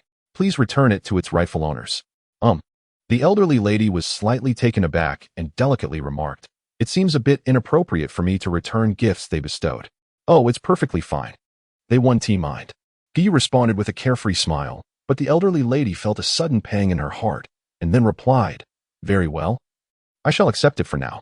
As for the unusual behavior of he and Li that day, the elderly lady certainly did not overlook it. While she was astonished, she couldn't help but wonder what abilities this young man possessed to make 2 prominent figures yield so easily. Being astute, she may not have known the full details, but in the spirit of fostering goodwill, her demeanor became even more amiable. The elderly lady was acutely aware that the bond between the two was forged through the art of incense making. If she wished to maintain this connection, she needed to invest effort in it. Thus, she inhaled the fragrance of the incense ball and initiated the conversation by asking, Little Gu, what is this called? This is Ban Yu Xiang, but I find it rather pretentious. Feel free to name it as you wish, he replied. And how should it be burned? She inquired. On a moonlit night, gather around the stove, allowing it to smolder slowly over a gentle flame, preferably accompanied by fruits, tea, and a few close friends. Guyu interjected, only to then deviate from the topic, chuckling, of course, there is no need to be deliberate, it merely adds an element of charm. You could watch television and enjoy hot pot while still indulging in the incense. Oh dear, you child. The elderly lady gently admonished him, solemnly storing the incense away. After a moment's pause, she tentatively remarked, Little Gu, to be frank, I have some old friends visiting in a couple of days, and this incense will be used during our gathering. If you're free, do come and join. Wei Wei and Xiao Fei will be there too. Oh, that sounds good. The elderly lady did not press the matter further. Once the conversation concluded, he stood to take his leave, but upon reaching the courtyard, he suddenly halted and said, Grandma Zhang, I noticed that your little gourd is thriving. Could you possibly spare me one? Feel free to pick. I can give you the entire vine if you wish. She waved her hand. Haha, thank you then. With that, he ventured over to the gourd trellis, carefully selecting and plucking a small gourd approximately 5 centimeters in length. Its skin was pristine, and its shape was uniformly rounded, a variety referred to as Fu Lu Qi. Those with a larger top and smaller bottom are called Fu Lu Dao, while the most common shape, with a smaller top and larger bottom, is known as Zhengxing. There is a wide array of decorative gourds, and those under 8 centimeters are called handheld gourds. Guyu had previously owned one, but had inadvertently lost it, and now he felt a whimsical urge to acquire another. While others would polish their gourds with a layer of walnut oil and rub them with soft cloth, gradually changing the color from green to red and then to purple, he intended to nurture his gourd with spiritual energy, casually manipulating it in his hands to practice his control over such energy. After leaving the Zheng residence, Guyu hurried to a nearby courier service with another bag in hand. He had completed the first batch of orders for 15 boxes of awakening incense and 7 boxes of incense balls, and today he would send them off. If old Daoist Mo were to hear of this, he would surely be taken aback, astonished that someone he revered could also experience the mundane struggles of life. In Guyu's view, the extent of one's strength directly correlates to the benefits one enjoys, a notion that, perhaps, explains why the old Daoist had yet to achieve a breakthrough. 2 days later, at dusk, the usually tranquil Zheng household suddenly buzzed with activity. A row of discreet, comfortable cars was parked outside. Typically, only Grandma Zheng and the housekeeper occupied the space, but today, around 20 people filled the premises, a feat made possible by the spaciousness of the home. The Lei, Xiao, Zhang, and Sun families, along with the Xing family, had always maintained a cordial relationship. With the older generation now retired and the second generation at the helm, this bond persisted. The 5 families adhered to an unspoken agreement to gather every 6 months, taking turns to host, which resulted in the influential summer and winter tea gatherings within the thriving business district. The parents did not participate, leaving only the younger generations. Each of the 4 families brought their offspring, while the Zhang family was represented by Zhang Yuewei and Zhang Shufei.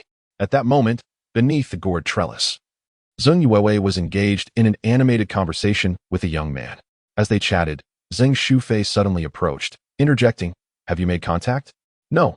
Has Grandma inquired again? "Indeed. I also failed to reach him. I wonder what this fellow is up to."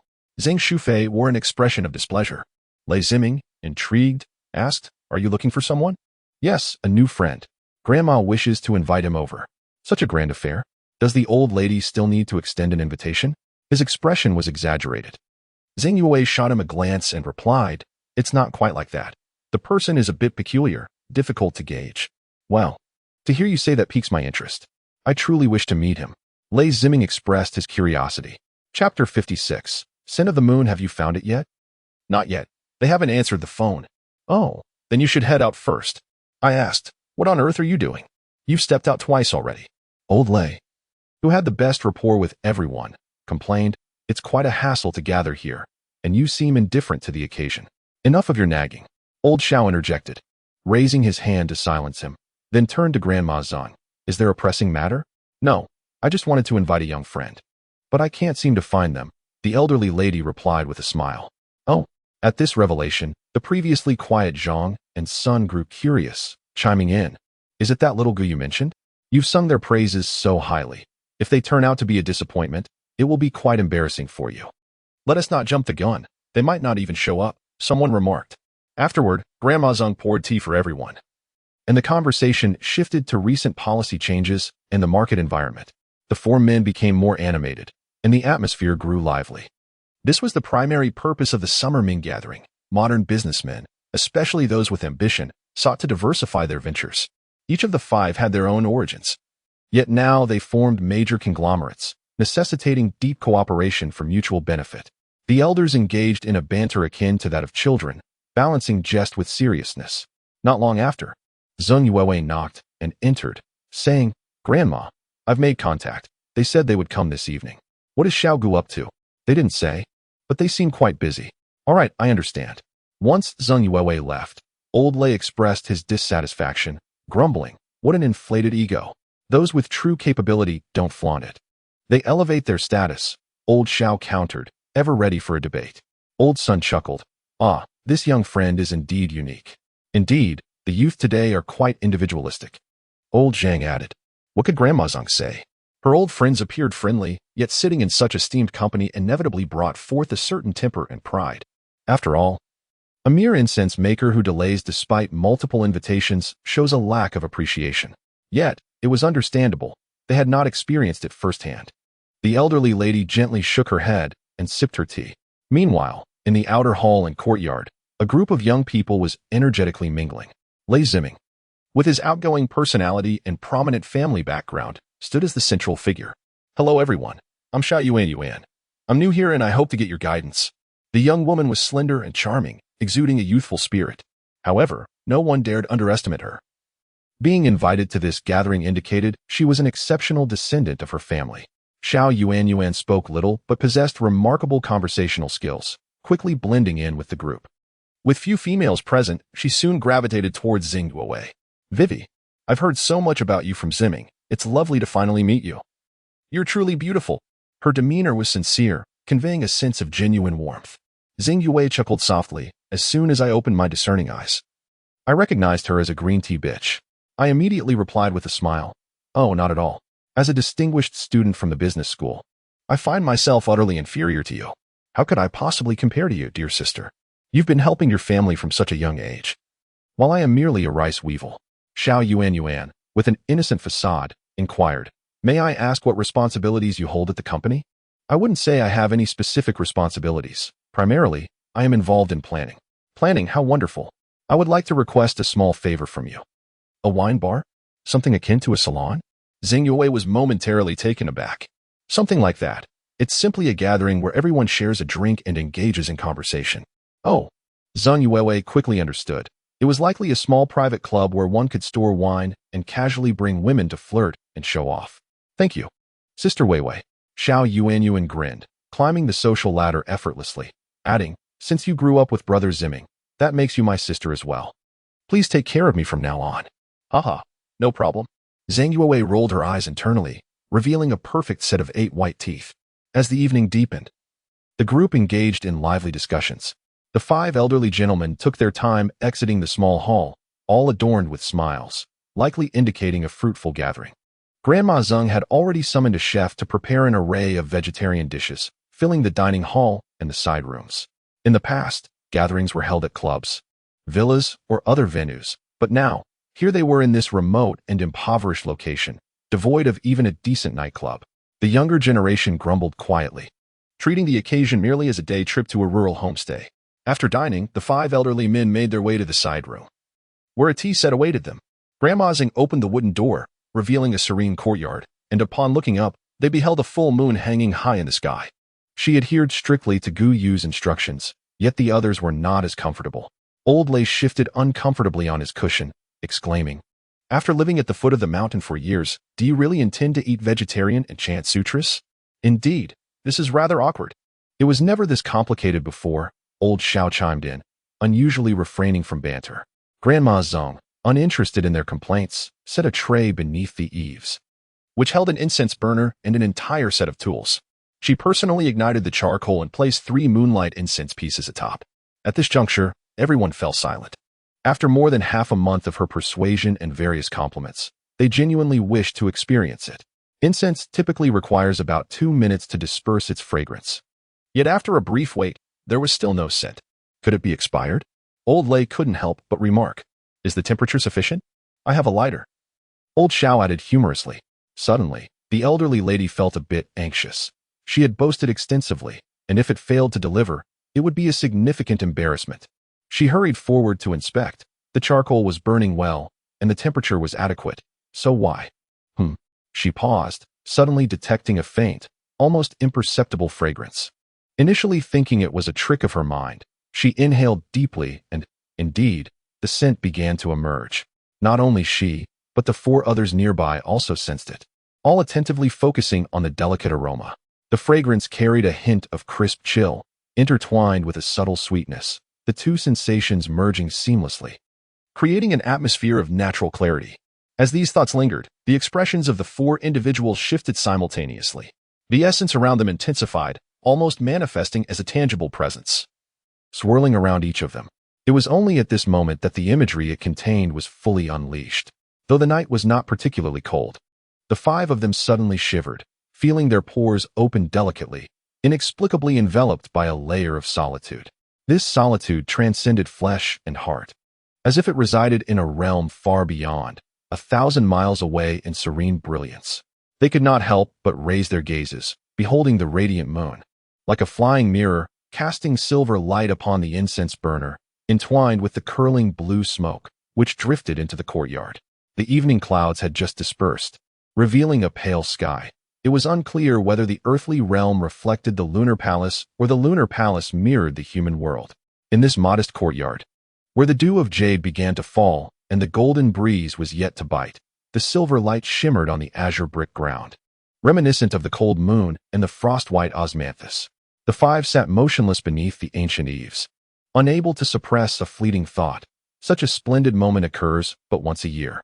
Time passed unmeasured, and gradually, the fragrance began to fade. Creak. Guyu, bathed in moonlight, pushed open the courtyard door. Chapter 57.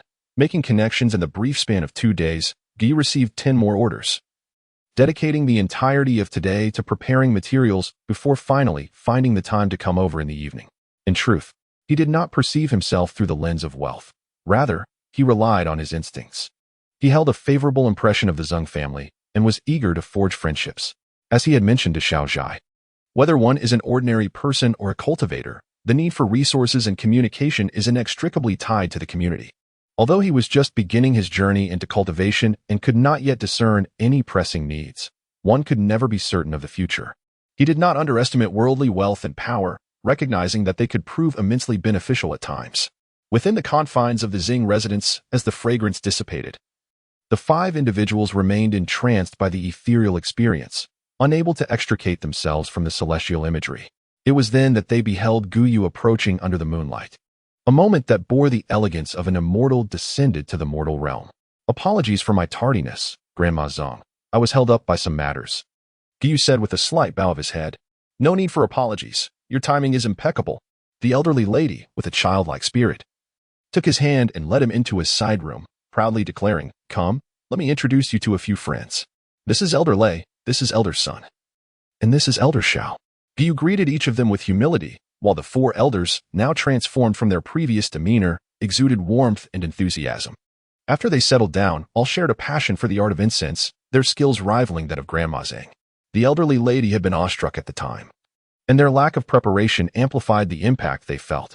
Young Gu, come here. Elder Lei, unabashed, pulled Guyu to his side and inquired, How do you craft that incense? I've purchased countless varieties, yet none have ever been so transparent. Indeed, transparent. Elder Xiao chimed in. Elder Lei, savoring the scent, felt the description fitting and exclaimed, Your incense is truly remarkable. I feel a chill running down my spine, and even as the fragrance fades, I yearn for more. How exactly do you create it? Perhaps out of eagerness or a feigned ignorance, he pressed for the formula. Guyu merely smiled and remained silent. As he recognized the man's intentions, Elder Zhang, feeling somewhat embarrassed, interjected, Young Gu, I heard this is called Moon Companion incense. Does it have any history? Oh. During the 5 dynasties, there was a scholar named Su Xian, a master of incense making. Every moonlit night, he would sit alone in the courtyard, burning a stick of fine incense. Over time, the incense he created came to be known as Moon Companion incense. It eventually found its way to my grandfather, who modified the recipe to enhance its clarity. Guyu deftly attributed the legacy to his late grandfather, avoiding the spotlight himself. As expected, the 5 men sighed in admiration. Ah, what a pity. How unfortunate that we could not meet him. Just hearing you speak, one can tell that Elder Gu was a remarkable figure. He lowered his gaze slightly, suppressing a playful smile. The so-called Moon Companion incense is composed of various ingredients such as aloes wood, musk, chicken tongue, cardamom, and white grass. Its fragrance radiates widely, nurturing the spirit and soothing the mind, typically utilized in studies, music rooms, and serene retreats. Upon receiving the formula, Guyu's grandfather deemed it overly conventional and lacking in elegance, thus adding a touch of silver osmanthus to elevate its refinement. Upon returning to one's own hands, a sense of inadequacy arises, evoking the sentiment that the moon of today, unseen by ancient eyes, once illuminated the lives of those long past. The previous discourse speaks of the 3 realms of appreciating fragrance: the material, the taste, and the essence. The essence, however, defies comprehension, transcending into a spiritual domain. Akin to the martial arts novels where, regardless of one's swordsmanship, the mere intent of the sword can annihilate in an instant. Naturally, the appreciation of fragrance requires an appropriate ambience. The more exquisite the scent, the more pronounced this necessity becomes. Picture a night as cool as water, with a mirror-like moon hanging high as one burns a censer of moonlit incense. When the fragrant tendrils swirl and the bright moon reigns above, seated quietly in the courtyard, one can cast aside worldly distractions. This encapsulates the allure of the art of fragrance. Some aspects may forever remain unknown to the 5 individuals. Yet this does not hinder their newfound admiration, particularly from the 4 recent arrivals, for Guyu. Unbeknownst to them, the impression of this young man has ascended from that of a mere incense maker to that of a distinguished friend, engaged in fervent conversation. The disciples on the other side found the situation perplexing. First, there were several peculiar elders, followed by a young man who, in a whimsical manner, was treated as a guest of honor. Lei Ziming smacked his lips in thought, remarking, You know, that lad must have something of substance.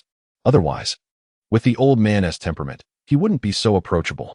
He had been inside for quite some time, and he lamented, I wish to get acquainted as well. Xiao Yuan Yu and exuded an instinctive aura of melancholy. Then why not bring him out? Suggested the young master of the Sun family. All right, will you go? Wen Yue laughed. Oh, I wouldn't dare, he quickly retorted. Unable to contain himself any longer, Lei Ziming turned to Guyu and declared, I'll go. Striding toward the side room, he knocked on the wooden door, chuckling. Hey, grandpas and grandmas, you've been holding court for so long. Can we borrow them for a moment? Huh, you little rascal. Old Lei scolded with a laugh, then added, Young Gu, Please don't mind. This is my grandson. If you don't find it bothersome, perhaps you could offer them some guidance, lest this bunch of rascals remain oblivious to the world. Indeed. It's quite a feat to accompany us old fogies for so long, remarked Old Sunday. Please don't say that. I too wish to make more friends. I'll go over now, Guyu replied with a smile, rising to exit the side room. I hear you're 21. I'm a few years your senior. So it's not inappropriate to call you little brother, right? Come, let me introduce you Lei Ziming, with his straightforward nature. Reached out to throw an arm around Guyu's shoulder. Guyu, disliking physical contact, inadvertently stepped forward, causing Lei's arm to grasp nothing but air. A flicker of curiosity crossed Lei Ziming's mind. Did he accidentally bump into him, or had he sensed it? In just a few strides, they entered the main hall, where a throng of people gathered around. Among them were the legitimate grandchildren of the Sun family, as well as some more distant relations, such as cousins. The affluent are not all alike. He Tian represents one type, Wenyue another, and Lei Ziming yet another. Upon entering, Gu sensed a pleasant atmosphere, and after exchanging a few more words, his impression was further enhanced. At the very least, the upbringing of these 5 families was commendable. Even that particularly insincere Xiao Yuanyuan gave off a passable exterior. Correspondingly, the group was equally curious about him, engaging in a flurry of inquiries. Guyu was selective, exhibiting a hint of deliberate modesty. After engaging in conversation for a while, some found it tedious and retreated into their own groups. Lei Ziming, however, remained, seemingly intrigued by him. As the dialogue warmed and became more familiar, he suddenly produced a membership gold card and said with a smile, "Brother, we have established a shooting club together, truly authentic. Do come by when you have the time." Oh, Guyu's eyes sparkled with interest, feeling a flicker of temptation. The notion of a shooting club seemed daunting, yet with connections, everything could be facilitated. The implication was unmistakable: real firearms and ammunition.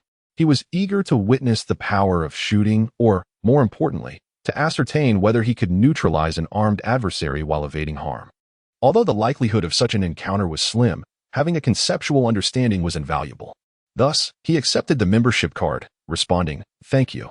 I shall certainly visit another day." Meanwhile, on this very night, in a brightly lit residential building far away in Xingtian, wisps of incense smoke danced in the air.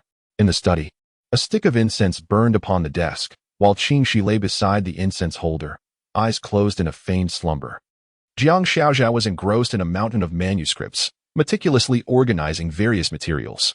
These documents included handwritten notes, photocopies, and ancient texts that were yellowed and incomplete. All presented in traditional vertical formatting, mostly devoid of punctuation, which was quite a headache to behold. Yet, she was exceptionally familiar with them, methodically sorting through each one. These were remnants of ancient scrolls collected over the years, facilitated by her father's position in cultural affairs, which made the process considerably smoother. After what felt like an eternity, she finally liberated herself from the task, aligning several manuscripts before her and exhaling a long, relieved breath. Chapter 58. Restoring normalcy. Jiang Xiaozhai shifted her chair back slightly and rose to pour herself a glass of water. Upon hearing the sound, the green snake immediately opened its eyes, curiously observing its master as she made her way to the window, settling herself on the protruding bay window. Leaning against the creamy white wall, she turned her head casually, meeting the gaze of the serpent's slit pupils, and could not help but smile. "Come here." Hiss hiss. The green snake slithered down the wooden table, leaped up, and curled into her embrace. Xiaozha cradled it as one would a cat, inquiring, "How many days have you been here? Are you comfortable?" Hiss hiss. "Ah, so that means you are quite at ease. What a good girl." She gently patted its head, confirming once again that it was indeed a female green snake. After playfully teasing it for a while, she turned her gaze toward the window, her expression gradually becoming serene. Reflected in the glass was her silhouette, accompanied by the cool moonlight and the warm glow of the lamp. She seemed to transcend 2 realms of existence. Merely a meter away from the window stood a large desk, cluttered with scattered manuscripts and 4 sets of retrieved materials, each a thick stack adorned with red annotations. The first was marked 2200, the second 1794, the third 1056, and the fourth 589. These numbers denoted different eras, given that many ancient texts have been lost across dynasties. The records are often fragmented and lack a systematic approach. She had painstakingly pieced together a rather clear outline, extracting snippets from various sources, utilizing the extensive information at her disposal. This compilation included historical materials, legends, folk tales, and her own deductions, particularly some new hypotheses sparked by her encounters with Guyu. She intended to take the manuscripts to Bai City and collaborate with that fellow on research, focusing not on specific Taoist practices but rather on certain verifications and supplements related to the evolution of the Taoist school. While she continued to stroke the snake, her thoughts wandered, and she soon finished her glass of water. Turning to the side, she stretched her long arm to retrieve her phone and sent a message. "How is everything now?" She blinked and inquired, "Are you with friends?" After a few minutes, a reply came. "Yes, I'm at a gathering, and there are so many people." After exchanging a few more words, Xiaozhai glanced at the time and set the green snake down, preparing for a shower and then bed. It was 9 o'clock, neither early nor late, a time when many urban women were just beginning to enjoy the night. However, Xiaozhai found it rather unappealing. In truth, this girl led a rather monotonous life, not in terms of activities, but in the spiritual connection and joy she derived from them. Her life was indeed rich. She watched movies, listened to music, followed anime, played billiards, cultivated flowers, strolled through streets, and fished. Yet that was the extent of her pursuits, devoid of deeper investment or passion, let alone obsession. It was akin to that one time when she braved the rain to pluck a branch of osmanthus from the park. Just 4 words encapsulated her essence: free-spirited and carefree. Splash, splash, splash. At 10 minutes to 10, the sound of flowing water ceased. As the bathroom door swung open, the green snake, which had been swirling at the entrance, immediately coiled into a ball. Xiaozhai, with her hair down, casually picked up the snake's tail and carried it to the bedroom. As soon as the snake touched the floor, it turned and slithered onto the windowsill, the moonlight illuminating its emerald body, bestowing upon it an eerie beauty. She no longer checked her phone but instead threw herself onto the big bed, whispering into the darkness, "Good night." Hiss hiss. As they prepared to depart, the 4 elderly individuals subtly indicated their desire for a token of incense. He found himself in a quandary, merely stating that he had been quite busy lately and might not have the time. However, they were quite accommodating, expressing that it could be collected at any time. These 4 were astute, and the significance of their gestures was not immediately apparent. Yet, Guyu could discern some implications, such as his gradual integration into this circle and the potential renown his incense might garner. If the families of Xing, Lei, Xiao, Zhang, and Sun could maintain their amiable and courteous demeanor, he would not object to further engagements. What he sought was merely the resources of this community and the assistance they might offer, which would, of course, be mutually beneficial. To put it plainly, was there any ancestral offering? Days passed following the gathering, and the tense atmosphere in Bai City gradually returned to normalcy. On this particular day, the municipal government finally convened a press conference to discuss the situation regarding the mountain closure and the compensation for the 5 injured individuals. Given the high level of public interest in the incident, numerous media representatives were present, including personnel from the provincial television station. The government took the matter seriously, as evidenced by the presence of the vice mayor's nameplate on the stage, indicating the significance of the event. The vice mayor made a brief and courteous appearance before proceeding to read from a prepared statement in response to the incident involving snake bites at Phoenix Mountain. The BC city government, along with the Tourism Bureau and Scenic Area Management Office, has taken proactive measures. After 10 days of inspections and monitoring, significant progress has been made, and without any casualties, we have finally apprehended the culprit. Please take a look. As the words left his lips, a photograph appeared on the large screen, depicting the scene of a snake that had been killed. A group of reporters fixated on the image, their inner turmoil masked by forced smiles. The snake initially photographed was vividly green and exceptionally beautiful, while this one appeared mangled and half hidden in the grass, leaving only the identification of it being a green snake. Nevertheless, it mattered little. They claimed it was so, and the travel expenses had been generously covered. The officials found themselves in a predicament, having searched the mountain for 10 days without success, only to consult experts, who concluded that the snake had likely vacated the area upon sensing danger. What the authorities prioritized was stability rather than a genuine resolution. After receiving assurances from the experts, they promptly lifted the ban and reopened the area. Naturally, in an effort to showcase their effectiveness, they presented this counterfeit green snake.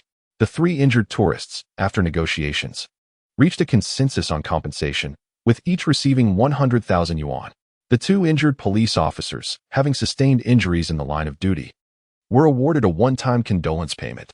Following this, the vice mayor reported on the differing treatment of the 5 injured parties, highlighting the disparities. Throughout the press conference, both sides were clearly in sync, operating with an unspoken understanding. Moreover, they provided little opportunity for questions, hastily delivering a few remarks before declaring the session adjourned.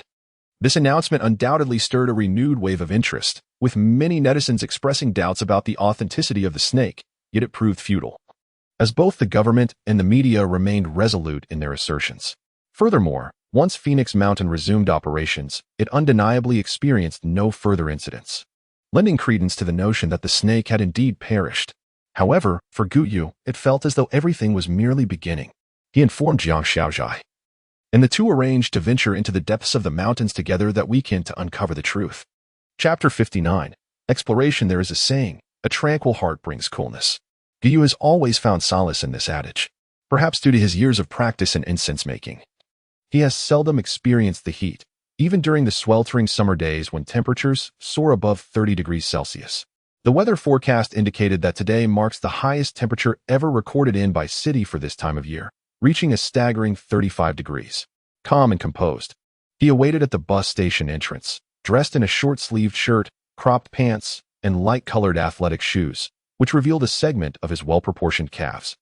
To describe a man's calves as handsome might carry a hint of effeminacy, yet they were indeed remarkable, perfectly sculpted, possessing an almost obsessive allure, and brimming with vigor. In essence, he was akin to a fine steed. Hey, over here. After waiting for about 10 minutes, Guyu spotted a familiar figure from afar, unable to overlook her conspicuous height.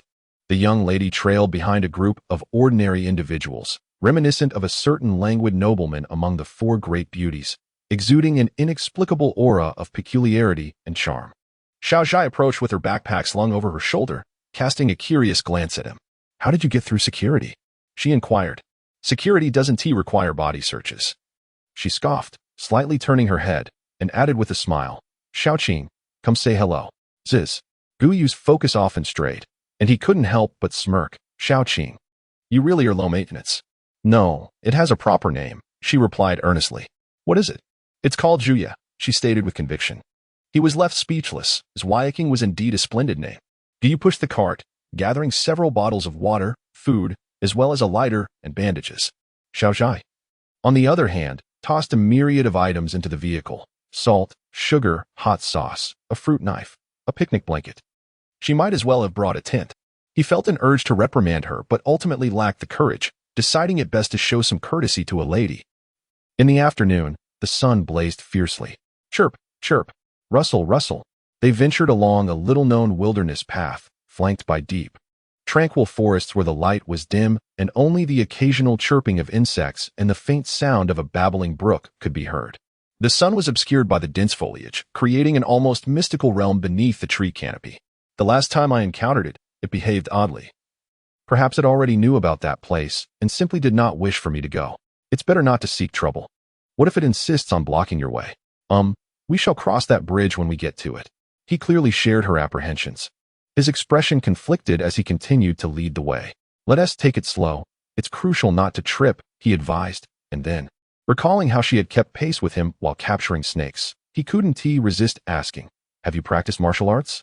Xiaozhai lifted her gaze, smiling as she replied, not really, just a few techniques for honing the body and striking. Such as? His curiosity was piqued. Such as the young lady surveyed her surroundings. And suddenly, her right hand formed a pinch, and, with a swift motion, she flicked her fingers into the thicket. To the untrained eye, her actions would have been imperceptible. Fortunately, Guyu's keen senses allowed him to witness her 5 slender fingers come together in the shape of a beak, striking with remarkable speed to pluck a delicate, pale pink mountain flower. As she casually handed it over, she exclaimed, Here, it's yours. The fellow, still reeling from astonishment, succumbed to despair, lamenting, You can't keep doing this. It's utterly hopeless for me. Let it be. The last 4 words were laced with an audacious charm. Chuckling, the female driver, in her spirited manner, seemed to embrace anyone she fancied. The fellow, unable to respond, coughed twice, attempting to divert the conversation. Why do I get the impression that you all resemble the carefree sect? You seem proficient in everything and have a penchant for good looks. Your master must be quite handsome as well. TCH. Such rudimentary flirting tactics left Xiaozhai unimpressed. She merely replied, My sect is rather unique. Our founder had a diverse array of interests and was highly skilled. Generations have passed down knowledge, with many additions along the way. Their encounter was far more open than the last, and she continued, I heard from my master that our sect possesses 12 methods and 24 mundane techniques, but unfortunately, all the methods have been lost, and only 5 techniques remain. What is the most formidable method? He inquired, keenly interested. Xiaozhai cast him a sidelong glance and smiled. The 5 thunder techniques of dragon capture. Wow. Gu Yu's body jolted. What kind of lofty prestige was this? Is it now fashionable for women to overshadow men? He unleashed a torrent of complaints, but Xiaozhai paused before adding, by the way, I sought you out for another reason. While organizing my manuscripts these past few days, I stumbled upon some intriguing materials. We shall examine them once we descend the mountain. Sounds great. I'm available anytime, he responded nonchalantly. Thus, they conversed as they strolled. Quickly arriving at a location halfway up the mountain, Gu oriented himself and, after an hour's trek, reached a small clearing, precisely where the snakes were to be captured. It should be over there. He pointed northeast, and upon Xiaozhai's glance, they noticed a stretch of trees that appeared notably shorter, suggesting a valley below. They exchanged a knowing look and concentrated their focus. Just as they took a step forward, a familiar call echoed, "Cuckoo." Gu Yu's expression shifted instantly. Indeed. A plump figure leaped down from a tree, landing squarely in front of them, clearly intent on blocking their path. Chapter 60, The Valley Generally Speaking. Individuals of a portly disposition are often characterized by their amiable nature, displaying little annoyance even when their midsection is playfully pinched. The rotund squirrel, being no exception, usually possesses a gentle temperament, rarely exhibiting any boisterous behavior. However, at this moment, the squirrel crouched before the two, its fur bristled, and its eyes wide with a hint of ire. To the contrary, the azure serpent appeared quite jubilant, gliding over with a playful swagger, its tongue flicking in a teasing manner. The stout fellow cast a glance at it, seemingly recognizing that this creature had already been subdued, and gave it a casual swat. The serpent, forewarned, adeptly evaded the strike and continued to flaunt its antics. Yet, the squirrel paid no heed to it, fixating solely on Gu Yu. It is your turn. Xiaozhai interjected from the side, urging him to act swiftly. With no alternative, Gu Yu squatted down and tentatively ventured, Stout brother, might you permit me passage? I shall bring you delicacies tomorrow. I truly have pressing matters, please do not cause a commotion. No matter his entreaties, the squirrel remained steadfast, unyielding in its position. Observing the mounting awkwardness, Gu Yu opted for a deep bow, sincerely stating, Stout brother, my current fortunes are greatly indebted to your kindness. I should not impose upon you. This matter is of grave importance, with significant ramifications, and I must proceed. I humbly request your indulgence. With that, he maintained his bow. Remaining motionless, the standoff between man and squirrel lingered, seemingly stretching into eternity, until at last, the squirrel's gaze softened. A flicker of resignation passing through its eyes as it emitted a couple of chirps and scampered up a nearby tree. Stout brother, you are quite amusing. Xiaozhai remarked after observing the exchange, readjusting her pack. It is my friend, though mischievous, it is also quite sensible. There must be a reason for its obstruction. I cannot simply force my way through, Gu Yu stated with an air of self-assurance. Huh. Xiaozhai's lips curled into a slight smile, leaving it uncertain whether she was in agreement or jesting. The previous patrols who surveyed this area may have deemed it perilous and thus chose to overlook it. Rustle, rustle. As Gu Yu led the way, he discerned that the foliage was growing denser, rendering the path nearly invisible. He found no need for a machete, as he relentlessly snapped branches, forging a path through the underbrush. After approximately half an hour of traversing, both individuals felt the incline easing, the terrain becoming increasingly oppressive. Glancing around, they noted that the towering trees had gradually given way to stunted shrubs, interspersed with a tangle of thorns, the darkened prickle exuding an eerie, sinister aura. What manner of place is this? Why is it so dim with so few tall trees? Buzz, buzz, buzz. Just as they paused to observe, a peculiar sound reached their ears, and a few strange black insects swooped toward Xiaozhai. With a swift motion, the azure serpent, coiled upon her shoulder, flicked its tail, deftly dispatching a large portion of them. They must be mutated. I wonder how numerous they are. Given this environment, they may have altered their habits. Gu Yu mused, leaning in to share his thoughts. Suddenly, his expression shifted, and he grasped her hand, urging her to flee. Run. Huh? She felt perplexed, yet understood he was not jesting. The very next moment, her eyes widened in alarm. Buzz, buzz, buzz. Buzz, buzz, buzz. A thick, swirling black mist emerged from the shadows. Each was teeming with countless dark mosquitoes, their wings vibrating in unison, their proboscises poised menacingly, exuding a nauseating stench of decay. Your grand prophetic skills are quite something, aren't they? Why not check the numbers? One could not help but question, in such dire circumstances, did they still have the leisure to exchange barbs? As the two engaged in their verbal sparring, they sprinted away with all their might. There was no room for doubt. Should they become ensnared by the black mist, they would be drained of their very essence in an instant. Buzzing. As the swarm sensed their escape, the frenzied beating of wings escalated. Perhaps it had been ages since they had encountered fresh, living flesh, for the countless compound eyes glistened with an intense hunger and a ravenous desire to consume. This way, Guyu called out, maintaining a semblance of calm as he discerned the direction. Just as he shouted, a sudden warning from Xiaozhai pierced through. Ahead. Instinctively, he raised his eyes and cursed under his breath. Fate had conspired against them, as a small cluster of mosquitoes obstructed their path. Scatter. Guyu was genuinely alarmed. With a swift motion of his hand, a surge of spiritual energy rippled forth, enveloping the area ahead without reservation. The swarm froze in unison, as though struck by an unseen force, plummeting to the ground in disarray. He dared not underestimate the situation and unleashed a powerful technique. Yet the depletion of his internal energy left him staggering. Be careful. Xiaozhai quickly steadied him, guiding the way ahead. Thus, the two supported each other, running for an indeterminate time, until they finally burst forth from the thicket of thorns. Phew. Guyu finally exhaled in relief, remarking, fortunately, their habits have changed. They dare not emerge easily now. Do not speak so lightly. Your words may summon them back, Xiaozhai replied, yet he scrutinized Guyu's condition, noting the myriad of cuts adorning his arm. Though he appeared otherwise unscathed, he inquired, are you able to continue? I'm fine, even if I need to rest. It cannot be here. Thus, they pressed onward. Neither mentioned the earlier moment of clasped hands. When sentimentality was appropriate, they indulged in it. And when a carefree attitude was called for, they embraced that as well.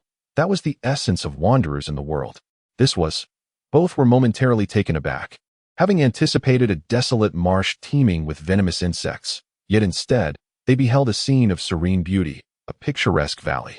Before them lay a charming little glen, surrounded by majestic mountains, where two rivers intertwined in a fish-like formation, carving out a flat expanse between them.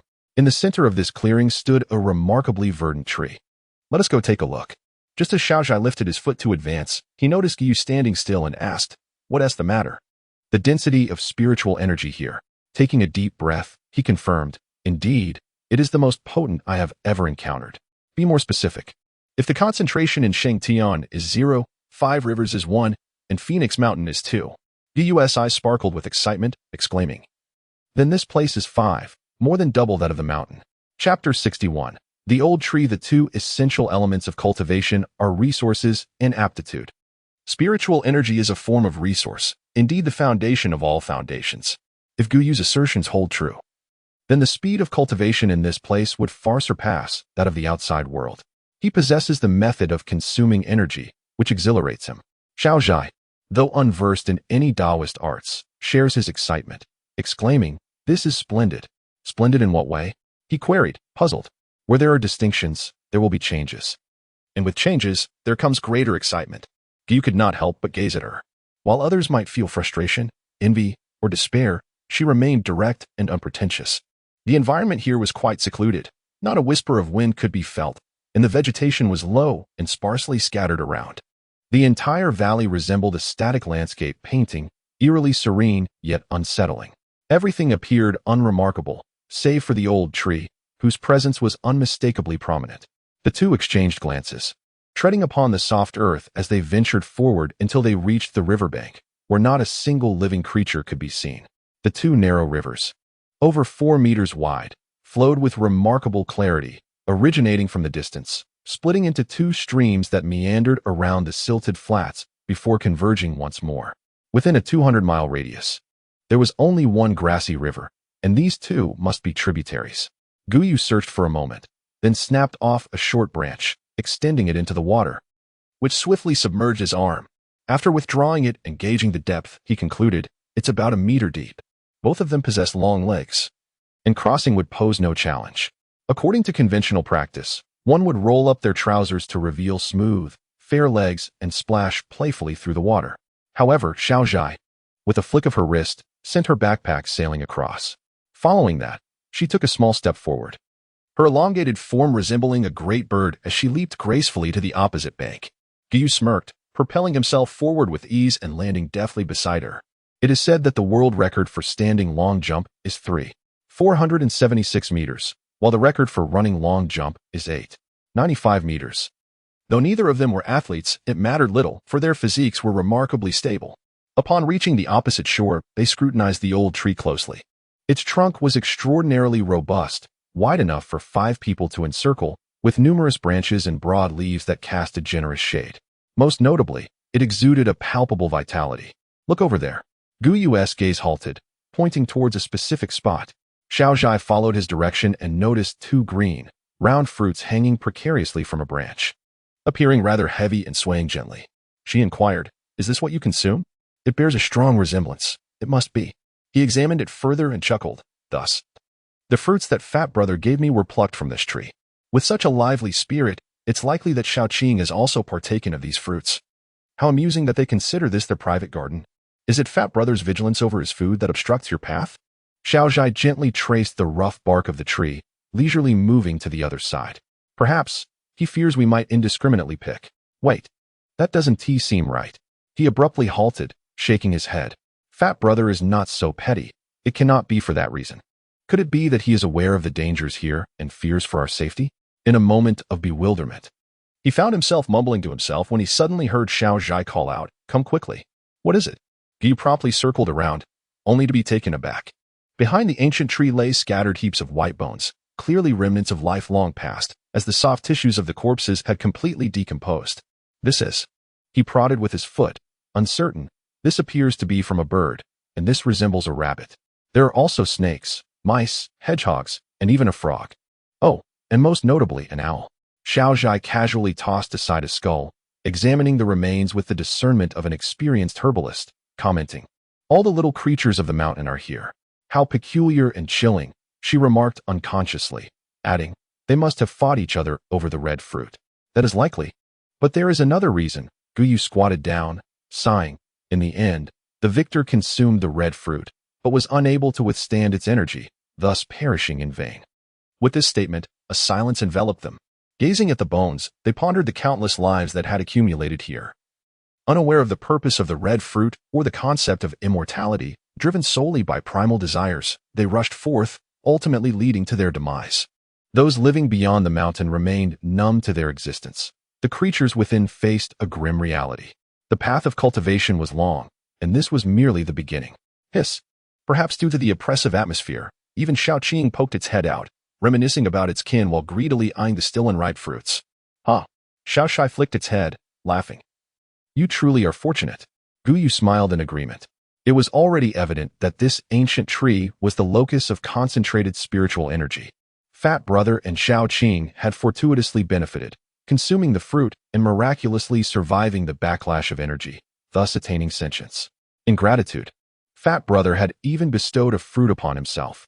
However, he remained puzzled as to why the spiritual energy here was so abundant while the outside world seemed so sparse. Both were left in contemplation, examining the area further, but finding no anomalies, they reluctantly decided to give up. Unbeknownst to them, half a day had passed since their departure. It was now 4 o'clock, the summer daylight still lengthy, far from dimming. "It matters not, my culinary skills are quite commendable." Xiaozhai understood his implication. The frenzied black mosquitoes were not easily dealt with and would require the aid of Daoist techniques. Immediately, the young woman sprang into action, first breaking branches, gathering stones, and constructing a fire pit. 2 stainless steel lunchboxes were employed, one filled with water and 2 handfuls of noodles tossed in. The other was heated. A touch of oil applied, followed by sauces and a sprinkle of fine sugar, creating a thick, sticky sauce as the ingredients melded together. Once accomplished, Xiaozhai rummaged through her backpack and surprisingly produced a cucumber. Holding the cucumber in her left hand and a fruit knife in her right, she indeed was not exaggerating. Her fingers were exceptionally nimble. The knife danced gracefully, slicing the cucumber into thin, delicate pieces that fell effortlessly. As she prepared the makeshift fried noodle sauce, She glanced over at Guyu, who sat cross-legged by the riverbank, his demeanor serene and detached, devoid of his usual shyness and playful antics, exuding an ethereal presence. In this repeated cycle, the cool surface of the water appeared as though enveloped in a delicate mist, suffused with an ethereal aura. It was his inaugural experience of cultivating in the presence of another, while she beheld the authentic essence of the Tao for the first time. Each engaged in their own pursuits, undisturbed by the other, yet acutely aware of one another's existence.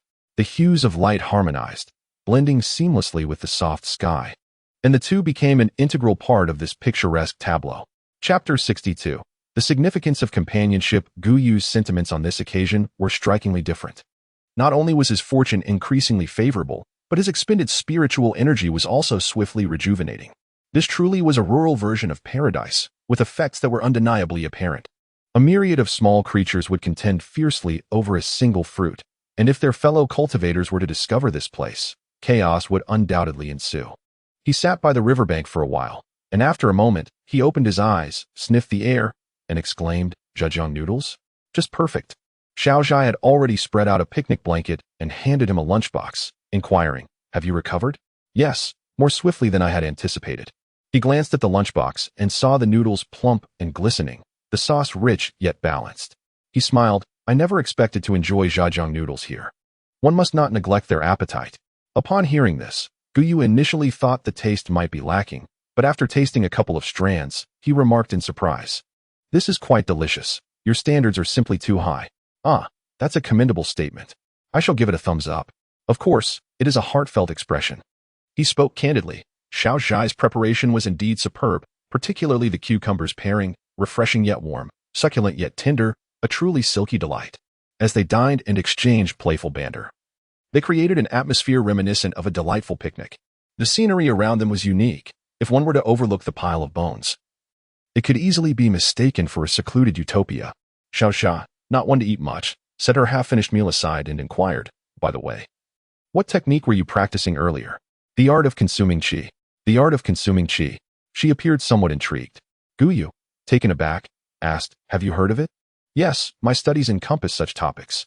But what about the technique you employed on the mosquitoes?" This was the second time she had posed this question since their encounter with the snakes. He chose not to conceal the truth any longer, responding candidly, "It is an illusionary art known as boundless." "Illusionary art? Huh. I had assumed it was a freezing technique." Xiao Zhai chuckled, her eyes sparkling with amusement. "Please, is it truly that lowly?" Guyu retorted, feeling a twinge of annoyance. Yet, he could not entirely blame her. His every demonstration had left his opponents in a state of bewilderment, indeed resembling a freezing technique. After a moment's contemplation, he clarified, "This technique draws upon the 7 emotions and 6 desires to ensnare a person within an illusion, which is why they appear so dazed. However, my current abilities are insufficient, allowing me to maintain it for only a brief moment. Can it lead to death?" The description of the Daoist arts is rather succinct, and I have not tested it myself," he admitted with a hint of exasperation. "You mentioned the 7 emotions and 6 desires. Can you control them?" Xiao Zhai inquired further. "Control is perhaps too strong a word, but I can guide them." After finishing his noodles, Guyu set the lunchbox aside and explained, in simpler terms, "I can plant a seed within your heart, allowing a facet of your emotions to be unleashed, whether joy or sorrow, fear or surprise." "Impressive." The young lady's eyes sparkled with intense excitement. "Then why not try it on me?" No, that is far too perilous." Guyu was taken aback and firmly declined. "What makes it dangerous? Aren't you able to guide it?" "That is not the point. What if something goes awry?" "Do not dwell on the what-ifs. Consider the possibilities if it succeeds." "Very well." Xiao Zhai adjusted her position, elegantly crossing her long legs and sitting upright. As she prepared herself, Guyu felt a surge of discomfort, discreetly flicking his right hand, which enveloped her in a wave of energy. The young woman observed his movements, and as his fingertip flicked, she sensed her consciousness being interfered with by a wondrous force, guiding her thoughts in a coherent direction. She could only perceive this moment before everything suddenly became vague. Guyu watched her intently, noting her calm demeanor, as tranquil as water, devoid of any joy. He was taken aback. Having cultivated a seed of joy, he was accustomed to witnessing happiness, so her lack of reaction perplexed him. Lost in thought, Xiao Zhai soon regained her clarity, her eyes brightening. "How is it?" she inquired eagerly. "How long did I take?" "I can typically maintain it for 6 breaths." "But you only used 3. he replied.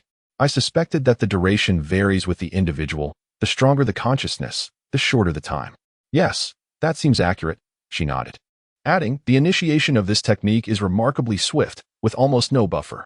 I felt my thoughts being disrupted. This must be a form of suggestion, making everything in the illusion seem real. I experienced various events and encountered many people, only to suddenly realize how absurd they were. As this thought crystallized, I seemed to emerge. Guyu was enlightened, as if clouds had parted to reveal the moon. The essence of wealth, companionship, law, and land places wealth at the forefront, followed by companionship. This companionship not only refers to romantic relationships but also encompasses masters, friends, family, and disciples. Despite having practiced this illusionary art for many days, he had not fully comprehended it. Why? Simply due to the absence of companions. You must find someone trustworthy, with shared ideals, a strong consciousness capable of enduring and accurately depicting. With all these conditions combined, only Jiang Shaozhai fits the bill. Upon hearing her words, Yu instantly understood.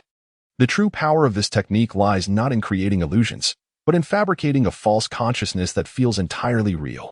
This also resolved a lingering question. If one dies within the illusion, it signifies the demise of their spirit. Even if the individual remains alive in reality, they may become a mere shell of their former self. Thus, the potency of this technique surged exponentially once his spiritual power increased. A mere wave of his hand could lead to death. For instance, the snake swarm encountered by he and Li, which left them in such a state yet alive, was a result of his insufficient strength to convince them of their own demise. Moreover, could truly powerful practitioners manipulate illusions and traverse the realm of existence? Yu pondered this realization and quickly stood, bowing deeply. Thank you. That is unnecessary, Shaozhai replied with a smile, remaining seated, accepting his gratitude without pretense. He straightened up, hesitating for a moment before asking, by the way, what did you see in there? At this question, the young woman's smile faded, and she shook her head. Nothing. What had started as a pleasant atmosphere grew awkward due to Guyu's unintended remark. Their communication dwindled, and as dusk approached, they packed their belongings, preparing for the journey home. It is said that one should not traverse the mountains after dark. They must reach a place of safety before the sun sets. Drawing from their prior experience, the two of them, upon entering the realm of thorns, wasted no time in sprinting towards the exit. The black mosquitoes, upon sighting these two audacious individuals, became infuriated and pursued them frantically. However, they were well prepared and aware of the path, soaring through the dark forest like two magnificent birds, swiftly traversing most of the distance in the blink of an eye. In the end, Yu did not even need to employ any illusions. He merely exerted a bit of physical effort to pass through this perilous terrain. Chapter 63. Unraveling the threads in the stillness of the mountain before nightfall, the air was thick with silence, devoid of any human presence. Save for the weary birds returning to their nests, fluttering their wings, and producing soft rustling sounds. Suddenly, a sharp whistle pierced the tranquility along a descending path. The sound was piercing and clear, echoing far into the distance before vanishing among the dense foliage, returning to silence. Yu lowered his fingers, expressing helplessness. It seems she is truly upset and ignoring me. Not to worry, I shall send Shaoqing to appease her, Shaozhai remarked with a smile. Appease? Are you certain it won't lead to a brawl? He retorted with a hint of annoyance. A brawl can also serve as a method of alleviation. You wouldn't understand. The girl replied, gently flicking her arm, causing the azure serpent to slide gracefully to the ground, looking up at its master in confusion. You've been cooped up at home. I'll grant you a day off, and I shall return for you tomorrow. Hiss. Upon hearing this, the azure serpent joyfully transformed into a dog-like demeanor, prancing around its master. Only after receiving consent did it twist its body and slither away into the underbrush. Guyu found it utterly fascinating and could not help but inquire, how is it able to comprehend? It does not understand, but it can grasp my intent. My serpent taming technique demands a high degree of spiritual affinity. Otherwise, it would merely serve as a plaything, lacking substantial utility. Shaozhai continued down the path. Conversing as she walked, my master possesses a white serpent that accompanied her for 30 years. When she passed away, the serpent still had a lifespan remaining. Yet it willingly entered the flames and perished alongside her. Such loyalty is commendable, Guyu sighed, then recalled something. By the way, where is the village you reside in? At the foot of Changbai Mountain, by the Songjiang River. Changbai Mountain. He was taken aback, having assumed it was nearby in Xingtian. only to realize it was in a neighboring province. He then asked, "Did your master take on only one apprentice?" "Yes," she replied. "Without a wife or children. One ultimately faces solitude." "Wife and children?" he stammered, suddenly feeling awkward, and chose to remain silent as they continued their journey. As the two exited the thicket and reached the halfway point of the mountain, they had arrived at a safe zone. This path was one Guyu frequently traversed to transport goods uphill, making it familiar to him. Therefore, they walked leisurely, having just descended as the sky began to darken. The surroundings remained desolate, devoid of any habitation, save for the solitary cottage of an old widower standing across the way. The two carried their packs, their arms and legs marked with scratches, navigating the uneven dirt path beneath their feet. This area was quieter than the mountain itself. The clamor of the city was completely muffled, and not a hint of liveliness could be detected. As they walked, the light faded further. Guyu lifted his gaze, observing the sky, which had turned inky with a torrential dark, with only a solitary moon suspended in the night. He suddenly inquired, "Do you think there are immortals above?" "Only stones and stone pits dwell above," Xiaozhai replied, also gazing upward. "Then what are we doing now?" He pondered, feeling uncertain. The historical river had evolved over millennia. And with the advancement of modern science, even the moon landing had obliterated all grand myths. "What are we?" Xiaozhai responded without hesitation, smiling, "Of course. We are forging the future." After descending the mountain, they found a clinic for some basic treatment. Fortunately, the thorn did not possess any venom, and a simple application of ointment sufficed. Guyu had not reserved a room beforehand, uncertain of when the endeavor would conclude. He then headed to the hotel and requested a standard room. Neither of them felt particularly hungry, so they ascended directly to their floor. He waited in the corridor for a while as Xiaozhai entered first to change her attire. She donned a white t-shirt, loose-fitting casual trousers, and a pair of sandals. Towering in height, with long, straight legs and flawless skin, she never exposed her legs, eschewing stockings and tightly fitted leggings. Guyu had noticed that her lower garments never rose above the knees during their previous encounters. "What is this?"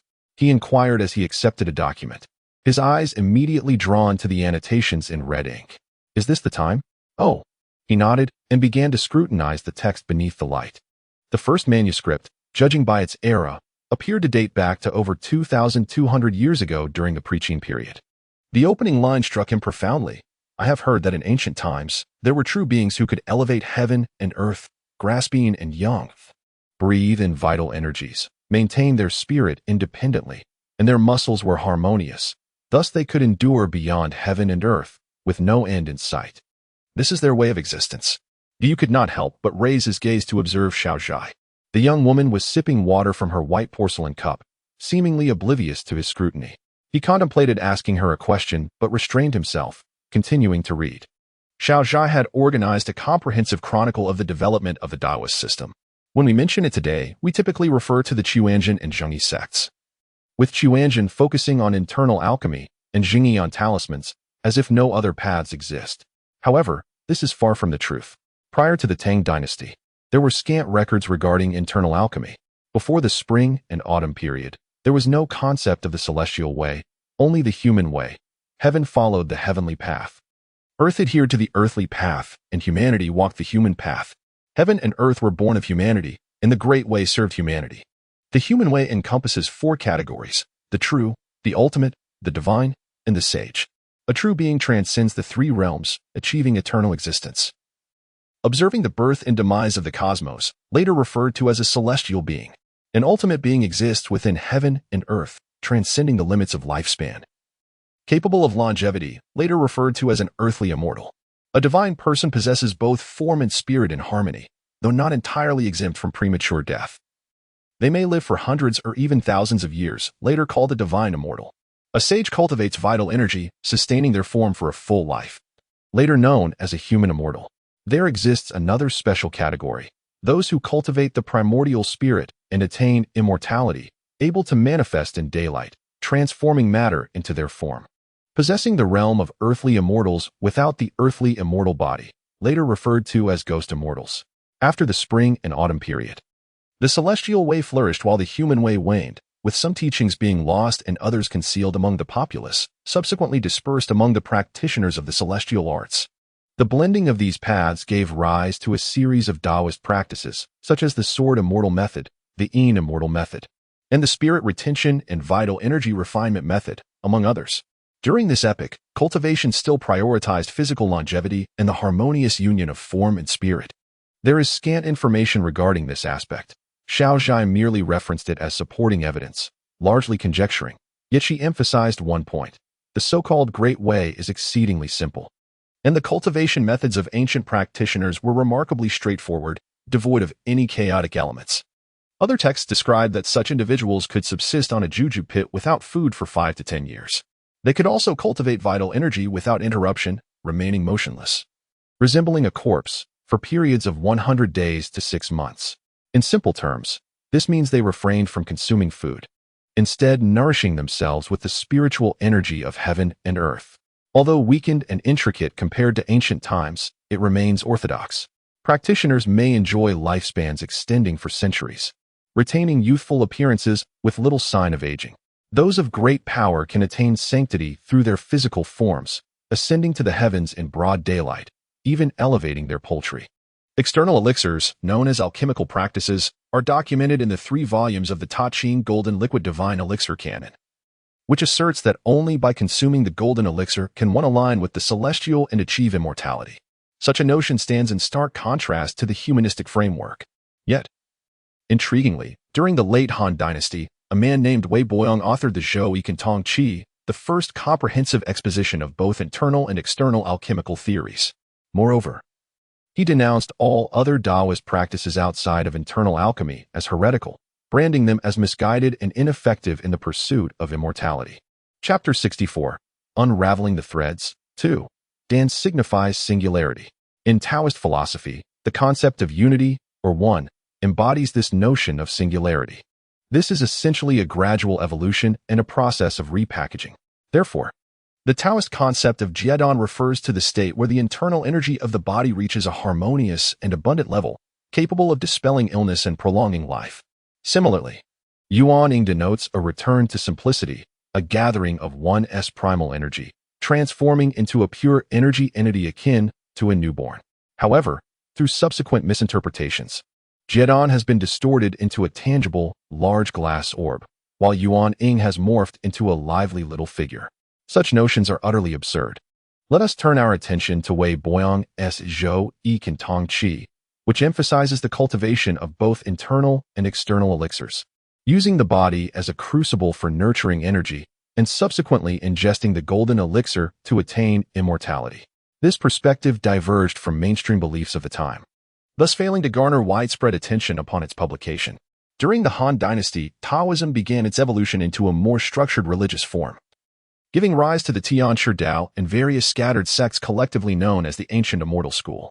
Following the Han, there ensued several centuries of flourishing practices.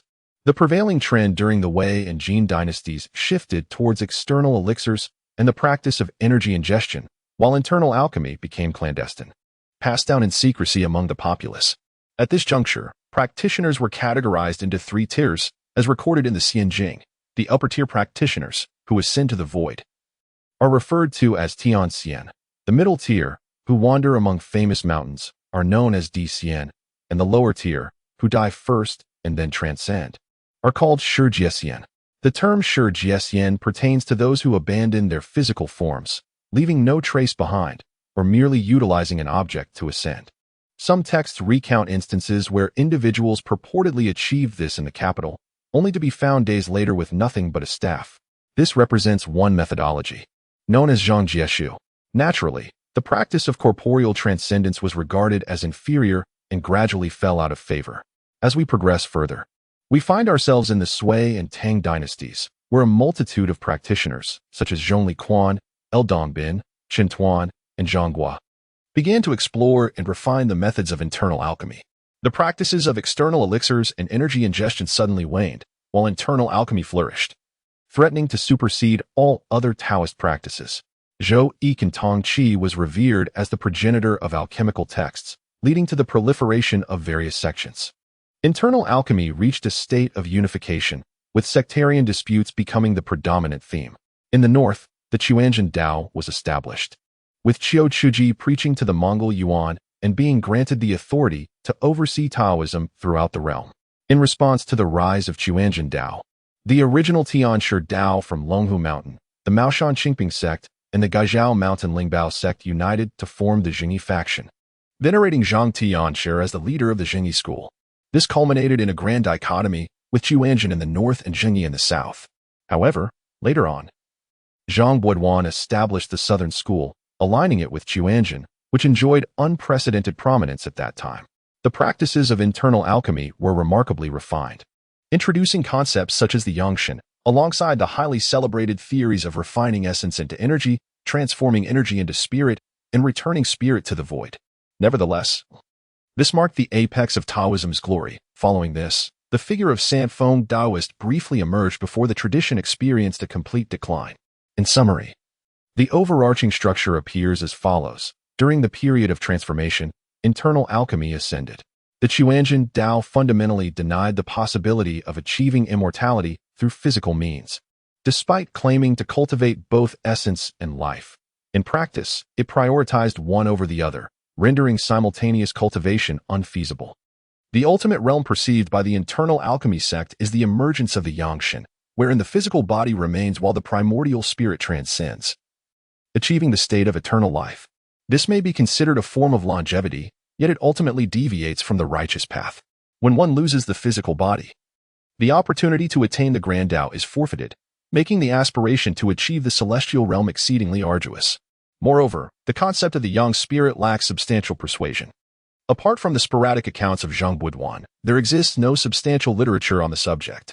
It is possible that even the Niden sect comprehends that whenever an aged practitioner passes away, they are invariably referred to as having transcended to immortality. After all, it is the primordial spirit that ascends, others cannot perceive it, rendering authenticity unverifiable. In essence, the Daoist cultivation system evolves from the human realm to the immortal realm, progressing from the ingestion of external elixirs to the emergence of the Yang spirit through internal alchemy, a path that increasingly seems less noble. Sighing deeply, Du exhaled and raised his gaze, noticing the gentle illumination of the room as he leaned against the small table. The outside world had succumbed to the depths of night. For a fleeting moment, a sense of disorientation enveloped him. He took a sip of water. The small table had already prepared warm water, which was gently pushed towards him with the words, "Take your time to digest this." He nodded, lifting the cup to his lips, savoring a small sip before tilting his head back to finish the contents in one go. The old Daoist, originating from the Southern School, naturally spoke in favor of his sect. In his words, the Southern School was unparalleled, and Zhang Buduan was revered as a grand Daoist ancestor. The methods of the Yang spirit and the dual cultivation of life and essence were deemed the true orthodox practices of the world. Yet, the insights presented by the small table subtly conveyed a disdain for the Niden sect. Upon reflection, was the Yang spirit not merely a variant of the corpse-dissolving immortal? In fact, it was inferior to the latter, as the latter at least did not abandon the physical form, relying instead on an object for ascension, while the Yang spirit necessitated the retention of the body. His theoretical understanding was already meager, and the impact of this revelation left him in disarray. After a prolonged silence, he finally inquired, "Can you ensure the authenticity of what you have organized?" 4 parts verification, 6 parts speculation, she candidly replied, adding, "However, there are a few points I can assert with certainty. First, there indeed existed great practitioners in antiquity. Second, Wei Boang did not compose the Zhou Yi Kantong Qi without reason. Something must have transpired." "Precisely." Gu Yu's eyes sparkled with understanding. Continuing, "I found it peculiar that during the prevalence of energy consumption, there were frequent records of ascensions. Since the methods posed no issues and the authorities did not impede, there was no rationale for him to delve into internal alchemy, which was far inferior to energy consumption. I too am puzzled, but upon encountering you, I have formed some conjectures." The small table gazed at him intently and suddenly asked, "You claim you can consume energy?" "Indeed." "Can you discern whether this spiritual energy has existed since ancient times, or if it emerged suddenly?" He was taken aback, but quickly grasped the implication, exclaiming in surprise, "Are you suggesting?" "Exactly. Although the Daoist arts in ancient times were exceedingly simplistic and powerful, their requirements for the cultivation environment were also the highest. The subsequent generations of evolution and reform have gradually lowered these demands. Therefore, I surmise that Wei Boyong had already perceived the gradual decline of spiritual energy, if the ancient immortal techniques were to continue in their lineage. Once the spiritual energy is depleted, the entire realm of cultivation would surely perish. The small table paused briefly before continuing. Subsequent external elixir techniques and corpse-dissolving methods were indeed exploratory paths towards liberation. Ultimately, the unification of internal alchemy may have provided a genuinely novel avenue. However, you must understand that the Daoist teachings inscribed in texts consist solely of theoretical doctrines. The true methods of cultivation are passed down orally. At that time, sects were embroiled in internal strife and external conflicts. Among the Chuanjian lineage alone, there existed numerous branches, each vying for fame and profit. Many of the branch leaders, lacking sufficient cultivation themselves, were tasked with guiding their disciples, leading to predictable consequences. Since the time of Daoist master Sanfeng, no remarkable figures have emerged over the past several centuries. I believe this is due to the loss of Daoist teachings and the depletion of spiritual energy. In modern times, turmoil has been incessant, and the Daoist community has remained hidden, only resurfacing with the establishment of the Daoist Association 90 years ago, as various sects began to emerge from obscurity. Upon hearing this, Guyu could not help but interject. Does this mean that my practice of the food chi method indicates that the spiritual energy of heaven and earth is gradually recovering? Xiaozhai blinked and did not respond directly, but instead smiled and said, "Now do you understand what we have been doing?" Chapter 65. Self-division. If what Xiaozhai says is indeed the truth, then since the dawn of immortality, countless predecessors have relentlessly sought to carve a path for future generations, ensuring that the art of cultivation does not fade into oblivion. Regrettably, their endeavors pale in comparison to the inexorable tides of fate. Even when reduced to the state of reverting from the acquired to the innate, relying on superficial practices to attain truth, once the essence of spirit dissipates, all will turn to ash. These grand narratives, steeped in the dust of history, may evoke a sense of nostalgia in later generations, but ultimately, that is where it ends. The passage of time renders past glories inconsequential. Thus, the most pragmatic solution remains the restoration of spiritual energy, bringing it back to the mortal realm. Should such conjectures prove true, one might dare to dream of the transformations that lie ahead. Previously, Guyu was led to believe by the old Daoist MO that the method of consuming qi bore some connection to the southern sect. However, upon reflection, he was struck by the realization that he was indeed practicing the authentic ancient immortality techniques. At this moment, when he heard Xiaozhai's inquiry, he was immediately reminded of the declaration, "Of course, we are pioneering the future." Though it had felt rather juvenile at the time, now, he felt a flicker of flame ignite deep within, burning with a tenacity that, though small and fragile, radiated a persistent glow. When he turned his gaze back to Xiaozhai, his perception had profoundly shifted. This bond had evolved into something akin to a mentor-student relationship. After a moment of silence, Guyu suddenly stood up with great seriousness. "What are you doing?" the girl inquired, perplexed. Dispensing with pleasantries, he continued, "I have no gratitude to express. Only the method of consuming qi. If you do not disdain it, I..." "Absolutely not," Xiaozhai interjected, waving her hand with a smile. "I have my own lineage. If I were to learn your techniques, would that not be a betrayal of my sect? Yet, the dragon-subduing 5 thunder technique has been lost for ages. If you spend your life in search of it, you may find yourself forever estranged from the path of cultivation," he argued, attempting to persuade her. "True cultivation hinges on the heart's intent. If I were to take shortcuts, my foundation would be unstable, leading to inevitable pitfalls in the future. This is not a shortcut. What I have acquired is my fortune. Now, if I bestow it upon you, it becomes your fortune." "How disingenuous!" she scoffed. "Very well, I shall be at your service." He nodded eagerly, and then asked, "What is your purpose in the south?" Xiaozhai took a sip of water before continuing. "There is a second-in-command in the Xinshao sect named Lin Lingsu. Records state that during his travels in Shala, he encountered a Daoist with whom he forged a bond for several years. One day, the Daoist passed away, leaving behind 3 tomes in his satchel, titled The Jade Scriptures of 5 Thunder. The Jade Scriptures of 5 Thunder? Could it be related to the dragon-subduing 5 Thunder technique?" Guyu inquired. "I cannot say if there is a connection. I only know that the methods of sects are often inherited, and even with modifications, they remain rooted in their origins. However, it is peculiar that in the Xinshao sect, both the leader and the second-in-command practice thunder techniques, suggesting the existence of 2 distinct systems from the outset. My master once mentioned that our sect traces its origins to the early Tang dynasty, with our techniques lost during the Song dynasty. The timelines align." which is why I wish to investigate further.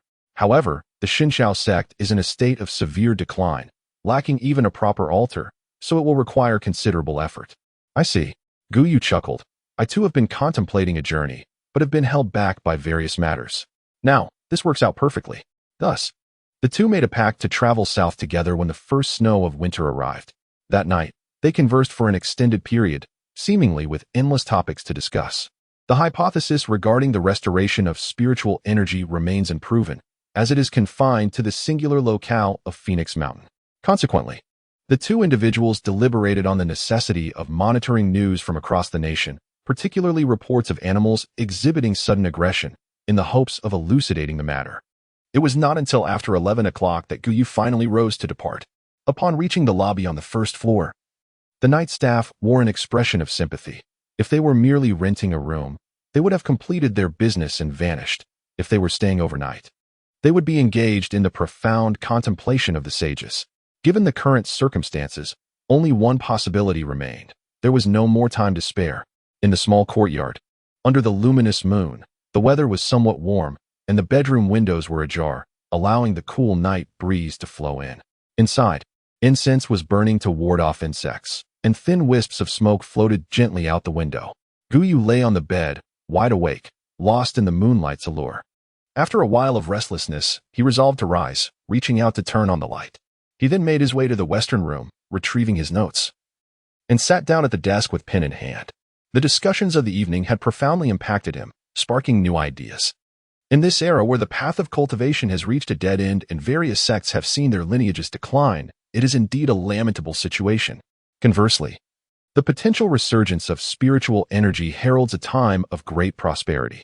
Such a stark contrast is evident, even to the simplest of minds, as it signifies the impending storm. Moreover, he had made significant strides in understanding. Previously, he had harbored some confusion, but after this enlightening dialogue, clarity had emerged. For instance, his understanding of the method of consuming energy, which he had deemed a fundamental principle, was clouded by misconceptions of more advanced practices such as foundational building, golden elixirs, and spiritual transformation. The truth, however, is that these are all theories belonging to the inner alchemy school, which includes the processes of refining essence into energy and energy into spirit. The ancient sages were unperturbed by such complexities. They pursued their singular path to attain the Great Way. Thus, while the method of consuming energy may appear straightforward, it is, in fact, profoundly intricate. Guyu lacked foundational knowledge and a grasp of systematic theory, yet in this age, being the sole practitioner of the method of consuming energy rendered him fully equipped. What I articulate encompasses the system, what I convey embodies the theory. Under the light, in the serene room, Guyu wrote fervently, producing a substantial manuscript, the title of which boldly proclaimed, A Discourse on the Method of Consuming Six Energies in the Division of Realms. Drawing from the drafts of the small study and his own insights, he meticulously organized a framework.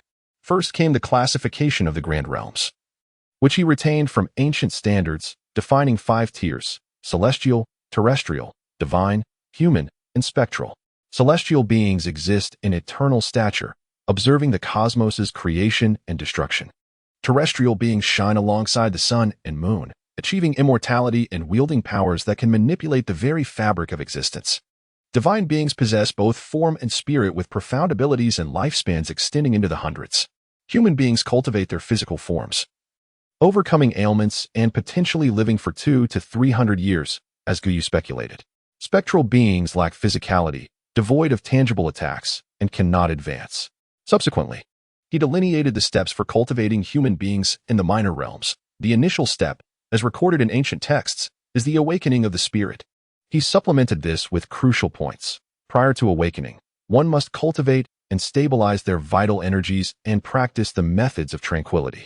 When the vital essence is abundant, one should introduce a stream of spiritual energy to unlock the innate mysteries. Achieving success denotes the acquisition of energy. Upon obtaining energy, the next step is to refine the body and spirit, employing techniques of inhalation and exhalation to gradually reinforce the flesh and sinews, while honing the consciousness, until the entire body transforms into a grand entrance. One can then cultivate the innate celestial essence, marking the completion of the primordial body. The third step involves refining this primordial body to its utmost potential, which is known as the human celestial body. Guyu has yet to achieve the primordial body. His spiritual energy has waned, necessitating replenishment from the external world. Upon reaching the appropriate realm, his spiritual energy would autonomously restore with each movement and repose. The method of breath cultivation involves the simultaneous refinement of body and spirit, akin to a laborious process. While the physical aspect is manageable, the cultivation of consciousness progresses at a languid pace. It is not to mention the inner vision or external projection, or utilizing one's spirit to harm. At present, he can merely make slight adjustments. The relationship between qi and spirit is reminiscent of the dynamic between government and party committees. For instance, when wielding magical artifacts, qi determines the duration of one's endurance, while spirit dictates the manner of one's offense. Having mastered these concepts, Guyu, based on his cultivation and deductions, clumsily delineates 5 minor realms: enlightened heart, guiding qi into the body; refining form, tempering the flesh; unblocking meridians and orifices; condensing spirit, projecting consciousness outward; manipulating objects for attack. Spiritual body, the complete primordial body, and human celestial. Chapter 66. Shopping the artifacts that Guyu has tinkered with may be inappropriate, if not entirely incorrect. However, the establishment of a coherent system and the transmission of thought are indeed perfected step by step, are they not? This is merely a minor realm among the celestial beings. There exist realms of gods, earth, and heaven beyond. In this age of decline, he endeavors to reconstruct the method of qi consumption, striving for clarity and avoiding ambiguous expressions, while aligning with the logical vernacular of contemporary individuals. In a sense, he has left a trace of ink in the annals of history. At midday, the young lady boarded the bus to Shangtian, conveniently leaving behind those manuscripts. Just as Xiaozhai spoke of the Xinxiao sect, which originated during the Northern Song dynasty. It is, in fact, a branch of the Jingyi sect. Among its notable figures, Wang Wenqing enjoys a commendable reputation, while Lin Lingsu is rather notorious. This individual stands as a rare example of a Daoist meddling in politics. He exploited the emperor's favor to marginalize rivals, colluded with treacherous ministers, indulged in pleasures, and directly exacerbated political corruption. In a later episode, he audaciously confronted the crown prince, ultimately incurring the emperor's wrath and facing exile. While Lin Lingsu is indeed malevolent, under his influence, the Xinxiao sect became a dominant force of the time. However, it swiftly declined thereafter, and now, its successors are few and far between. According to classification, he is still in the shaping phase, far from becoming a celestial being. Rising before dawn, he first ascends to the summit of the green stone, absorbing the first rays of the sun's purple aura. He then traverses the thorny thicket, continuing his cultivation beneath the ancient tree, consuming the vital energy of the midday sun and the essence of the falling spring at sunset.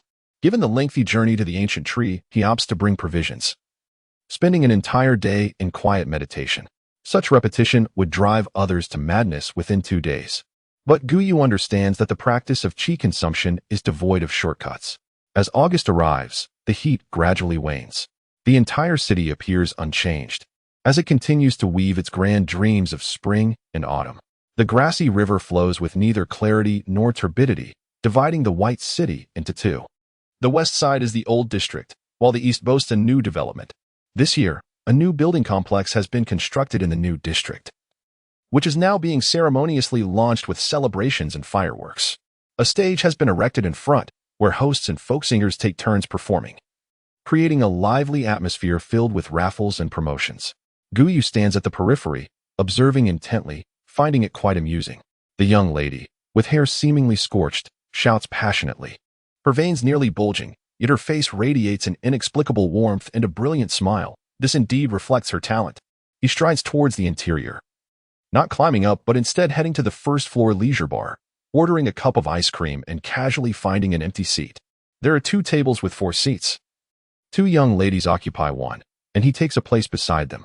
Modern etiquette is replete with rules. For instance, one must allow their social circle to partake before eating. Guyu, not one to defy convention, snaps a picture and sends it to Xiaozhai.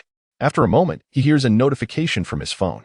As he savors the ice cream, he nonchalantly opens the message and nearly sputters in shock. The image transmitted is a high-definition, front-facing full-body shot. A figure lies on the ground, half of their body grotesquely mangled, flesh and blood intermingled. accompanied by fragments of white bone and yellow fat. Where on earth is this? He feels a pang of discomfort. The scene is from Jiangzhou's Liaoyiling, purportedly a victim of a wild boar. Why would a wild boar attack a person? Due to its destructive nature towards crops, many individuals pursued the wild boar, which, in a fit of rage, charged wildly. This reaction is entirely understandable. Why send it forth? It's quite vexatious. Well then, Guyu raised his hands in surrender, instinctively glancing at the cup of strawberry sundae, vividly red, delightfully soft, and rather sticky. How repulsive! While he sat there, enveloped in gloom. The two young ladies across from him were quite the opposite, brimming with enthusiasm. From the moment he took his seat, they engaged in a flurry of text messages. Nowadays, the consumption of male allure surpasses that of female charm. The bolder ones would boldly approach a handsome stranger for a photograph. Of course, they maintained a semblance of restraint. After some playful exchanges, one of them discreetly retrieved her phone, ostensibly to take a selfie, but in reality, she was surreptitiously capturing Guyu's profile from the side. With the angle adjusted, focus set, and hues just right, that side profile was nothing short of perfection. The girl felt a surge of delight as she pressed the shutter, only to be met with the unfortunate result of Guyu tilting his head slightly, rendering him a mere blur. The other girl leaned in closer, and thus, they had unwittingly created a rather humorous piece of material. Guyu pursed his lips, lifted himself from his seat, and discreetly made his exit. His primary objective for the day was to procure a set of travel attire and a sturdy pair of shoes, all in preparation for his journey southward. The men's clothing section was on the 5th floor. As he rode the elevator to the 4th floor, a glance at the sign revealed leisure and entertainment, billiards, video games, fitness, and taekwondo. Guyu felt a sudden spark of interest and, without much thought, veered towards the taekwondo dojo. Upon entering, the receptionist greeted him with a beaming smile, saying, "Hello, sir, may I see your membership card? This is my first visit. I merely wish to observe. Here is a temporary card for you. Please return it in 1 hour. We have a class happening today, which you are welcome to observe." "Thank you." He accepted the green card and stepped inside. The space was quite expansive, prominently featuring a ring, alongside a practice area, changing rooms, and showers. In the practice area, several individuals clad in uniforms were instructing a group of small children. He quietly approached and took a position at the back, intent on listening closely. His physical prowess was undoubtedly exceptional, yet he lacked formal martial training, leaving him unfamiliar with certain techniques and methods of exertion. He had come in out of sheer curiosity, hoping to glean some knowledge. Chapter 67. The facade. A couple of days ago, we discussed the front kick, and the students performed admirably. Today, we shall delve into another fundamental leg technique in Taekwondo, the side kick. Allow me to demonstrate first. Please observe closely. The side kick encompasses two essential elements: raising the knee and pivoting the hip, striking with the instep. Now let us break down the movements. Push off with the right foot, shifting your weight onto the left foot, and raise the right knee. Rotate the left foot inward, pivot the hip. Excellent. Now, execute the kick with your right foot. It is the weekend, and the class is filled with numerous students, predominantly children around the ages of 10 to 13.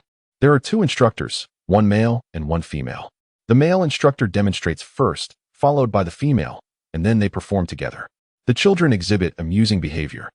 The older ones are quite serious, while the younger ones are playfully sprawling on the ground, with the instructors largely unconcerned. Guyu observed for a while, finding the display overly flamboyant and utterly pointless, and silently contemplated leaving. However, he then heard the instructor say, "Let us have a volunteer come up for a brief sparring session. Is there anyone willing to raise their hand? You there, are you new? Would you like to give it a try?" He paused, indifferent, and responded, "Oh, sure." He stepped forward, and the female instructor handed him a protective gear to place on his arm, reassuring him, "You'll just need to block with your arm. Don't worry. We will be careful. Yes, primarily to let you experience it. If you decide to pursue it, we would be delighted to have another student." The male instructor remarked with a smile. He merely sought to join in the fun, raising his arm with an air of seriousness. "Attention," the male instructor called out, his movements precise and swift, executing a side kick toward Guyu. The force behind the kick was impressive, powerful. Thud. To be frank, Guyu felt rather embarrassed, likening the sensation to a mosquito buzzing past and delivering a bite. As he hesitated, contemplating whether to step back or shake himself off, he heard the instructor inquire, "How was that? I didn't use my full strength."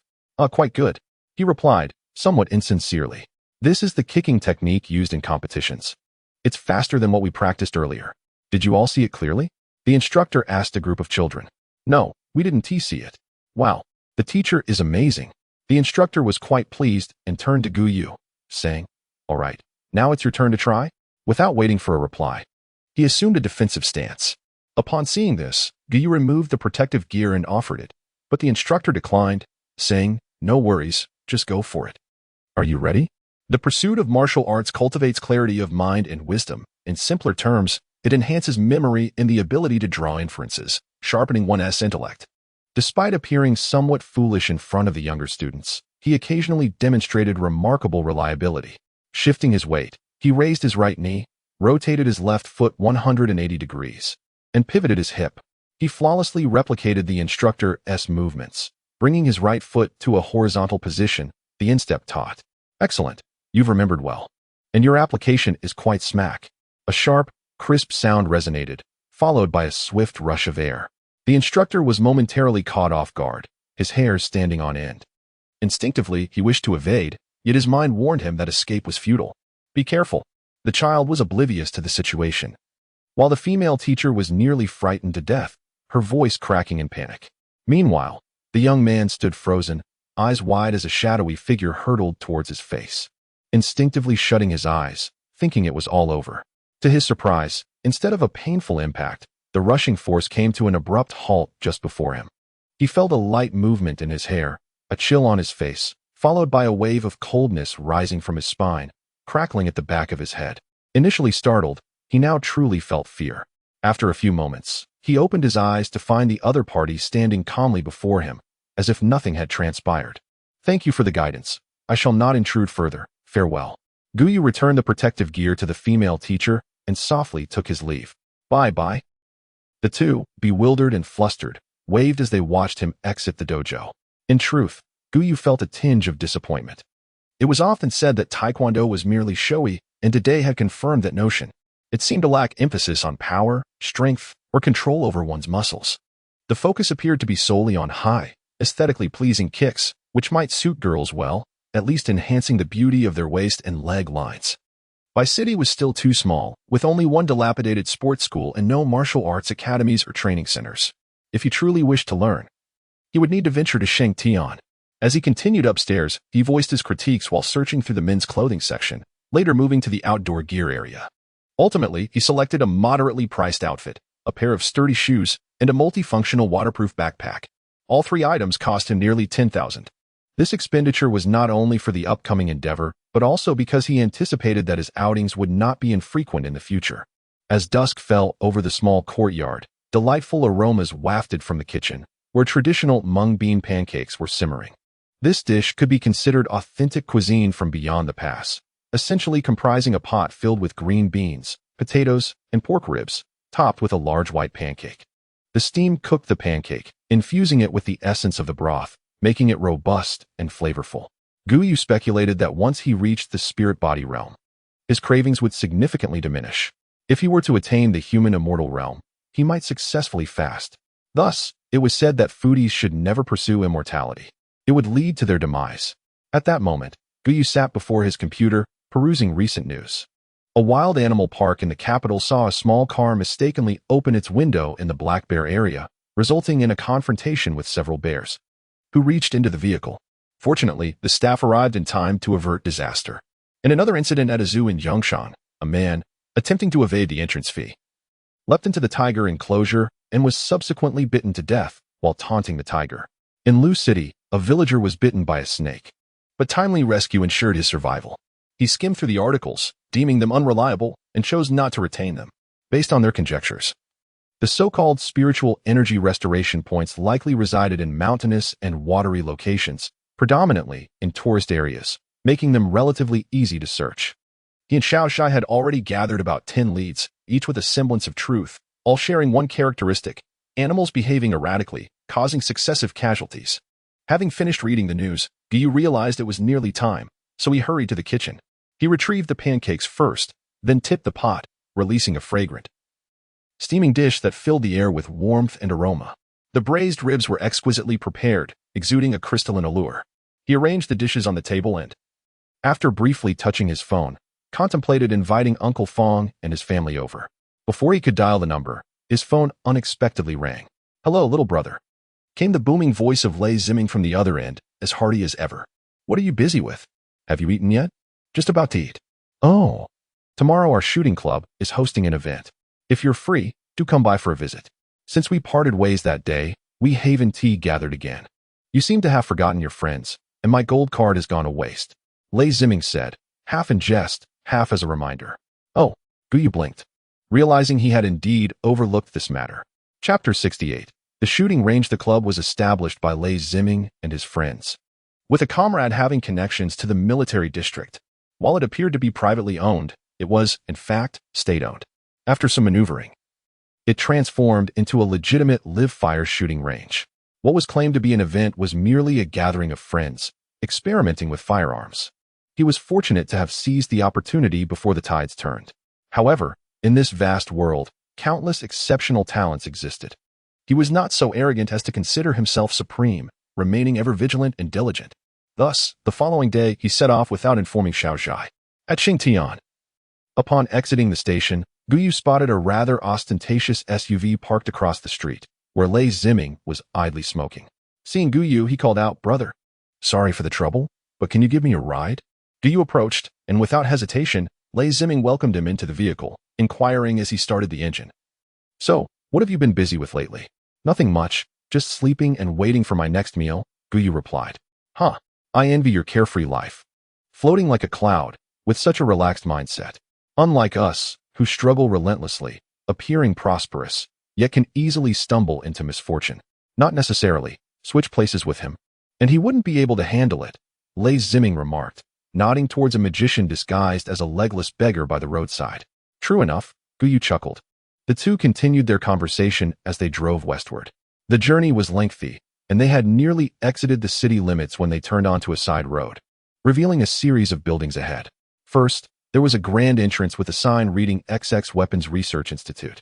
After walking a kilometer into the compound, they finally arrived at the club's edifice, Shangtian International Shooting Range. While others were required to register, they were exempt, as the staff eagerly greeted them, nearly bowing at right angles. "Good day, Mr. Lei." "Yes, this is my friend, Mr. Gu. Please take good care of him." "Of course, please come in." Guyu was not a military enthusiast. During his university training, he barely set foot in a military camp, merely jogging around the playground. Therefore, he was quite unfamiliar with firearms until a staff member began to explain, "We have most classic firearms available. The most popular are the Type 92 pistol and the Type 95 automatic rifle. If this is your first attempt, I recommend trying the M16 or FNC for a more intense shooting experience." As he listened, he glanced at the price list on the wall, which offered 3 packages. Package A for $999, including 20 rounds of AK-47 ammunition, 10 rounds of the Type 95 rifle, and 16 rounds of the Type 54 pistol. Packages B and C were more expensive with additional rounds. Roughly calculating, each bullet cost about 15 yuan. It seemed affordable, but considering the act of shooting, a slight tremor could lead to the loss of millions of descendants.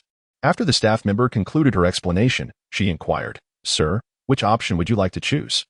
Guyu pondered for a moment. The likelihood of using a rifle seemed slim, so he replied, "I'll go with the Type 92. "Very well. Please proceed to the shooting range." Lei Ziming had his own designated firearm and, with a brief announcement, ventured off to enjoy his time. The young woman guided him to the shooting range, where each person had their own designated shooting lane, separated by glass panels. A 92-style 9mm handgun was already positioned before him, securely fastened with a steel chain. To fire the weapon, one had to reach through the window to grasp the gun, ensuring a commendable level of safety. Outside lay a 10-meter shooting distance, surrounded by desolate mountains. She handed him ear protection and provided some instruction, maintaining a steady arm, aligning 3 points, and being cautious of recoil, among other things. Guyu followed her guidance and glanced at the target. Well, it appeared as clear as day. Without a moment's hesitation, he squeezed the trigger, and with a sharp crack, a shot rang out. He felt the muzzle flash with a burst of sparks, and in an instant, a bullet hole appeared at the center of the target. Remarkable, a perfect 10. The young woman widened her eyes in disbelief, wondering how he could be so steady, as if he were a seasoned marksman. Bang. Another 10. Bang. Another 10. He fired 3 shots in rapid succession, After a brief pause, Guyu inquired, "What is the effective range of this firearm?" "Accurate within 10 meters, effective up to 50 meters. Beyond that, it's a matter of chance," she replied with a hint of humor. "Could we switch to a 50-meter target?" he asked. Yes.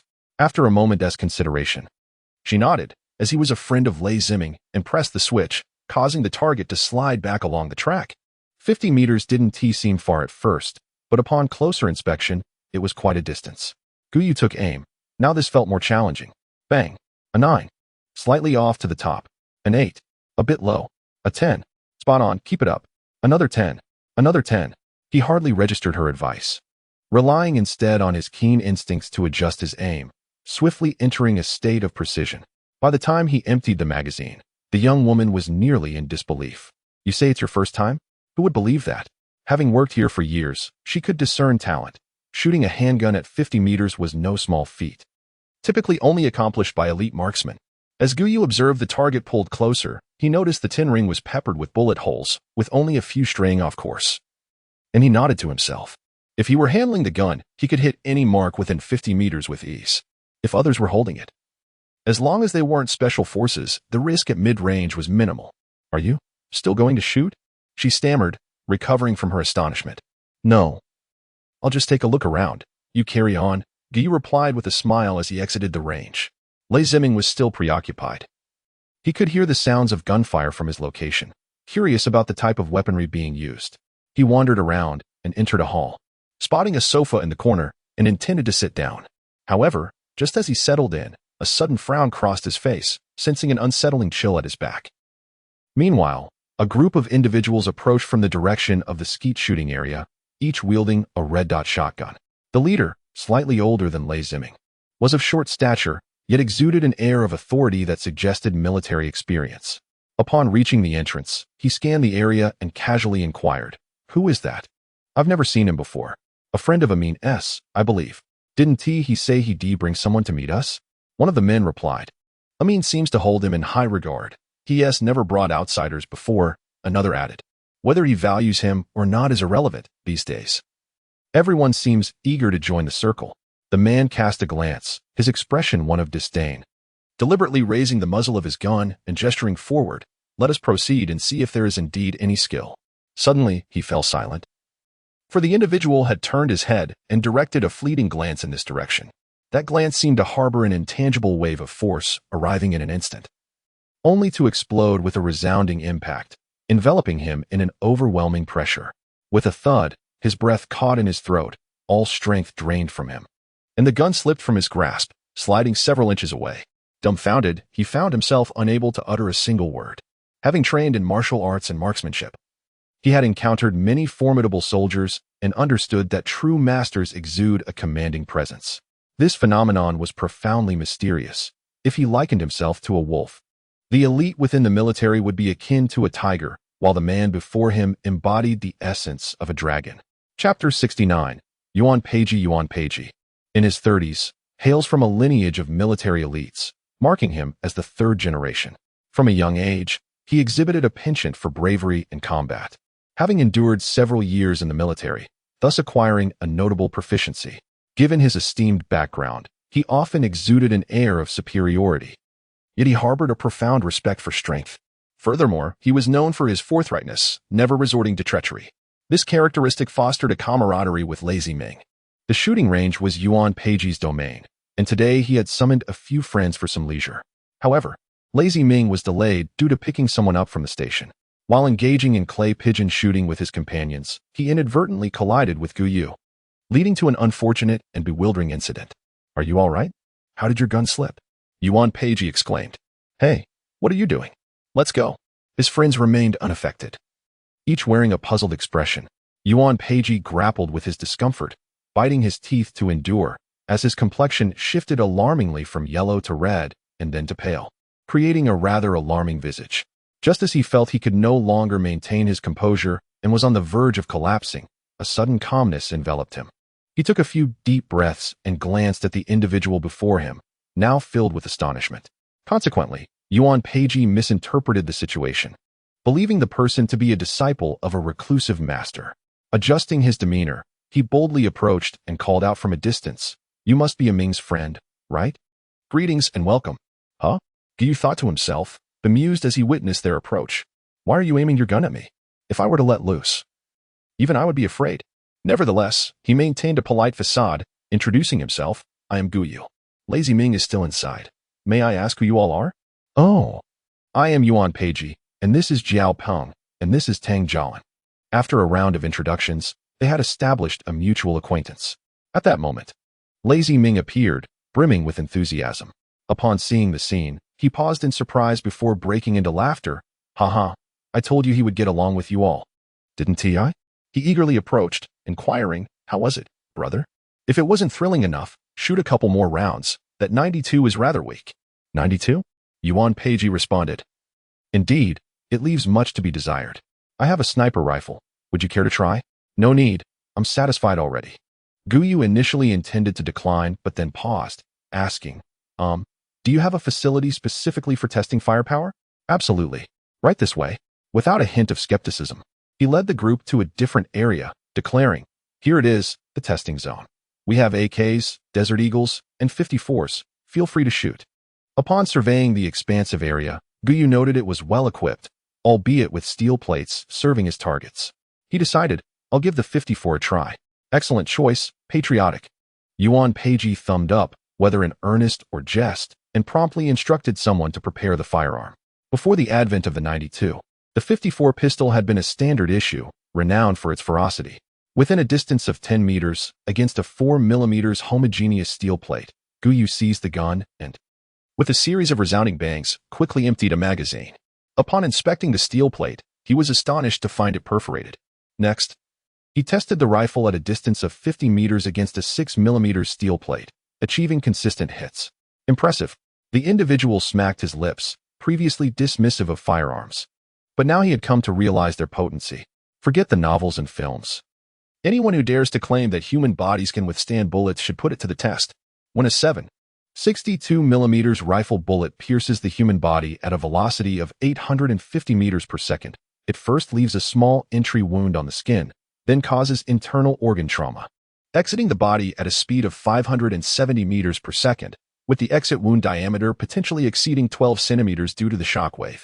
Thus, Guyu had to concede that even in the refining stage, one would not dare confront such a bullet head-on.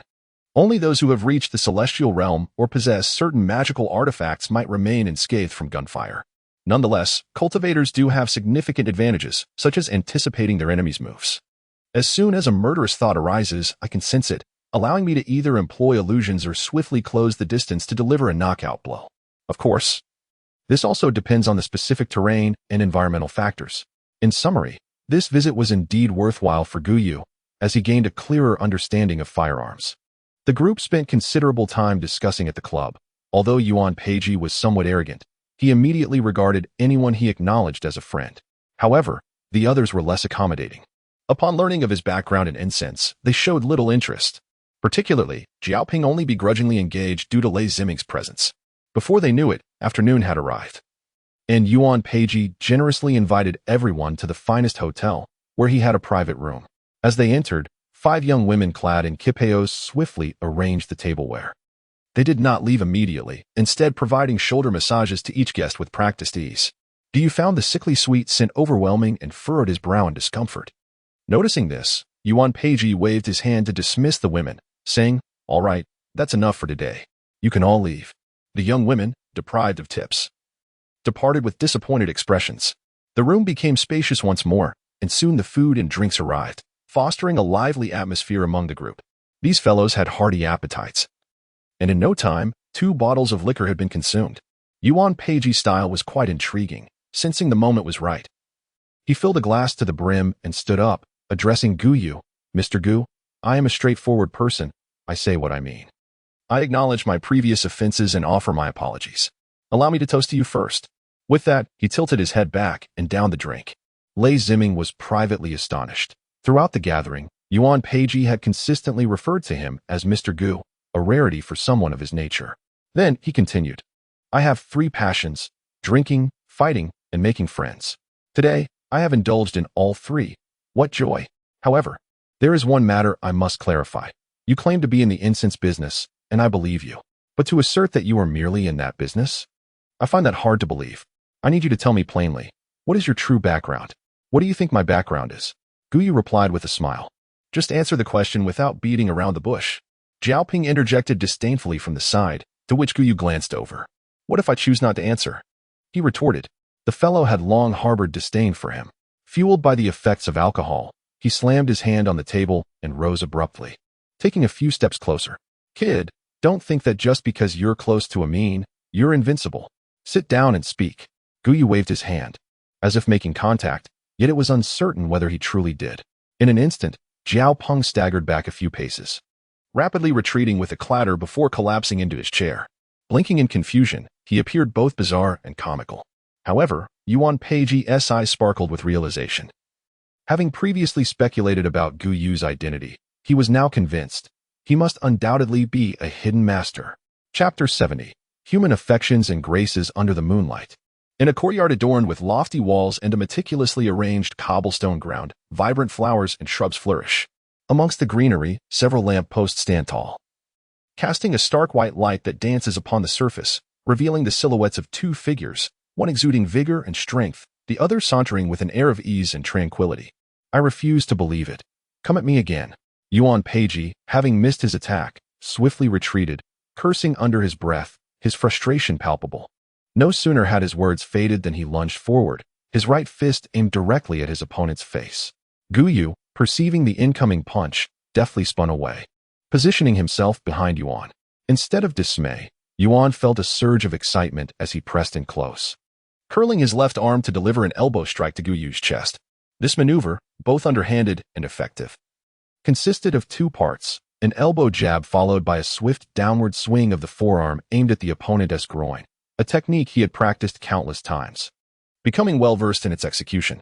Yet, as he thrust his elbow forward, he found nothing but emptiness behind him. The subsequent swing failed to materialize. In truth, Guyu was not merely defending but was keenly observing the military combat techniques, having taken his time to assess the situation. After scrutinizing for a while and hearing Yuan's challenge, he replied, "Very well, be on your guard. Unleash your full strength." Yuan, feeling utterly constrained, longed to retaliate. However, just as he assumed his stance, in the blink of an eye, Guyu had closed the distance, extending a slender finger to gently tap his arm. A sudden jolt of numbness coursed through his limb, followed by an excruciating pain that rendered his entire right arm incapacitated. Cursing silently, he felt a surge of humiliation. Yet he was not one to accept defeat lightly, gritting his teeth to say, "Old Yuan concedes. Mr. Gu, you are indeed a master of ancient martial arts." Ancient martial arts. Guyu smirked, deciding to let the label stand. Earlier, at a dinner gathering, Jiao Peng had sought to provoke him, only to find himself bewildered and incapacitated for quite some time after their encounter. Yuan Peiji, witnessing Guyu's prowess, regarded him with newfound respect, dismissing the earlier altercation as if it had never occurred. Following their meal, Yuan warmly extended an invitation for Guyu to visit his home for further discourse. Recognizing Yuan's military background and eager to learn more, Guyu accepted with a nod. As they entered the main room, Guyu, with a gentle squeeze of Yuan's arm, alleviated his pain. Yuan, feeling a complex swirl of emotions, quietly entered the large room, downing half a bottle of XO before exclaiming, "I joined the army in my teens and served for 5 years. While I may not be the best, I possess genuine skills. Yet today, I realize it pales in comparison, truly insignificant. Do not belittle yourself. Military combat surely holds its merits. If regulations permit, I would love to learn from you." Guy replied with a smile. "Regulations? I shall bring you the lesson plan tomorrow. Just keep it confidential," Yuan insisted, taking another swig. "The army teaches practical techniques, and unarmed combat is but a fraction of it. Much of it involves weaponry, such as batons and daggers." "Batons?" Guyu's interest piqued. "Do you have one here? Might I practice with it?" "Absolutely." The individual exhibited remarkable enthusiasm, seizing a short stick and demonstrating various movements in the living room. The stick's length was approximately from his wrist to his shoulder. When holding the stick, one must leave a fist distance from the end, a practice commonly referred to as leaving a hand. Yuan Peiji's demonstration was exceedingly straightforward, primarily involving short and quick steps, with techniques such as chopping, sweeping, lifting, and thrusting. Though seemingly unremarkable, its practicality was profoundly effective. Guyu observed intently, absorbing the haphazard explanations that intertwined with principles of force application and technique. For instance, during an inward strike with the stick, the wrist should rotate counterclockwise, and conversely, clockwise for outward strikes. This approach would render the stick techniques more fluid and enhance explosive power. He felt a surge of delight. This was precisely what he sought. While we acknowledge the formidable power of illusions, which can bypass defenses, their excessive use is to be avoided. Thus, he required a relatively plausible identity, akin to a misunderstood, albeit slightly comical, master of ancient martial arts. Given his physical capabilities, once he comprehended certain principles, he could wield them with ease. Therefore, Yuan Peiji proved to be an exceptional ally, providing exactly what was needed. Coupled with the prior trial, he found himself indebted to several individuals. After a brief practice, Yuan Peiji paused and inquired, "How was it?" "Impressive," Guyu responded, rising to his feet and sincerely expressing, "I apologize for the disturbance today. You've been a great help." "Thank you." Yuan Peiji dismissed it nonchalantly. "You possess talent, and I find you agreeable. You've earned both these advantages, so assisting you is only natural." With a chuckle, Guyu further asked, "Do you have a training room?" "Yes. Let me there." Although Yuan Peiji found the request peculiar, he complied and guided him. "What are you doing?" He was taken aback, his expression revealing a flicker of apprehension. "Oh, remove your shirt. I wish to examine your meridians." Guyu realized the awkwardness of his request and promptly amended it. Relieved, Yuan Peiji removed his clothing, revealing a well-defined physique, and sat cross-legged as instructed.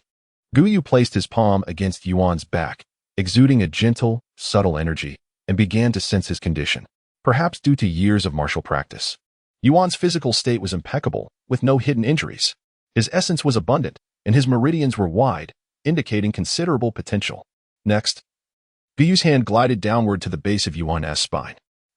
Yuan Peiji squirmed, feeling discomfort from the touch, yet soon thereafter, a warm current surged from his tailbone, flowing through his limbs and channels. "Mr. Gu," he exclaimed involuntarily. "Focus," Guyu commanded with a calm demeanor. Yuan's heart raced. As if under a spell, his mind clearing. Minutes passed, and he felt an increasing itch, an unbearable torment. Just as he could no longer endure, Guyu's hand lifted slightly before delivering a sharp clap. Boom. In an instant, the warm current erupted, the powerful impact forcefully opening a specific acupoint, allowing qi and blood to flow freely.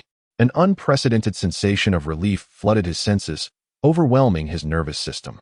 The affair was far from over. The hand glided upward, tracing the contours of a majestic spine, eventually pausing at the nape of the neck, where a sharp clap resounded.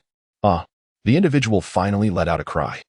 And with that utterance, an overwhelming sense of clarity enveloped him, filling his entire being with exhilaration. "Thank you, sir." The omission of his surname was a testament to the shift in attitude. Rise. Guyu waved his hand nonchalantly, effortlessly lifting the other. He had previously unblocked a meridian, invigorating the individual's essence and amplifying his strength. What began as a mere favor had, upon comparison, evidently transformed into a significant boon. Yuan Peiji straightened, and the look in his eyes could be succinctly summed up. Should there be any call to duty in the future, he would willingly brave fire and water without hesitation.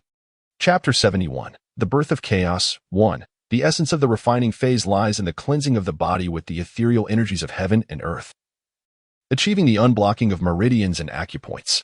In the realm of martial arts, there may have existed certain secret methods in the past capable of unsealing these points. But in contemporary times, such notions are mere fantasies. Guyu assisted Yuan Peiji in unlocking a significant acupoint, resulting in a notable enhancement of his vital energy. Filled with gratitude, he promptly retrieved the instructional materials, which indeed contained a wealth of theoretical knowledge. Guyu dedicated an entire day to comprehend the principles of muscle strength, control, and movement, along with some practical techniques.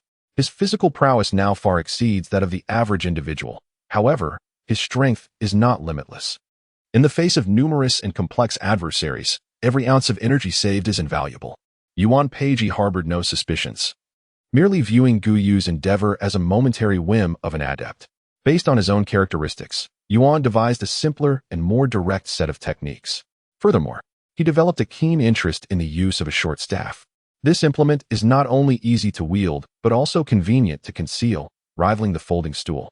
the foremost among 7 weapons. Guyu enlisted a craftsman to procure a piece of wood, shaping it into a short staff approximately 45 centimeters in length, capable of slashing, sweeping, lifting, and thrusting. Regardless of the opponent's style or positioning, he would strike with the staff's tip as if wielding the sword of a master swordsman. Overall, life remained relatively tranquil, with only Yuan Peiji frequently seeking counsel, until Guyu finally reprimanded him, which restored his composure. It is worth mentioning that in the region of Shangtian Baiqing, the interrelations among the Zheng, Lei, and Yuan families are sufficient to ensure peace. However, what Guyu desired was not mere tranquility, but stability. In the southwest, in Tulian County, lies Gujiao Village, one among the countless villages in Shuzhou, lacking any distinguishing features. The villagers have subsisted on agriculture for generations, with the only notable aspect being its large population, the highest in the county. It was night, shrouded in darkness and silence, devoid of streetlights, with only the faint glow emanating from the homes. Yet, in the courtyard of villager Guchao, the scene was vibrant with light and the sounds of traditional instruments. Guchao had recently lost his elderly mother, who had passed away the previous night. Before her demise, she had expressed a wish for her remains to be preserved, refusing cremation. Despite decades of national funeral reforms, the issue of burial remains unresolved, particularly in remote rural areas where traditional interment practices still flourish. Naturally, Guchao complied with her wishes and invited 2 Taoist priests to perform the rites. The incantation resonated. By the decree of the Supreme, I summon your wandering soul, granting solace to all spirits, whether they be of the living or the departed. Through the bond of benevolence, the elderly priest, over 70, and the young disciple, no more than 17 or 18, recited the sutras, albeit with the latter displaying signs of impatience. Before them stood a coffin, within which lay an elderly woman dressed in a burial garment, her visage tranquil. After some time, having recited multiple verses, both priests finally opened their eyes. The young priest craned his neck to peer outside, grumbling, "This person is rather stingy, offering not even a morsel to eat." The elder priest admonished him, "Perhaps they have merely forgotten. Refrain from your murmuring." What a forgetful moment. I distinctly witnessed him heading out for a meal, clearly with intent. The young Taoist was unconvinced. Alas, the master intended to scold once more. But seeing his disciple's genuine hunger, he could only sigh and rise to step outside. Just then, Guchao happened to pass by and hurried over to inquire, "Daoist, what troubles you? Do you have any food at home?" His face was rather thin, making it somewhat difficult to broach the subject. "Oh, I almost forgot, my apologies." Guchao feigned realization and promptly invited the 2 into his humble abode, which offered little more than plain rice, cabbage, and tofu, coarse vegetarian fare. Yet, the young Taoist devoured the meal with gusto, inquiring, "Master, how much will we earn this time?" The old Taoist remained silent, merely raising a finger. The disciple frowned in dismay, exclaiming, "Is that all? Why not extend the display for a few more days? Do not speak recklessly, eat quickly."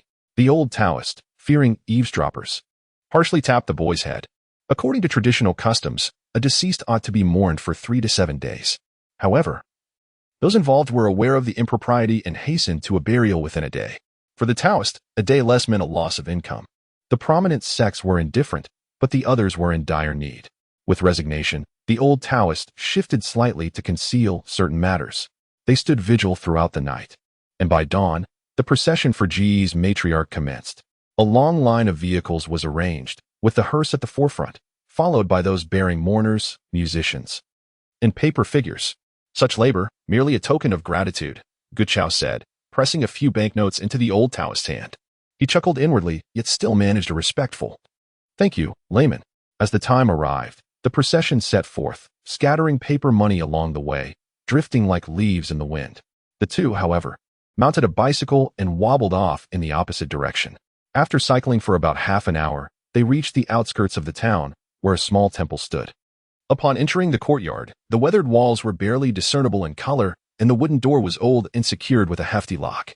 As the young Taoist prepared to unlock it, he suddenly fumbled, causing a clatter as the bicycle toppled. The old Taoist trembled in frustration, bending over and coughing, his complexion turning crimson. On the wall, a striking circle was painted, with a bold character in the center, "Demolish." "Master! Master!" The young Taoist quickly rushed to assist and opened the door. Inside was even more dilapidated. The main hall was merely a single room housing the statue of the Daoist ancestor. On either side were small rooms, a bedroom on the right and a kitchen on the left, which also contained a restroom. It is worth noting that this old Daoist, surnamedly, was the temple's master. Despite the current state of disrepair, his ancestors had once been prosperous. In the southern regions, the Zhengyi sect held significant importance, and Maoshan represented a branch of Zhengyi, which itself comprised 108 sects, 36 from Upper Maoshan, 72 from Lower Maoshan, along with 24 Qingtang and the Sangui sect, among others. The old Taoist lineage traced back to Lower Maoshan. Upper and Lower Maoshan diverged in practice. The former focused on righteous talismans capable of summoning spirits and controlling the elements, while the latter dealt in sinister spells, both peculiar and malevolent. However, in contemporary times, the sect had lost much of its heritage, retaining only a few esoteric practices, all residing within the old Taoist mind. He had operated the temple in Tulian County for 20 years, characterized by a tranquil and timid nature, and had taken in but one orphan disciple, naming him Li Suchuan. In such desolate places where even birds do not defecate, one cannot even mention temples. The common folk lead a life of considerable hardship.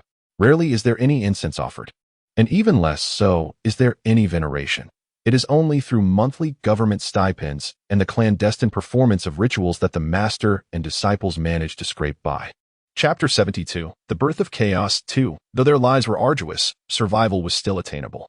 Recently, however, the town had embarked on a real estate project, and the developers had earmarked a parcel of land that included the temple. The old priest had devoted his entire life to this place and was unwilling to relocate. After several unsuccessful negotiations, the developers had lost patience. Today's demolition notice served as the final ultimatum. Can you fathom that when developers seek to claim land for construction, not even a multitude of gods can provide assistance? The old priest, whose health had already been frail, became even weaker in his agitation. Lying in bed for half the day before regaining his composure, he summoned Li Suchuan to his side and sighed, "It seems this temple cannot be preserved. I am incapable, unable to even provide you with a place to reside. Please don't think that way. I have been raised by you since childhood." The young acolyte, lively and spirited, looked up at his master with deep affection, tears instantly welling up in his eyes. Is this a temple, and can they just demolish it at will? Alas, if we cannot preserve our cultural heritage, how can we expect to safeguard the temple? The old priest grew increasingly despondent. I have a friend in the city. You should transfer to his temple to ensure you have a secure refuge. Aren't you leaving? I am of advanced age. I have no desire to move and cannot bear to part with this place. Then if you stay here, what if? Ah, it matters not. The old priest chuckled hoarsely, struggling to sit upright. My lineage has declined to this point, leaving only a few esoteric practices. You have already mastered the art of talisman making. I shall impart the remaining secrets to you, master. Upon sensing his teacher's intent to bequeath his legacy, Li Suchuan hastily called out. But the old priest's expression grew stern as he commanded, "Kneel, master, kneel." With no recourse, the disciple knelt before the bed. The Maoshan school, originating in the Wei and Jin dynasties, belonged to a transformative era.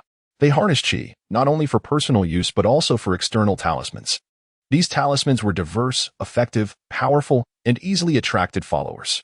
Initially, they were quite prestigious, featuring advanced talismans like Fire Cloud, Azure Void, and God Destroyer. As spiritual energy waned, the practice evolved into lower forms of Maoshan, which relied on blood essence rather than qi. The quality diminished to low-grade talismans for exorcism, home protection, and cleansing garments. Suchuan, I shall now impart the secret method of corpse refinement, the hallmark skill of our school. Listen closely. Yes, the young acolyte assumed a serious demeanor. This genuine knowledge had been passed down orally through generations, rarely inscribed in text. The old priest repeated the instructions several times before inquiring, "Have you memorized it?" "I have." "Then recite it back to me." Immediately, Li Suchuan recounted the method verbatim, demonstrating his precise memory. The old priest nodded. The secret has been transmitted for centuries, with few successful instances. In this day and age, it cannot be attempted lightly. Alas, consider it a mere thought, so that when you venture elsewhere, you may remember your roots in Maoshan. Understood. Li Suchuan prostrated fervently. Just then, there was a knock at the door. The disciple approached and was instantly filled with indignation. It was the manager from the development company, who had visited several times before.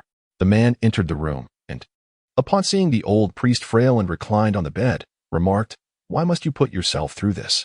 To speak candidly, our offered price is quite reasonable. You could take the money, accompany your apprentice for a stroll, or find a temple to reside in. Wouldn't that be splendid? There is no need for further discussion. I shall not budge. You've seen the words outside. Is there truly no room for negotiation?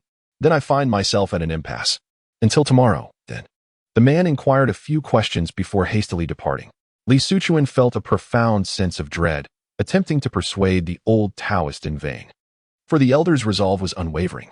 His illness had progressed severely. He wished not to be a burden to others, and once he sent his apprentice away, he would have no lingering attachments. Thus, at the break of dawn the following day, he instructed Li Suchuan to pack his belongings and seek refuge with that friend. Oh, have you heard? There has been a death in town, that old Daoist from the temple. What? How could he have died so suddenly? It's all due to the demolition. He was obstructing their path to fortune. It is said that a bulldozer crushed him directly. How tragic. Was there no one to intervene? Who would care? Had his apprentice remained, there might have been some compensation, but now that the apprentice has fled, what can be done with this money? On the streets of the town, two elderly women were discussing the latest gossip. Not far from them stood a young man in casual attire, slightly agitated. This was Li Suchuan. He had intended to head to the city but ultimately could not quell his worries and turned back midway. Upon his arrival, the temple had been reduced to rubble, and his master was nowhere to be found. He sensed that the situation was dire, yet clung to a flicker of hope as he overheard conversations around him. In that moment, Li Suchuan was engulfed by regret. He lamented his cowardice for not insisting that his master leave with him, and naturally, he harbored resentment towards the developers. The 17 or 18-year-old youth, having witnessed the unjust demise of a loved one, found his emotions tumultuous, yet resolved within himself. He would avenge his master. In the dead of night, among the graves. This was a grove near Gijia village, home to several tombs, where the elderly, unwilling to be cremated, had been laid to rest. Such a grim and eerie place was deserted even by day, let alone at midnight. Yet, at this moment, Li Suchuan wielded a shovel, vigorously digging into the earth. He labored for nearly 10 minutes before pausing to lean on the shovel. The grave was already half excavated, revealing a portion of a coffin. After digging a while longer, the coffin was fully exposed. With trembling hands, he cautiously lifted the lid to find old Lady Gu lying within. Though several days had passed, there was no foul odor.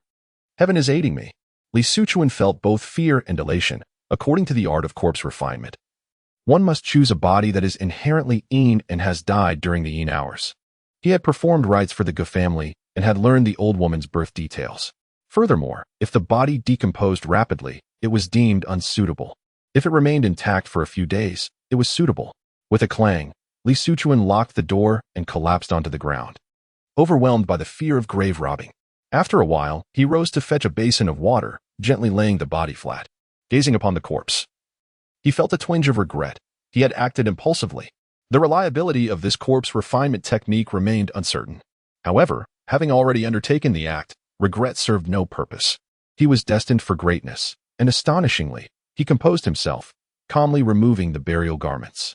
The scene is exceedingly eerie. In a dimly lit, shabby room, a young man delicately wipes the body of an elderly woman with a soft cloth.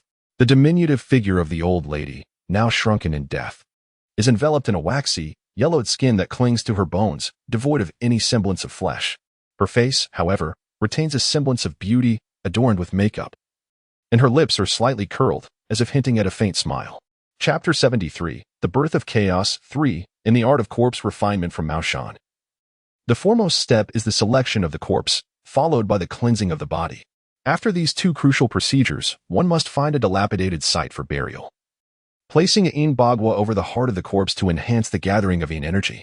Subsequently, every 7 days, a refinement talisman must be burned at the burial site, and at noon, a rooster must be sacrificed, with its blood sprinkled upon the earth.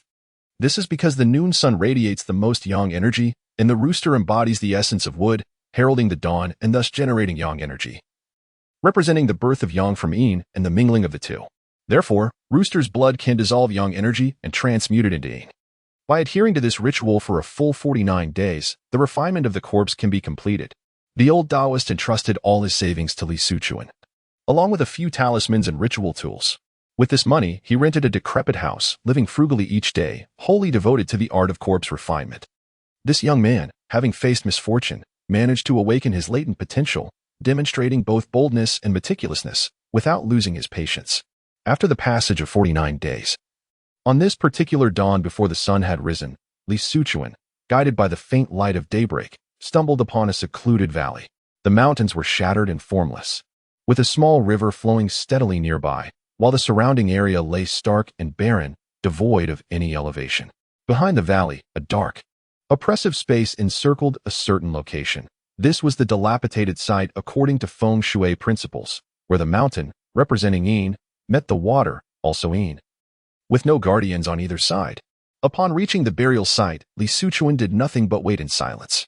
As dawn broke and the first rays of sunlight began to appear, he swiftly unearthed the corpse. He then procured the talisman paper, bit his finger to draw forth his own blood, and inscribed a spirit-communicating talisman, which he burned before placing it within the mouth of the corpse. Having completed these preparations, he stepped back a few paces, fixated on the sight before him. As his master had mentioned, this art of corpse refinement had not seen success for centuries. He was uncertain of the outcome and could only take a gamble. 2 minutes elapsed, but to Li Suchuan it felt extraordinarily prolonged. Beads of sweat trickling down his forehead and threatening to invade his eyes. Suddenly, the corpse appeared to twitch. Fearing it was merely an illusion, he rubbed his eyes and gazed into the pit once more. Indeed, the lifeless body, having been deceased for over a month, began to convulse within the earth, emitting a dull thud. Simultaneously, Li Suchuan distinctly felt a wondrous connection forming between himself and the corpse. It worked. He hastily recited the incantation, forming a gesture with his right hand and pointing forward. Rise. Boom. It worked. It worked. Ha. Master, is it your spirit watching over me from the heavens? Li Suchuan first erupted in manic laughter, then fell into tears. Master, I will avenge you. Li Suchuan, a disciple of Moshan, had been driven to the art of corpse refinement by the tragic death of his family, consumed by grief and rage.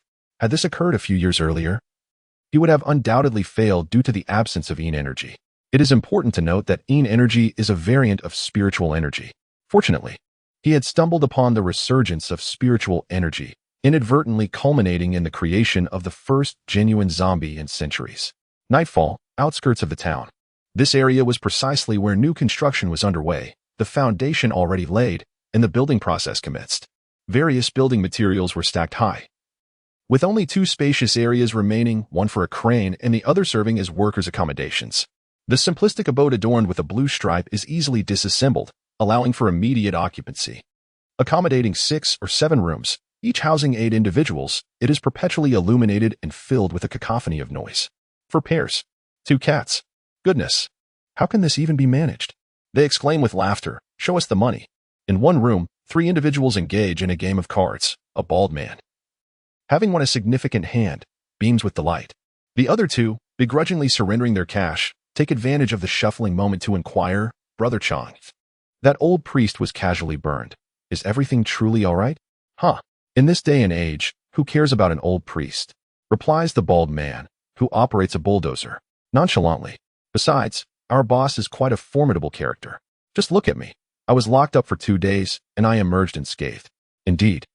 They concur and swiftly transition back to their game. After a few more rounds, the bald man's luck appears to wane, and he loses repeatedly, exclaiming, Hold on. I need to take a leak. Brother Chang, don't you dare make a run for it. One warns, while another chimes in, Yeah, don't disappear after a bathroom break.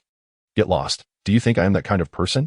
He retorts, grumbling as he steps outside and casually seeks a corner to relieve himself. As he urinates, a sudden chill envelopes him, an eerie sensation creeping over his body. Who is there?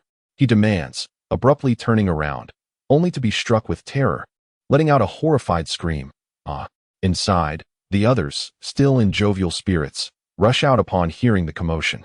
As they reach the corner, one takes a glance and immediately begins to retch. The rest, feeling a shiver run down their spines, behold the bald man sprawled on the ground, a gaping wound the size of a bowl torn into his chest. In Tulian County, at a hotel, a gathering has just concluded, with a group of individuals staggering out, tongues loosened in pleasantries as they bid farewell. After considerable time, they finally depart in waves, leaving behind only 2, the manager and the vice president of the company. They too enter a vehicle, heading towards the inn. This event has been successful, with only minor oversights, and overall satisfaction from Director Zhao. It's all thanks to General Zhang. I merely ran errands. Rest assured, When the project concludes, your rewards will be plentiful. Thank you, General Zhang. Once seated, their previous drunken demeanor has vanished. The vice president, the project's overseer, and the manager, a trusted ally, are aware that this undertaking is significant, encompassing not just a residential area but also commercial and high-tech zones, drawing considerable attention from the city. The hotel, located to the north of the county, boasts excellent conditions although it is somewhat isolated. After a while, the vehicle turns into a large courtyard, complete with a lake and trees, with the hotel building at its core. However, as the car enters, it suddenly comes to a screeching halt. What's wrong? The vice president inquires. There is someone ahead. The driver replies. The vice president glances and instructs, let us go see. All right. The driver leaps from the car and approaches the figure, shrouded in black cloth. Finding it quite peculiar. What are you doing? Move aside, you're blocking the way. I'm talking to you. What is your business? The individual remained utterly silent, provoking the driver to irritation. With a swift motion, the driver delivered a resounding slap. Do you not comprehend human speech? The slap struck the person's face. Yet they stood unmoved. A shiver coursed through the driver as he felt the rigidity of the other's face, which was as unyielding as iron, entirely devoid of human flesh. A significant case had emerged, undoubtedly a major incident. Within mere days, 4 individuals had perished, one notably distinguished and renowned within the city's commercial circles. In an instant, the local law enforcement mobilized, diligently unraveling the threads in pursuit of the perpetrator. Among the 4 victims, 3 had their hearts violently extracted, while one suffered a gruesome throat puncture, the scenes of death too harrowing to bear. There were no eyewitnesses, nor any surveillance footage to provide clarity. The most evident clue lay in the wounds, which bore multiple claw-like scratches, suggesting a weapon akin to sharp talons. If an animal were responsible, it would seem implausible. If a human wielding a weapon, it too appeared unlikely. What instrument could pierce the chest and instantaneously extract the heart, if it were a human in their own right? The situation became even more perplexing. Thus, the trajectory of the case took on an exceedingly bizarre nature. The Western NS district was riddled with eerie tales, and the local populace had become familiar with such lore. Although discussions of witchcraft and parasitic curses were dismissed, no alternative evidence could be uncovered. Fortunately, the killer had ceased their spree, seemingly vanishing into thin air. The peculiarities surrounding this case had been escalated to higher authorities, awaiting further investigation. Chapter 74. Reflecting on one's heart in the 9th decade of the establishment of the new dynasty, stability has always been of utmost importance. The 5 provinces in the southwest harbor over 400 million inhabitants, with Shuzhou being merely a small region. Externally, this incident seems to be nothing more than a typical murder case, devoid of any discourse regarding heart extraction or claw marks. However, internally, the authorities attached significant importance to it. They extracted a unique substance, poison, from the victim's flesh and blood samples. Let us set this aside for the moment and turn our attention to Bai City. As the end of October approaches, the coolness of late autumn settles in. The aftermath of snake bites has dissipated, and a recent surge in tourism has gradually begun to wane. As the saying goes, those who walk different paths do not collaborate. Fang Qing has also entered high school, seemingly maturing overnight. Though her grades are average, she is aware of the importance of diligence. Nowadays, merely attending high school can lead one to university, even if it is a third-rate institution, thus earning the title of university graduate. Fang Shu and his wife are working even harder, facing a myriad of expenses: their child's tuition, job hunting, purchasing a home, and preparing a dowry. Each aspect of this journey of growth demands substantial financial resources. This fragrant substance, crafted by an alchemist of the southern dynasties, is a medicinal aroma that lacks distinct characteristics yet dispels malevolent energies. When the old man Lei first received it, he was not particularly satisfied. However, after a week of inhalation, he felt utterly refreshed, devoid of any heaviness. It was then he realized the efficacy of the aroma. Initially, Granny had sought the fragrance, presenting a $1,000 gourd jade incense holder as a token of gratitude. Yet, the old man, eschewing superficialities, instructed Lei Ziming to pay $50,000. Even then, others felt it was insufficient. After all, health is invaluable. Nonetheless, Guyu accepted it, as the Zheng, Lei, and Yuan families were among his chosen acquaintances. And given the financial demands at hand, there was no need for ostentation. This $50,000, combined with previous sums, totaled just over $100,000. He bestowed $20,000 upon Fang Shu and temporarily halted individual orders. In the secluded valley, beneath the ancient trees, the autumn mountains are quite chilly. Yet the valley remains warm as ever. The old trees are still lush and verdant, without a hint of decay, in stark contrast to the desolation surrounding it. This place resembles an undiscovered paradise. Gyu sat beneath the tree, practicing breath absorption. Since acquiring the technique, he has been diligently refining his form and concentrating his spirit. The effects of refining his form have been markedly evident, while the progression of concentrating his spirit has been exceedingly slow. After 5 months, just yesterday, he finally sensed a flicker of vitality in his consciousness, leading him to a conviction that today would bring forth results. With each inhalation and exhalation, he drew in the rich spiritual energy, slowly refining his essence and spirit. As he circulated this energy throughout his body, he concluded his routine not by ceasing his practice, but by attempting to mobilize his consciousness and reflect inward. The once faintly trembling awareness now began to stir reluctantly. Suddenly, it was as if a magnifying glass appeared within his consciousness, continuously drawing closer. Beneath this lens lay a world, expanding from small to large, transforming from indistinct to clear. Consciousness, in its essence, is the ability to perceive and control through awareness. At this moment, he beheld the interior of his own body for the first time. Contrary to his expectation of a gruesome sight, he was met with a dazzling spectacle, a magnificent palace filled with ethereal illusions. The Dantian serves as the throne where the harmonious energies of yin and yang entwine and flow, extending through the meridians of the body. Beneath this throne lie 5 distinct orbs of energy, representing the 5 internal organs. An ancient text states, by nurturing thoughts and intentions, one perceives the 5 organs as suspended chimes, each hue distinct and clear. Another scripture advises, gaze within the heart is without a heart. Observe the form is without form. Look afar at objects are without substance. Within the human body, the 5 elements manifest as follows. Red signifies fire, correlating to the heart. Yellow represents earth, corresponding to the spleen. White symbolizes metal, linked to the lungs. Black denotes water, associated with the kidneys, and green embodies wood, related to the liver. The Dantian's ability to merge yin and yang enables the formation of a microcosm akin to the vast universe. After a prolonged period of contemplation, Guyu finally opened his eyes, yet remained silent. This introspective journey evoked profound insights regarding cultivation.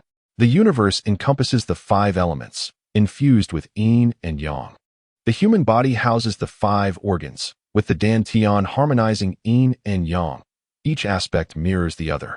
The essence of being a celestial being lies in connecting and purifying the greater cosmos with the inner self, thereby elevating one's energetic state and attaining a higher plane of existence. The pursuit of immortality is fundamentally about ascending the hierarchy of life. On a serene night, at the Jiang residence, Xiaozhai was enjoying a monthly reunion dinner with her parents. The table was adorned with a fragrant eggplant dish, lotus root soup with ribs, accompanied by 2 green vegetables. The 3 maintained an air of decorum, especially Zhang's parents, who were the epitome of grace. Zhang's father oversaw cultural affairs, while her mother managed education, both holding esteemed positions. Typically, family meals were filled with laughter and chatter, yet this evening was marked by an unusual silence, as if there was little to discuss. Consequently, the time spent with their daughter felt fleeting. In their eyes, Xiaozhai possessed a unique essence, something inexplicable that set her apart from other children. As time progressed, her parents sensed a growing distance, a sense of unfamiliarity, even a hint of mystery surrounding her. Amidst the meal, Zhang's mother, unable to endure the awkwardness, initiated a conversation. Xiaozhai, did you work overtime again yesterday? What are you busy with these days? Why do you always seem to be working late? There's a project at hand with a smaller team, so it's a bit tiring, she replied. Oh, so you can take a break after this? Xiaozhai blinked, her typically forthright demeanor wavering in front of her parents, and she said, actually, I wanted to tell you that I'm planning to resign. Zhang's mother paused her chopsticks, inquiring, have you found another job? It's not a job switch. I'm just not enjoying it anymore. I want to travel for a while. That's nonsense. Zhang's father huffed lightly, not pressing further. Where do you plan to go? I'm heading to Jiangzhou. This trip will be quite lengthy, and I plan to visit many places, Xiaozhai explained. Jiangzhou. Her mother pondered for a moment before asking, isn't Xiao Jin studying there? Yes, she should be in her 2nd year now. Nodding, her father advised, then make sure to visit Xiao Jin. It's been a long time since you last saw each other. All right, Xiaozhai replied, a reluctant expression on her face. Jiang Xiaojin was her cousin's daughter, a charming and adorable 19-year-old, embodying the essence of an enchanting young lady. Chapter 75. Before the journey, the sky was overcast and the rain fell gently. A mere drizzle that seeped through to the skin, evoking a chill that served as a reminder of the impending winter. The streets lay desolate, with passers-by hurrying along, while Guyu sat in a taxi, a large backpack to his left and a garrulous driver in front of him. "Not heading out, are you?" the driver inquired. "Oh, you must be going south, to either Jiazhou or Qiangzhou." "Jiangzhou. Oh, let me tell you, Jiangzhou is even colder than here, with no heating and a damp climate. My wife is from the south, and when I first visited her family, I nearly broke up with her due to the lack of heating. It's quite amusing. Really, Southerners always think Northerners are resilient to the cold, but it's all just well-prepared gear." Both of them had made ample preparations for this journey, and today marked the day of departure. The evening train was still hours away, and with the chilly weather discouraging any outdoor wandering, Xiaozhai provided an address, her home. A spirited young lady, she had taken the initiative to invite him over, even offering to cook lunch herself. What did this imply? Perhaps nothing at all. Although Guyu had previously felt at ease in his girlfriend's home, this situation was different. His relationship with Xiaozhai was one of pure and noble camaraderie, transcending the ordinary bounds of friendship. The traffic was favorable, and within about 10 minutes, the taxi halted outside her community. Following a resident inside, he found building No. 5 and took the elevator up. Knock, knock, knock. He rapped on the door, but no one answered. Just as he pondered this, a snake's head suddenly emerged, flicking its tongue in a rather flamboyant manner. Well, Guyu observed that the serpent coiled around the door lock, its tail tightly wrapped around the handle, causing the lock to click open and shut with each tug of its tail. "Xiaoqing, fetch a pair of slippers," came a voice from the kitchen. Upon hearing this, the snake slithered down to the floor, coiling its tail around a pair of brand-new men's slippers on the shoe rack. Guyu was left speechless. Upon entering the house, he asked, "Do you keep a snake or a dog?" "A dog is rather troublesome, noisy and bothersome," Xiaozhai replied, tying on an apron as she shuffled out, a plate of food in hand. "Wash your hands over there, eat over here, and where should I put your backpack?" As he stepped into the main room, he couldn't help but admire the spacious design, which afforded a sense of openness and clarity. After a brief moment of tidying up, 4 vegetarian dishes were laid out on the table. Xiaozhai then inquired, "Would you like to drink?" "A little would be fine, but nothing too strong." "How about some sake?" "That works." She darted to the bar, retrieved a bottle of lower alcohol sake, and with a twist of her fingers, the cap popped open. The two sat across from each other, each holding a small cup, offering a toast. "Safe travels. Enjoy the journey." With a clink of their cups, they downed the drink. Guyu sampled a dish and remarked, the fried sauce noodles are delicious, but this is even better. Speak, and pour another." Xiaozhai filled the cup with wine. He chuckled, took a sip, and inquired, "How did I not realize before that you have quite the penchant for drinking?" "I only enjoy drinking at home," she replied. Pouring a third cup, she laughed. "Whether drinking alone or with you, I find joy in both." Clink. The two of them had just settled at the table and swiftly finished 3 rounds. It was quite remarkable, whether at his home or hers. They never felt out of place. Today was no exception, as they dined and conversed, naturally steering the discussion towards their upcoming journey.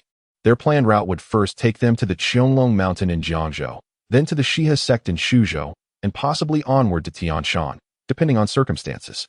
Xiaozhai provided a brief overview. With the establishment of the Shinshao sect, Zhang Jixian had made significant contributions, and there was also the presence of thunderous magic at Longhushan. "Should we pay a visit?" Guyu inquired. After a moment's reflection, she replied, "Not at the moment, as it is the ancestral ground of the celestial masters. Any conflict would be quite troublesome." "That is true," he acknowledged. They both understood that this was not a matter that could be resolved amicably. In addition to these 3 sites, there were 4 other locations: Tianshushan in Qianzhou, Amei in Lajou, Huping in Sherman, and Wanwu in Jizhou.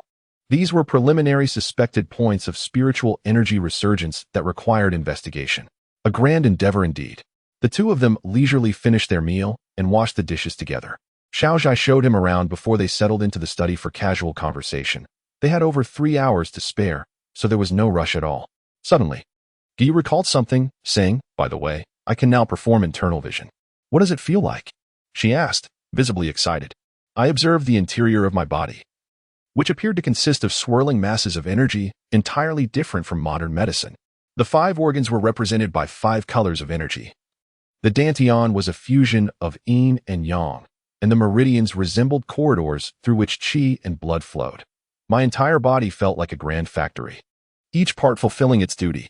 I now have a better understanding of the mysteries of consuming qi. Xiaozhai seemed touched, pondering for a moment before asking, "Can you project your energy outward?" "I haven't attempted that yet." "Then let us try." Upon hearing this, she immediately stood up. "Move a bit further away." Guyu instructed her, which was precisely his intention. As she exited the study, he closed his eyes. This was far more taxing than internal vision. It required almost all his focus to project his consciousness outward. The sensation was peculiar, akin to having a pair of eyes suspended above his head, awkwardly surveying the surroundings. However, his field of vision was exceedingly limited, confined to a circular area nearby, while the rest remained shrouded in darkness. "I can't sense anything. Come a little closer." The sound of soft footsteps approached. "Still not sufficient. Come even closer." Closer. Suddenly, a ticklish sensation brushed against Guyu's face, startling him. He opened his eyes to see Xiaozhai bent over, poking right in front of him, her face so pure it was almost translucent, exuding a gentle warmth. Yet, her eyes held a teasing glimmer, as if to say, come on, I'm toying with you. Step back. Step back." Guyu immediately conceded. "And once the experiment concluded," he grumbled, "I can barely manage it. It consumes a great deal of energy, and the coverage is only about 3 meters. 3 meters? Xiaozhai pondered for a moment and shook his head, saying, "The scope is too limited. Our intuition suffices for now, and we do not require it temporarily." "And what do you feel?" he inquired, intrigued. "It is akin to being watched, a palpable sensation that renders one profoundly uncomfortable." "Can you elaborate further?" he pressed. "It feels like studying quietly when suddenly the homeroom teacher appears at the back window." Hiss. Guyu immediately comprehended. It was not merely uncomfortable, it was utterly terrifying. Chapter 76. The dual heroes. Shengtian boasts 4 train stations. North and South stations serve as vital hubs, seamlessly connecting all major transportation routes within and beyond the borders. As dusk approached, the two arrived at the North Station, with Xiaozhai leading the way through security, followed closely by Guyu. She tossed her bag onto the conveyor belt and waved her small hand behind her. Guyu, sensing a shift in energy, directed a wave of his awareness towards the unfortunate security officer. "Please form an orderly line and proceed one by one." The officer, brandishing a detector, was about to scan Xiaozhai when she suddenly felt an unsettling jolt, an inexplicable discomfort washing over her. Furrowing her brow, she absent-mindedly waved her hand, inadvertently allowing another passenger to slip past. In the next moment, that peculiar feeling vanished as swiftly as it had come, leaving her perplexed. Perhaps she had slept well the previous night, she mused, as she gave Guyu a thorough scan. When the alarm remained silent, she permitted him to pass. The two shared a tacit understanding, pursing their lips as they grabbed their bags and moved on. The waiting area was vast, adorned with a lofty hemispherical ceiling and intersecting supports, exuding a grand, dome-like atmosphere. Every ticket gate was filled to capacity with people of all ages, ensnared in a cacophony of noise. After searching for a seat in vain, they opted to stand at the periphery, both burdened with large bags and dressed neatly. Their long legs and poised demeanor drew the attention of passers-by. The train they were boarding was a regular express, a journey lasting several hours with an expected arrival at dawn the following day. After a brief wait, the announcement echoed. "The train from Shengtian to Jiangzhou is now boarding. Let us go," Guyu called, falling in line as they proceeded to board. Given the extensive route, the platform was teeming with passengers. They settled into their designated seats in carriage 12, a 4-person compartment, where they occupied one side, facing a couple in their 50s. "Excuse me." "Make way." "Ah, you stepped on my foot. Could you please move your bag?" "Thank you." The commotion within the carriage persisted until the train finally set in motion, bringing a momentary lull. The exchanges between Guyu and Xiaozhai diminished as the throng of people encircled them, rendering deeper conversation futile. Instead, they reclined in unison, closing their eyes to rest. The elderly couple across from them found the young pair intriguing. Their striking features were undeniably appealing, with the journey ahead being long. They had expected to engage in conversation, but the couple exuded an air of aloofness, as if inviting no intrusion. Boom, boom. The sounds of vendors hawking beer, soft drinks, bottled water, peanuts, sunflower seeds, and 8 treasure porridge punctuated the atmosphere. As night fell quietly, the outside world faded into a desolate expanse, while the carriage lights flickered on, casting dim shadows. After hours of restless sitting, fatigue washed over the passengers, their faces appearing weary. The elderly gentleman across seemed to grow hungry, producing a bag of peanuts to snack on alongside his beer and marinated egg. Creak. Crack. Time slipped away unnoticed until the train came to a halt at a small station. The attendant stood at the entrance, calling out, 5 minutes for a stop. If you wish to stretch your legs, do so quickly. Do not delay. Step down for a smoke and bring me a tea egg. Keep an eye on your belongings. A cacophony of voices ensued as several gentlemen descended to breathe fresh air, promptly followed by a group of newcomers. Guyu, holding a water bottle, was idly gazing outside when he was jostled by Xiao Zhai. Turning his head, he spotted a man with a crew cut entering the carriage, carrying a peculiar, oversized bag. The man appeared quite ordinary, yet the bag seemed oddly inflated, giving the impression of being surprisingly light. Following closely behind was another individual, short, slender, with shifty eyes. They seemed unfamiliar with one another, positioned themselves at either end of the carriage. Guyu exchanged a glance with Xiao Zhai and shrugged in unison. Boom. Boom. It was late at night, and the train continued its journey. Spending the night aboard a train is the most arduous experience, regardless of whether one occupies a hard seat or a sleeper. Most passengers were in a stupor, with only a few still engrossed in their mobile devices. After a routine inspection by a crew member, the crew-cut man and the short fellow suddenly rose. The former, standing beneath the luggage rack, opened his large bag to reveal it was empty, containing only stacks of discarded newspapers. Having identified his target, he reached out with his left hand and swiftly yanked a small backpack from nearby, stuffing it into his empty bag. In their vernacular, this was referred to as core extraction. In contrast, the short man exhibited considerable skill. He moved effortlessly down the aisle as he passed each target. A mere flick of his hand would result in a phone or wallet dropping. With a quick swipe, the items vanished from sight. The oblivious passengers swayed, completely unaware. In their terminology, this was known as silent pickpocketing. Every profession has its hierarchy. Stealing with one's hands is rudimentary, while using a blade denotes mastery. There are even more skilled individuals, like the train robbers, who are considered titans of the trade. Typically, these train thieves purchase a short-distance ticket, execute their plan, and make a swift exit. They are seasoned operators, adept at knowing when to take risks, often turning back after a few successful thefts to evade capture in another carriage. However, as the short man took just a few steps, a small object suddenly flew through the air, striking him painfully at the back of his right knee, causing him to collapse. Damn, he muttered, struggling to rise, only to feel another sharp pain in his back, propelling him forward onto a passenger's lap. Ugh. Who are you? The stout man, startled from his slumber, opened his eyes wide and found himself face to face with a man buried between his thighs. What are you doing? The stout man shrieked. Seeing the predicament, the crew-cut man sensed trouble and turned to flee, only to find himself crashing to the floor of the aisle. Is there a fight? Many passengers jolted awake, peering around in bewilderment. One astute girl pointed at the short man and shouted, "Thief!" Upon closer inspection, the passengers noticed 3 mobile phones protruding from his waistband. Instantly, the atmosphere in the carriage became charged with excitement. Isn't that my phone? Goodness, my wallet is gone. Call the train police. Call the train police. Quickly restrain them. They must not escape. After a chaotic period, the train police arrived. With irrefutable evidence in hand, they immediately contacted the station ahead to prepare for the apprehension. The chief attendant rushed into the carriage, offering apologies and words of comfort. Then, he inquired, who was it that first spotted the thief? Suddenly, all eyes fixed upon the stout man. No, not me, I. The stout man was drenched in sweat. Thank you. Could you please leave your name and phone number? We must commend you publicly. The chief attendant, however, disregarded this request and simply shook his hand. Well done, young man. Thankfully, nothing was lost. Chapter 77. Jiang Shaojin as dawn broke, Guyu purchased a bag of peanuts and some snacks, engaging in casual conversation with the old gentleman. The elderly couple resided in Xingtian, while their son had settled in Jiangzhou, where their daughter-in-law had recently given birth, prompting their visit.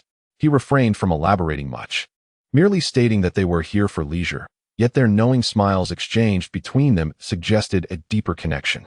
Around 6 o'clock, the train arrived, and the four bid farewell with a wave. Guyu and Xiao Zhai exited the station, only to be greeted by the damp, chilly air characteristic of the southern region, which felt both cool and clingy against their skin.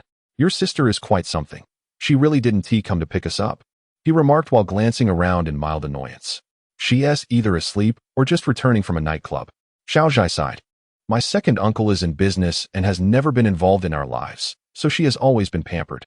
We played together as children, but we hardly stay in touch now. Have you set a time to meet? He inquired. She's treating us tonight, she replied. With that, the two hailed a taxi and headed straight to the hotel where they had made reservations. After settling into their respective rooms, they ventured out to explore during the afternoon. Jiangzhou, while not vast, boasts a remarkably developed economy, enhanced by a rich cultural heritage, which bestows it with an undeniable charm. The urban planning reflects a blend of antiquity and modernity, with quaint bridges and flowing waters in the old districts juxtaposed against towering skyscrapers in the new areas, creating a harmonious amalgamation. Xianglong Mountain lies 20 kilometers away in the western suburbs, rising over 300 meters, and is regarded as the crown of the mountains on the eastern shore of Taihu Lake. The founder of the Qianglong Mountain sect, Shi Liansheng, originally hailed from the late Ming dynasty and was said to have acquired the thunderous arts of the Xinqiao sect. Historical records indicate that he moved to Qianglong Mountain, which was once the residence of the revered Mao Jun. Interestingly, this Mao Jun was originally worshipped at a Daoist temple on the mountain dedicated to the San Mao Zhenjuan, the ancestral figure of the Maoshan sect. However, upon his arrival, Shi Liansheng expelled the disciples of Maoshan, establishing the Qianglong Mountain sect and expanding the temple into what is now known as the Shangzhen Temple. It is noteworthy that both Maoshan and Xinqiao belong to the Jingyi tradition, often clashing internally, reflecting the prevailing atmosphere of the time. Subsequently, Shi Liansheng passed his teachings to Hu Dagua, who then passed them to Pan Yuangui, leading the sect to its zenith and establishing dominance in the southeastern Taoist community. It was not until a great fire a century ago that destroyed much of the architecture that the sect began its decline. Today, the Shangzhen Temple stands as a modern reconstruction. Meanwhile, the two of them spent the day outside, indulging in food and merriment, resembling a young couple on vacation.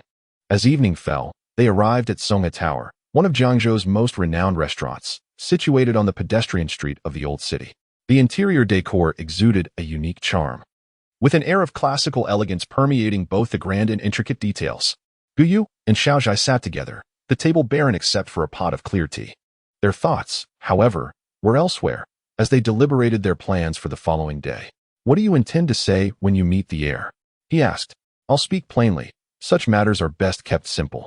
She took a sip of tea before continuing. Moreover, we may not even find them, although the heir is alive. The information available is scant. Perhaps you should ask your sister. She might know something. No way. She would rather forego a month at the bar than climb a mountain. Just then, Xiaozhai waved her hand, calling out, Xiaojin. Guyu followed her gaze and noticed an equally tall young woman sauntering in, clad in a cropped leather jacket and distressed jeans, accentuated by shark-toed boots. She approached with a click of her heels, tossed her small bag aside, and leaned against the opposite side, grinning as she exclaimed, Wow. Sis, you finally brought a guy out. Not bad. You've got good taste. Perfect score on looks. Hello. I'm Guyu, a friend of Xiaozhai. The fellow rose to greet her. Friend? She scrutinized him from head to toe, deliberately inquiring. There are various types of friends. Which one do you classify as? Huh. I'm just as curious as you, he retorted with a playful tone. Almost simultaneously, their gazes shifted to another individual, who remained unfazed, sipping tea. Humph. Jiang Xiaojin felt a wave of boredom wash over her, and added, You must be older than me. I'll just call you brother. Are you also from Shangtian? Sort of. I'm from Baicheng, he replied nonchalantly. Never heard of it. What do you do? I'm in the micro business, he stated earnestly. Uffed. The young woman almost spat out her drink, about to unleash a torrent of sarcasm, but was interrupted by her sister, who insisted, Let us order. No, I mean, in this day and age, even guys can sell, she gestured animatedly, eager to continue. I said, Let us order. Xiaoshai chuckled. Yikes. Though the sister's smile was genuinely charming, the girl shivered as if recalling a childhood terror, obediently grabbing the menu. As she perused, her face became more apparent. Her features were indeed exquisite, yet marred by numerous blemishes that detracted from her beauty. Additionally, her heavy makeup rendered her appearance rather gaudy. After flipping through a few pages, she called over a waiter and ordered 1 squirrel mandarin fish, 1 sauteed shrimp, 1 stir-fried eel, 1 silverfish and water plant soup, and 1 pickled bamboo shoots. That's all. The dishes at Songhe Tower were not inexpensive. The squirrel mandarin fish was priced at 168 and the sawed-edge shrimp at 118, among others. The young lady was quite generous, opting for 3 hot and 3 cold dishes, all signature items. She then asked Sis, "I thought you were working. What made you come out all of a sudden?" "I resigned." "Wow, impressive." Her mood fluctuated wildly, instantly brightening as she exclaimed, "I've been contemplating dropping out of school, but I'm just too afraid." "You just quit? That's amazing. Tell your second uncle. He might just agree." "Don't mess with me. I'm content living my life as is, tough and foolish." "Huh, do you have class today?" "Yes, but I partied too late last night, so I'm skipping." The sisters chatted for a while, and Guyu observed that Xiao Zhai, while appearing nonchalant, was actually quite indulgent and affectionate towards her sister. Her demeanor was always relaxed, but it was only in the presence of family that she revealed a hint of warmth. Before long, the dishes arrived, and Guyu sampled them, confirming their exquisite taste. By 8 o'clock, the 3 had finished their meal, totaling over 1,000 yuan. Jiang Xiaojin, undeterred, paid directly via her phone, chattering as they left, "I really have something to attend to today. One of my friends got dumped, and I need to go console her. I'll take you both out to have fun tomorrow. Hey, you, whatever your name is, listen up. My sister's willingness to take you out indicates that there is indeed some hope for you. Keep striving. I have faith in you." As she approached a red SUV and opened the door, her phone suddenly rang. Upon answering, her expression shifted dramatically. "What? That scoundrel dares to trouble you again. Are you out of your mind? Can't you be more cautious?" All right, I'm on my way, just stay put." With a flurry of expletives, she hopped into the car, seemingly in a great hurry, leaving without even a word of farewell. The two of them stood there, instantly reminiscent of caretakers. Guyu chuckled and inquired, "Shall we follow?" "I suppose we shall," Xiao Shai sighed. Chapter 78, The Headache of My Sister-in-Law. Man, I was wrong. Please give me another chance. Good, man, do you not know my feelings? From the very beginning, there has only been you. I truly have no relationship with her. The breakup I mentioned a few days ago was merely a moment of anger. I sincerely beg for your forgiveness." In a quaint shop near Jiangzhou University, a clean-cut young man, clutching a bouquet of roses, persistently entangled himself with a girl. Her name was Wang Man, petite yet well-proportioned, with a fair and plump complexion, and a figure that drew attention. Man, I was just momentarily confused. Do you not understand me? I simply enjoy a bit of fun. But my heart has always belonged to you." The young man was remarkably thick-skinned, approaching her with a grin. Wang Man, unwilling to create a scene, attempted to leave, only to be blocked by him. "Move aside." "I won't." "Step aside." Man, I truly know my mistake." In a bold display, the young man knelt on one knee, holding the roses aloft, declaring, "If you do not forgive me, I shall not rise." You, the girl, who was inherently gentle and lacked the heart to speak harshly, trembled all over. Meanwhile, a few onlookers, reveling in the drama, shouted, "Forgive him, he is on his knees." Indeed, acknowledging one's mistakes is commendable. Why not head to a hotel? Yang Guang, smirking to himself, had astutely gauged his girlfriend's character, purposely choosing this method to pressure her. Just as he sensed victory, a sudden roar of an engine interrupted the scene. Boom. Crash. The shop door burst open as Jiang Xiaojin stormed in like a gust of wind, launching a flurry of kicks. "Get lost. Have you even looked in the mirror? How dare you harass our man? Wow, what the hell?" Yang Guang, caught off guard, was knocked to the ground. The barrage of kicks from the other party was relentless and brutal. The roses were scattered, and he scrambled to his feet, darting outside while pointing at Xiaojin and shouting, "Fine, you have guts, just wait." "Wait for what?" "Get lost." She seized a chair, ready to throw it. The young man, frightened, stumbled away in retreat. Onlookers were left in shock, awed by the formidable presence of the woman. Wang Man, utterly astonished, finally exclaimed, Jin, you were amazing." "It's not that I'm amazing. It's just that you were too timid. If all girls stood their ground, there would be far fewer scoundrels in this world." She kicked the flowers aside and said, "All right, let us go. We can't be sure that scoundrel 1T come back with help." With that, the two girls got into the car, intending to retreat to Xiaojin's apartment. However, barely having turned down a street, they noticed a car tailing them. That was quick. She glanced at the rearview mirror and pressed the gas pedal, attempting to shake them off. Yet, the pursuers were experienced, closely following her.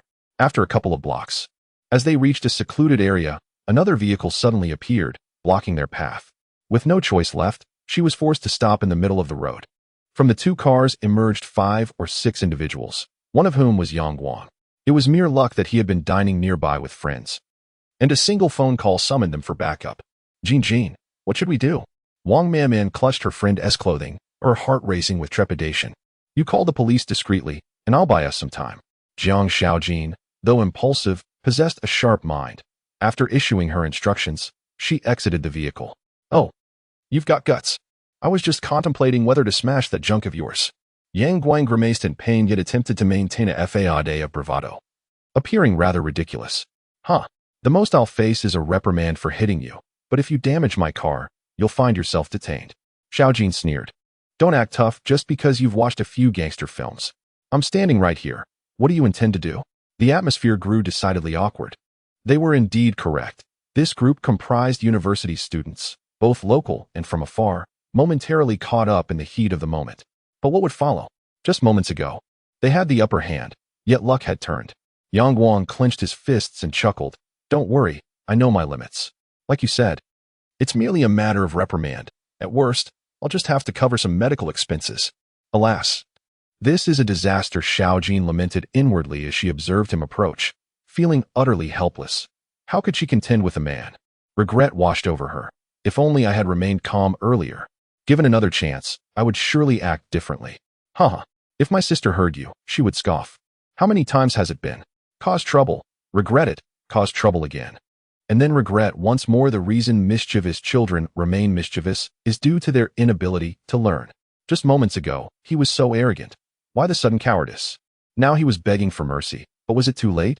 Yang Guang advanced, laden with mockery. Xiaojin fixed her gaze on him, her hand instinctively reaching into her pocket where a set of keys lay, one of which bore a small pair of scissors. Should a confrontation ensue, she was prepared to defend herself. Yang Guang, in his typical reckless fashion, raised his hand, poised to strike. Some in the back cheered, while others frowned, yet none intervened. Wang Man, sitting in the car with her hand over her mouth, felt utterly helpless as she watched the impending blow. Suddenly, an object hurtled through the air with precision, striking Yang Guang squarely in the face. The force lifted him off the ground, his body suspended momentarily like a floundering fish before crashing to the earth, unconscious. Guang, who the hell did this? Step forward. The scene erupted into chaos, some rushing to check on Yang Guang while others sought the assailant, creating a cacophony. Xiaojin, with keen eyes, leapt and shouted, Sister. Sister. The crowd turned toward the voice, noticing two figures emerging from behind the vehicle, their features obscured by the sunlight. Tall and slender, resembling mere shadows. They were undoubtedly part of the same group. Exchanging glances, the others silently blamed Yang Guang. Given the circumstances, they had no choice but to retaliate. Let us go. From among them, one shadow stepped into the light, revealing itself to be Guyu, brandishing a branch he had just picked up from the roadside. You brought this upon yourself. One of them charged forward, throwing a punch aimed squarely at Yang Guang's face. With a swift motion, Guyu raised his hand, bringing it down upon the man's head. The fellow's fist, caught mid-air, was inexplicably met with a blow, leaving him bewildered and pained. Immediately following, Guyu deftly evaded another's kick, causing that individual to clutch his chest, pondering the meaning of life. Crack. Ouch. It was as if he leisurely strolled through the fray, striking and dodging with the ease of a whack-a-mole. Seemingly slow yet utterly elusive. Damn it, you. Ouch. A swarm of men rushed forward, only to scatter in a panic. Ultimately, one fellow learned his lesson. Crouching down and clutching his head, exclaiming, Brother, please stop. Please. Upon witnessing this, others hastily followed suit, pleading, Big brother, please, no more. It hurts too much. We surrender. Only then did Guyu relent, inquiring, What now that you surrender? A clever one promptly replied, We will never trouble her again, and we shall steer clear of her presence. With a wave of his branch, he dismissed them. Thank you, big brother. Thank you. The group quickly escorted Yang Guang away. Once they had departed, Wang Man leaped from the car, tugging at her friend. Xiaojin, are you all right? I was terrified. I'm fine. That scoundrel won't dare to bother you anymore. Don't worry. Xiaojin patted her, and then turned, running towards the two. Aware that reprimands awaited her, she did not greet her sister but dashed directly to Guyu. Wow, brother-in-law, you are amazing. Chapter 79. Xianglong Mountain. The utterance of brother-in-law sent a shiver through Guyu. If it weren't for encountering a scoundrel who insisted on pursuing our man-man, I would have given him a good kicking, Xiao Jin meticulously explained, then pulled Wang Man-Man over to introduce the two. Upon hearing this, Gu Yu thought to himself, indeed, he is a true troublemaker, the type who enjoys the perks without taking responsibility. Out of affection for his surroundings, he couldn't help but offer a few words of caution. Do not act so impulsively. You are all students. What if things escalate? All right, I understand. Xiao Jin's impression of him shifted dramatically, and she echoed his sentiments before inquiring, Brother, have you practiced martial arts? Well, sort of, he replied. Well, how many can you take on at once? It depends on the situation. This is not a fixed measure. And can you wield a sword? By the way, what was that move you made with a twig just now? Her curiosity was piqued as she bombarded him with questions, while he responded only half-heartedly. At that moment, Wang Mianman interjected, Jin, the police will be here soon. What should we say? Ah, I almost forgot. Big sister. Good big sister. The girl instantly adopted a pitiful demeanor, resorting to various cute antics. Xiao Zhai, uninterested, tugged at Gu Yu to leave. Even as they departed, she continued to whine, prompting Wang Man to question, Your sister seems nice. Why do you act so dramatically? You have no idea. I've been with her since childhood. And whenever I make a mistake, Xiao Jin appeared to recall something terrifying, abruptly falling silent and silently mourning for herself. The spiritual energy in Jiangzhou is slightly denser than in Shitian, roughly measuring 1, reaching the basic threshold for cultivation. Gu Yu sat quietly in his room for an entire night, feeling no trace of fatigue. The night was tranquil, except for a peculiar sound emanating from the next room. Part laughter, part weeping, part pain, part itch, that persisted for quite some time before finally subsiding. Xiao Zhai's sect is shrouded in mystery, boasting 12 paths of magic and 24 mundane arts. She claimed that 5 mundane arts were left behind, but apart from snake manipulation, wood appraisal, and a technique called Qingke hand, the rest remain unknown. This girl has a particularly cunning side. Who knows if she might use her sister as a means to sharpen her own skills. The next morning dawned clear. Gu finished his preparations and stepped out of his room with his bag. Just then, the door next door swung open, and a young lady emerged, greeting him with, Brother, good morning. Good morning. He hesitated slightly. This girl was indeed Xiao Jin, but she felt entirely different from the day before. Her long hair cascaded over her shoulders, her face free of makeup, youthful and delicate, radiating an unrestrained charm. Particularly striking were her eyes, bright and fierce. What are you staring at? Noticing his bewilderment, Xiao Jin inquired, then quickly realized, pointing to her face with a smile, this is called a freckle makeup. Just dots here and there. It's all the rage now. Oh, I truly had no idea. Humph. I love it. It's not for others to judge. With that exclamation, her spirited energy returned, and she instantly transformed into a feisty young girl. Before long, Xiao Zhai also emerged, and the three of them descended the stairs together for a meal. Today, they set off for Qianglong Mountain. Gu Yu harbored some reservations, feeling that accompanying Xiao Jin might prove inconvenient. However, Xiao Zhai insisted that it was of little consequence, as it was a rare occasion to meet, and it would be delightful to spend time together. After enjoying a meal, the trio made their way to the western suburbs. Qianglong Mountain spans a mere 12 square kilometers and boasts a modest elevation. Its proximity to the city has facilitated its development. Rather than being dubbed a scenic area, it is more aptly described as a grand park for leisure and relaxation, frequented predominantly by locals. The area is replete with artificial features, such as cultural gardens, lakeside pavilions, and reading platforms, complemented by a winding mountain road that leads directly to the summit.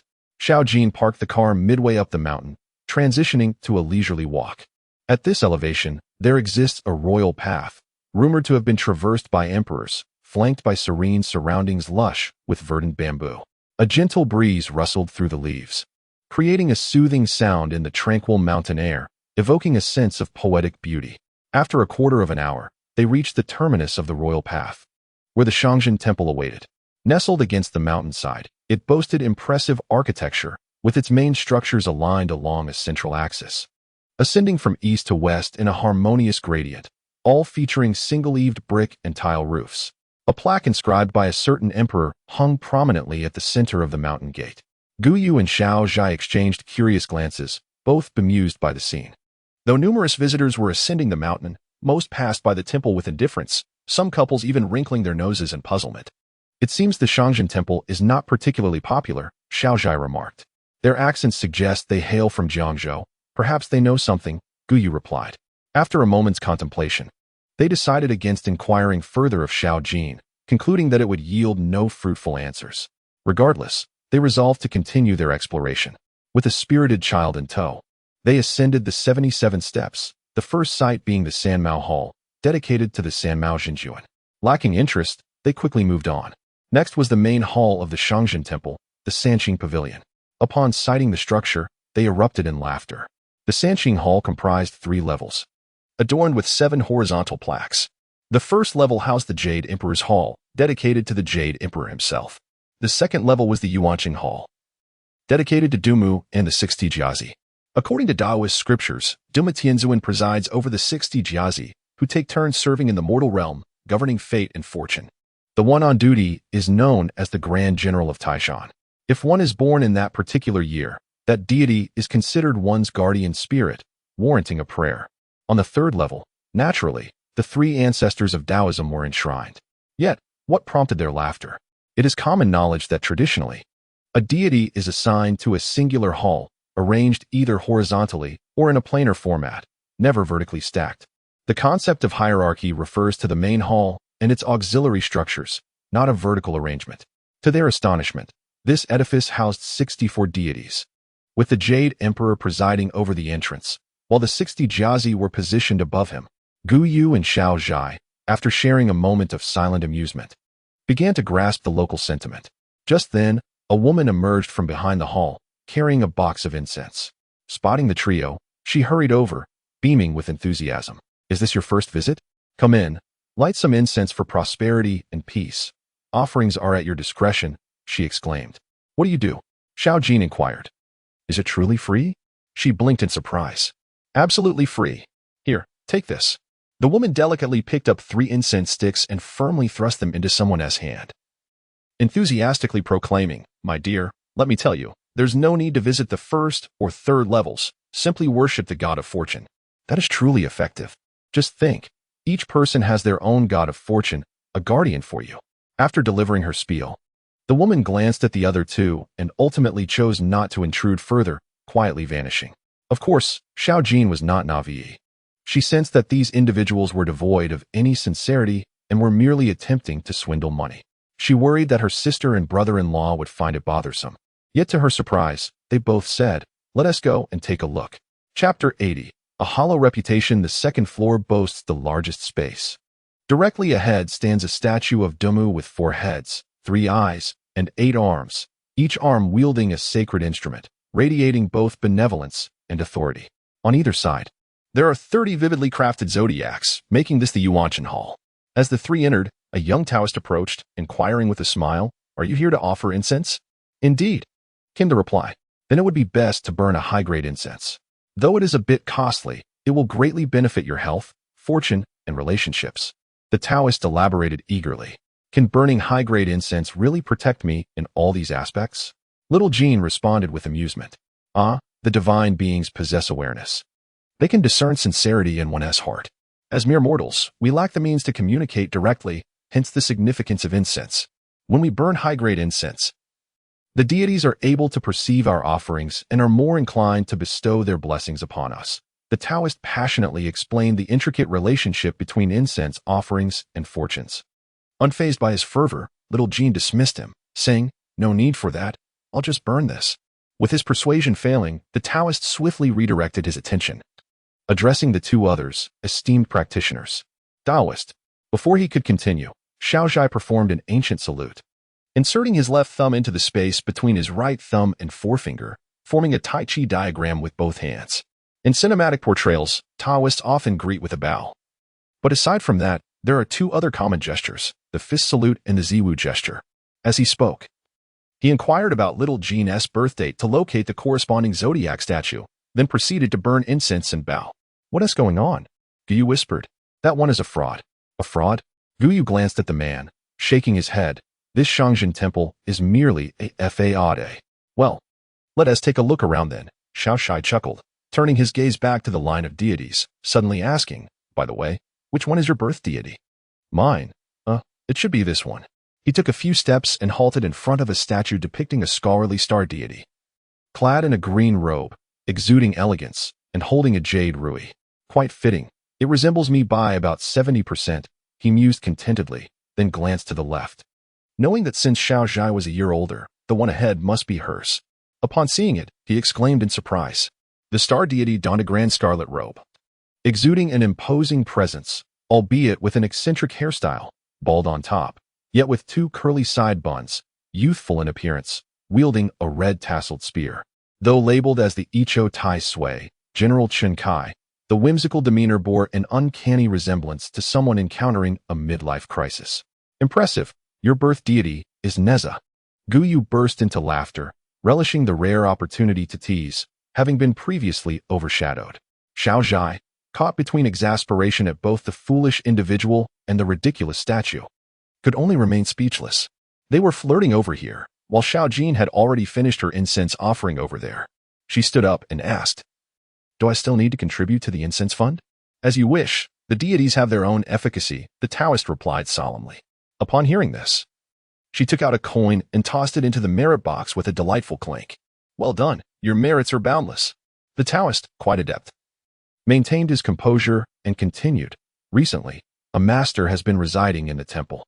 If you wish to pray for your family, please step inside." "All right."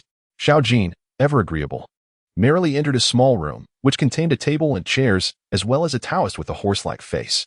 Upon seeing her, he immediately greeted her with a smile, saying, "Sign your name here, and your wishes will surely come true." She smirked and quickly fabricated 2 names, writing them on a piece of yellow paper. "Are these your parents?"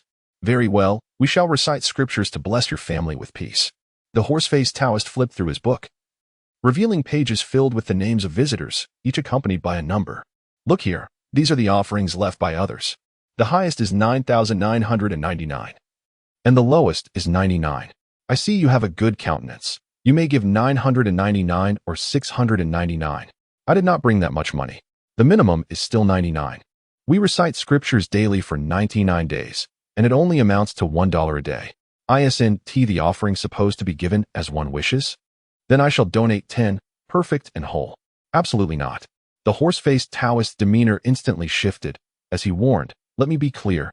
Donating less could be harmful to your family, but I only have 10. Don't you have companions?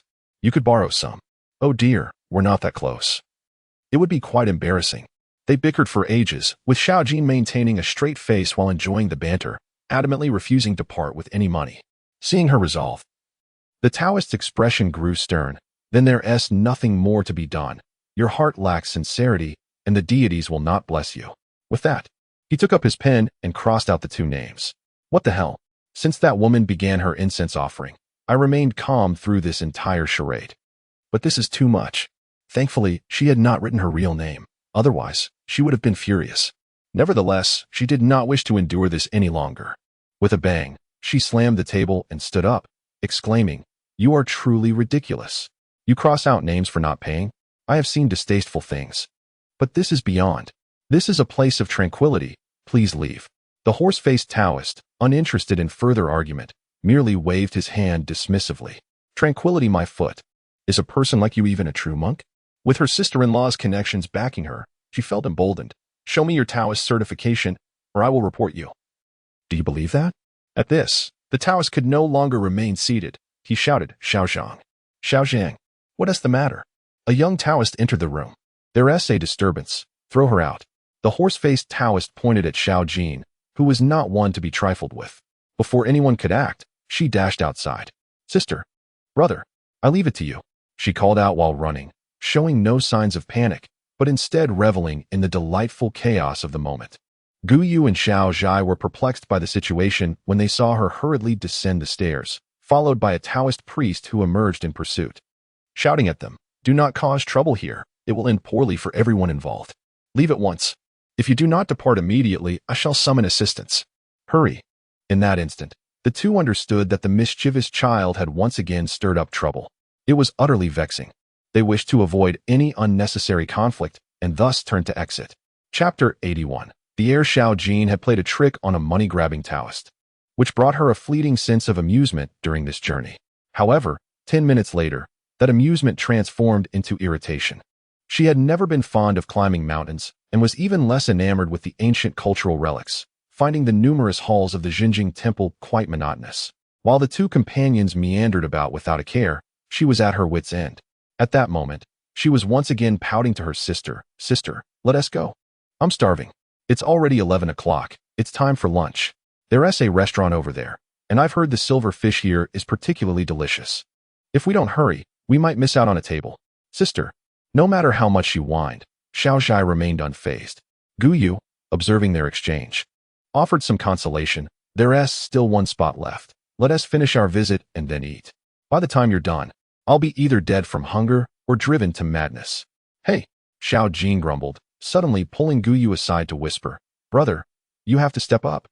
If you can win her over, you'll become the head of the household, and she'll have to listen to you." "Please, how am I supposed to do that?" he replied, his face contorted in despair, bombarding her with questions. "Even if I manage to win her over, does that mean I can become the head? And if I do, will she actually listen to me? You know your sister's temperament all too well. Brother, have a little ambition, would you?" Xiao Jin urged enthusiastically. "Here's the deal. We'll form an alliance. If you ever need information, just come to me. I assure you, I can sell what I have." He had intended to refuse but found himself swayed by the allure of her proposition, conceding with a reluctant nod. "All right, it's settled then." Xiao Jin extended her fist, and they exchanged a light fist bump. While they whispered conspiratorially, Xiaozhai was too preoccupied to join their chatter. The overall layout of the Jinjing temple was quite clear. Centered around the Sanmao Hall, the Sanqing Pavilion, and the Kaishan Hall, divided into three distinct areas, each adorned with various secondary structures, such as the Guandi Hall and the Wenchang Hall. Having visited most of the attractions, they were about to cross a pair of double wooden doors leading into the final area when, from an unknown hiding place, the usually composed Xiao Qing suddenly poked its head out from her shoulder, hissing and flicking its tongue. Xiao Zhai, intrigued, scratched its chin and inquired, "What's the matter?" "Hiss." Xiao Qing fixated on the wooden door, as if something within was emanating an uncomfortable aura. Upon noticing its distress, she promptly waved her hand. "All right. We'll head down shortly." "Great. I'll go ahead and order." The girl blinked, feeling a bit puzzled but not pressing for further details, and cheerfully scampered off. Once her figure vanished, the two of them stepped over the threshold. Inside was a courtyard with a clean, tidy blue brick floor. In the southeast corner stood an ancient tree, beneath which were stone tables and chairs. At the center was a structure adorned with a plaque inscribed with the words Tianchi Hall. On either side were side halls, and behind them lay 3 additional rooms, presumably for lodging. The courtyard was devoid of people, exuding a serene ambience. As they stepped into the main hall, a flash of azure light erupted. It was Xiaoqing, unable to contain itself any longer, manifesting its true form and coiling anxiously around its owner's arm.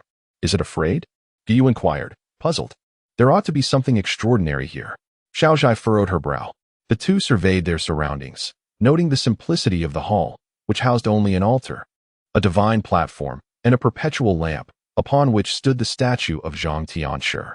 Before the statue was an incense burner, with 3 sticks of incense inserted, sending wisps of fragrant smoke into the air. Guyu turned around suddenly and pointed to a spot. "Look over there." Xiaozhai glanced and noticed a yellow talisman affixed to the doorframe, its characters elegantly simple, spiraling down like a line. As she took a step closer, the little green snake grew increasingly agitated, its body quivering restlessly. Guyu approached, gently pressing his fingers against the talisman, and after a moment declared, "I can sense a peculiar aura." He pondered briefly before continuing. "It resembles a form of Daoist magic, yet it is not entirely so. It seems to be activated by some special means, capable of dispelling malevolent spirits. Indeed, Shi Liaoxing once sought talismans at Longhushan. The disciple must be here." Xiao Zhai's spirits soared. She had initially thought this endeavor fruitless, only to find unexpected illumination amidst the shadows. However, the green snake could no longer endure the weight. Pitifully seeking permission from its master, with a flick of her arm, the snake darted forth. Ahem, ahem. Just as they intended to investigate further, a series of coughs emanated from behind the statue. Shortly thereafter, a gaunt, sorrowful-looking old Taoist appeared, momentarily taken aback by their presence before greeting them. "My apologies. I was in quiet meditation and did not mean to overlook you. We are honored to meet the venerable elder." Xiao Zhai performed a gesture of respect, while Guyu, not belonging to the Taoist sect, offered a customary bow. The old Taoist, initially astonished, then transformed in demeanor, returning the gesture of respect. "Ah, a young Taoist friend. Please, come inside." He led the way through a small door behind the statue, which opened into 3 modest chambers. Once they settled in the guest room, the old Taoist inquired, "From whence do you come, young friend?"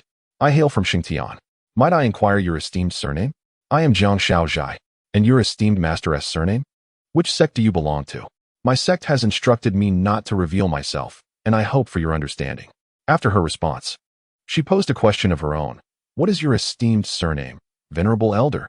What is your lineage?" "I am the 21st generation disciple, with the secular surname Tan, and my name is Chong Dai. I have met you, Elder Tan."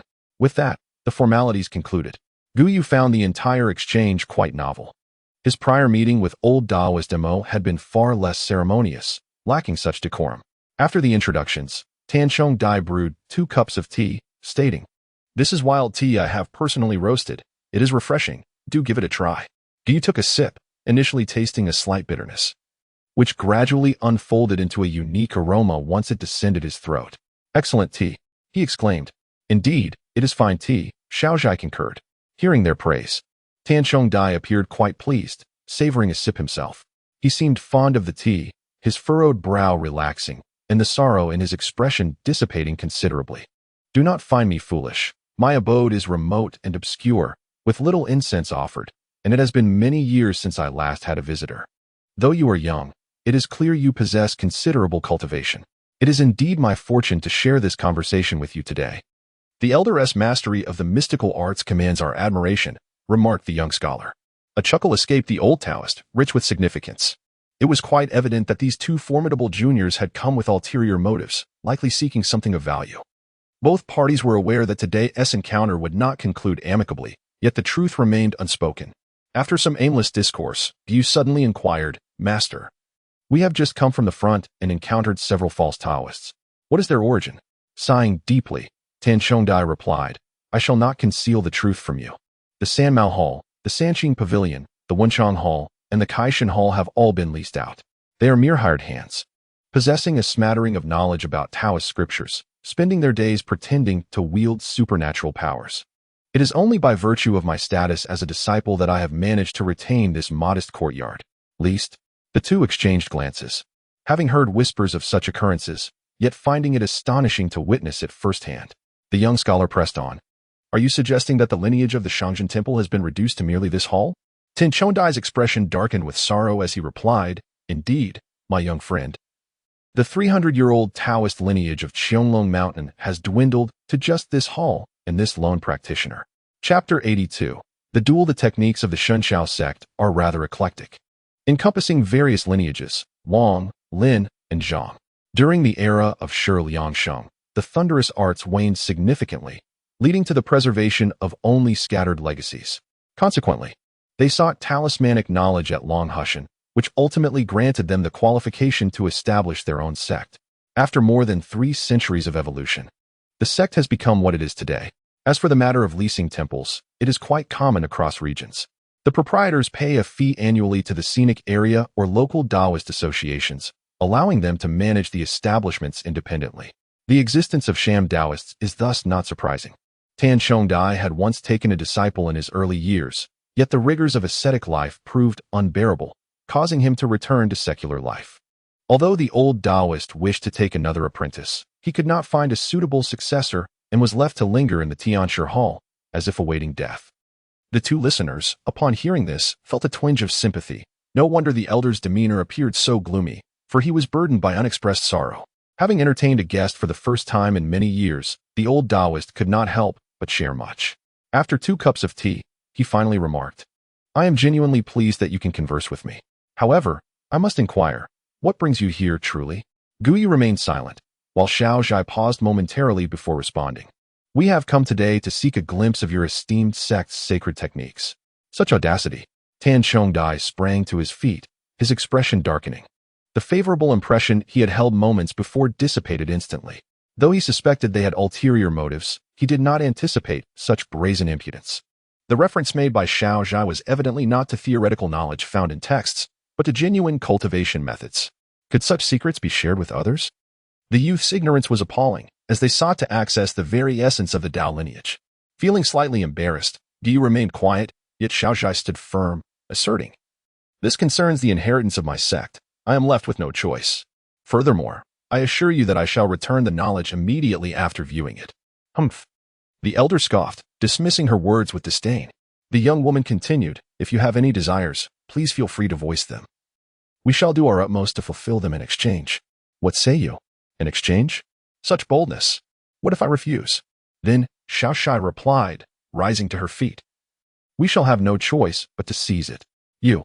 Tan Chongdai was both astonished and enraged, angry at the audacity of the youth, and astonished to encounter someone so unabashedly straightforward in their roguelike intentions. "Very well, I shall see what capabilities you possess." He understood that a confrontation was inevitable, and his entire demeanor shifted, his previously frail form suddenly appearing more imposing.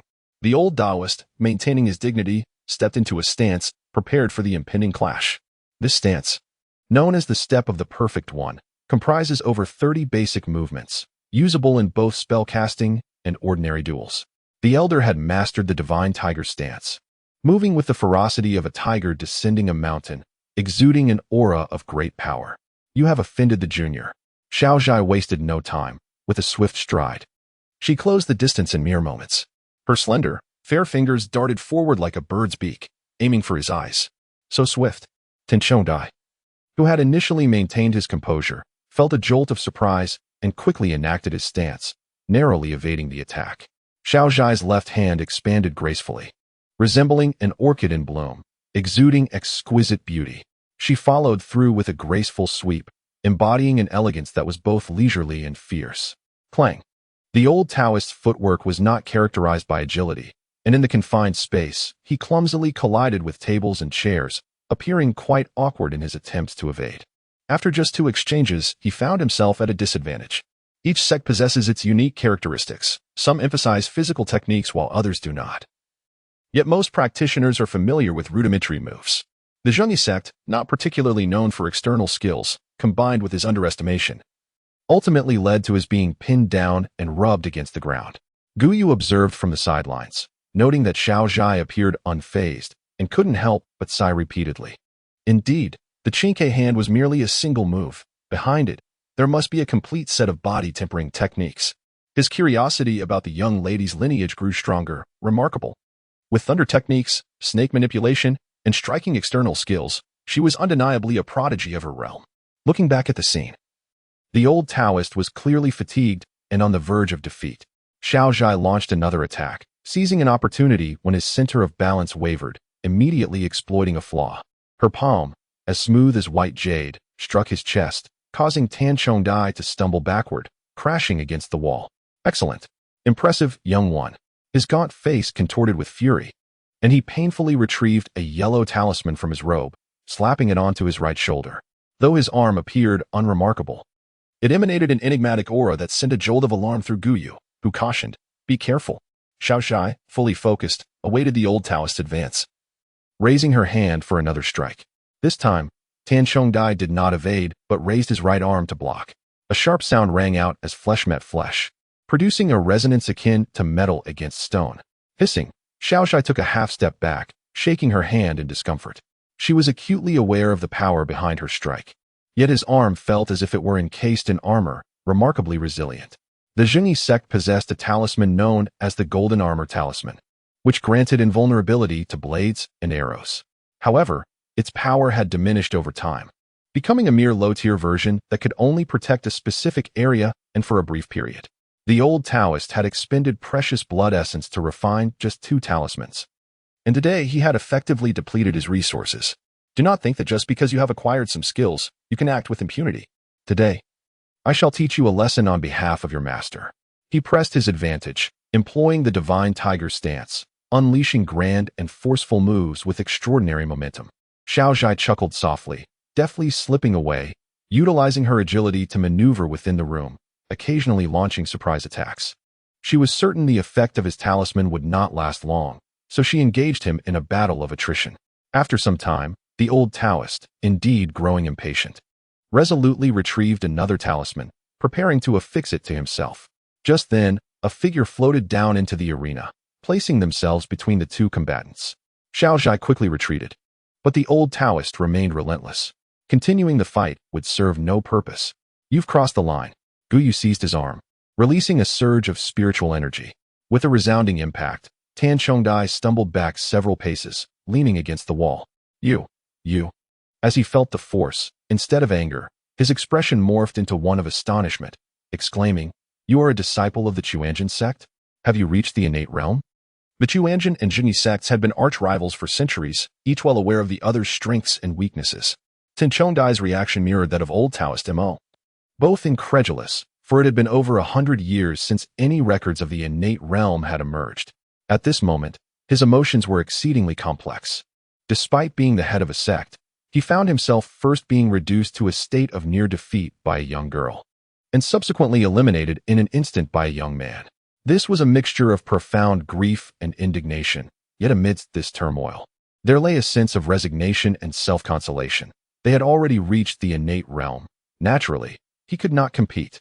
A plethora of emotions swirled within him, compelling him to utter a cry, leaving him frozen in place. Ultimately, it was Guyu who broke the silence. "I am not a practitioner of the Tao, nor is this the innate realm." He righted the chairs and gestured with his hand, inviting, "Elder Daoist, let us sit and converse." Tan Chongdai felt a significant loss of dignity, yet he was wise enough to recognize the situation, with the other party providing an opportunity for retreat. He took it, and they resumed their seats, as if nothing had transpired. Guyu stated, "We are truly left with no choice and hope for your understanding. My skills are lacking. There is nothing more to be said." The opposing party, who was also adaptable, inquired, "But I fail to understand, having cultivated to such a level. Why do you still seek the heritage of my sect?" This matter cannot be disclosed. Elder Daoist, can you now consider our terms?" Guyu smiled. This was a blatant display of audacity. First, they dealt a blow, then they negotiated. Should there be any discontent, they would strike again. What could Tan Chongdai do? He, too, felt a sense of despair. However, after a brief silence, he spoke. "I have but one question. What is your origin? Should you be willing to exchange, I shall offer you the secret technique. If not, you will find nothing even if you scour the Daoist temple." This was a matter of great importance, and Guyu hesitated. However, Xiao Zhai interjected, "We cannot respond at present. We need to contemplate." "Very well, we shall visit again in a couple of days. I apologize for the disturbance today." Tan Chongdai was both exasperated and amused, realizing they had created such chaos yet acted as if nothing had happened. Alas, in the current environment, those who persevered in their cultivation possessed a heart inclined towards the Tao. He recognized the possibility of reaching a higher level, but it was conditional upon the sect's heritage, a contradiction that was beyond the comprehension of an ordinary person. Night fell in the hotel room. The sisters had finished bathing and were nestled in bed watching television. Both were tall, one at 177 centimeters and the other at 175 centimeters, wrapped in white bathrobes, resembling two enchanting mermaids. Climbing mountains is truly dull. Had it not been for you, I wouldn't have gone at all. By the way, the silverfish at noon was delicious. How do you have so much energy? I'm utterly exhausted. Oh dear, I'm feeling a bit hungry. This lack of dubbing is unbearable. Sis, shall we go downstairs for spicy hot pot? Xiao Jin was quite the chatterbox, seamlessly transitioning between topics, which became quite irksome. Xiao Shai, having ignored her, glanced at the time, suddenly rose from the bed, saying, "You go ahead and sleep. I'm stepping out for a moment." "Where are you going?" "Next door." She changed into her regular clothes. "Oh my gosh." Xiao Jin sat up abruptly, her eyes sparkling as she exclaimed, "Wow, sister, you're finally going to be enlightened." Xiao Zhai particularly disliked that term and, in a swift motion, grasped her. "What did you just say?" I didn't say anything." I meant if you have time, could you bring me some spicy hot pot?" "Sister, it hurts." The mischievous child quickly begs for mercy. It is unwise to indulge in food before sleep. After a brief torment, the little one finally exited the room. Haha. The child's expression changed in an instant as she donned a coat and eagerly followed suit. She glanced around, then knocked on the door of the neighboring room, listening intently to the conversation within. Chapter 83. The secret record. Xiao Zhai entered the room to find Guyu engrossed in a book. It was their first day in Jiangzhou, and he had casually purchased it from the street, flipping through a few pages whenever boredom struck. "Is the book interesting?" she inquired. "It's merely a means to pass the time. so one can't really say whether it is good or bad. Suffice it to say, it's adequate, he replied, placing a bookmark neatly on the bedside table, perfectly aligned. Has Xiao Jin fallen asleep? Not yet. She's watching television, she said as she settled into a chair. She might be tired today. Suddenly, both of them paused, and after a brief silence, Guyu approached the door and yanked it open with a swift motion. Hey.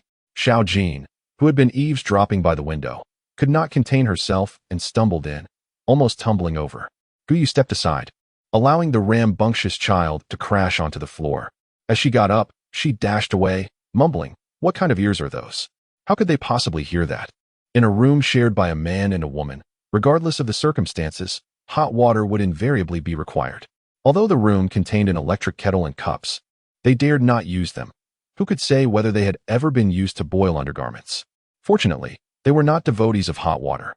Xiaoshai picked up a bottle of mineral water, took a sip, and then asked, "What do you think of the conditions proposed by the old Daoist?" "Actually, I was pondering something before you arrived," Guyu confessed. Perhaps it's akin to the dramas we see, where sects abound. And the path of righteousness is a battleground of life and death, Xiaoshai chuckled. Yet, it could also lead to mutual cooperation and shared advancement, no? Of course, since nothing has yet transpired, any hypothesis holds validity. Xiaoshai was intrigued by this topic, remarking, "I have no idea how it might evolve, but I know that I yearn for it. Yearning for paradisiacal realms and mystical veins, perhaps?" He laughed. "And for rare treasures, elixirs, formations, and the ability to kill from afar, soaring through the skies on a sword. The sword-sailing part might be a tad challenging," he remarked. "How so? What if one collides with an airplane?" "Haha." Xiaoshai burst into laughter, suddenly rising and bowing. "I understand your meaning. Thank you for this. It is my own desire to proceed in this manner, and it is also a favor I owe you. Favors are significant when held in one's heart. When absent, they amount to nothing," he added. "So, I must express my gratitude." The two exchanged vague yet meaningful words, seemingly nonsensical to an outsider, yet understood between them. 2 days later, at Xianglong Mountain, they returned, this time without Xiao Jin. The number of visitors at the True View Temple remained sparse, and a few fake Daoists were busy deceiving a pair of unfortunate souls. They proceeded directly to the rear of the Tianchi Hall, where Tinchong Dai closed the door, suppressing his anxiety and eagerness. The moment Guyu spoke, he found himself torn between wishing for agreement and fearing refusal. If agreed, he could gain access to higher-level cultivation information. If declined, the sect's secrets would remain undisclosed. "I cannot divulge the entirety of my origins," Guyu began, followed by, "but I am well aware of what you desire." "Oh," Tanchong Dai was taken aback. The ambiguity of his statement prompted him to ask, "What do you intend to do?" Guyu gazed at the old Taoist, his heart silently lamenting, and with a swift motion of his hand, he produced a sharp sound, akin to the abrupt extinguishing of a light.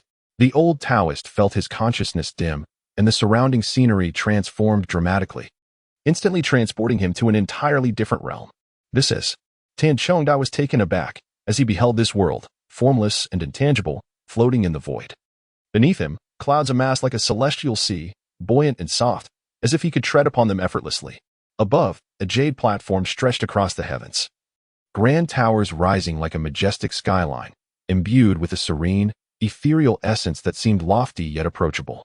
Additionally, radiant lights and azure birds spiraled gracefully, creating a truly celestial atmosphere. Atop that jade platform, at the pinnacle of the skies, sat a divine figure, shrouded in mist, their visage obscured, yet exuding an overwhelming celestial majesty that evoked a profound sense of awe. Then, as if by a mere gesture, the divine being summoned forth a transformation. In an instant, the heavens and earth shifted hues, clouds surged and roiled, gathering weighty and tumultuous. Suddenly, a rift appeared within the cloud cover, revealing the form of a dragon, its roar echoing powerfully.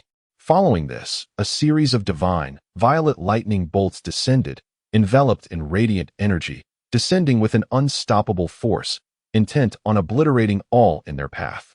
Tanchong Dai, witnessing this, felt every hair on his body stand erect, overwhelmed by a potent mix of excitement and trepidation. He longed to approach and pay his respects, yet found himself utterly immobilized. Just as anxiety gripped him, his awareness dimmed once more, and upon reopening his eyes, he discovered himself still seated within the guest chamber. Tanchong Dai lingered in a state of daze, gazing at the young man before him, and in an instant, everything became clear. His gaunt cheeks twitched slightly. His throat quivered, and he emitted a barely audible, choked sound. Whoa, whoa. In the next moment, the old Taoist began to weep softly. The intensity of his sorrow escalating until he was wailing. Time does not favor me. I am unwilling. I am unwilling. Whoa, I am unwilling. The wrinkles on his face contorted together, rendering him grotesque, yet from within surged a profound, sorrowful energy. Gu Yu and Xiao Zhai observed silently, taken aback by the intensity of his reaction, and were similarly moved. Tan Chongdai sought nothing more than a higher level of cultivation. Thus, Gu Yu conjured an illusion, drawing him into the realm of his aspirations. The true Taoist arts. Tan Chongdai, as the leader of a sect, possessed a modicum of discernment, and immediately grasped the implication of what was revealed. This understanding shattered him emotionally, leading him to lament, "Time does not favor me." A millennium prior, during the flourishing era of cultivation, he had yet to be born. Now, with the revival of the Taoist arts, he was on the brink of the grave. Would he live to witness that era? Would he see that day with his own eyes? For a cultivator, this was a sorrow more profound than any missed opportunity, steeped in despair. After weeping for a considerable time, Tan Chongdai regained his composure, rising to perform a deep bow. "Thank you, young friend. Please rise, esteemed elder." Gu Yu hastily assisted him to his feet, gently guiding him back to a seated position. "Rest assured, what transpires today shall remain confidential." Tan Chongdai wiped his tears with his sleeve, trembling as he produced several thin sheets of paper from within his robe, offering them with shaking hands. "These are the secret teachings of our sect. I entrust them to you." "Thank you, esteemed elder. I shall return them to you promptly after perusal," Xiao Zhai replied. "Alas, what need is there for returns? Just keep them," he insisted. The experiences of the old Daoist throughout his life have never been as exhilarating as those of the past few days, leading to a significant shift in his mindset. Initially, he intended to take his legacy to the grave, completely severing the lineage of Qianglong Mountain. However, now that he is aware that Daoist arts will resurface, he finds himself unwilling to accept such an end. "At my advanced age, I cannot roam freely. The greatest regret of my life is not having found a suitable disciple." Tan Chongdai, with a sorrowful expression, said, "Your willingness to share such significant matters with me indicates that you are not narrow-minded. It must be a matter of necessity. Therefore, I have a humble request. In your future travels, should you encounter any children with commendable aptitude and character, could you perhaps teach them on my behalf? When my frail form fades away, I would not feel I have failed my master." Gu Yu and Xiao Zhai exchanged glances and replied in unison, "We shall not disappoint you." With Tan Chongdai's burdensome fixation lifted, he felt much more at ease, experiencing a sense of leisurely calm. Their relationship had undergone considerable fluctuations, beginning with conversation, then conflict, and finally culminating in a sense of camaraderie. It is indeed true that the affairs of the world are unpredictable.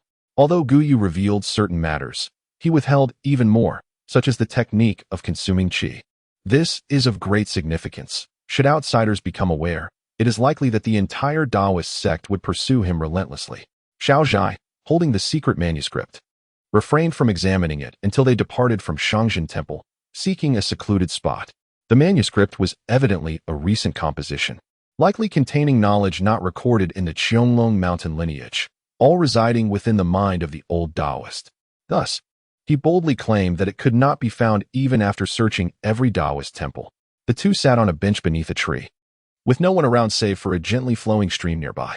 Xiao Zhai unfurled the pages, noticing the sparse writing. Beginning with the first sentence, "The law is rooted in all paths, and the source of the path lies within the heart." Following this was, "East 3, South 2, North 1, West 4. This is the ancestor of the great numbers, with the center being 5. Thunder travels through the energies of heaven and earth. Hence it is called the 5 thunders. Thunder is the pivot of heaven and earth. It is the command of the heavens, wielding the greatest authority. All within the 3 realms and 9 lands are under the dominion of thunder. The technique of thunder is the primordial Tao. The thunder god resides within me. Those who master the 5 thunder techniques embody the Tao as their essence and the law as their function, harmonizing with the profound mysteries. Water and fire are mutually beneficial. Metal and wood intertwine, leading to transcendence and divine transformation, thus becoming exalted immortals. The so-called central principles of the 5 energies, mingling with numerous deities, require one to maintain thoughts like a dragon, free as a dragon, encompassing all things like a dragon, wielding thunder upon one's palm, and embracing the universe within oneself. Upon reading this, Xiaozhai began to murmur repeatedly, thoughts like a dragon, free as a dragon, encompassing all things like a dragon. Guyu, both concerned and curious, could not help but inquire, what is it? Is there something amiss? No. My master had taught me some fragmented theories that bear a striking resemblance to this. She struggled to contain her emotions, her voice becoming slightly hoarse. Guyu. The thunder technique of the Xinxiao sect is indeed deeply connected to my own school. You mean? Precisely. Where did Wang Wenqing and Lin Lingsu's thunder scripture originate? Xiaozhai clutched the thin paper, stating, one among them must be related to my sect's ancestral master. After saying this, she hurriedly continued reading, her expression shifting as she repeatedly searched. Is this all? Is this all? Is there only this scant information left about the thunder technique of Qianglong Mountain? Guyu also took a glance, and indeed, there were only a few lines pertaining to the thunder technique. Moreover, it all pertained to the crafting of talismans, the recitation of incantations for rituals, and the techniques of the divine tiger. For a moment, he found himself in a state of bemusement. After expending so much effort, he had only acquired these few phrases. Yet, there was a silver lining. At least he had identified the correct target, firmly setting his sights on the heavenly cloud sect. Henceforth, he would undoubtedly have his hands full. Chapter 84. Departure from Jiangzhou. The notion of storing thoughts like a dragon is evidently a form of mental cultivation. The act of nurturing one's spirit through visualization must inherently involve tangible entities. Thus, the dragon referenced here undoubtedly symbolizes something concrete. How naive. Can the gentle breeze and moonlit night be considered corporeal? They have always been subjects of contemplation. Moreover, as one observes the phrase capturing all things like a dragon, it clearly denotes a state of transcendence, an ethereal transformation. I do not perceive this as mere abstraction. It must indeed refer to something tangible. It must be an ethereal transformation. Knock, knock, knock. Within the confines of the room, the two individuals, previously characterized by their calm and harmonious demeanor, found themselves embroiled in an exceptionally heated dispute. Outside, however, a sudden knocking resonated, followed by the voice of Xiao Jin. What is going on? If you're feeling fiery, just vent it out. Why resort to idle chatter when there's an easy solution? I'm utterly exhausted. Just at that moment, when their excitement peaked, she foolishly approached seeking affection, a truly ill-fated endeavor. Xiaozhai took a few steps to the door, opened it, and was met with a cacophony of cries. Sister, I was wrong. I was wrong. Ah, it hurts. I was wrong. I'll leave right away. With a resounding slam, the door closed, plunging the room into instant tranquility. They both took a moment to pause, allowing their thoughts to relax. The elemental forces of East Wood, South Fire, West Metal, North Water, combined with Central Earth, represent the 5 elements of the universe. Thunder and lightning are intrinsic to these elements, hence referred to as the 5 thunders. Thunder serves as the decree of heaven and earth, holding the utmost authority, capable of commanding all beings across the 3 realms and 9 lands. The term to capture conveys dual meanings, to absorb and to instill fear. This implies that when the power of thunder is invoked, it can draw strength from the cosmos, compelling all creations to submit. Mastery of thunderous arts leads one to the realm of the immortals. This concept is easily comprehensible. The 5 thunders correspond to the 5 elements and 5 organs: metal, wood, water, fire, and earth. This aligns with Guyu's compilation, linking the internal and external elements. The distinction lies in one being utilized for body refinement and spirit cultivation, while the other serves to generate the essence of thunder. Xiaozhai's lineage traces back to the early Tang dynasty, a time when the art of energy consumption had not yet waned, allowing various sects to draw from one another, which is also quite logical. Setting aside these thoughts, the final phrase, storing thoughts like a dragon, existing freely like a dragon, capturing all things like a dragon, prompted a prolonged analysis between the two, yet they remained divided. Does this dragon refer to the divine creature soaring above the heavens? Or does it symbolize a state of ethereal transformation akin to the attainment of golden elixir or infant birth? In addition, they made another discovery. The system of thunderous arts they encountered was exceedingly complete, as it emphasized the concept of visualization.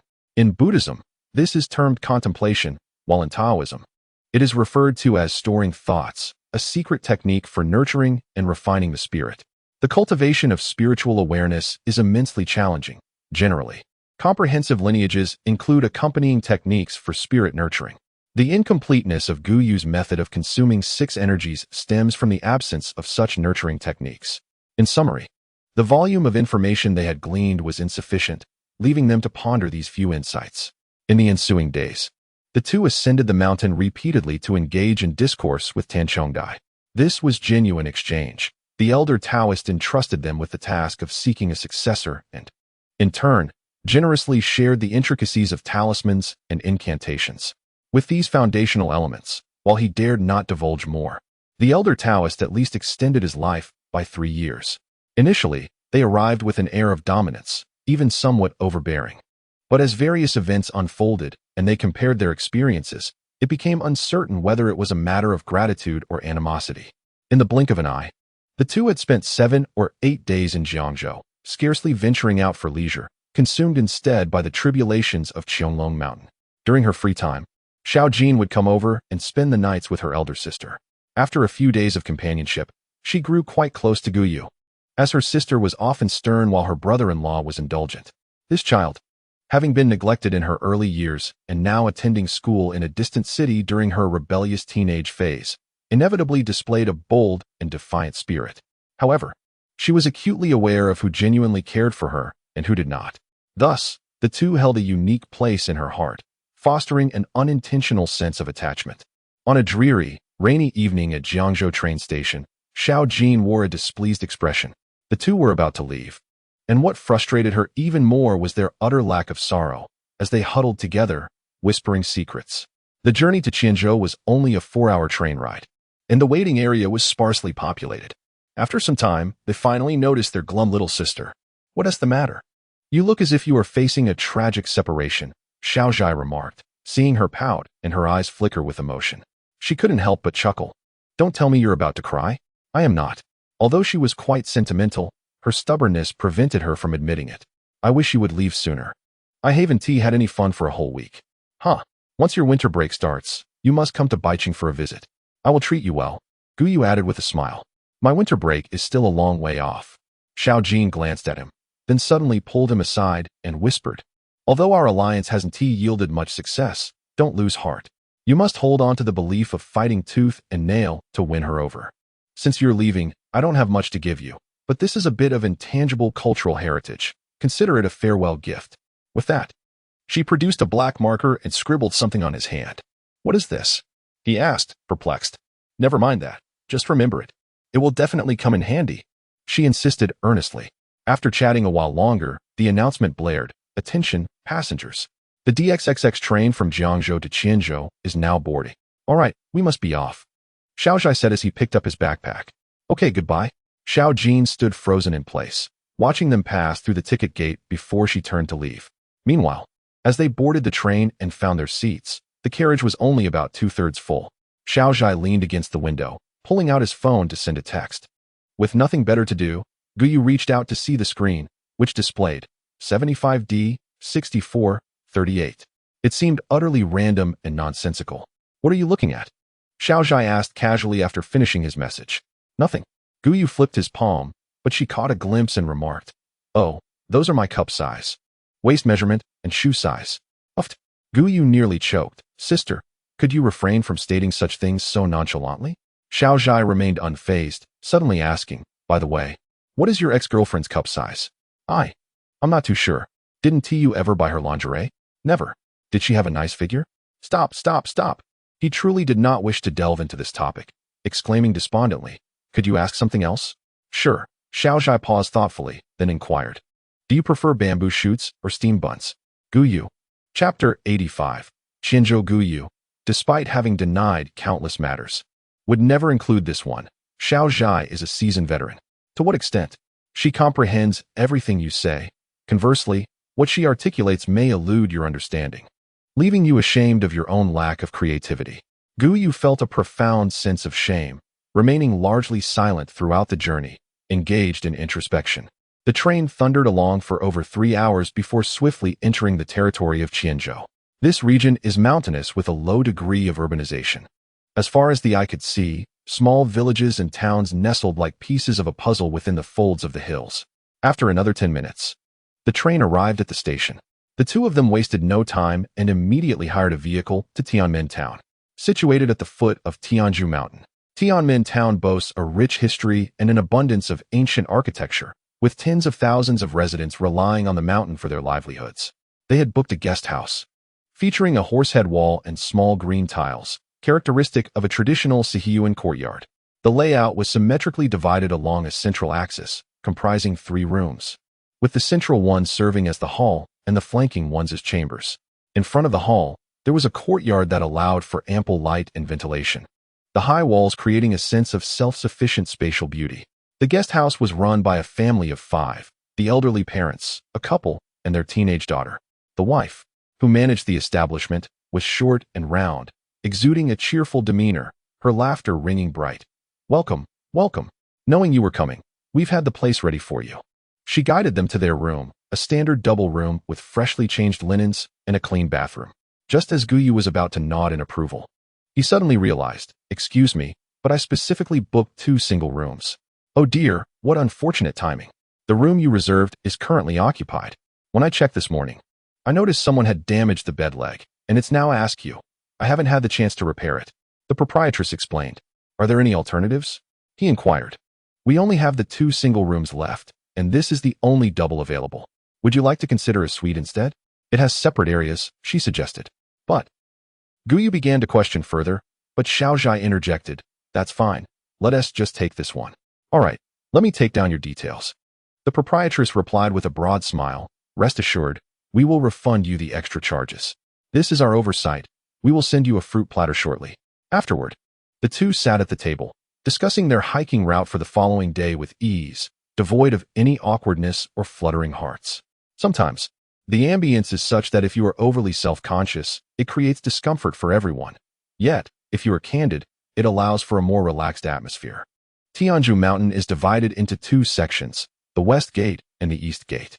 The West Gate is picturesque, while the East Gate is perilous. Typically, tour groups only venture to the West Gate, with the East Gate accessible solely to adventurers.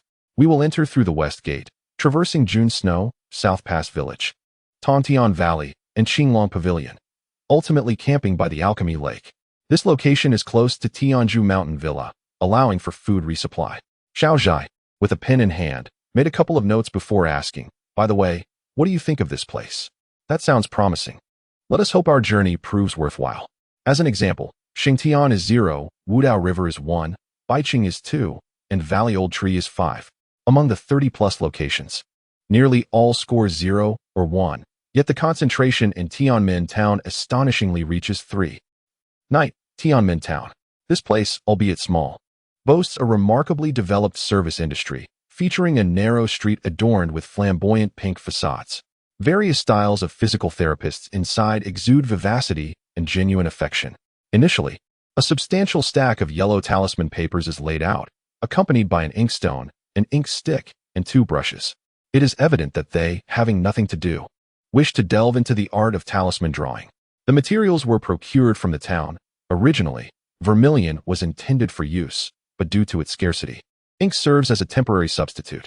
According to Tan Xiongdai, talismans and incantations are intrinsically linked. Where there is a talisman, there exists an incantation, and vice versa. Talismans are categorized into 5 types: gold, silver, purple, blue, and yellow, with gold talismans possessing the greatest potency.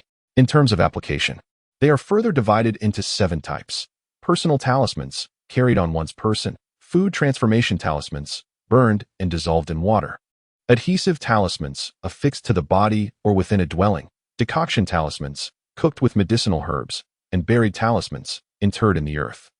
The orthodox Daoist tradition encompasses thousands of talismans. However, in the lineage of Qionglong Mountain, only 5 remain: golden armor, bone transformation, snake and insect exorcism, fetus security, and nocturnal enuresis in children. The original golden armor talisman, when infused with spiritual energy, renders one impervious to blades and bullets. The current version is a simplified form, activated with essence blood, significantly diminishing its efficacy. The bone transformation talisman, as its name suggests, can turn bones into water. The snake and insect exorcism talisman, when placed above the door, safeguards the home from serpents and rodents. On that day, the agitation of Shaoqing was indeed a result of this talisman's influence. As for the latter two, do not scoff. They are legitimate talismanic arts, aimed at healing ailments, securing wealth and domestic peace, and ensuring harmonious relationships. These comprise the principal endeavors of the Jingyi sect. For instance, the healing category includes hundreds of talismans for ailments such as abdominal pain, eye pain, dog bites, and the expulsion of cold and heat. The duo carefully laid out the talisman paper, ground the ink to a fine consistency, and began to chant the incantation. This water is no ordinary water, a drop in the inkstone, and clouds and rain shall swiftly arrive. The sick shall swallow it, and all maladies shall dissipate, malevolent spirits shattered, swift as the law commands. This is known as the clear water incantation, followed by the clear paper and clear brush incantations. Upon completing the 3 incantations, they took up their brushes and officially commenced the talisman drawing. The process is intricate, divided into 4 fundamental parts: the talisman head, the decree, the talisman core, and the talisman tail. Beginning at the top, they inscribed 3 strokes resembling check marks, the most commonly used talisman head. Below that, they inscribed the ancient characters for the decree. Further down lies the crucial talisman core, upon which the efficacy of the healing, home protection, deity invocation, or rain summoning relies. They were drawing the golden armor talisman, hence inscribed the taboo character of the Daoist gate, gang. The so-called taboo character is a complex and obscure script invented within the Daoist tradition, used to refer to various deities. At the very bottom is the talisman tail, adorned with peculiar patterns akin to an electrocardiogram. Thus, the entirety of a talisman is composed. It must be drawn in a single breath, without pause. Both individuals, possessing clarity of mind and spirit, required no further instruction, though they were still novices in this art and not entirely accustomed. Before long, they withdrew their brushes in unison, exchanged glances, and shared a chuckle. The same talisman, drawn by different hands, manifests uniquely. Guyu's rendition is light and ethereal, evoking a vast expanse of heaven and earth, while Xiao Zhai's is free and unrestrained, imbued with an unstoppable vigor. "Decree go!" Guyu exclaimed as he picked up the talisman, playfully saying, "Come, strike me." "Hit!" Xiao Zhai solemnly extended a finger and playfully poked it against his chest. He let out a surprised "ah" and grinned, exclaiming, "Truly impressive." It seems that some individuals enjoy shopping and watching movies together, while others find joy in celebrating love. As for these two, their interests lay in the pursuit of spiritual cultivation. Afterward, they sketched a few more symbols, diligently practicing their incantations. Around 9 o'clock, a commotion erupted from the courtyard, reminiscent of someone intoxicated and causing a ruckus, accompanied by the gentle admonitions of the landlady. Moments later, the noise subsided, and a knock resounded at the door. "Knock, knock, knock." Guyu approached to open the door and found a man in his 20s, exuding a competent aura. He smiled and said, "I apologize. My friend had a bit too much to drink earlier. I came to express my regrets. I hope we haven't disturbed you." "Not at all. Are you here for a vacation?" Guyu inquired. "Indeed, we plan to ascend the mountain tomorrow." At this moment, Xiao Zhai also joined them, and the 3 exchanged a few pleasantries at the entrance. The young man introduced himself as Zhao Jiu, hailing from Shuzhou. He was a white-collar worker with a penchant for outdoor activities, having formed an outdoor group that frequently embarked on adventures. This time, he brought along 8 fellow trekkers, intending to traverse Tianzhu Mountain. Zhao Jiu was amiable and, upon learning that they too were ascending the mountain the following day, extended an invitation to join their group. They accepted the invitation with indifference, exchanging contact details. After Zhao Jiu departed, the evening deepened, and the courtyard fell into a serene silence. 2 lanterns hung in the courtyard, casting a faint glow that faintly illuminated the white gauze windows. With a flick, Guyu struck a match and ignited a calming incense. This incense had been hastily prepared before their journey, serving not only to aid sleep, but also to repel mosquitoes. Xiao Zhai, meanwhile, leaned against the bed, meticulously reorganizing her survival kit, which contained essentials such as a compass, bandages, medicinal supplies, and compressed biscuits. After glancing at the time, she said, "It's getting late. Should you wash first, or shall I?" "You go ahead. I'll tidy up a bit more," he replied. "All right," she responded, taking her sleepwear and towel into the bathroom. Xiao Qing then swiftly slipped out, coiling herself by the door in a manner that suggested she preferred solitude. Gu Yu, having witnessed this several times, still found it quite remarkable. The snake wrangling technique was rather impressive. Aside from the minor inconvenience at security checks, it was undeniably an essential companion for both home and travel, as well as for more nefarious endeavors. Chapter 86. On hearing the sound of water cascading in the bathroom echoed for over 40 minutes before a tranquil silence enveloped the space for another 10. At last, a soft creak announced Xiaozhai's emergence, her skin glistening with moisture. Perhaps due to the warmth of the water, her cheeks and neck bore a delicate blush, akin to a porcelain vase that had inadvertently brushed against rouge. Upon noticing her, Xiaoqing instinctively glided to the side. Gu Yu, engrossed in a book, lifted his gaze momentarily before rising. "Are you done? I'll go wash up now," he stated. "The shower head is a bit loose, so be gentle when turning it," she cautioned. He replied, taking a bag with him into the bathroom. Typically, if a man spends more than 40 minutes showering alone, he might be suspected of being either a cross-dresser or homosexual. However, Gu Yu was evidently quite normal, completing his shower, face wash, and brushing his teeth in a total of 30 minutes. Having grown up sleeping on a heated bed without ever donning pajamas, he would lounge in just a tank top and shorts.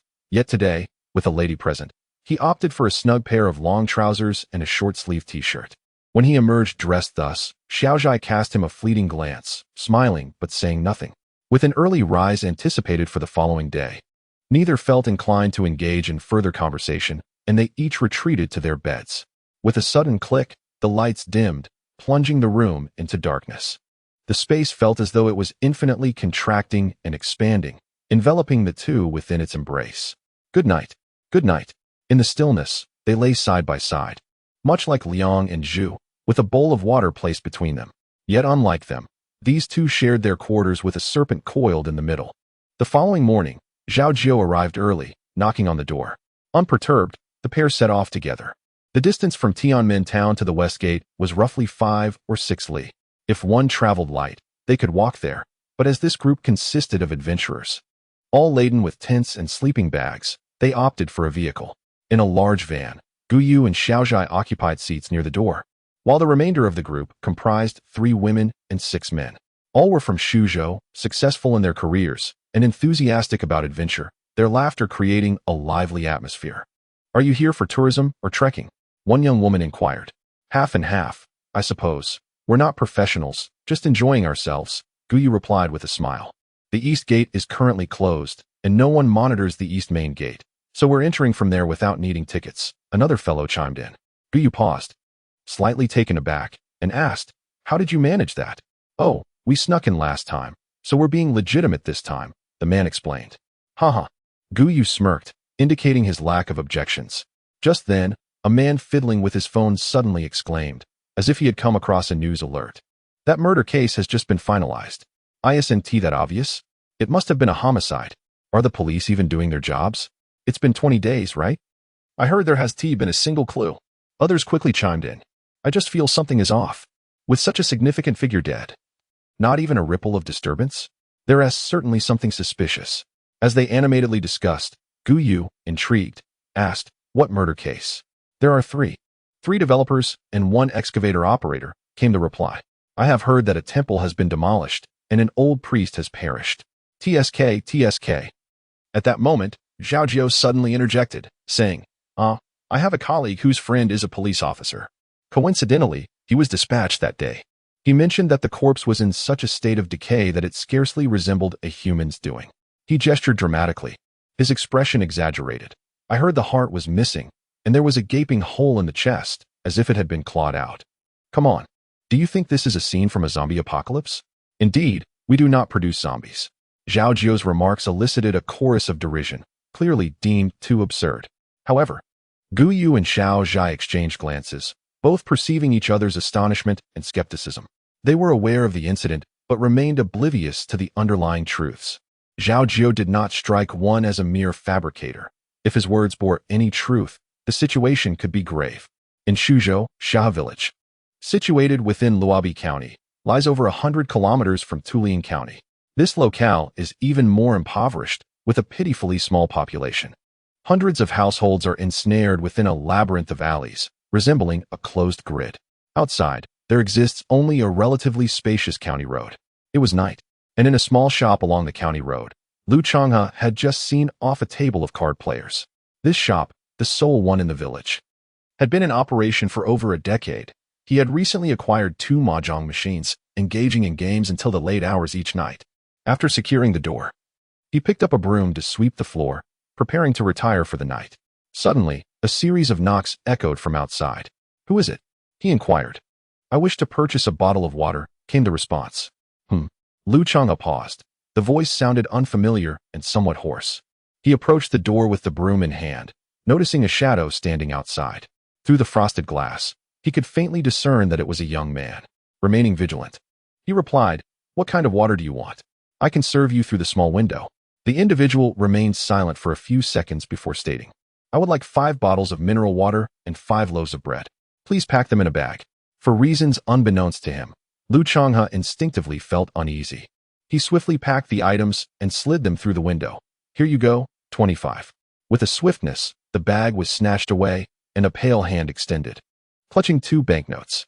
When his fingers inadvertently brushed against the stranger's, he experienced an involuntary shiver. The hand felt chillingly cold. Alarmed, he hastily retrieved the money and abruptly closed the window. Outside, faint footsteps could be heard, gradually fading away. The figure seemed to have departed. Alone in the shop, Lu Changhe felt an unsettling chill in his heart and decided to make a call. "Hello? Xiaobo, could you?" "No, it's nothing, just feeling a bit stifled. Thought I'd chat with you." "Damn, I'm already in bed. Why don't you come over yourself?" came the curt reply before the call ended. He found himself in a quandary, contemplating for an extended period before finally mustering the courage to grab a flashlight and step outside. The rural night was shrouded in darkness, and he navigated towards the alleys by the faint glow. This alley contained around 20 households, ending at a stretch of woods, beyond which lay an expanse of wilderness. Xiaobo's home was at the far end, and as he reached the courtyard, his flashlight inadvertently flickered, illuminating the edge of the woods, where 2 figures stood ominously. "Ah," Lu Changhe gasped, startled, as he beheld their ghastly, pale faces exuding an eerie,